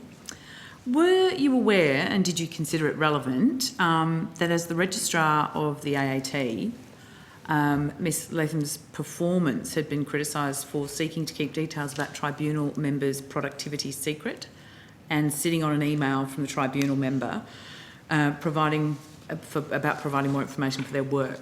which was a request from the Senate, from estimates. So I was aware of media on that matter, Well, were and you the aware- issues of her of any applicant's integrity would have been explored in the referee process. And were you aware of did you peruse the Hansard or any of the issues that had been aired through the Senate process? No, I didn't. Okay. And that wasn't deemed relevant to the panel? I saw them, and I think the panel was of the view that they were relevant to the business of the AAT. Whilst we noted that and explored the general issues of the capabilities, we didn't see it as a limitation in this particular role, given the focus of the role. Right. Because, as you may be aware, if you've seen the coverage or if any of you have looked at the Hansard or any of the other materials, Ms Latham's independence from government has been questioned. She was forced to apologise, which she did, after it was revealed that the AAT had changed its response to a question on notice from Senator Carr, following a request from the office of former Attorney General Christian Porter. I think that goes to integrity, it goes to honesty, it goes to all sorts of things. I'm just asking, did you consider those matters? We considered the capabilities that we were looking for in the role, and the successful candidates fit against them based on a process which was compliant with the APS and including, as we've said, referee checks and our own panel interrogation of the field. And that kind of activity, that behaviour of trying to keep secrets from a Senate inquiry didn't cause any concern for you as a panel? I think perhaps you're asking for the panel to have characterised things in a particular way, and I think Ms Taylor has indicated the panel stepped through a process.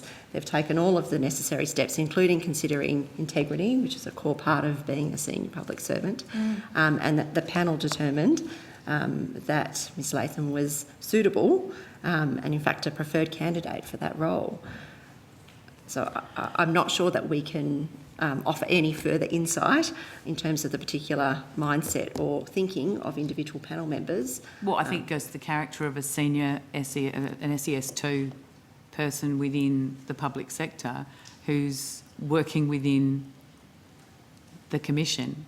Well, all I can say is that the panel, having gone through its process, was satisfied with recommending that appointment. And I was confident and comfortable with, as the delegate, in endorsing that. And were you aware that Ms Latham oversaw numerous AAT decisions warning that the government's $2 billion robo-debt scheme was unlawful but failed to raise the alarm? No, I'm not aware of that. Which would go directly to behaviour in a complaints environment and in an environment where surely we're looking in the Disability Commission to preempt issues, make sure that there are no challenges out there. That kind of activity, to me, spells some concerns. You didn't consider that matter? No, because as I've said, the panel considered what we were looking for in that job and the core capabilities across the spectrum of what was sought for that role. And were satisfied that Ms Latham was able to undertake the role in an appropriate and capable way.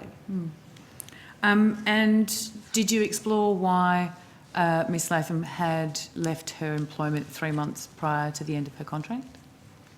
Well, my understanding is she left prior because she had been offered the role with the NDIS Quality and Safeguards Commission, and she informed her chair as such, and left prior, therefore, to her contract to take up the opportunity with us. Minister Ruston, I wonder if what your take on this is, given the scandal and the issues that were afoot,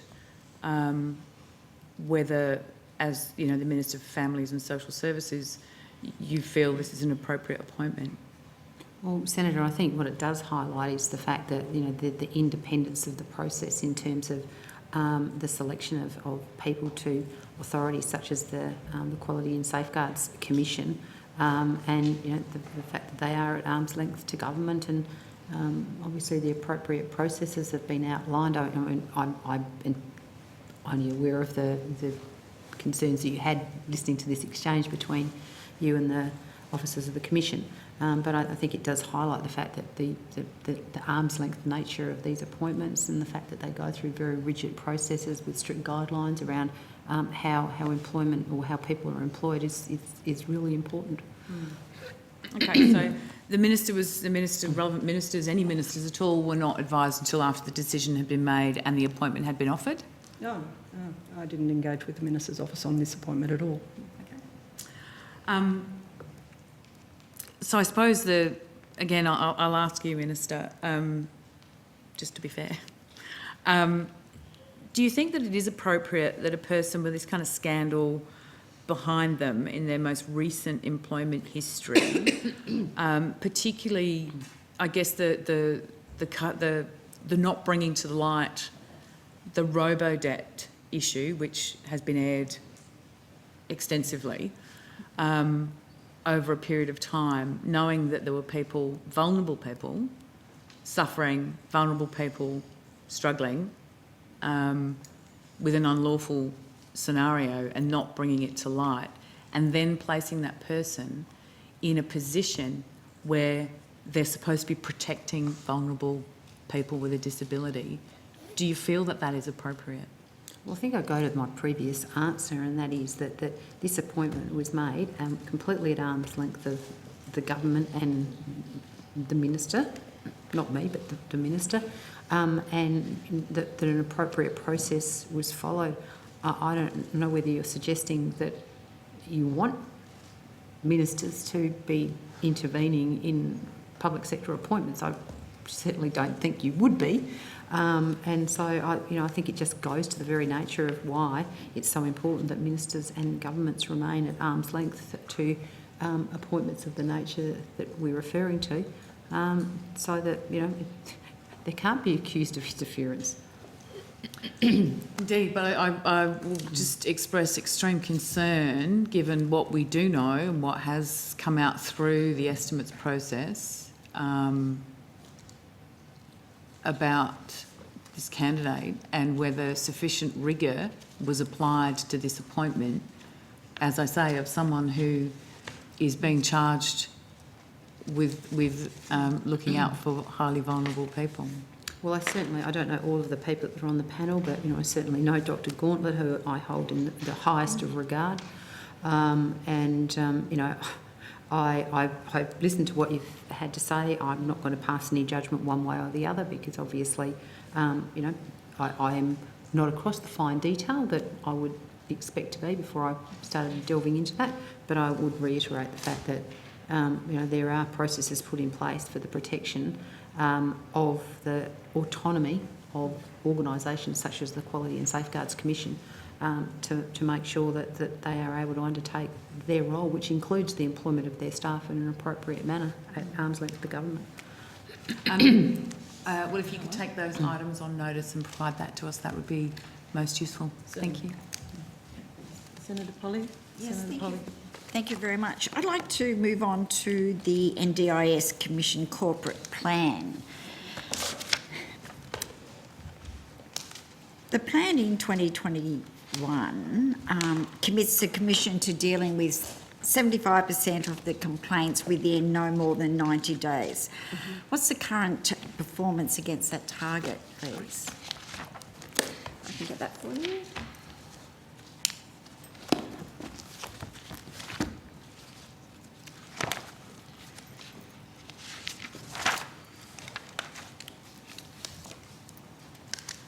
So our current median number of days is 77 for all complaints.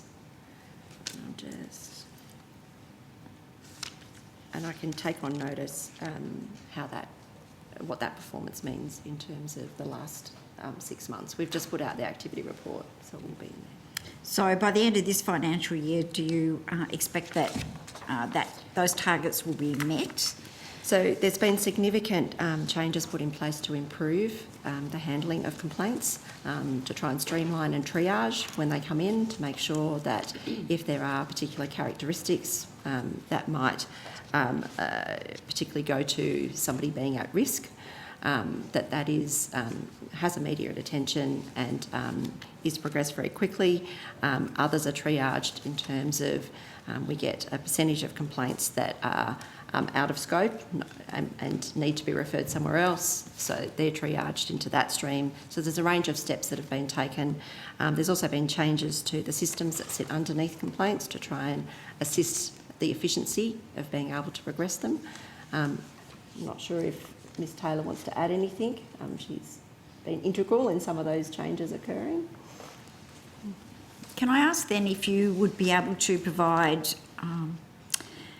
some details around the issues around people with disability who their complaints have not yet been resolved, and break that down by state and territory? I can. For the last 30, 90 and 180 days and 365. We can do that, yes. I can tell you that in the last period that we've reported on, from 1 July to 31 December 2021, that 26% of all complaints were closed within 30 days, 42% within 60 days and 55% within 90 days. But I will break that down as you've requested on notice. I'm not sure if you're going to add something. Yes, the Commissioner suggested I might. So the approach we've taken to triaging and really not treating every complaint the same, though treating every complaint with as an important connection between ourselves and the participant, means that we're able to spend staff are able to spend more time on complaints that are very complicated, might involve connections with other regulators, might involve a number of providers, might involve a number of need to engage with a number of individuals within that participant's life, as opposed to complaints which may be equally significant but more straightforward in terms of the engagement we need to have with the complainant. And so often complaints will take some time to resolve because they involve so many people, and the person with disability, or even the complainant who might not be the person themselves, needs some assistance to step through a process of resolution, for example, with a provider, and those processes can take time, and we like to take the time where the person wants a good outcome, and others can take a much shorter period of time to resolve. So what's the statutory and non-statutory deadlines for providers to lodge incident reports? I'm happy to respond to that. Providers are required to lodge incident reports, an initial incident report for matters other than unauthorised use of restrictive practices within 24 hours of the incident being made aware, key personnel within an organisation being aware of the incident, and then they are required to provide a further report which provides further detail, including the actions they've taken in response to that incident within 5 days. So, other than the unauthorised restrictive practice reports, what percentage of providers' incident reports have been lodged within the required statutory timeline? We can take that on notice, Senator. We have done for the last 2 years a very extensive compliance activity with providers to make sure that they understand those obligations and those new statutory time periods, particularly in the early periods when we've commenced in a state or territory and those requirements have not been a feature of previous arrangements. And so there is a very strong focus on education as well as compliance action where providers have not met those obligations. We've taken a number of systemic compliance actions where, for example, large providers may not have met their obligations to bring them into compliance. So we've had an extensive program of work to do that.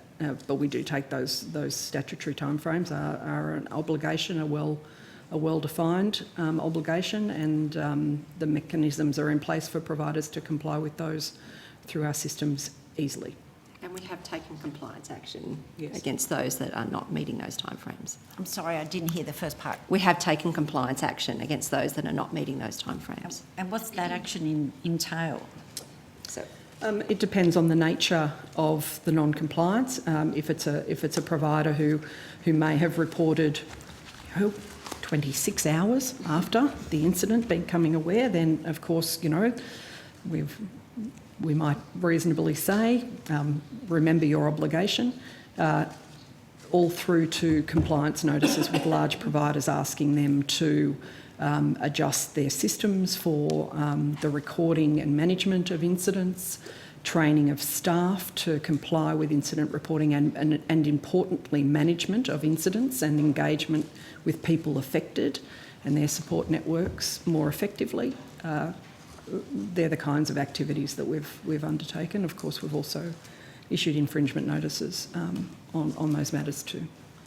I look forward to following up on these at future estimates, but are you achieving that 80% within the 6 months target of resolution?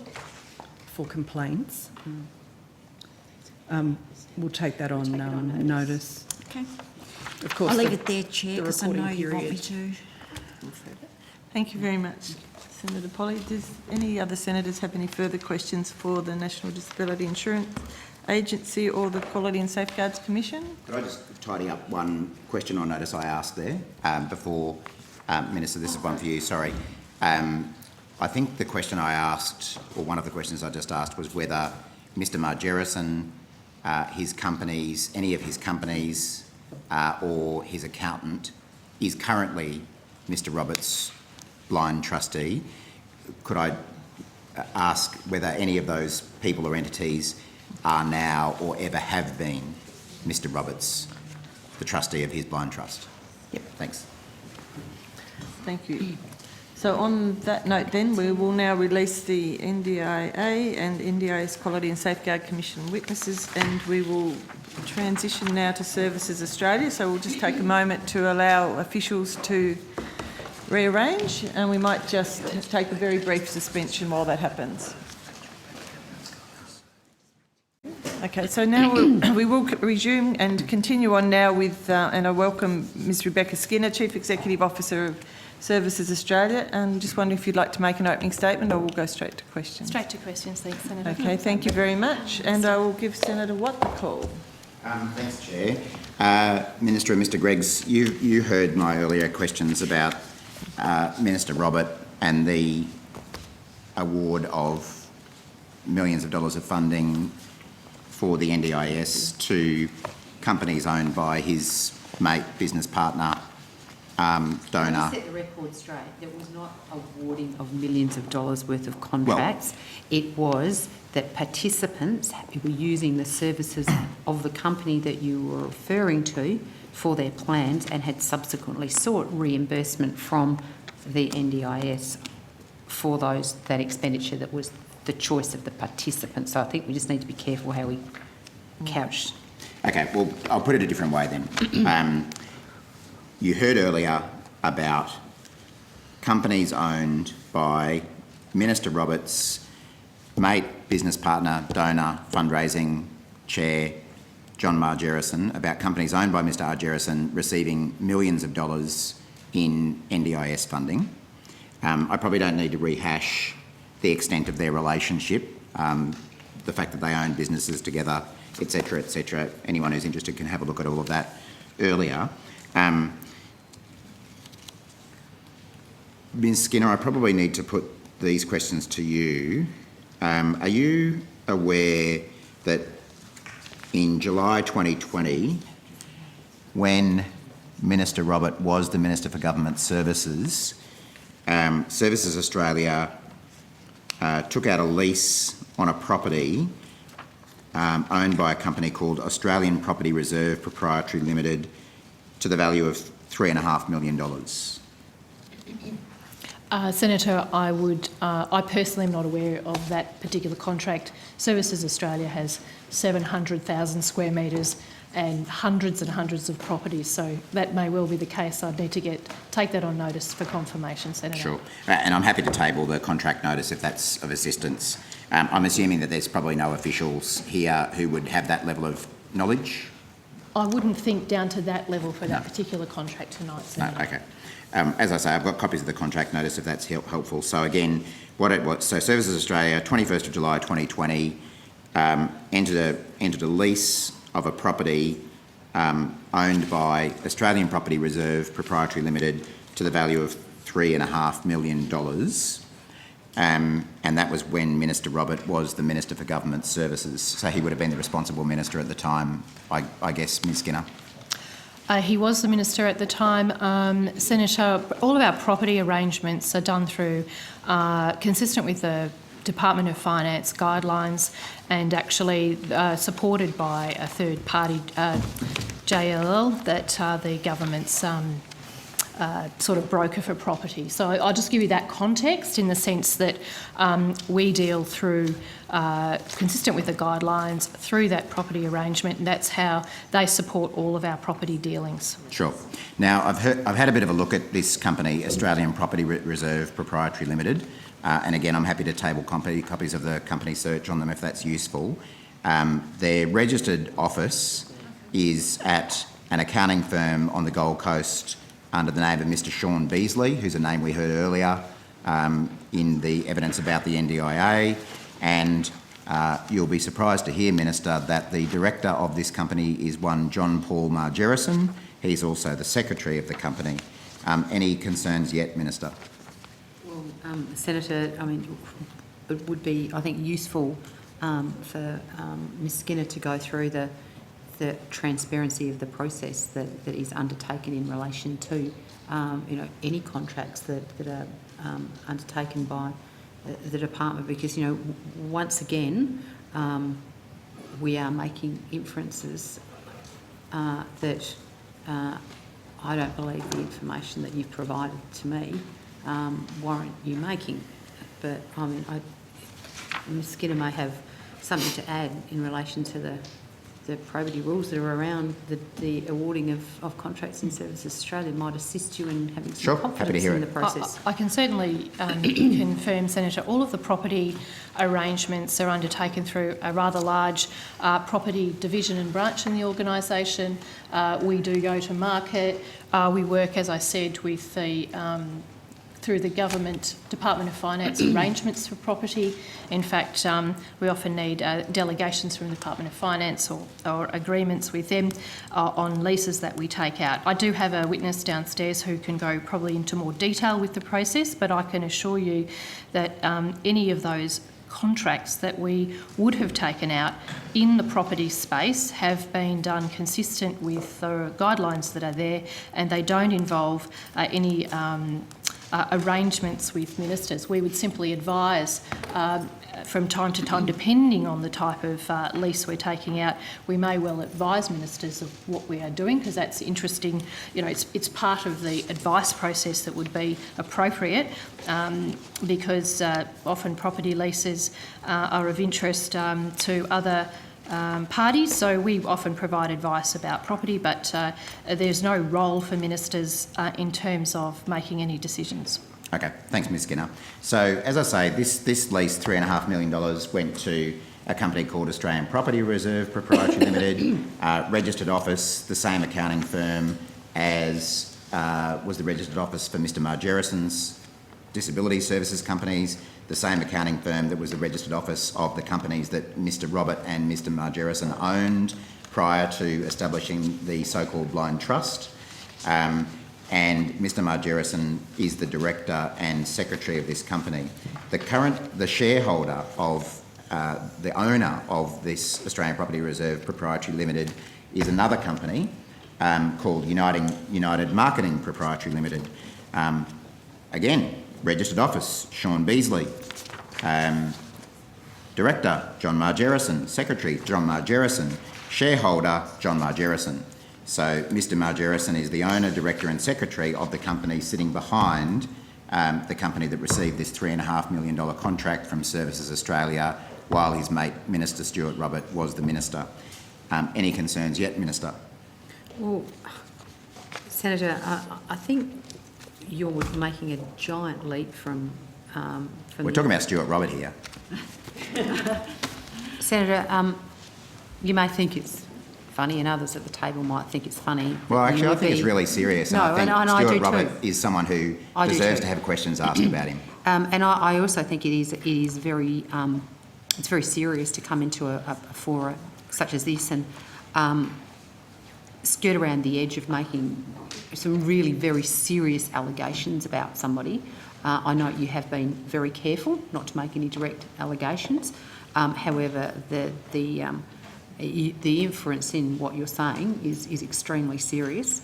I think both the previous officials at the table and Ms Skinner have made it really, really clear that there is no direct line of sight between the processes that sit around the awarding of contracts and in the previous around how the arrangements around payment of individual participants' plans are undertaken that would suggest that there is any possibility of any conflict in relation to this. But so I do take very seriously and, find it somewhat offensive that some others at the table, not you, Senator Watt, but some others at the table would seek to think that it was funny that somebody's reputation was being, there was inferences, negative inferences being drawn about that.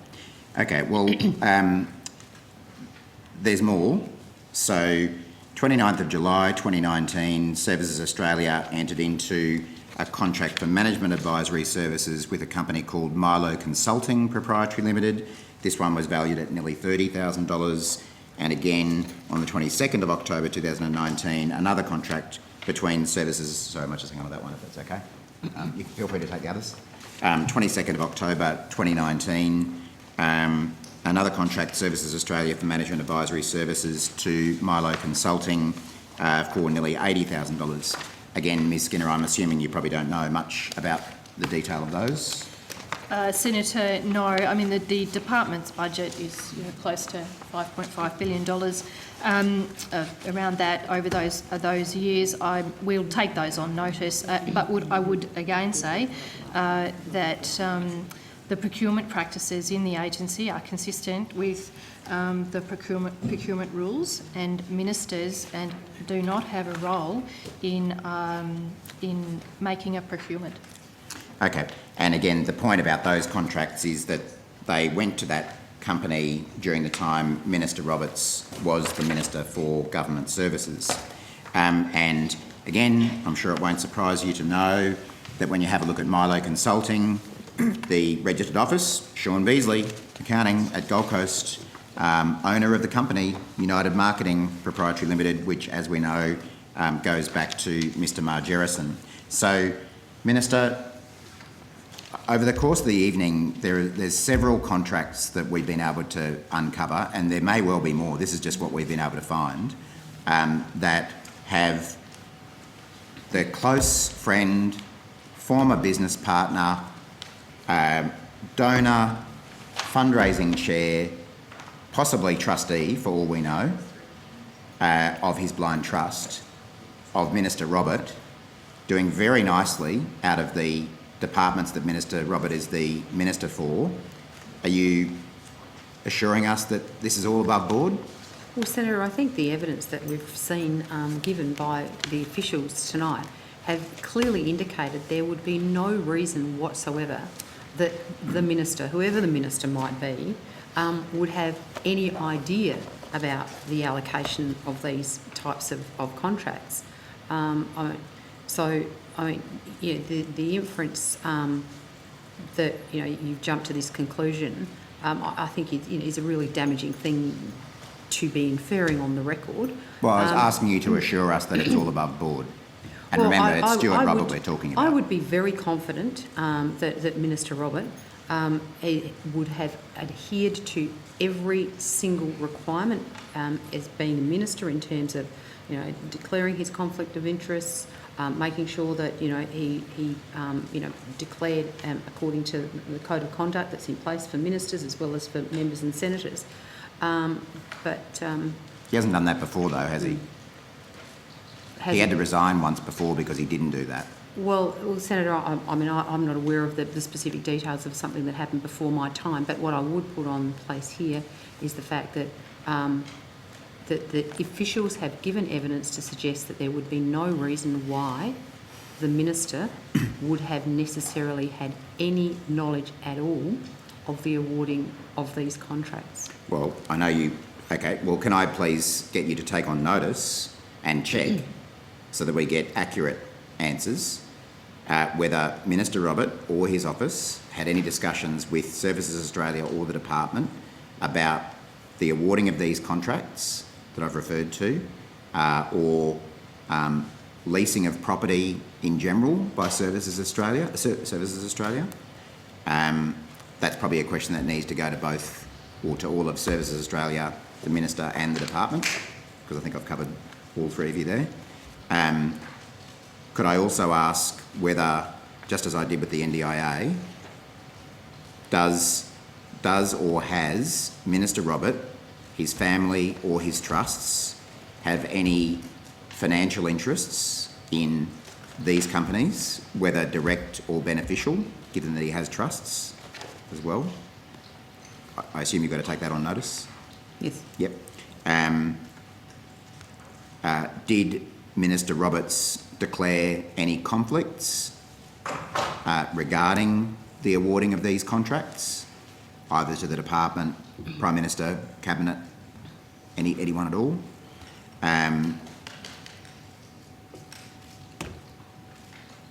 We'll take all of that on notice, Senator. There'd be no reason for there to be any role, but we'll take that on notice. Well, it's not uncommon for ministers to have discussions with their departments about contracts that are awarded, about funding programs. That is very valuable information that can be passed on by ministers. Hopefully they don't, but it can be and has been. Well, Senator, I can speak from my experience as a minister, and the extent to which my department goes to ensure that all probity and governance is adhered to, and it works both ways. It protects the processes of the government and it protects the processes of the bureaucracy to make sure that everything is done in a manner that is absolute best practice. And I see absolutely no reason to believe that that wouldn't have been the case in the organisation that Ms Skinner runs or the organisation that Mr Hoffman runs. And, whilst you're totally entitled to be asking the questions that you are asking, the inference of the accusation that you're making is extremely serious, extremely serious. And, the inference on the processes that are in place by, that have been put in place by the agencies that you're speaking to are also very serious. So I think we've agreed that we will take on notice the questions that you've asked.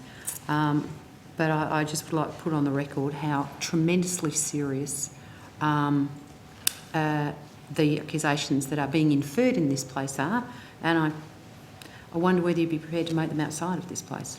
Well, I think it would be tremendously serious if Minister Robert has conflicts of interest between his ministerial responsibilities and his personal business dealings. The only or his person who's mates. making those comments or making that inference is you, Senator Correct. Watt. It is certainly not me. And the evidence that's been provided by the departments that you've been speaking to, or the agencies you've been speaking to, are that that is not the case. So obviously we've taken on notice the questions that you've asked, and we'll provide you with the information in a timely way.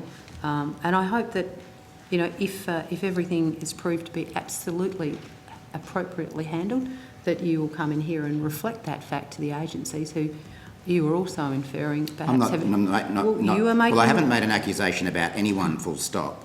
I've asked a series of questions. You have? And I most certainly am not making accusations at departmental officials. Well, I absolutely accept the fact you probably haven't overstepped the mark in terms of making a direct accusation about anything inappropriate behaviour being undertaken by either the minister you're referring to or the agencies, but you're floating very close to the wind in terms of the inference that you are making to that.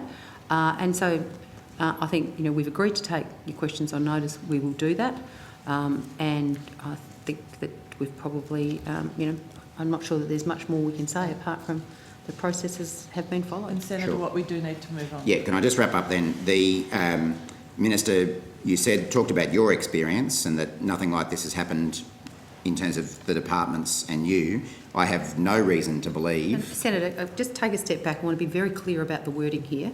I said that the agency of which I work for, which Mr Griggs is the head, always maintains strict firewalls in relation to making sure that that the decision making that is the domain of the department is not ever, it doesn't come across my desk, and that all of the rules and guidelines are strictly adhered to, and I'm sure there's no reason to suggest that those same sort of robust guidelines and are not in place in the department, in the other agencies that we're referring to. That was what I said. I did not... And I have no reason to be concerned about your behaviour or the agencies under your control. I don't share your confidence about Stuart Robert, given his past behaviour, and I don't share your confidence about him because we already know that Minister Robert and John Margerrison were co-directors of companies prior to Mr Robert coming back into the ministry.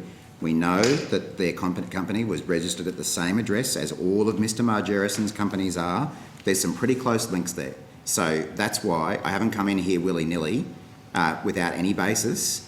There are legitimate concerns here about how taxpayers' money is being used or is being spent in relation to companies not too far away from a minister who has had a lot of conflict of interest problems over the years. So that's why I'm asking the questions about Minister Robert and no other minister in this government. Yeah, well, all I would say to you, Senator, is if you want to continue to keep repeating the allegations that you are about the minister, be brave enough to go outside and say them. Okay, Senator, I'm going to move on because I've got two more senators on their way down as well. So, Senator Rice. Thanks, Chair. I want to start with consultation on the remote services servicing strategy. Firstly, what consultation has been undertaken through the Community Services Advisory Group on the remote services strategy? Senator, I will ask Mr Egan, I think, to come to the table.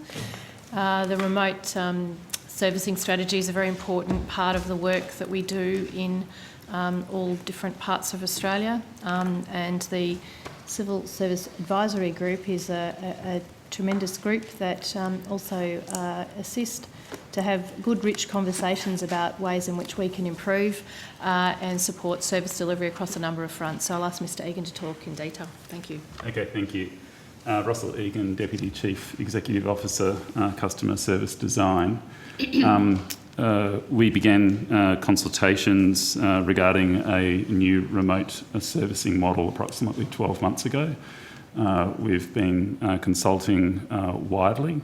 We've had several sessions with the Civil Society Advisory Group, including sessions in the middle of last year, at the end of last year, and some targeted consultations with individual members, including as recently as this week.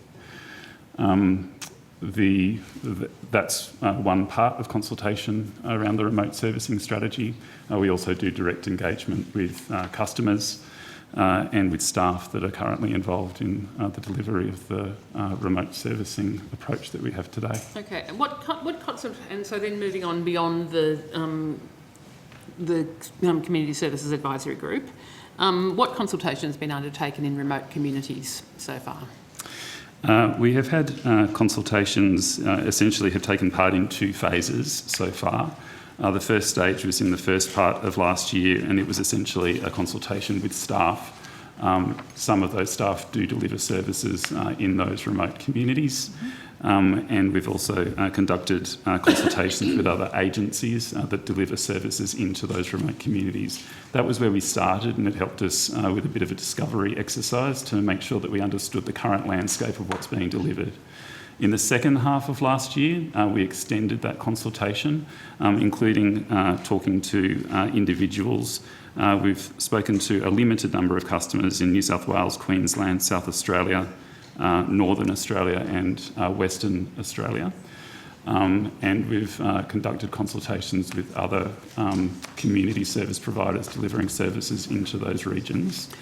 We're still in the process of doing that, and we would anticipate further consultations happening between now and the middle of the year. I should say we had hoped to do more visits direct into those remote communities in the development of the remote servicing model, and we will do that. We have been delayed somewhat in our ability to do that because of COVID lockdowns and things like that. And so how many of those consultations have been in person so far into those remote communities? I couldn't tell you that. I would have to take that on notice. Take that on notice. And how many of those consultations, either with staff or with others, have been with First Nations peoples?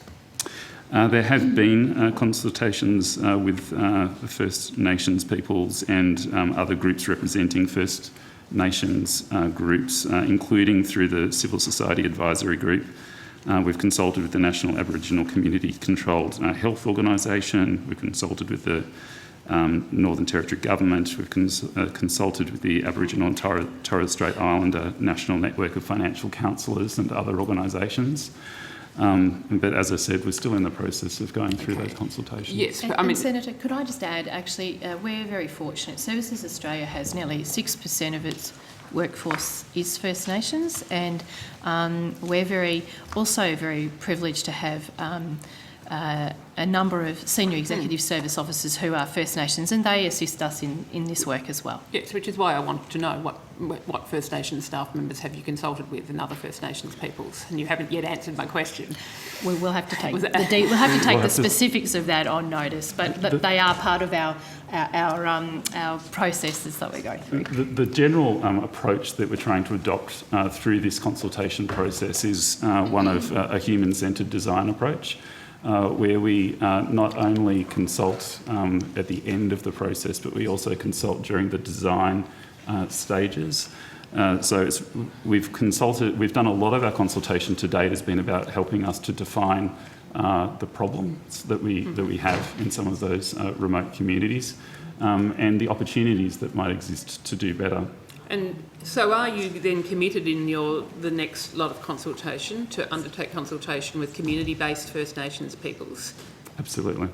And, okay, that's good. And people, and basically, and the First Nations representatives, further consultation with First Nations representative organisations? Absolutely. Okay, thank you. I now want to go, let's see, I think, I'll move now to Robodebt. Income compliant. What was that? Income compliant. Robodebt. And in fact, yes, your comment there, Chair, that, income compliance, can I just confirm that Robodebt's a term that's widely used by people who've lived through it, by the media in reporting on it, and by people in the Parliament. Is it true that in the public service you've been told you can't say the word Robodebt? By who? I've never been told I couldn't use that word, Senator. We do, but we refer to it as the income compliance program. Okay, so people are permitted to use the word Robodebt. There has never been any directive not to use the word Robodebt. No, Senator. Okay. I now want to go to the ongoing issue of the lack of information about Robodebt and questions that have been raised. I asked a question. Put a question on notice, last estimates about your external legal costs with the Victorian Legal Aid case. You sent me a letter, you answered then. Mr Berra said that we can take the external legal costs on notice. Your answer to that question says that Services Australia calculates and reports its legal services expenditure on an annual basis under the Legal Services Directions 2017 and in accordance with the methodology mandated by the Office of Legal Services Coordination. You didn't answer my question. Was there a reason that you didn't answer my question? Senator, the legal processes are still continuing. I can ask Mr. Berra if he's got any further detail, but the preparation of that response is consistent with what we're required to do. It's not the question that I was asking. In terms of our response, we provide and reporting through that legal services arrangement. So I would ask Mr. Berra if he's got anything further he can add to that at this point. Oh, thanks, Ms Skinner. Senator Chris Berra, the Deputy Chief Executive Officer for Payments and Integrity. Services Australia, consistent with sort of whole of government practices, reports our legal expenditure in accordance with the format.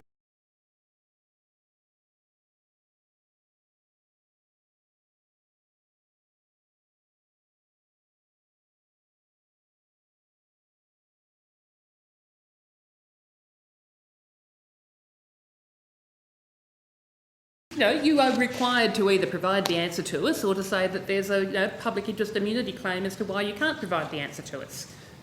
You don't just not answer the question because it's inconvenient to you to not be public with that information as to how much the government spent on the legal case fighting Robodebt, the system that ended up with so much suffering because of these illegal debts that were issued against people.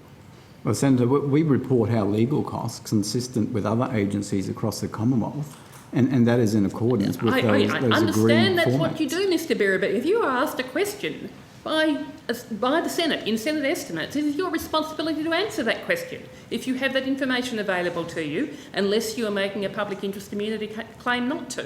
And we do. So are you making a public interest immunity claim not to? Now, what I'm saying, Senator, is that we do publish our legal costs in accordance with those Oh, look, I agreed. went to the information put together in the Office of Legal Service Coordination, and I saw that your total legal costs in the last financial year were $27 million, $25 million in 2018-19, $22 million in 2017-18. It doesn't tell me what your legal costs were, your external legal costs in fighting the Victorian legal aid case that was brought against you. Well, we're transparent about our legal costs in terms of the costs against that format. Yes, but one issue we don't do is with our internal legal organisation. Yes, you explained that in October, Mr. Berra, that you weren't able to break down your internal costs. Do you report, in terms of your reporting to the Office of Legal Coordination, do you actually report to them a breakdown of the costs per case? No, we report it in that format that you've seen. So you just report a lump sum of that $27 million. That's all you need to report. That's my understanding, Senator. Okay. Well, I ask you again that I want to know what the legal costs, the external legal costs that the government spent on fighting this case, the Victorian legal aid case, and if you're not going to give it to me, you need to mount a public interest immunity claim as to why you're not going to give it to me. You don't just not answer the question. Well, Senator, I don't have any specific legal costs here, and I would note that a number of these legal issues are still continuing, so but that that's the costs aren't not the issue of costs. I don't. Yep. Well, you tell me. Give me the claim as to why you can't give it to me. You don't just not answer the question. Well, we'll see what we have available, Senator, but yep. Well, thank we you. do report. You didn't see what you had available in answer to my question last time. I've also got written questions on notice that I put in at the beginning of January, and which I think were due back on the 7th of February, so over 10 days ago now. A number of task force integrity investigations involving debt raised through or partially through the online compliance intervention scheme, Robodebt, about whether task force integrity investigators and police officers ever raised concerns about the poor evidentiary basis for debts raised, what actions were taken by Services Australia if concerns were raised, did you have a minimum debt amount when referring briefs to the Commonwealth Director of Public Prosecutions, what have been the outcome of your legal proceedings, what costs have you incurred from your legal proceedings since July 2015, number of debts since the Federal Court of Australia approved the settlement what's the number of debts that have been zeroed, reassessed and refunded? I haven't received a response yet. Am I going to get a response to these questions? Senator, yes, I think what we can assist with, there are, in those early questions you read out, debts are not referred to the public prosecutor. We need to separate the conversation around fraud, serious non-compliance and criminal activity. That is where you will have task force integrity, that is where you have federal police, that is where you have the public prosecutor. That is here. Debt is something that we deal with differently, and that a debt does not give rise to a criminal conviction unless it was it is a theft, if you like, of government outlays. That's where that heavy integrity, police and prosecution resides. So a couple of those questions are intersecting two things that are unrelated. I can ask Mr. Berra to explain that a bit further if you like. And we can give you probably updated information on the debts zeroed and where we are with the refund process and things like that. The purpose of putting in these questions on notice at the beginning of January and with a response before estimates, so that we could then continue to get further information from you this evening, which I'm not able to do. Furthering this lack of information, hiding of information about this scheme, this illegal robo-debt scheme. It is an outrageous use of process. Chair, I would just like to draw to the attention of senators present that during January, the resources of the public service, and particularly the resources of Services Australia, were entirely focused on the delivery of both the pandemic leave disaster payment, and also because of the floods in Queensland, in delivering the AGDRP support that was provided to people who had been seriously impacted by floods. Now, I noticed that the agency and the officials have not sought to actually use that as a reason why they haven't been able to get this kind of detailed information for you, but I just want to put on the record, for all those that are listening, the incredible work that was done by Services Australia to make sure that people who were unable to earn income during that period of the peak of the wave of Omicron was as a result of the huge amount of work done by Services Australia, the double shifts and triple shifts that staff were working all weekend to make sure that people who needed their assistance were receiving it. So I only put that on the record, Senator Rice, so you get a context of perhaps why the questions that you put on notice at the beginning of January were not provided to you really quickly. I appreciate all the work that was done in relation to getting support payments to people because of the pandemic. However, it does not negate the requirement to answer questions so that we can apply the proper scrutiny to this illegal scheme that is required by the Senate. Now, look, I'm going to finish because I'm going to finish by saying we're not giving up on this. We're not. We're going to continue to pursue it, no matter how long it takes. Chair. I'll finish there because I know that Senator O'Neill has also got some questions on this issue. To sort of round out the rant that we've just had from Senator Rice, I would just like to say that people died because of this scheme. That's why I'm angry and I'm ranting. The Minister has the call. I would just like to put on the record that the fact that the agency was under such extraordinary pressure to support Australians who needed their support for paid pandemic leave disaster payment and their AGDR payments for the Queensland floods was the reason why they were unable to probably devote the kind of time and attention that you were requesting them to do. I don't know whether, Senator Rice, you're suggesting that the agency should have not focused on the delivery of that and made a prioritisation of providing some paperwork to you. I'm sure they are more than happy to provide answers to your questions, but I will defend their decision to make sure that they focused on supporting those people. I'm just asking the government to be transparent in its information about this illegal scheme, and so far that transparency has been incredibly lacking. I'm just pointing out what they were doing in January. Senator O'Neill, you've got 4.5 minutes before we go to a break. So little time and so much to ask. It's okay, you've asked most of it before, so. Yeah, I didn't get answers then, but I come in hope. So this is the last estimate session before we're likely to go to a federal election, and it's over the course of the last several years of this government that the people of Australia were subjected to the raising of debts, illegal debts, by their own government against them. And as Senator Rice has indicated, it was called the robo-debt scheme, and everybody knows what it is. We've sat in this room and had that whole, the language that Australians used, dismissed by the department.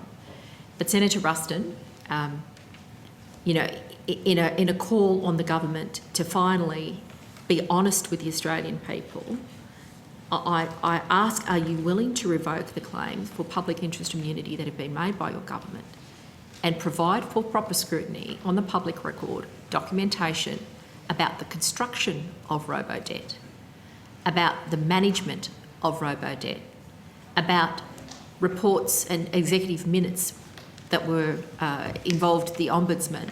Are you willing to put on the record any of the things that the government has so far refused to do, claiming a PII, public interest immunity claim? Look, thank you, Senator O'Neill, and as you know, I'm the acting minister in the portfolio. I'm not the minister. I am more than happy to take the request that you've just put forward in relation to that information in good faith and seek for advice as to if any of it is able to be provided. But I am not in a position to make a blanket decision right now, but I'm more than happy, not claiming public interest immunity, but I'm more than happy to take what you've asked on notice and seek advice from the Minister in relation to, you know, what she would be, what is appropriate to be released. So can I just indicate that the Senate has not accepted the government's public interest immunity claim? They have in this committee, the legislation The committee legislation committee doesn't come to the Senate itself. The Senate itself has indicated that the minister's claim for public interest immunity, which is in ordinary people speak, it's too dangerous for the government to tell the truth because bad things will happen. Well, Senator, that's your interpretation. Well, I want to do it in a way that ordinary Australians understand, because it was ordinary Australians who got the debt notice from the government and they want to know what's going on. So basically the government's saying, hey, look, Australians, it's not in your interest to get this information and we're going to keep it secret, okay? That claim that has been made by this government on 5 occasions and rejected on each occasion in the Senate should not stand. And continuing to say that there is harm to Australians by not telling the truth really makes a mockery of the million people who were served a debt notice by this government. So we need the truth.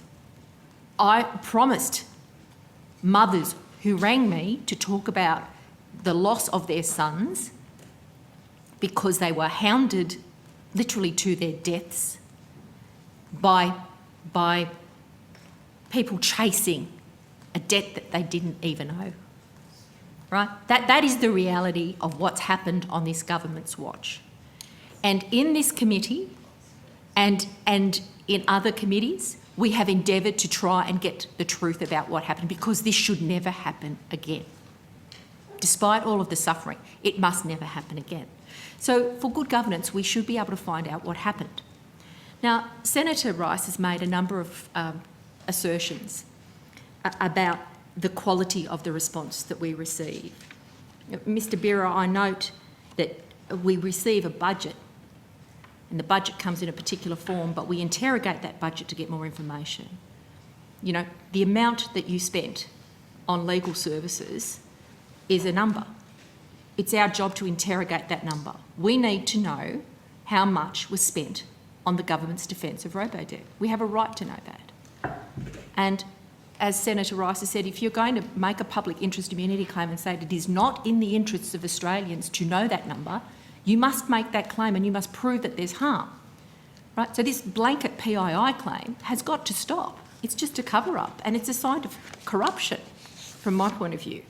Now, I want to go to some particular questions that I have with regard to a question on notice. Senator, I knew we should be at a break now, so we probably need to go to the break and come back at 9:30, because otherwise we'll be pushing Everybody it back too needs a late. break. Yep. I'll be back with more questions. All right, Sure. so we'll now suspend till 9:30. Senator Askew, I just wonder whether over the break Senator O'Neill might like to reflect on her comment that suggested corruption.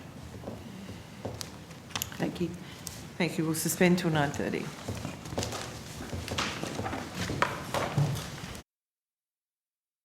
Is okay. We will start again. And one of my topics is FOI, Senator. All right, so we'll now resume for our final session of the evening, and I will give the call back to Senator O'Neill. Thank you. Thank you very much. And just before the break, I was bemoaning the lack of transparency in responses to questions that I've asked over the last 3 years with regard to the robo-debt matters. And that was echoed by other senators who have been here through that period of time, asking questions from a government that's refused to give information. And I made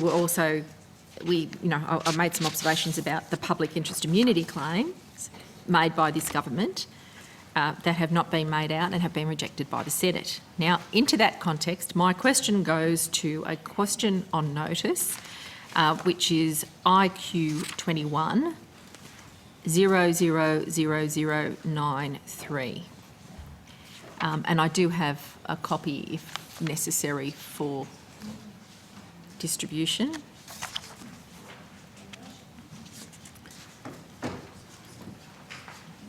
Thank you very much. And it was a question that I asked, it's a spoken question. And it was with regard to information about an executive minute, and it involves the Ombudsman. So, Ms Skinner, just for the public record, what's an executive minute? I believe it may be referring to a minute that is sent to. I don't use the term myself, but unless it's I don't know. I'd need to have. I'd need to determine what that is referring to, executive minute, whether that's a minute that is in the agency that was sent to an executive or a minute that's sent to the executive arm of government. I think it's possibly referring to that if it's to do with the matters that you've asked about there. With robo-debt?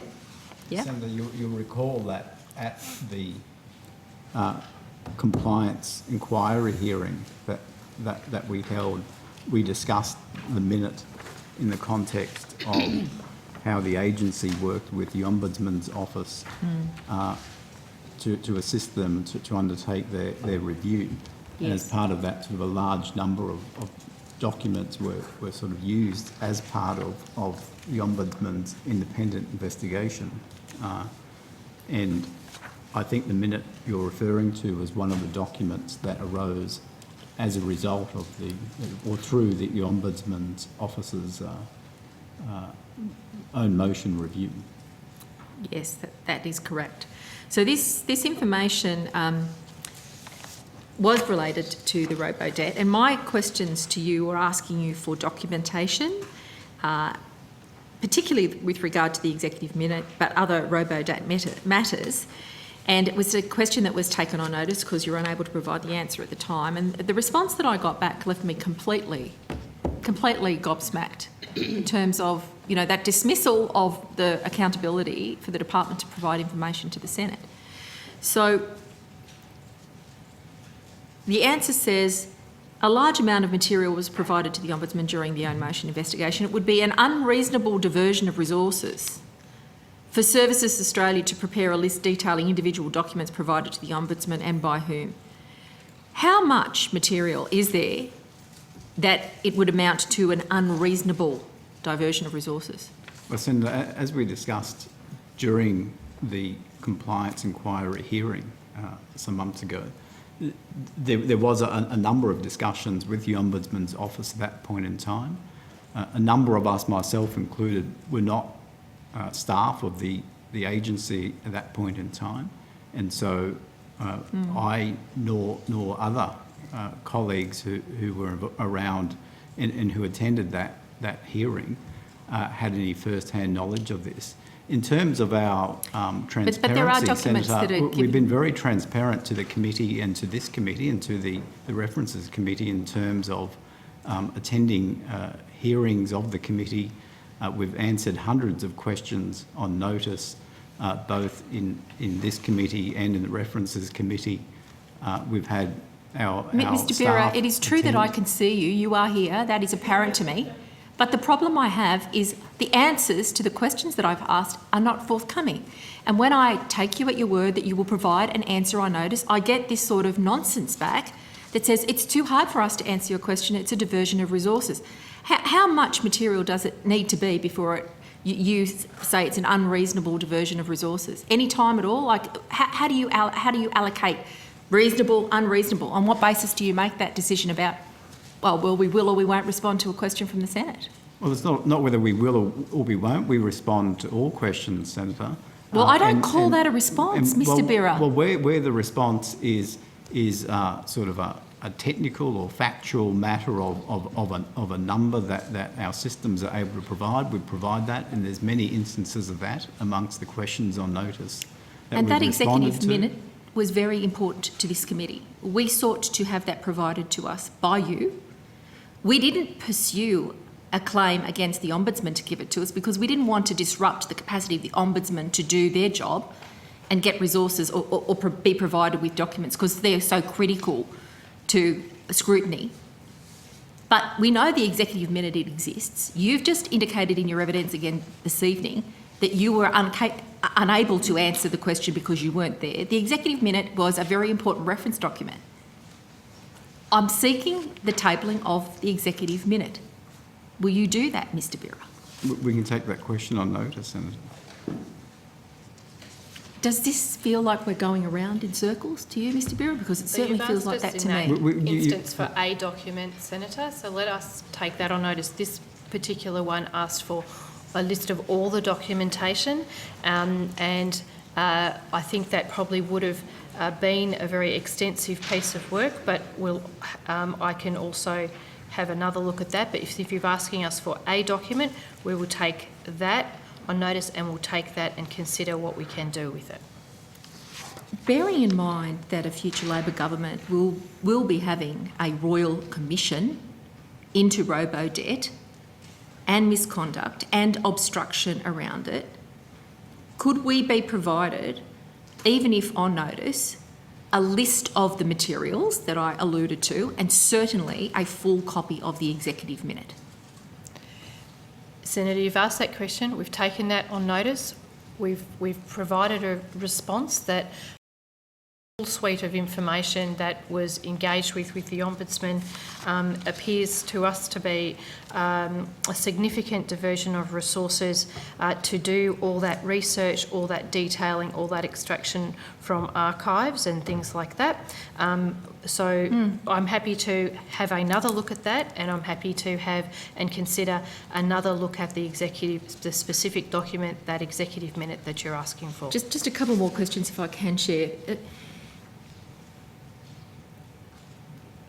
I'm mindful of evidence that were received in the course of inquiries into robo-debt about people being asked to go back and seek records by their own efforts of casual jobs that they held 7 to 10 years previously. And I made the point then that, a 24-year-old who couldn't find their pay slips from when they were 17 is a pretty common phenomenon across the country. Robo-debt asked Australians to go back and find, in what I would consider an entirely unreasonable allocation of their resources, their time, their sense of self, their mental health. People lost their relationships because of a debt illegally raised by their own government against them. So it doesn't really wash with me that a department with all the resources that you have can't provide the documentation that was asked for. And when I put that alongside the PII claims, the public interest immunity claims of the government that have not been made out and have been rejected by the Senate, I'm left with this absolute void. No information forthcoming. So the government's previous excuse has been for not being open and honest has been the PII. Now we've got this excuse of unreasonable resource allocation to answer the questions. Neither of them seem satisfactory to me. So can you assure me, in the period between now and the election, mindful that if a Labor government is elected, there is a Royal Commission on the way, that you will at last finally provide the documentation that this committee has been seeking? Senator, there's no suggestion that the documentation, anything would happen to the documents that are in the agency. It's just that we've detailed here the amount of effort that would require to lay out that sort of material in the way that you've asked there. As I said, I will take that question away again and have another look at that, and we'll see how we can do the. Senator, that's a hypothetical. No. From a policy position, please don't get smart with me, right? If from a policy position, if a court were to ask you, subpoena you, Excuse me, Chair. I just would like to seek your ruling on whether you think the aggressive manner in which Senator Patrick just approached. I asked a simple question. No, it wasn't the question. I agree. I asked a simple question and I got a really silly answer. That it's a hypothetical. Senator Patrick. I was just asking you to be civil. I absolutely would never question your right to ask a question, never. But I'm just asking you really, if you review the footage, you'll see how aggressively you responded to the witness. And Senator Patrick, Senator O'Neill had the call. It's probably a better description, because we have been over many, many hearings asking these questions, trying to get to the bottom of robo-debt, and the government has simply stonewalled. And I don't accept the statement, the assertion, the bald assertion that it is an unreasonable diversion of resources for Services Australia to respond to the request that I put on notice that's in that question. So what resources would be necessary that make you claim in your response to me that it's an unreasonable diversion of resources? Senator, I need to look into the particular details. I'm not personally aware of exactly the scope of all of the materials that were being requested to be itemised, documented, and the other level of detail that was there. I trust that my organisation will have considered what was possible in the context of all of the other work that they need to do and the amount of time it may well have taken in order to do the research, the collation, the work with the technical teams in order to, ensure they had all of the information to bring forward. So I have taken on notice that I will have another look at that, and I will I will understand what we would consider the details of why it would be an unreasonable And I diversion of take you resources. at your word there, Ms Skinner, because, I need to. Right? I'm here as a senator with these other senators to ask questions and to prevent another disaster of that kind. And so far, the stonewalling by this government and the department has not provided the Senate with the information we need to make an assessment of what happened, what went wrong, because the government hasn't provided the information. I seek your support right now for us to get the documents that we've requested. You would have a long list of the documents that we've requested, and I'm sure that we can put it on notice one more time, what we really, really want to be able to get some transparency around this dog of a scheme that has haunted and hurt so many Australians. Thank you, Chair. Senator Patrick. I will follow up on my question, however, because I've seen these words used in FOI, an unreasonable diversion of resources, but it's not in the lexicon of the Senate. And the reason I raised the judicial issue is because we have a similar standing in respect of, and would expect similar levels of respect across all three arms of government, and hence the reason, if you were subpoenaed, would you go back to the court and say to the court, I'm sorry, that's an unreasonable diversion of resources. And if the answer to that is no, then you should not be using that as a response to a question on notice in this place. So that was the statement. Have you got some questions? My question was, would you refuse a subpoena of that nature?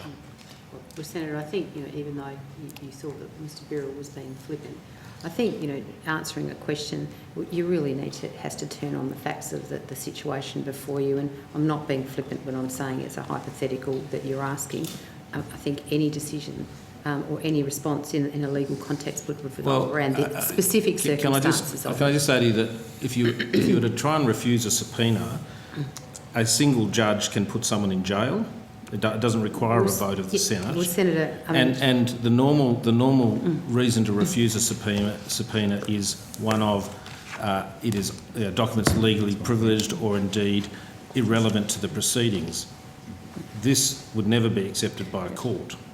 Well, Senator, as I said, it would be the particular circumstances of the situation that was before the court would be that No, so my question on notice is, has the department ever refused a court subpoena on the basis that provision of the information was an unreasonable diversion of resources? That's my question on notice. I just want to move to the topic I came here to talk about, three topics. Firstly, the first one relates to a very unusual thing that I saw in the media, so I followed it up, and that was the department refusing an FOI, and I know this crosses all of the different portfolios, child support and a whole range of them. There's an FOI that was by G. Griffiths in Right to Know, seeking copies of documents relating to the selection of the hold music for Services Australia phone lines, including Centrelink, Medicare and the Australian Immunisation Register. Mm-hmm. And all the documents were refused on the basis that it would have a substantial adverse effect on the proper and effective conduct of the operations of the agency. I just find it's almost unbelievable. The project timeline dealing with the hold music of the department is somehow so sensitive that it would cause the operations of the agency to be harmed. Now, I don't know if this is subject to appeal or not, but it doesn't matter because it would be appealed to a non-Chapter 3 court at this stage. Are you familiar with the issue, Ms. Miller? I'm not familiar with the issue. I will. I can look into it, Senator. I am extrapolating here about whether the music is part of some commercial arrangement. I'm not sure. It might be, but the threat. That would. But I will take that on notice, Senator. But in actual fact, the claims are not around commercial. They're around having a substantial adverse effect on the proper and efficient conduct of the agency. Now, I'll point out all of the exemptions in here are not exemptions that relate to what is acceptable here, which are PII claims.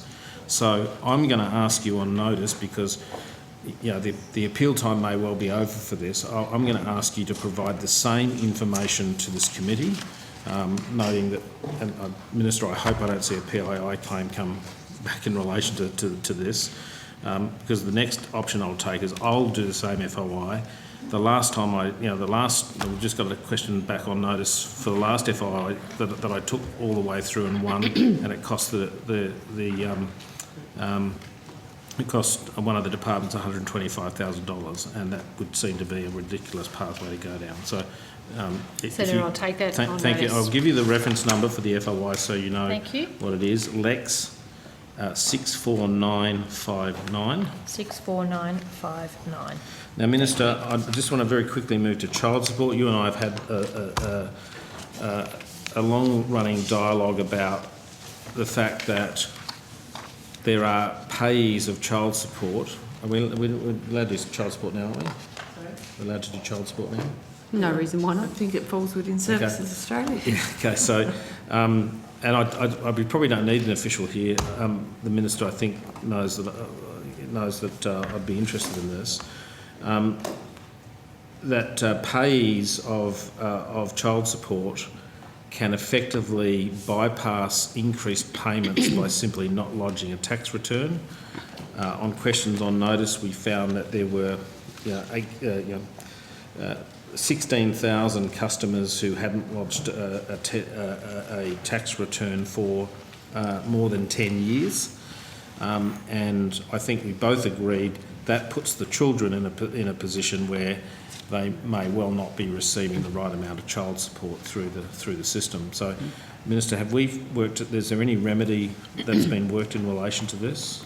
Well, Senator, yes, and I acknowledge the fact that this is an issue that has been of long-running concern to you, when you raised it with me, I absolutely agreed with you.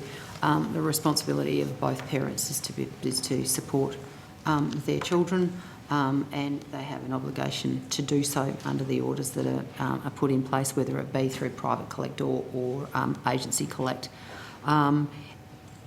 In my EFO last year, following on from our discussions, I sought to put in place some additional measures to see if, to try and deal with this issue.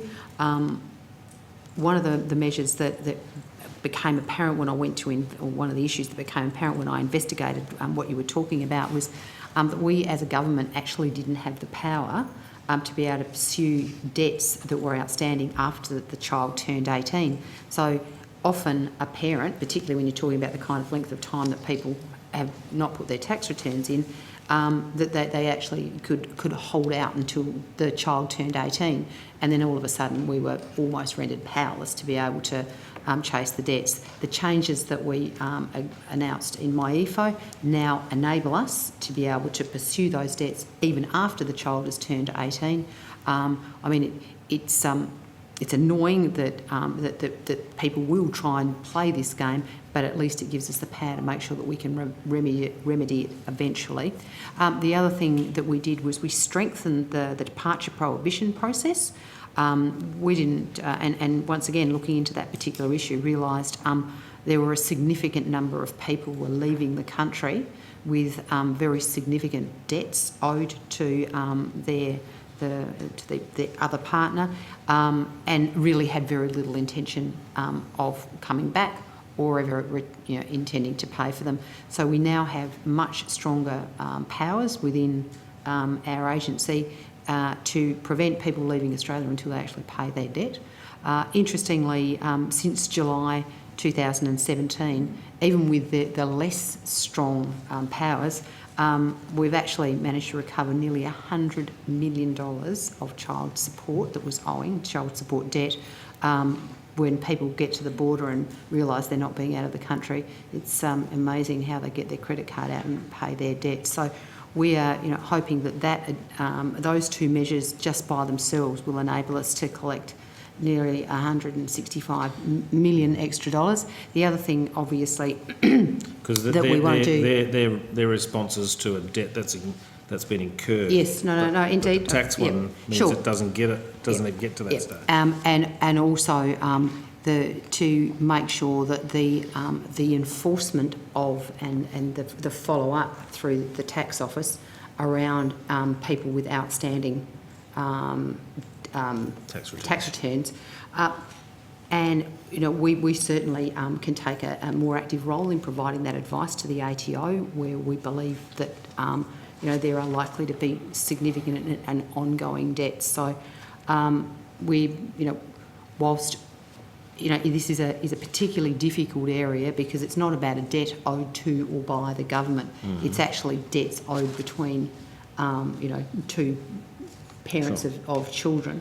But we will continue to be working to make sure that we make the policy changes so that we can. But that doesn't sound like you really addressed the problem. I mean, you can talk to the tax office, but that doesn't necessarily make these numbers go down. Don't you have to have a power of some sort or an agreement of some sort in place where the tax office itself should be enforcing this because it's unlawful not to lodge a tax return. Yes, indeed. But what we're seeking to do is the lodgement enforcement program, and we're talking to the ATO because you're absolutely right. It's the lodgement enforcement program of the ATO, which is the power by which we can force people, obviously, remedy against the fact that they haven't lodged a tax return. But so we will continue to work with the ATO to make sure that lodgement enforcement program is targeting the people that we can identify, particularly that are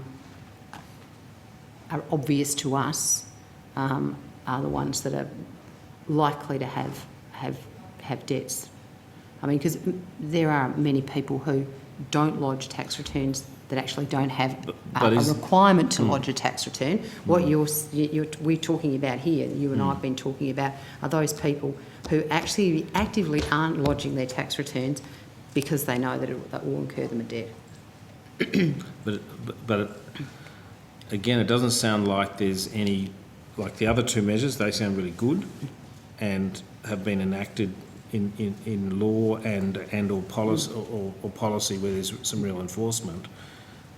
This one, you don't appear to have any legislation or anything in place that positively deals with the issue. Well, the Australian Tax Office obviously is the one that has the lever. But have they committed to solving this problem? Oh, absolutely. There is a very strong enforcement program at the ATO. I think certainly over the last couple of years, the ATO has been focusing on other things, but we have certainly engaged with the ATO about, and not so much strengthening the powers, because the powers exist, but about enforcing them and making sure that we are targeting as many people as we possibly can to try and force the lodgement of the tax returns for the benefit of the children of Australia, who are the ones missing out. I understand that. Just a final question, Minister, and this goes to robo-debt and debts raised by the apportionment of pay slips. I'll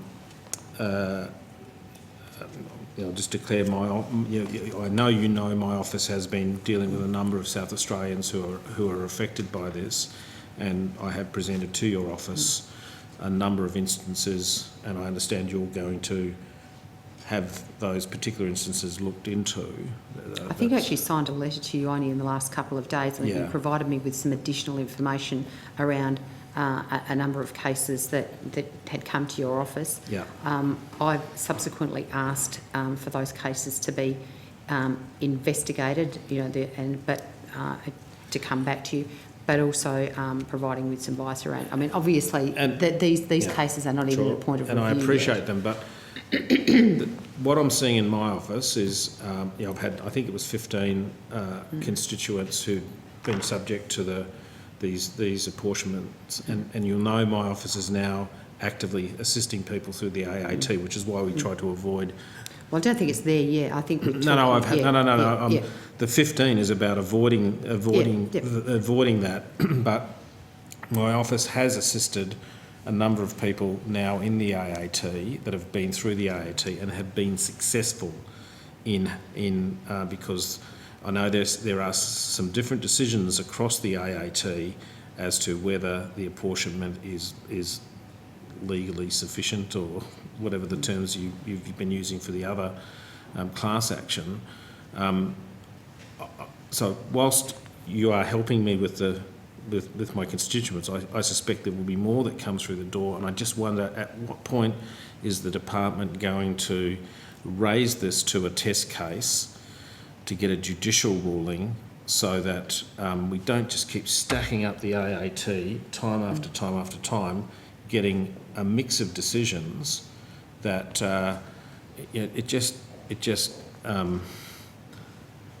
it's just bogging people down, and it's actually also using departmental resources. Well, I'm happy to undertake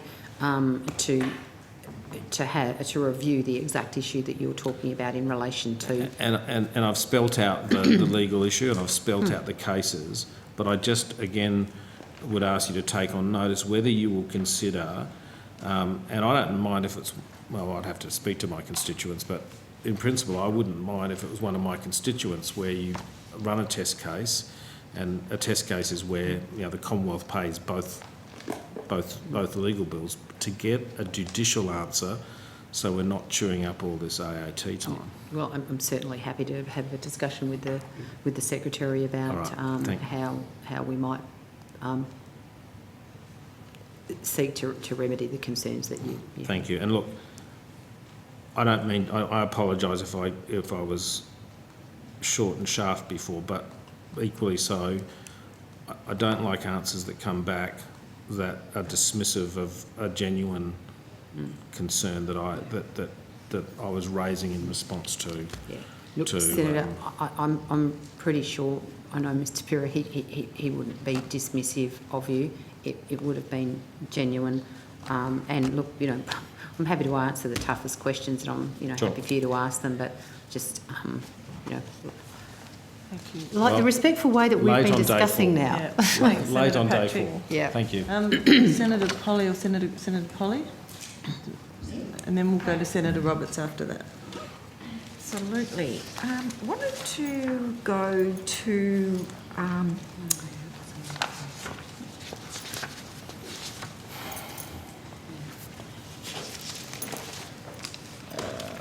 lost my page. Okay. Yes.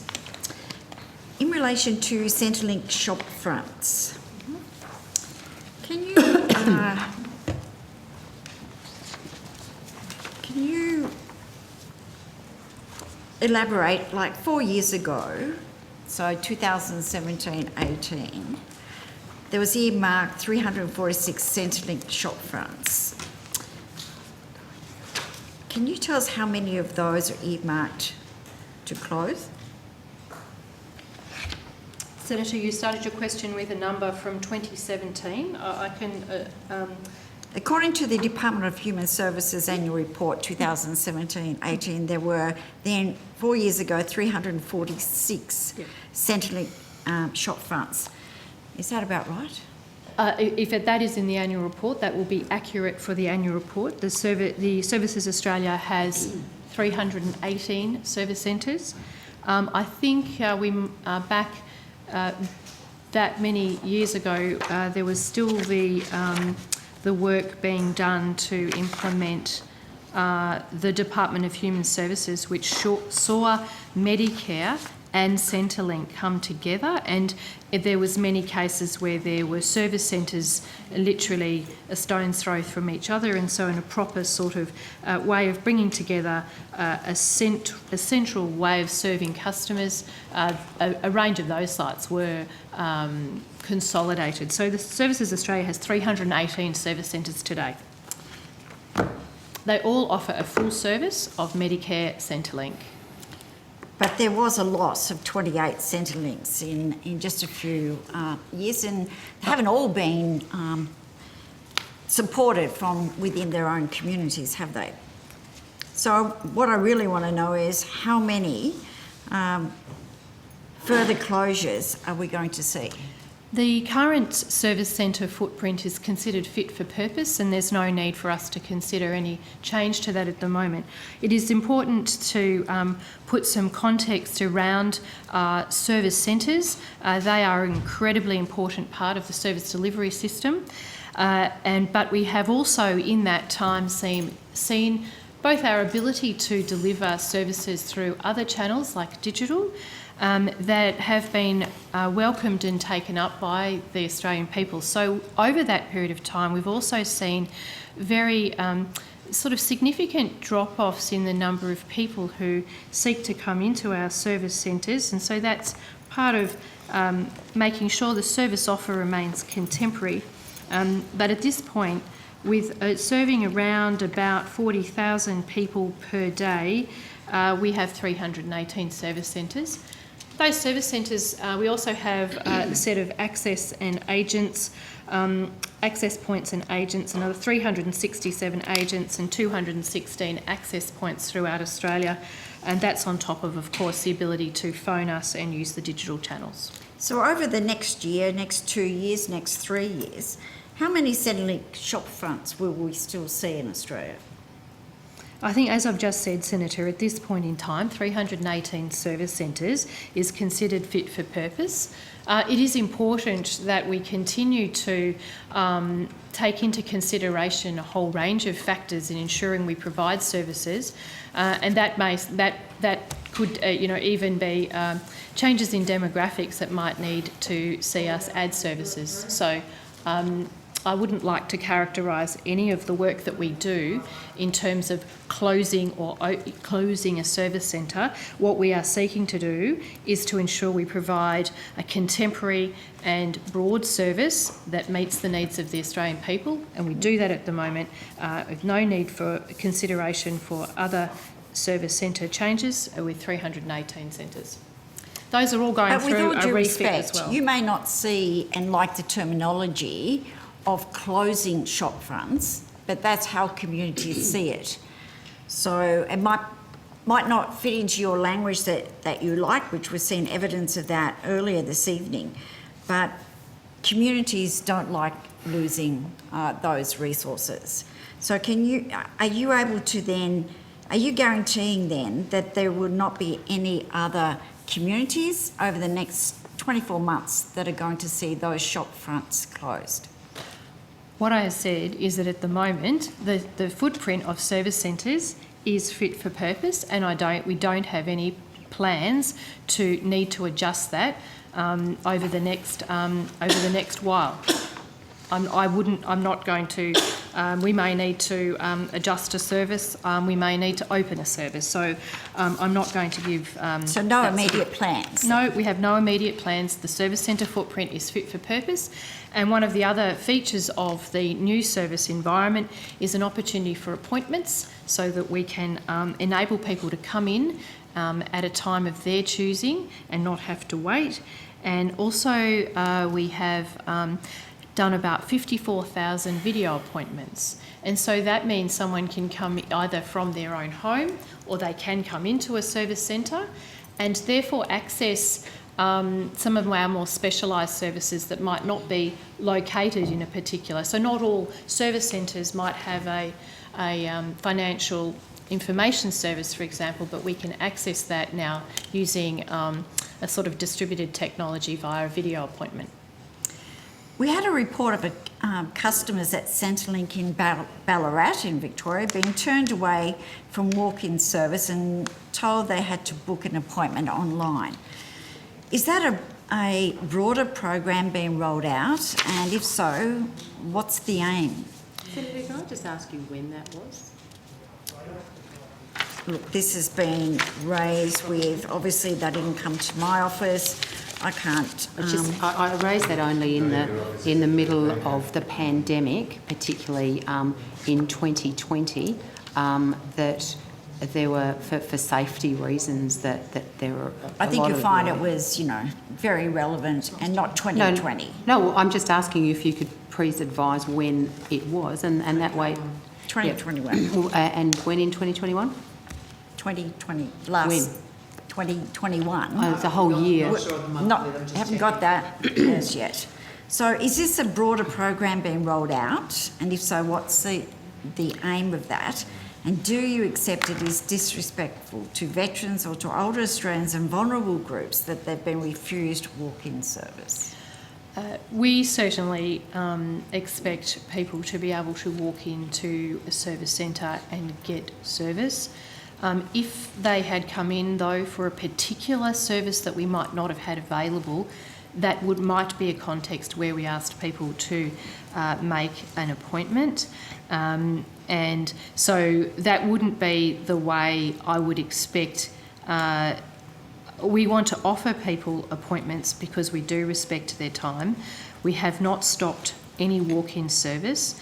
But I can see situations where if we don't have a FIS officer or a particular skill that might require an appointment, particularly over that period of time where we've had COVID, I can see why a service officer might have suggested that, but it would have been, or if it was particularly late in the day. But we have no plans to to stop walk-in services. In fact, they're a part of our practice. We would just encourage that customers now have the opportunity to make an appointment where they didn't before, and that assists us to make sure they get the right support that they need at the time that they come in.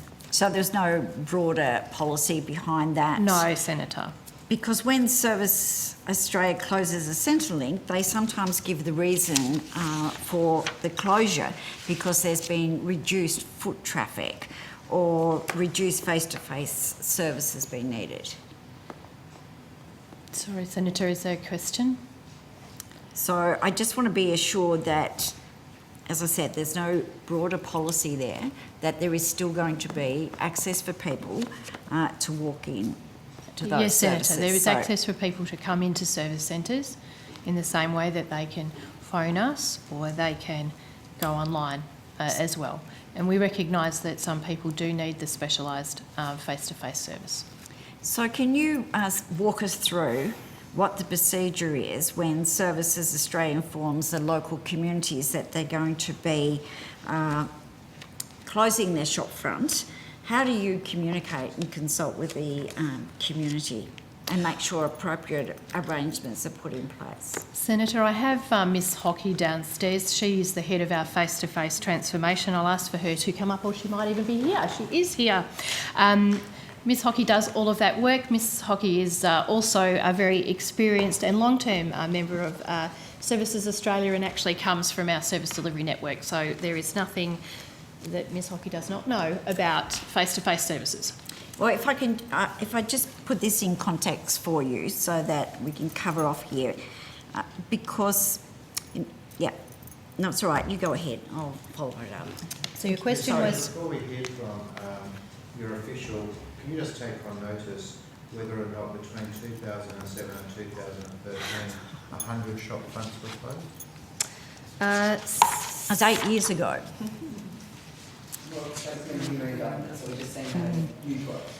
Yeah, Senator, there was a range of closures during that period of time. I'll take the exact number on notice, but I think you might be around the ballpark there. And the locations would help as well. Certainly, Senator. Ms Hockey. Thank you. Julie Hockey, General Manager, Face-to-Face Transformation. Senator, when we are going to make a change in a community to the service centre, we've got a very well-rehearsed engagement process that we go through.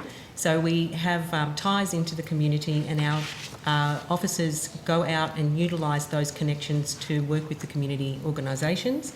The staff in the service centres, they also start to talk to the customers about the changes that are coming up to the service centre.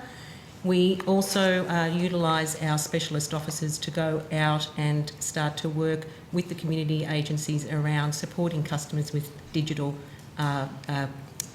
workshops, and we also hold digital events and invite customers to come along and participate and learn the digital options that are available to them.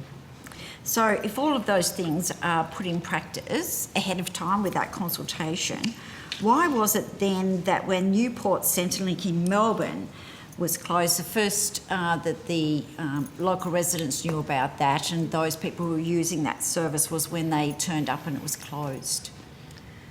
I don't have any information about the Newport. I'm not sure we have an Senator, office. I'm not aware that there is a service centre called Newport. Do you have the address? That's not a term we would refer to. Again, we will try and get that for you. I don't have the address. It's just known as Newport Centrelink, and it's in Melbourne, so I assume it's down in Newport. Oh, we'll have to take... Melbourne, Victoria? I don't know. Is there a Newport in Victoria? Yeah, well, this is I thought there was one in Queensland as well. There's one in New South Wales. It's opposite the You'll have to Newport ask train your station. shadows to brief you better next time. There's... Do you have a suburb?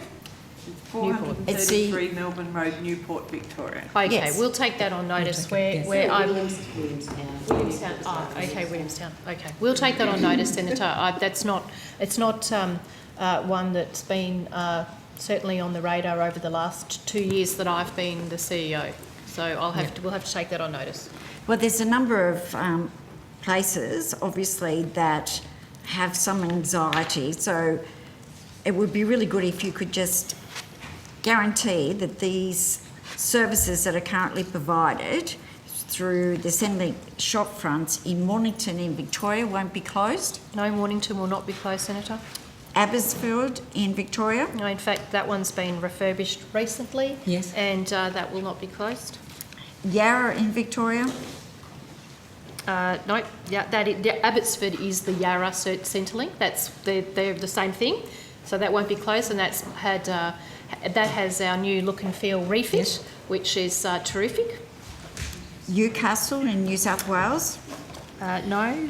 No, so there are a number of service centres in Newcastle and they're all remaining. All 5 of them. All 5, yep. Tweed Heads in New South Wales. No, there's no plan to change. close Tweed Heads. Nowra in New South Wales. No, there's no plan to close Nowra. We need to refurbish that site, and there was some end of lease arrangements, so we're just looking at the new site. But there's no intent to close in Nowra. In fact, what will happen in Nowra is you'll get the new Services Australia Centre. Just one more, and then I'll finish off these concerns from people in Cooma. Senator, I think we've tried in a range of forums and in media responses, there is absolutely no plan to close Cooma. That is one that it seems to have been fake news. Right, so there's certainly nothing. They could be Nothing. rest assured, sleep Absolutely, very soundly tonight absolutely. that they won't be losing We've confirmed their that centre. in multiple ways, including the agency spokesperson and with our staff. And we look forward to, Senator Polly, for you to go out on the public record and say that Yes, you have it on the best of authority that Cooma isn't Has closing Senator down, Polly heard instead that of clearly? perpetuating lies like some of your colleagues do, which I'm sure you wouldn't do, Senator Polly. Okay, we need to move on because I've got I two know more very senators at least well waiting where- to go. Have a snowboard for you. Have we heard that? Call Final past question, Centrelink. Senator Polly, please. Yes, Shall we well, agree? I'm going to defer over to my Well, colleague. Senator Roberts is next. okay. So I'll give Senator Roberts a call. Thank you, Chair, and thank you for being here tonight. Mine also have some questions about Services Australia's service centres. Services Australia is spending $89 million purely on a fit-out for their expensive new riverfront high-rise office in Brisbane. Minister, when Australia has such a huge debt due to the COVID restrictions, what is the cost-benefit that Services Australia would achieve from year one, and why not postpone it? Senator, you may be surprised to learn that I haven't done a personal cost-benefit analysis on the particular project, but I'm more than happy Wouldn't most to... projects have a cost-benefit? But I'm just saying I've had... No, I meant yes, services. of course. So what I was going to say is that I would perhaps, with your indulgence, ask the agency to please provide the cost or the justification for that particular project. Senator, we support a workforce that's over 30,000 people. We require both office space and, as I've outlined, have a range of service centres and residential properties. We have 392 commercial properties. We are, where we can, looking at ways to reduce the overall costs of the office footprint, and so you will see us in places like Brisbane amalgamating some of the office space.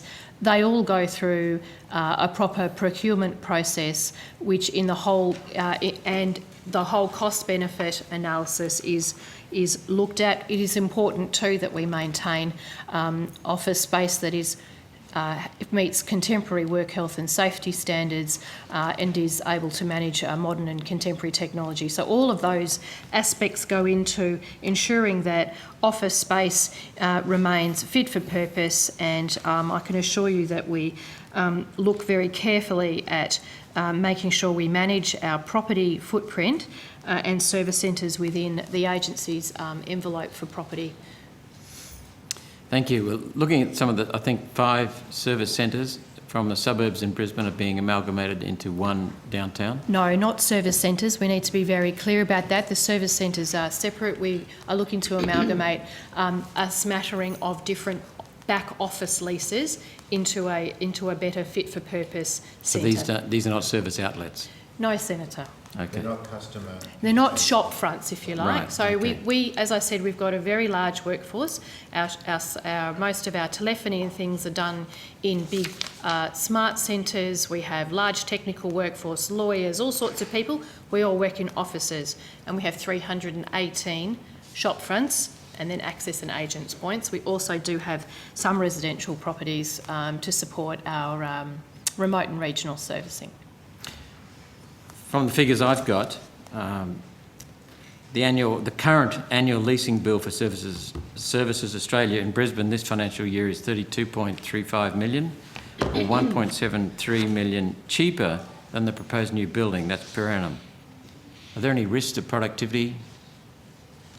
Because no, Senator. There's no risks to productivity. So we're going to pay more to go downtown. 1.73 million more. I will take on notice. I mean, lease costs are renegotiated at various points in the leases of other buildings anyway. So extrapolating how other lease costs may have gone up around a single lease, let me take on notice particular details around the 5 sites versus the cost of the one. Okay, thank you. How many public service in your department are now working from home? For various reasons, we have around 10,000 people working from home. So Services Australia has a mixed workforce of some 29,000 Australian public servants, but there are also service delivery partners that support us and some contractors, particularly in our ICT space. So a number of those people were also working from home and some of our service delivery partners have been able to work from home. But broadly, about 10,000 people are working from home as part of the Services Australia effort at the moment. Is there any reluctance from people coming back to the office? We've not experienced that. We've had we are nationally distributed, so our workforce we manage our workforce against each of the state and territory requirements, so for example, we had many more people working from home in Victoria for large parts of last year. In Canberra, most people were still coming into the office if they to work. We've seen different arrangements through Omicron. Our work is our people both work from home and come to the office, and we haven't had any real issues with people coming and going in that arrangement. Okay, thank you. Last question. I understand Services Australia has the federal government's second largest property portfolio after the Department of Defence. And you lease or own 720,000, almost 721,000 square metres of commercial property. What do you do to ensure that property costs are reduced and that services are located where they're needed? I know I've just learned that these are nothing to do with customer interface, but yeah, what are you doing? So Senator, I think as I've said, we are what you've outlined with things like bringing together 5 leases in Brisbane. We're doing something similar. There's a new building being built in Adelaide, which brings and reduces 3 or 4 leases into one. So we are trying to drive an efficient and fit-for-purpose office requirements. Every dollar that comes out of my budget into property is money I can't use for transformation or other things. So we are very focused on driving an appropriate, fit-for-purpose workspace that delivers the outcomes for the best value, which is as we are required to do under the PGPA and consistent with the finance property guidelines. So in your response that you're going to give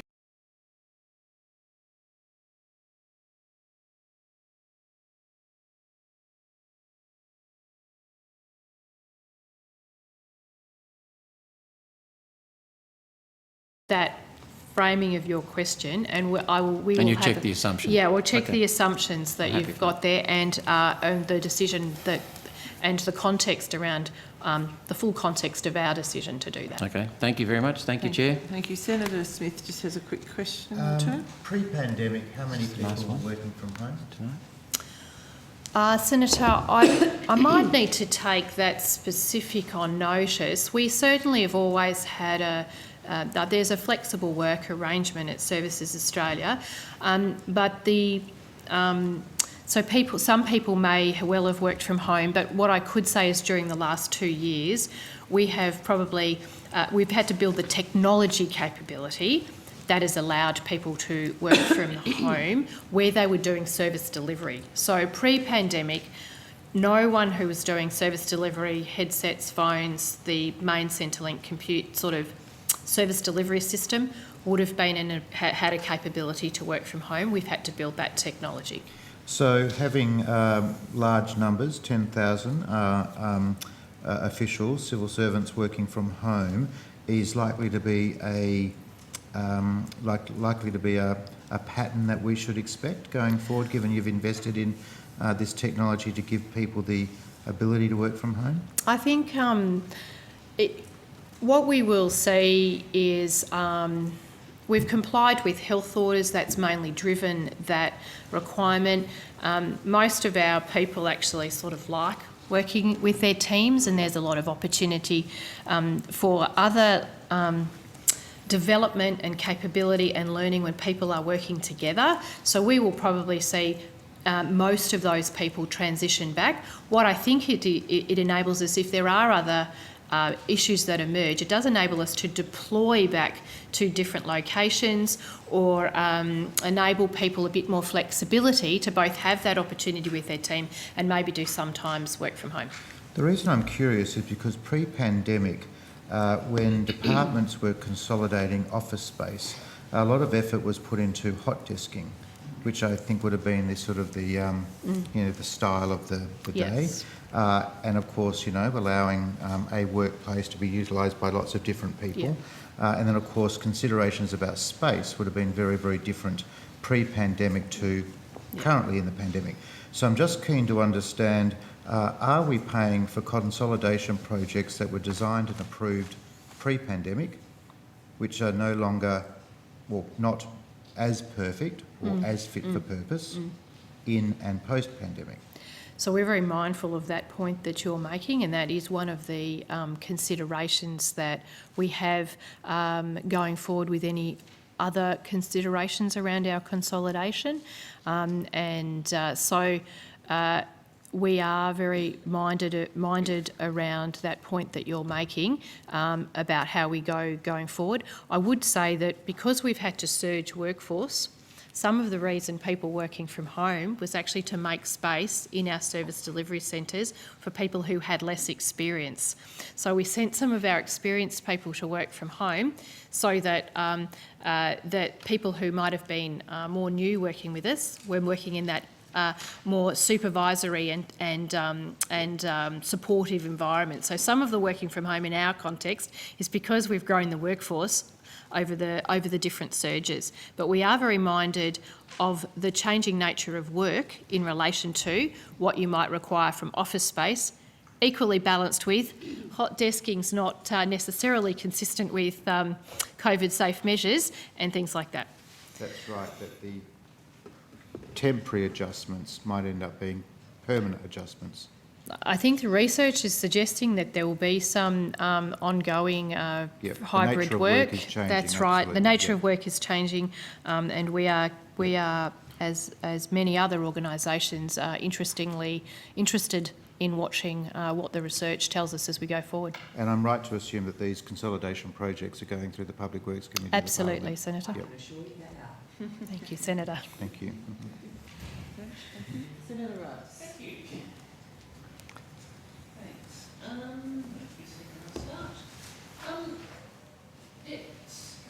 Debt collection. I'm interested to know the value of debts collected during the debt pause and the number of people who have repaid all or part of a debt during the debt pause. Senator, yes, I'll ask Mr Birra to come to the table around debt matters.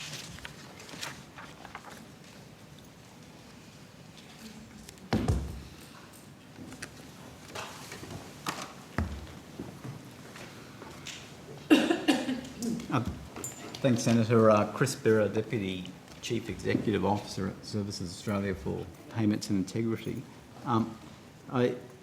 I watched as you asked Department of Social Services this just before the lunch break, I think it was this morning.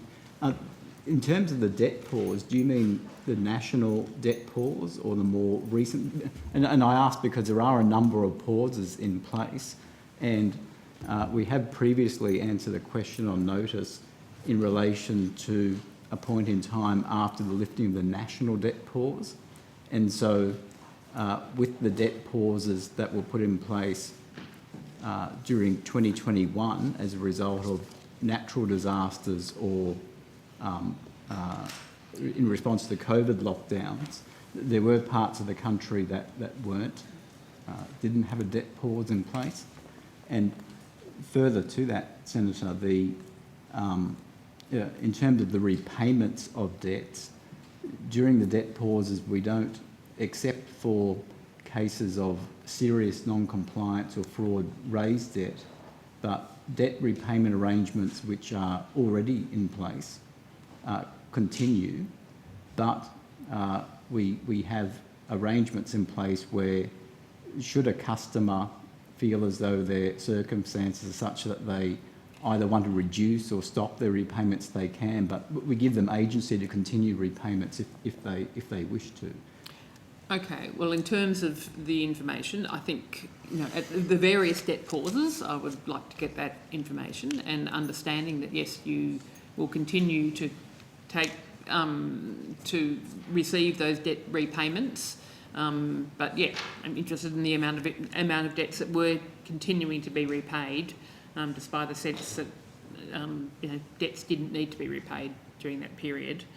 And also the number of people who've had their income support payment reduced or a tax return garnished in relation to a Centrelink debt during that debt pause, those debt pause periods. We'll take that on notice, Senator. With the second part of the question, again, withholdings, new withholdings aren't put in place. Customers can repay via withholdings or via other arrangements, like if they're particularly a former customer can make a repayment, set up a regular repayment from their bank account, but we don't enter in like. I just wonder whether there were people that were repaying their debts who didn't realise that even if they were in quite dire circumstances because of the impact of the pandemic, that they actually didn't need to be during that period of time.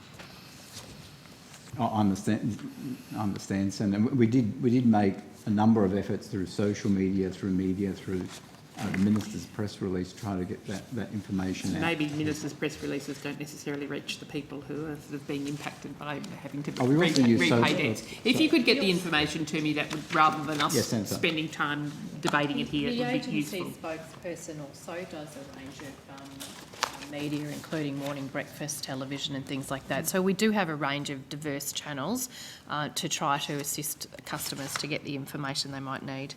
But some people will still miss those messages. Okay. Look, I want to now talk about issues of Centrelink's compliance processes and how they deal with people who have been facing domestic violence. And I wanted to know whether you had seen the report Economic Justice Australia put out, entitled Debt, Duress and Dobbins, Centrelink Compliance Process and Domestic Violence. Good. Yes, I'm glad that my staff had been organised and ready to be tabling that. We've got that. Yeah, I'll get Russell. So has Services Australia read that report? Yep, Services Australia has read the report, Senator. I will ask Mr Egan to come to the table. Thank you. Thank you. And so, yes, I mean, there are 27 recommendations in the report, and either, perhaps if you'd like to tell me some highlights of the recommendations that you are meeting or have already met, and perhaps take on note of some of the others, how you're responding to each of those 27. Thank you, Senator. Yes, we have been reviewing the report from Economic Justice Australia. We have a very good relationship with Economic Justice Australia. We welcome their report. We value their insights. If you would have noticed, I assume that many of the recommendations in the Economic Justice Australia report go to matters of social security policy. There are also matters that go to service delivery. So in thinking through the responses and what adjustments might be needed, we work very closely with the Department of Social Services. And just the Department of Social Services would take the lead in relation to consideration of any of the recommendations that might pertain to policy. So our interest is mainly looking at recommendations that relate to service delivery arrangements. The themes around the recommendations for the service delivery arrangements related principally to four main things. One was how staff are supported and educated around making member of a couple decisions. So we're certainly looking at the training and support that's provided to staff around member of a couple decisions. I know I invited you to do that. I'm just looking at the time and know that we're going to run out of time if we go through in the sort of discursive manner. So, in fact, could I just ask you to take on notice your response to those recommendations so I get through a few more questions before my time is up? Certainly. Thank you. I now want to go to the continuation. I had a previous question on notice from last estimates about Services Australia's compliance with the Australian Government guidelines on the recognition of sex and gender. Where you said that you were going to be compliant within 12, estimated the changes to include this classification of accommodating an ex-gender classification will be completed within 12 months. So just wondering whether that's still on track, what the progress on that is and whether it's still expected to be completed within 12 months. Senator, I will ask Mr McCarty because most of the challenge to comply with that is in the tech, in the ICT systems, as we discussed. Very old systems left only a 1 and a 0, so didn't leave space for extra things. But the front-facing systems for customers will accept those sorts of readings, but those sorts of pieces of information. I'll ask Mr McCarty to talk Good evening, to that. Senator. Charles McCarty, Chief Information and Digital Officer. So the systems are getting less older, which is good news. And the advice that we gave you back on the 16th of December that we would be complete within 12 months, I think we will be ahead of that now. Probably one of the big breakthroughs that we've had in recent times is all of the staff-facing screens that staff use, particularly in the Centrelink space, to process new claims. We will very shortly be in the position that all of those screens are being replaced. So instead of old legacy screens that were many, many years old, these are all brand new screens that staff use. So that means that the fields that we populate on there can match up with the fields that we populate, say, in the mobile app or in the onlines. And that means we can make changes to the system of record in the old legacy databases. So we're predicting them will be done within 6 months. Okay, so you might be done by the 1st of July next year? This year. This 1st of July this year. That'll This only calendar be year- 9 years after the guidelines commenced on the 1st of July 2013. Yeah. So the big breakthrough was the work that was done in the WIPIT program to replace those screens. Okay, just a quick question on pandemic leave disaster payment. I'm just referring to a media article in the 18th of January that someone waited 12 days for their disaster relief payment. It was only after the ABC contacted Services Australia they received their financial relief. What is the average waiting time between someone lodging a claim for a pandemic leave disaster payment and then receiving it? Senator, the standard time is 48 hours, 2 working days or less. I think, as Minister Ruston actually outlined earlier, there was some challenges right at the very beginning, and I understand we will have assisted that customer with service recovery.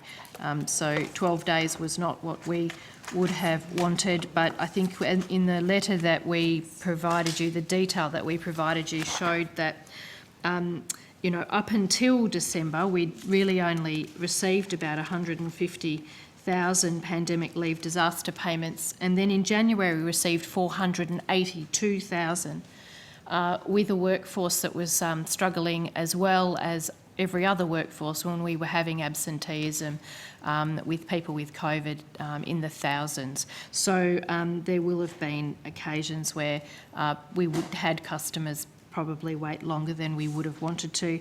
We are well on top of that. We were able to digitise our process, and people are waiting no more than 48 hours at the maximum. Okay. And how about the crisis payment for national health emergency? National health emergency, that's prioritised again in that 24 to 48 hour mark. Okay. All right. So that's what proportion of claims for national health crisis payment for national health emergency are then processed within that 48 hours? I can get the actual details, but we track that on a daily basis, and I would note that on most days we will do as many claims will be cleared as came in. So if we just, if I have 5,000 in the bucket, 5,000 come in, 5,000 go out, so that's a 48-hour window. I can get the actual KPI, but that one, I track that one every day. Okay. Another quick one about clarifying in relation to both the National Coordination Group and the DSS Consultative Forum, you asked participants to sign confidentiality agreements. Is that correct? Are you talking, I might need the National Consultative, is that part of our HR arrangements with the unions? Maybe these were questions which I had a list that I was told were Services Australia, but maybe that one's not. So maybe put that one on notice, DSS. and I will take that one away because those things are not ringing a bell for me. Okay.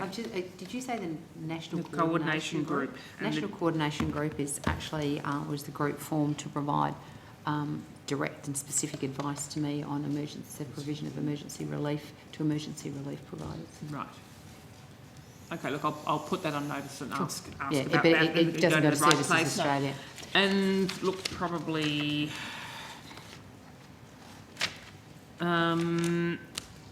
just I want to clarify. Someone has said to me that their experience was that they had been restricted on moving within Australia, and basically told that they would have their income support cut off if they moved cities. Somebody who was trying to move from Melbourne to Ballarat. So can I clarify, are there restrictions on people moving within Australia? Nothing to do with us. Yes. In terms of, that they're going to have their income support cut off if they move. Of course not. No.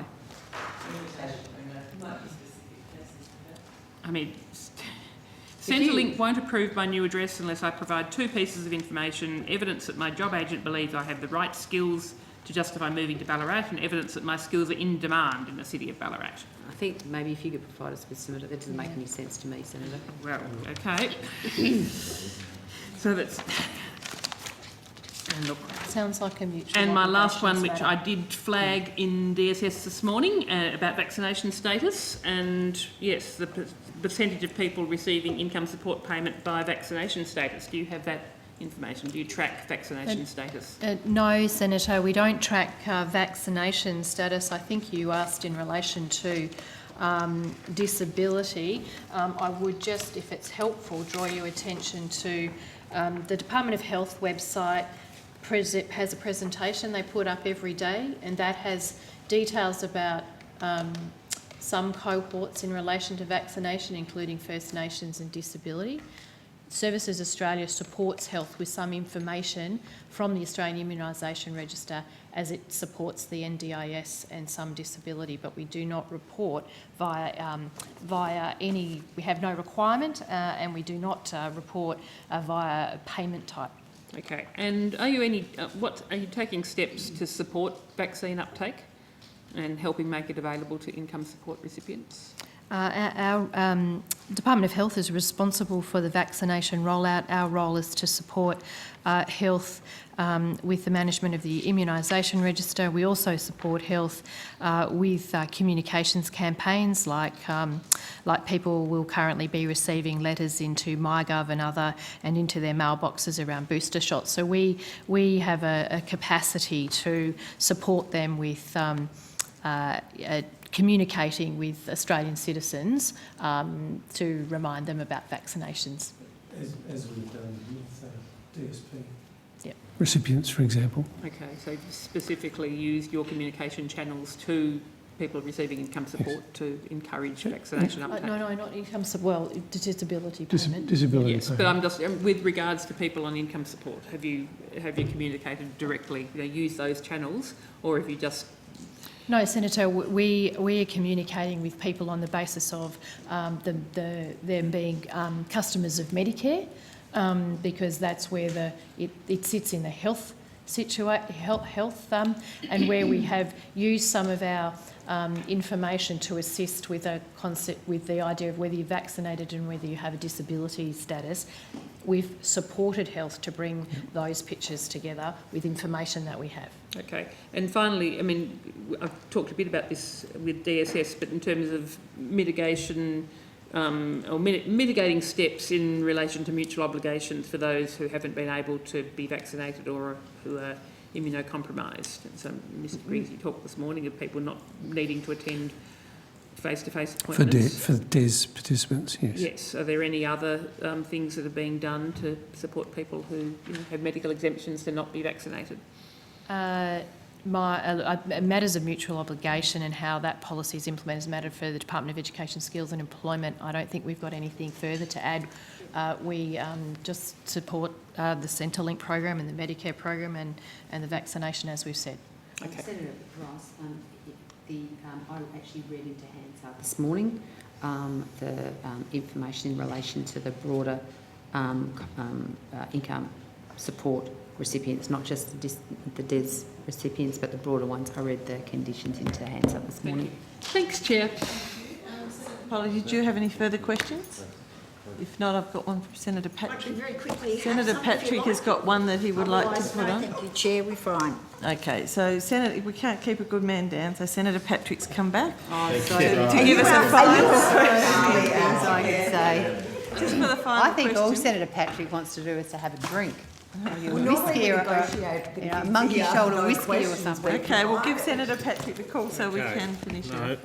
Look, I just want to table an email that is actually an auto reply from the department. I just want to ask a couple of questions about it.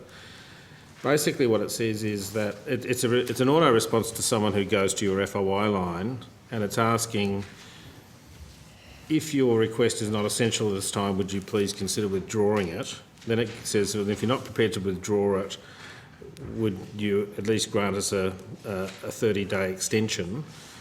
I mean, this is a little bit unusual because obviously the statutory timeframes, people do have rights to seek access to information. My understanding is, well, it says that you've got staff diverted to process urgent pandemic leave disaster payments, and I will say, I don't say there's anything unlawful in what you're suggesting. You're not, they have to positively respond, otherwise it's clear that the request is acknowledged. But I just wonder I would have thought you would have had a set team, and the sort of people that did FOI would not necessarily be the same sort of people that would do leave. Senator, when you have 482,000 pandemic leave disaster payments to do, 6.2 million COVID disaster payments that we did, 1.3 million job seekers, we all do claims. Okay.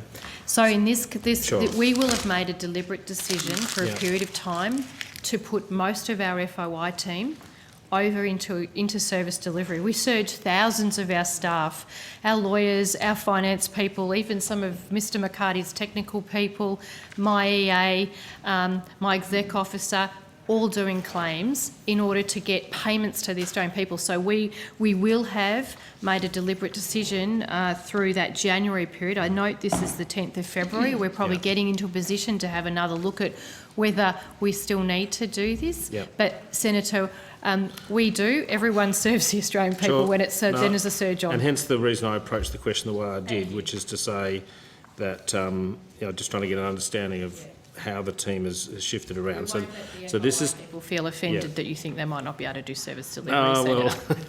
I think it's a specialty, you see. But Dealing with you. No, I don't. I rarely FOI the Services There has to be Australia. somewhere. No, I don't, because I always go and see Senator Ruston. She always helps me out. She's an excellent So minister. she is a good minister. Excellent. Let's get that on the record. Yeah. He just wants a drink.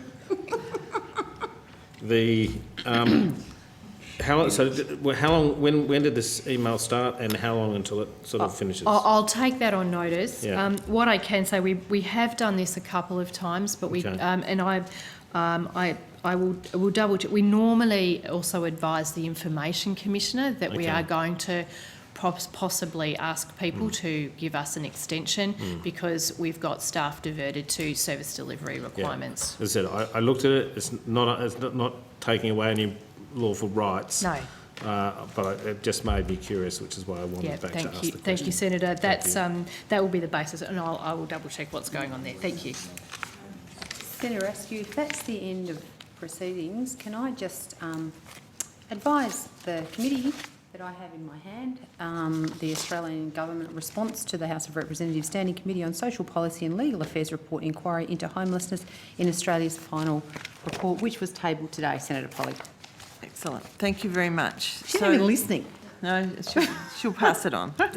So there being no further questions at this time, the committee's consideration of the social services portfolio will conclude. On behalf of the committee, I thank Minister Ruston, as well as officers from the Department of Social Services, Services Australia and other agencies who have given evidence to the committee today, as well as the Secretariat and Broadcasting. I declare the hearing adjourned. Thank you very much.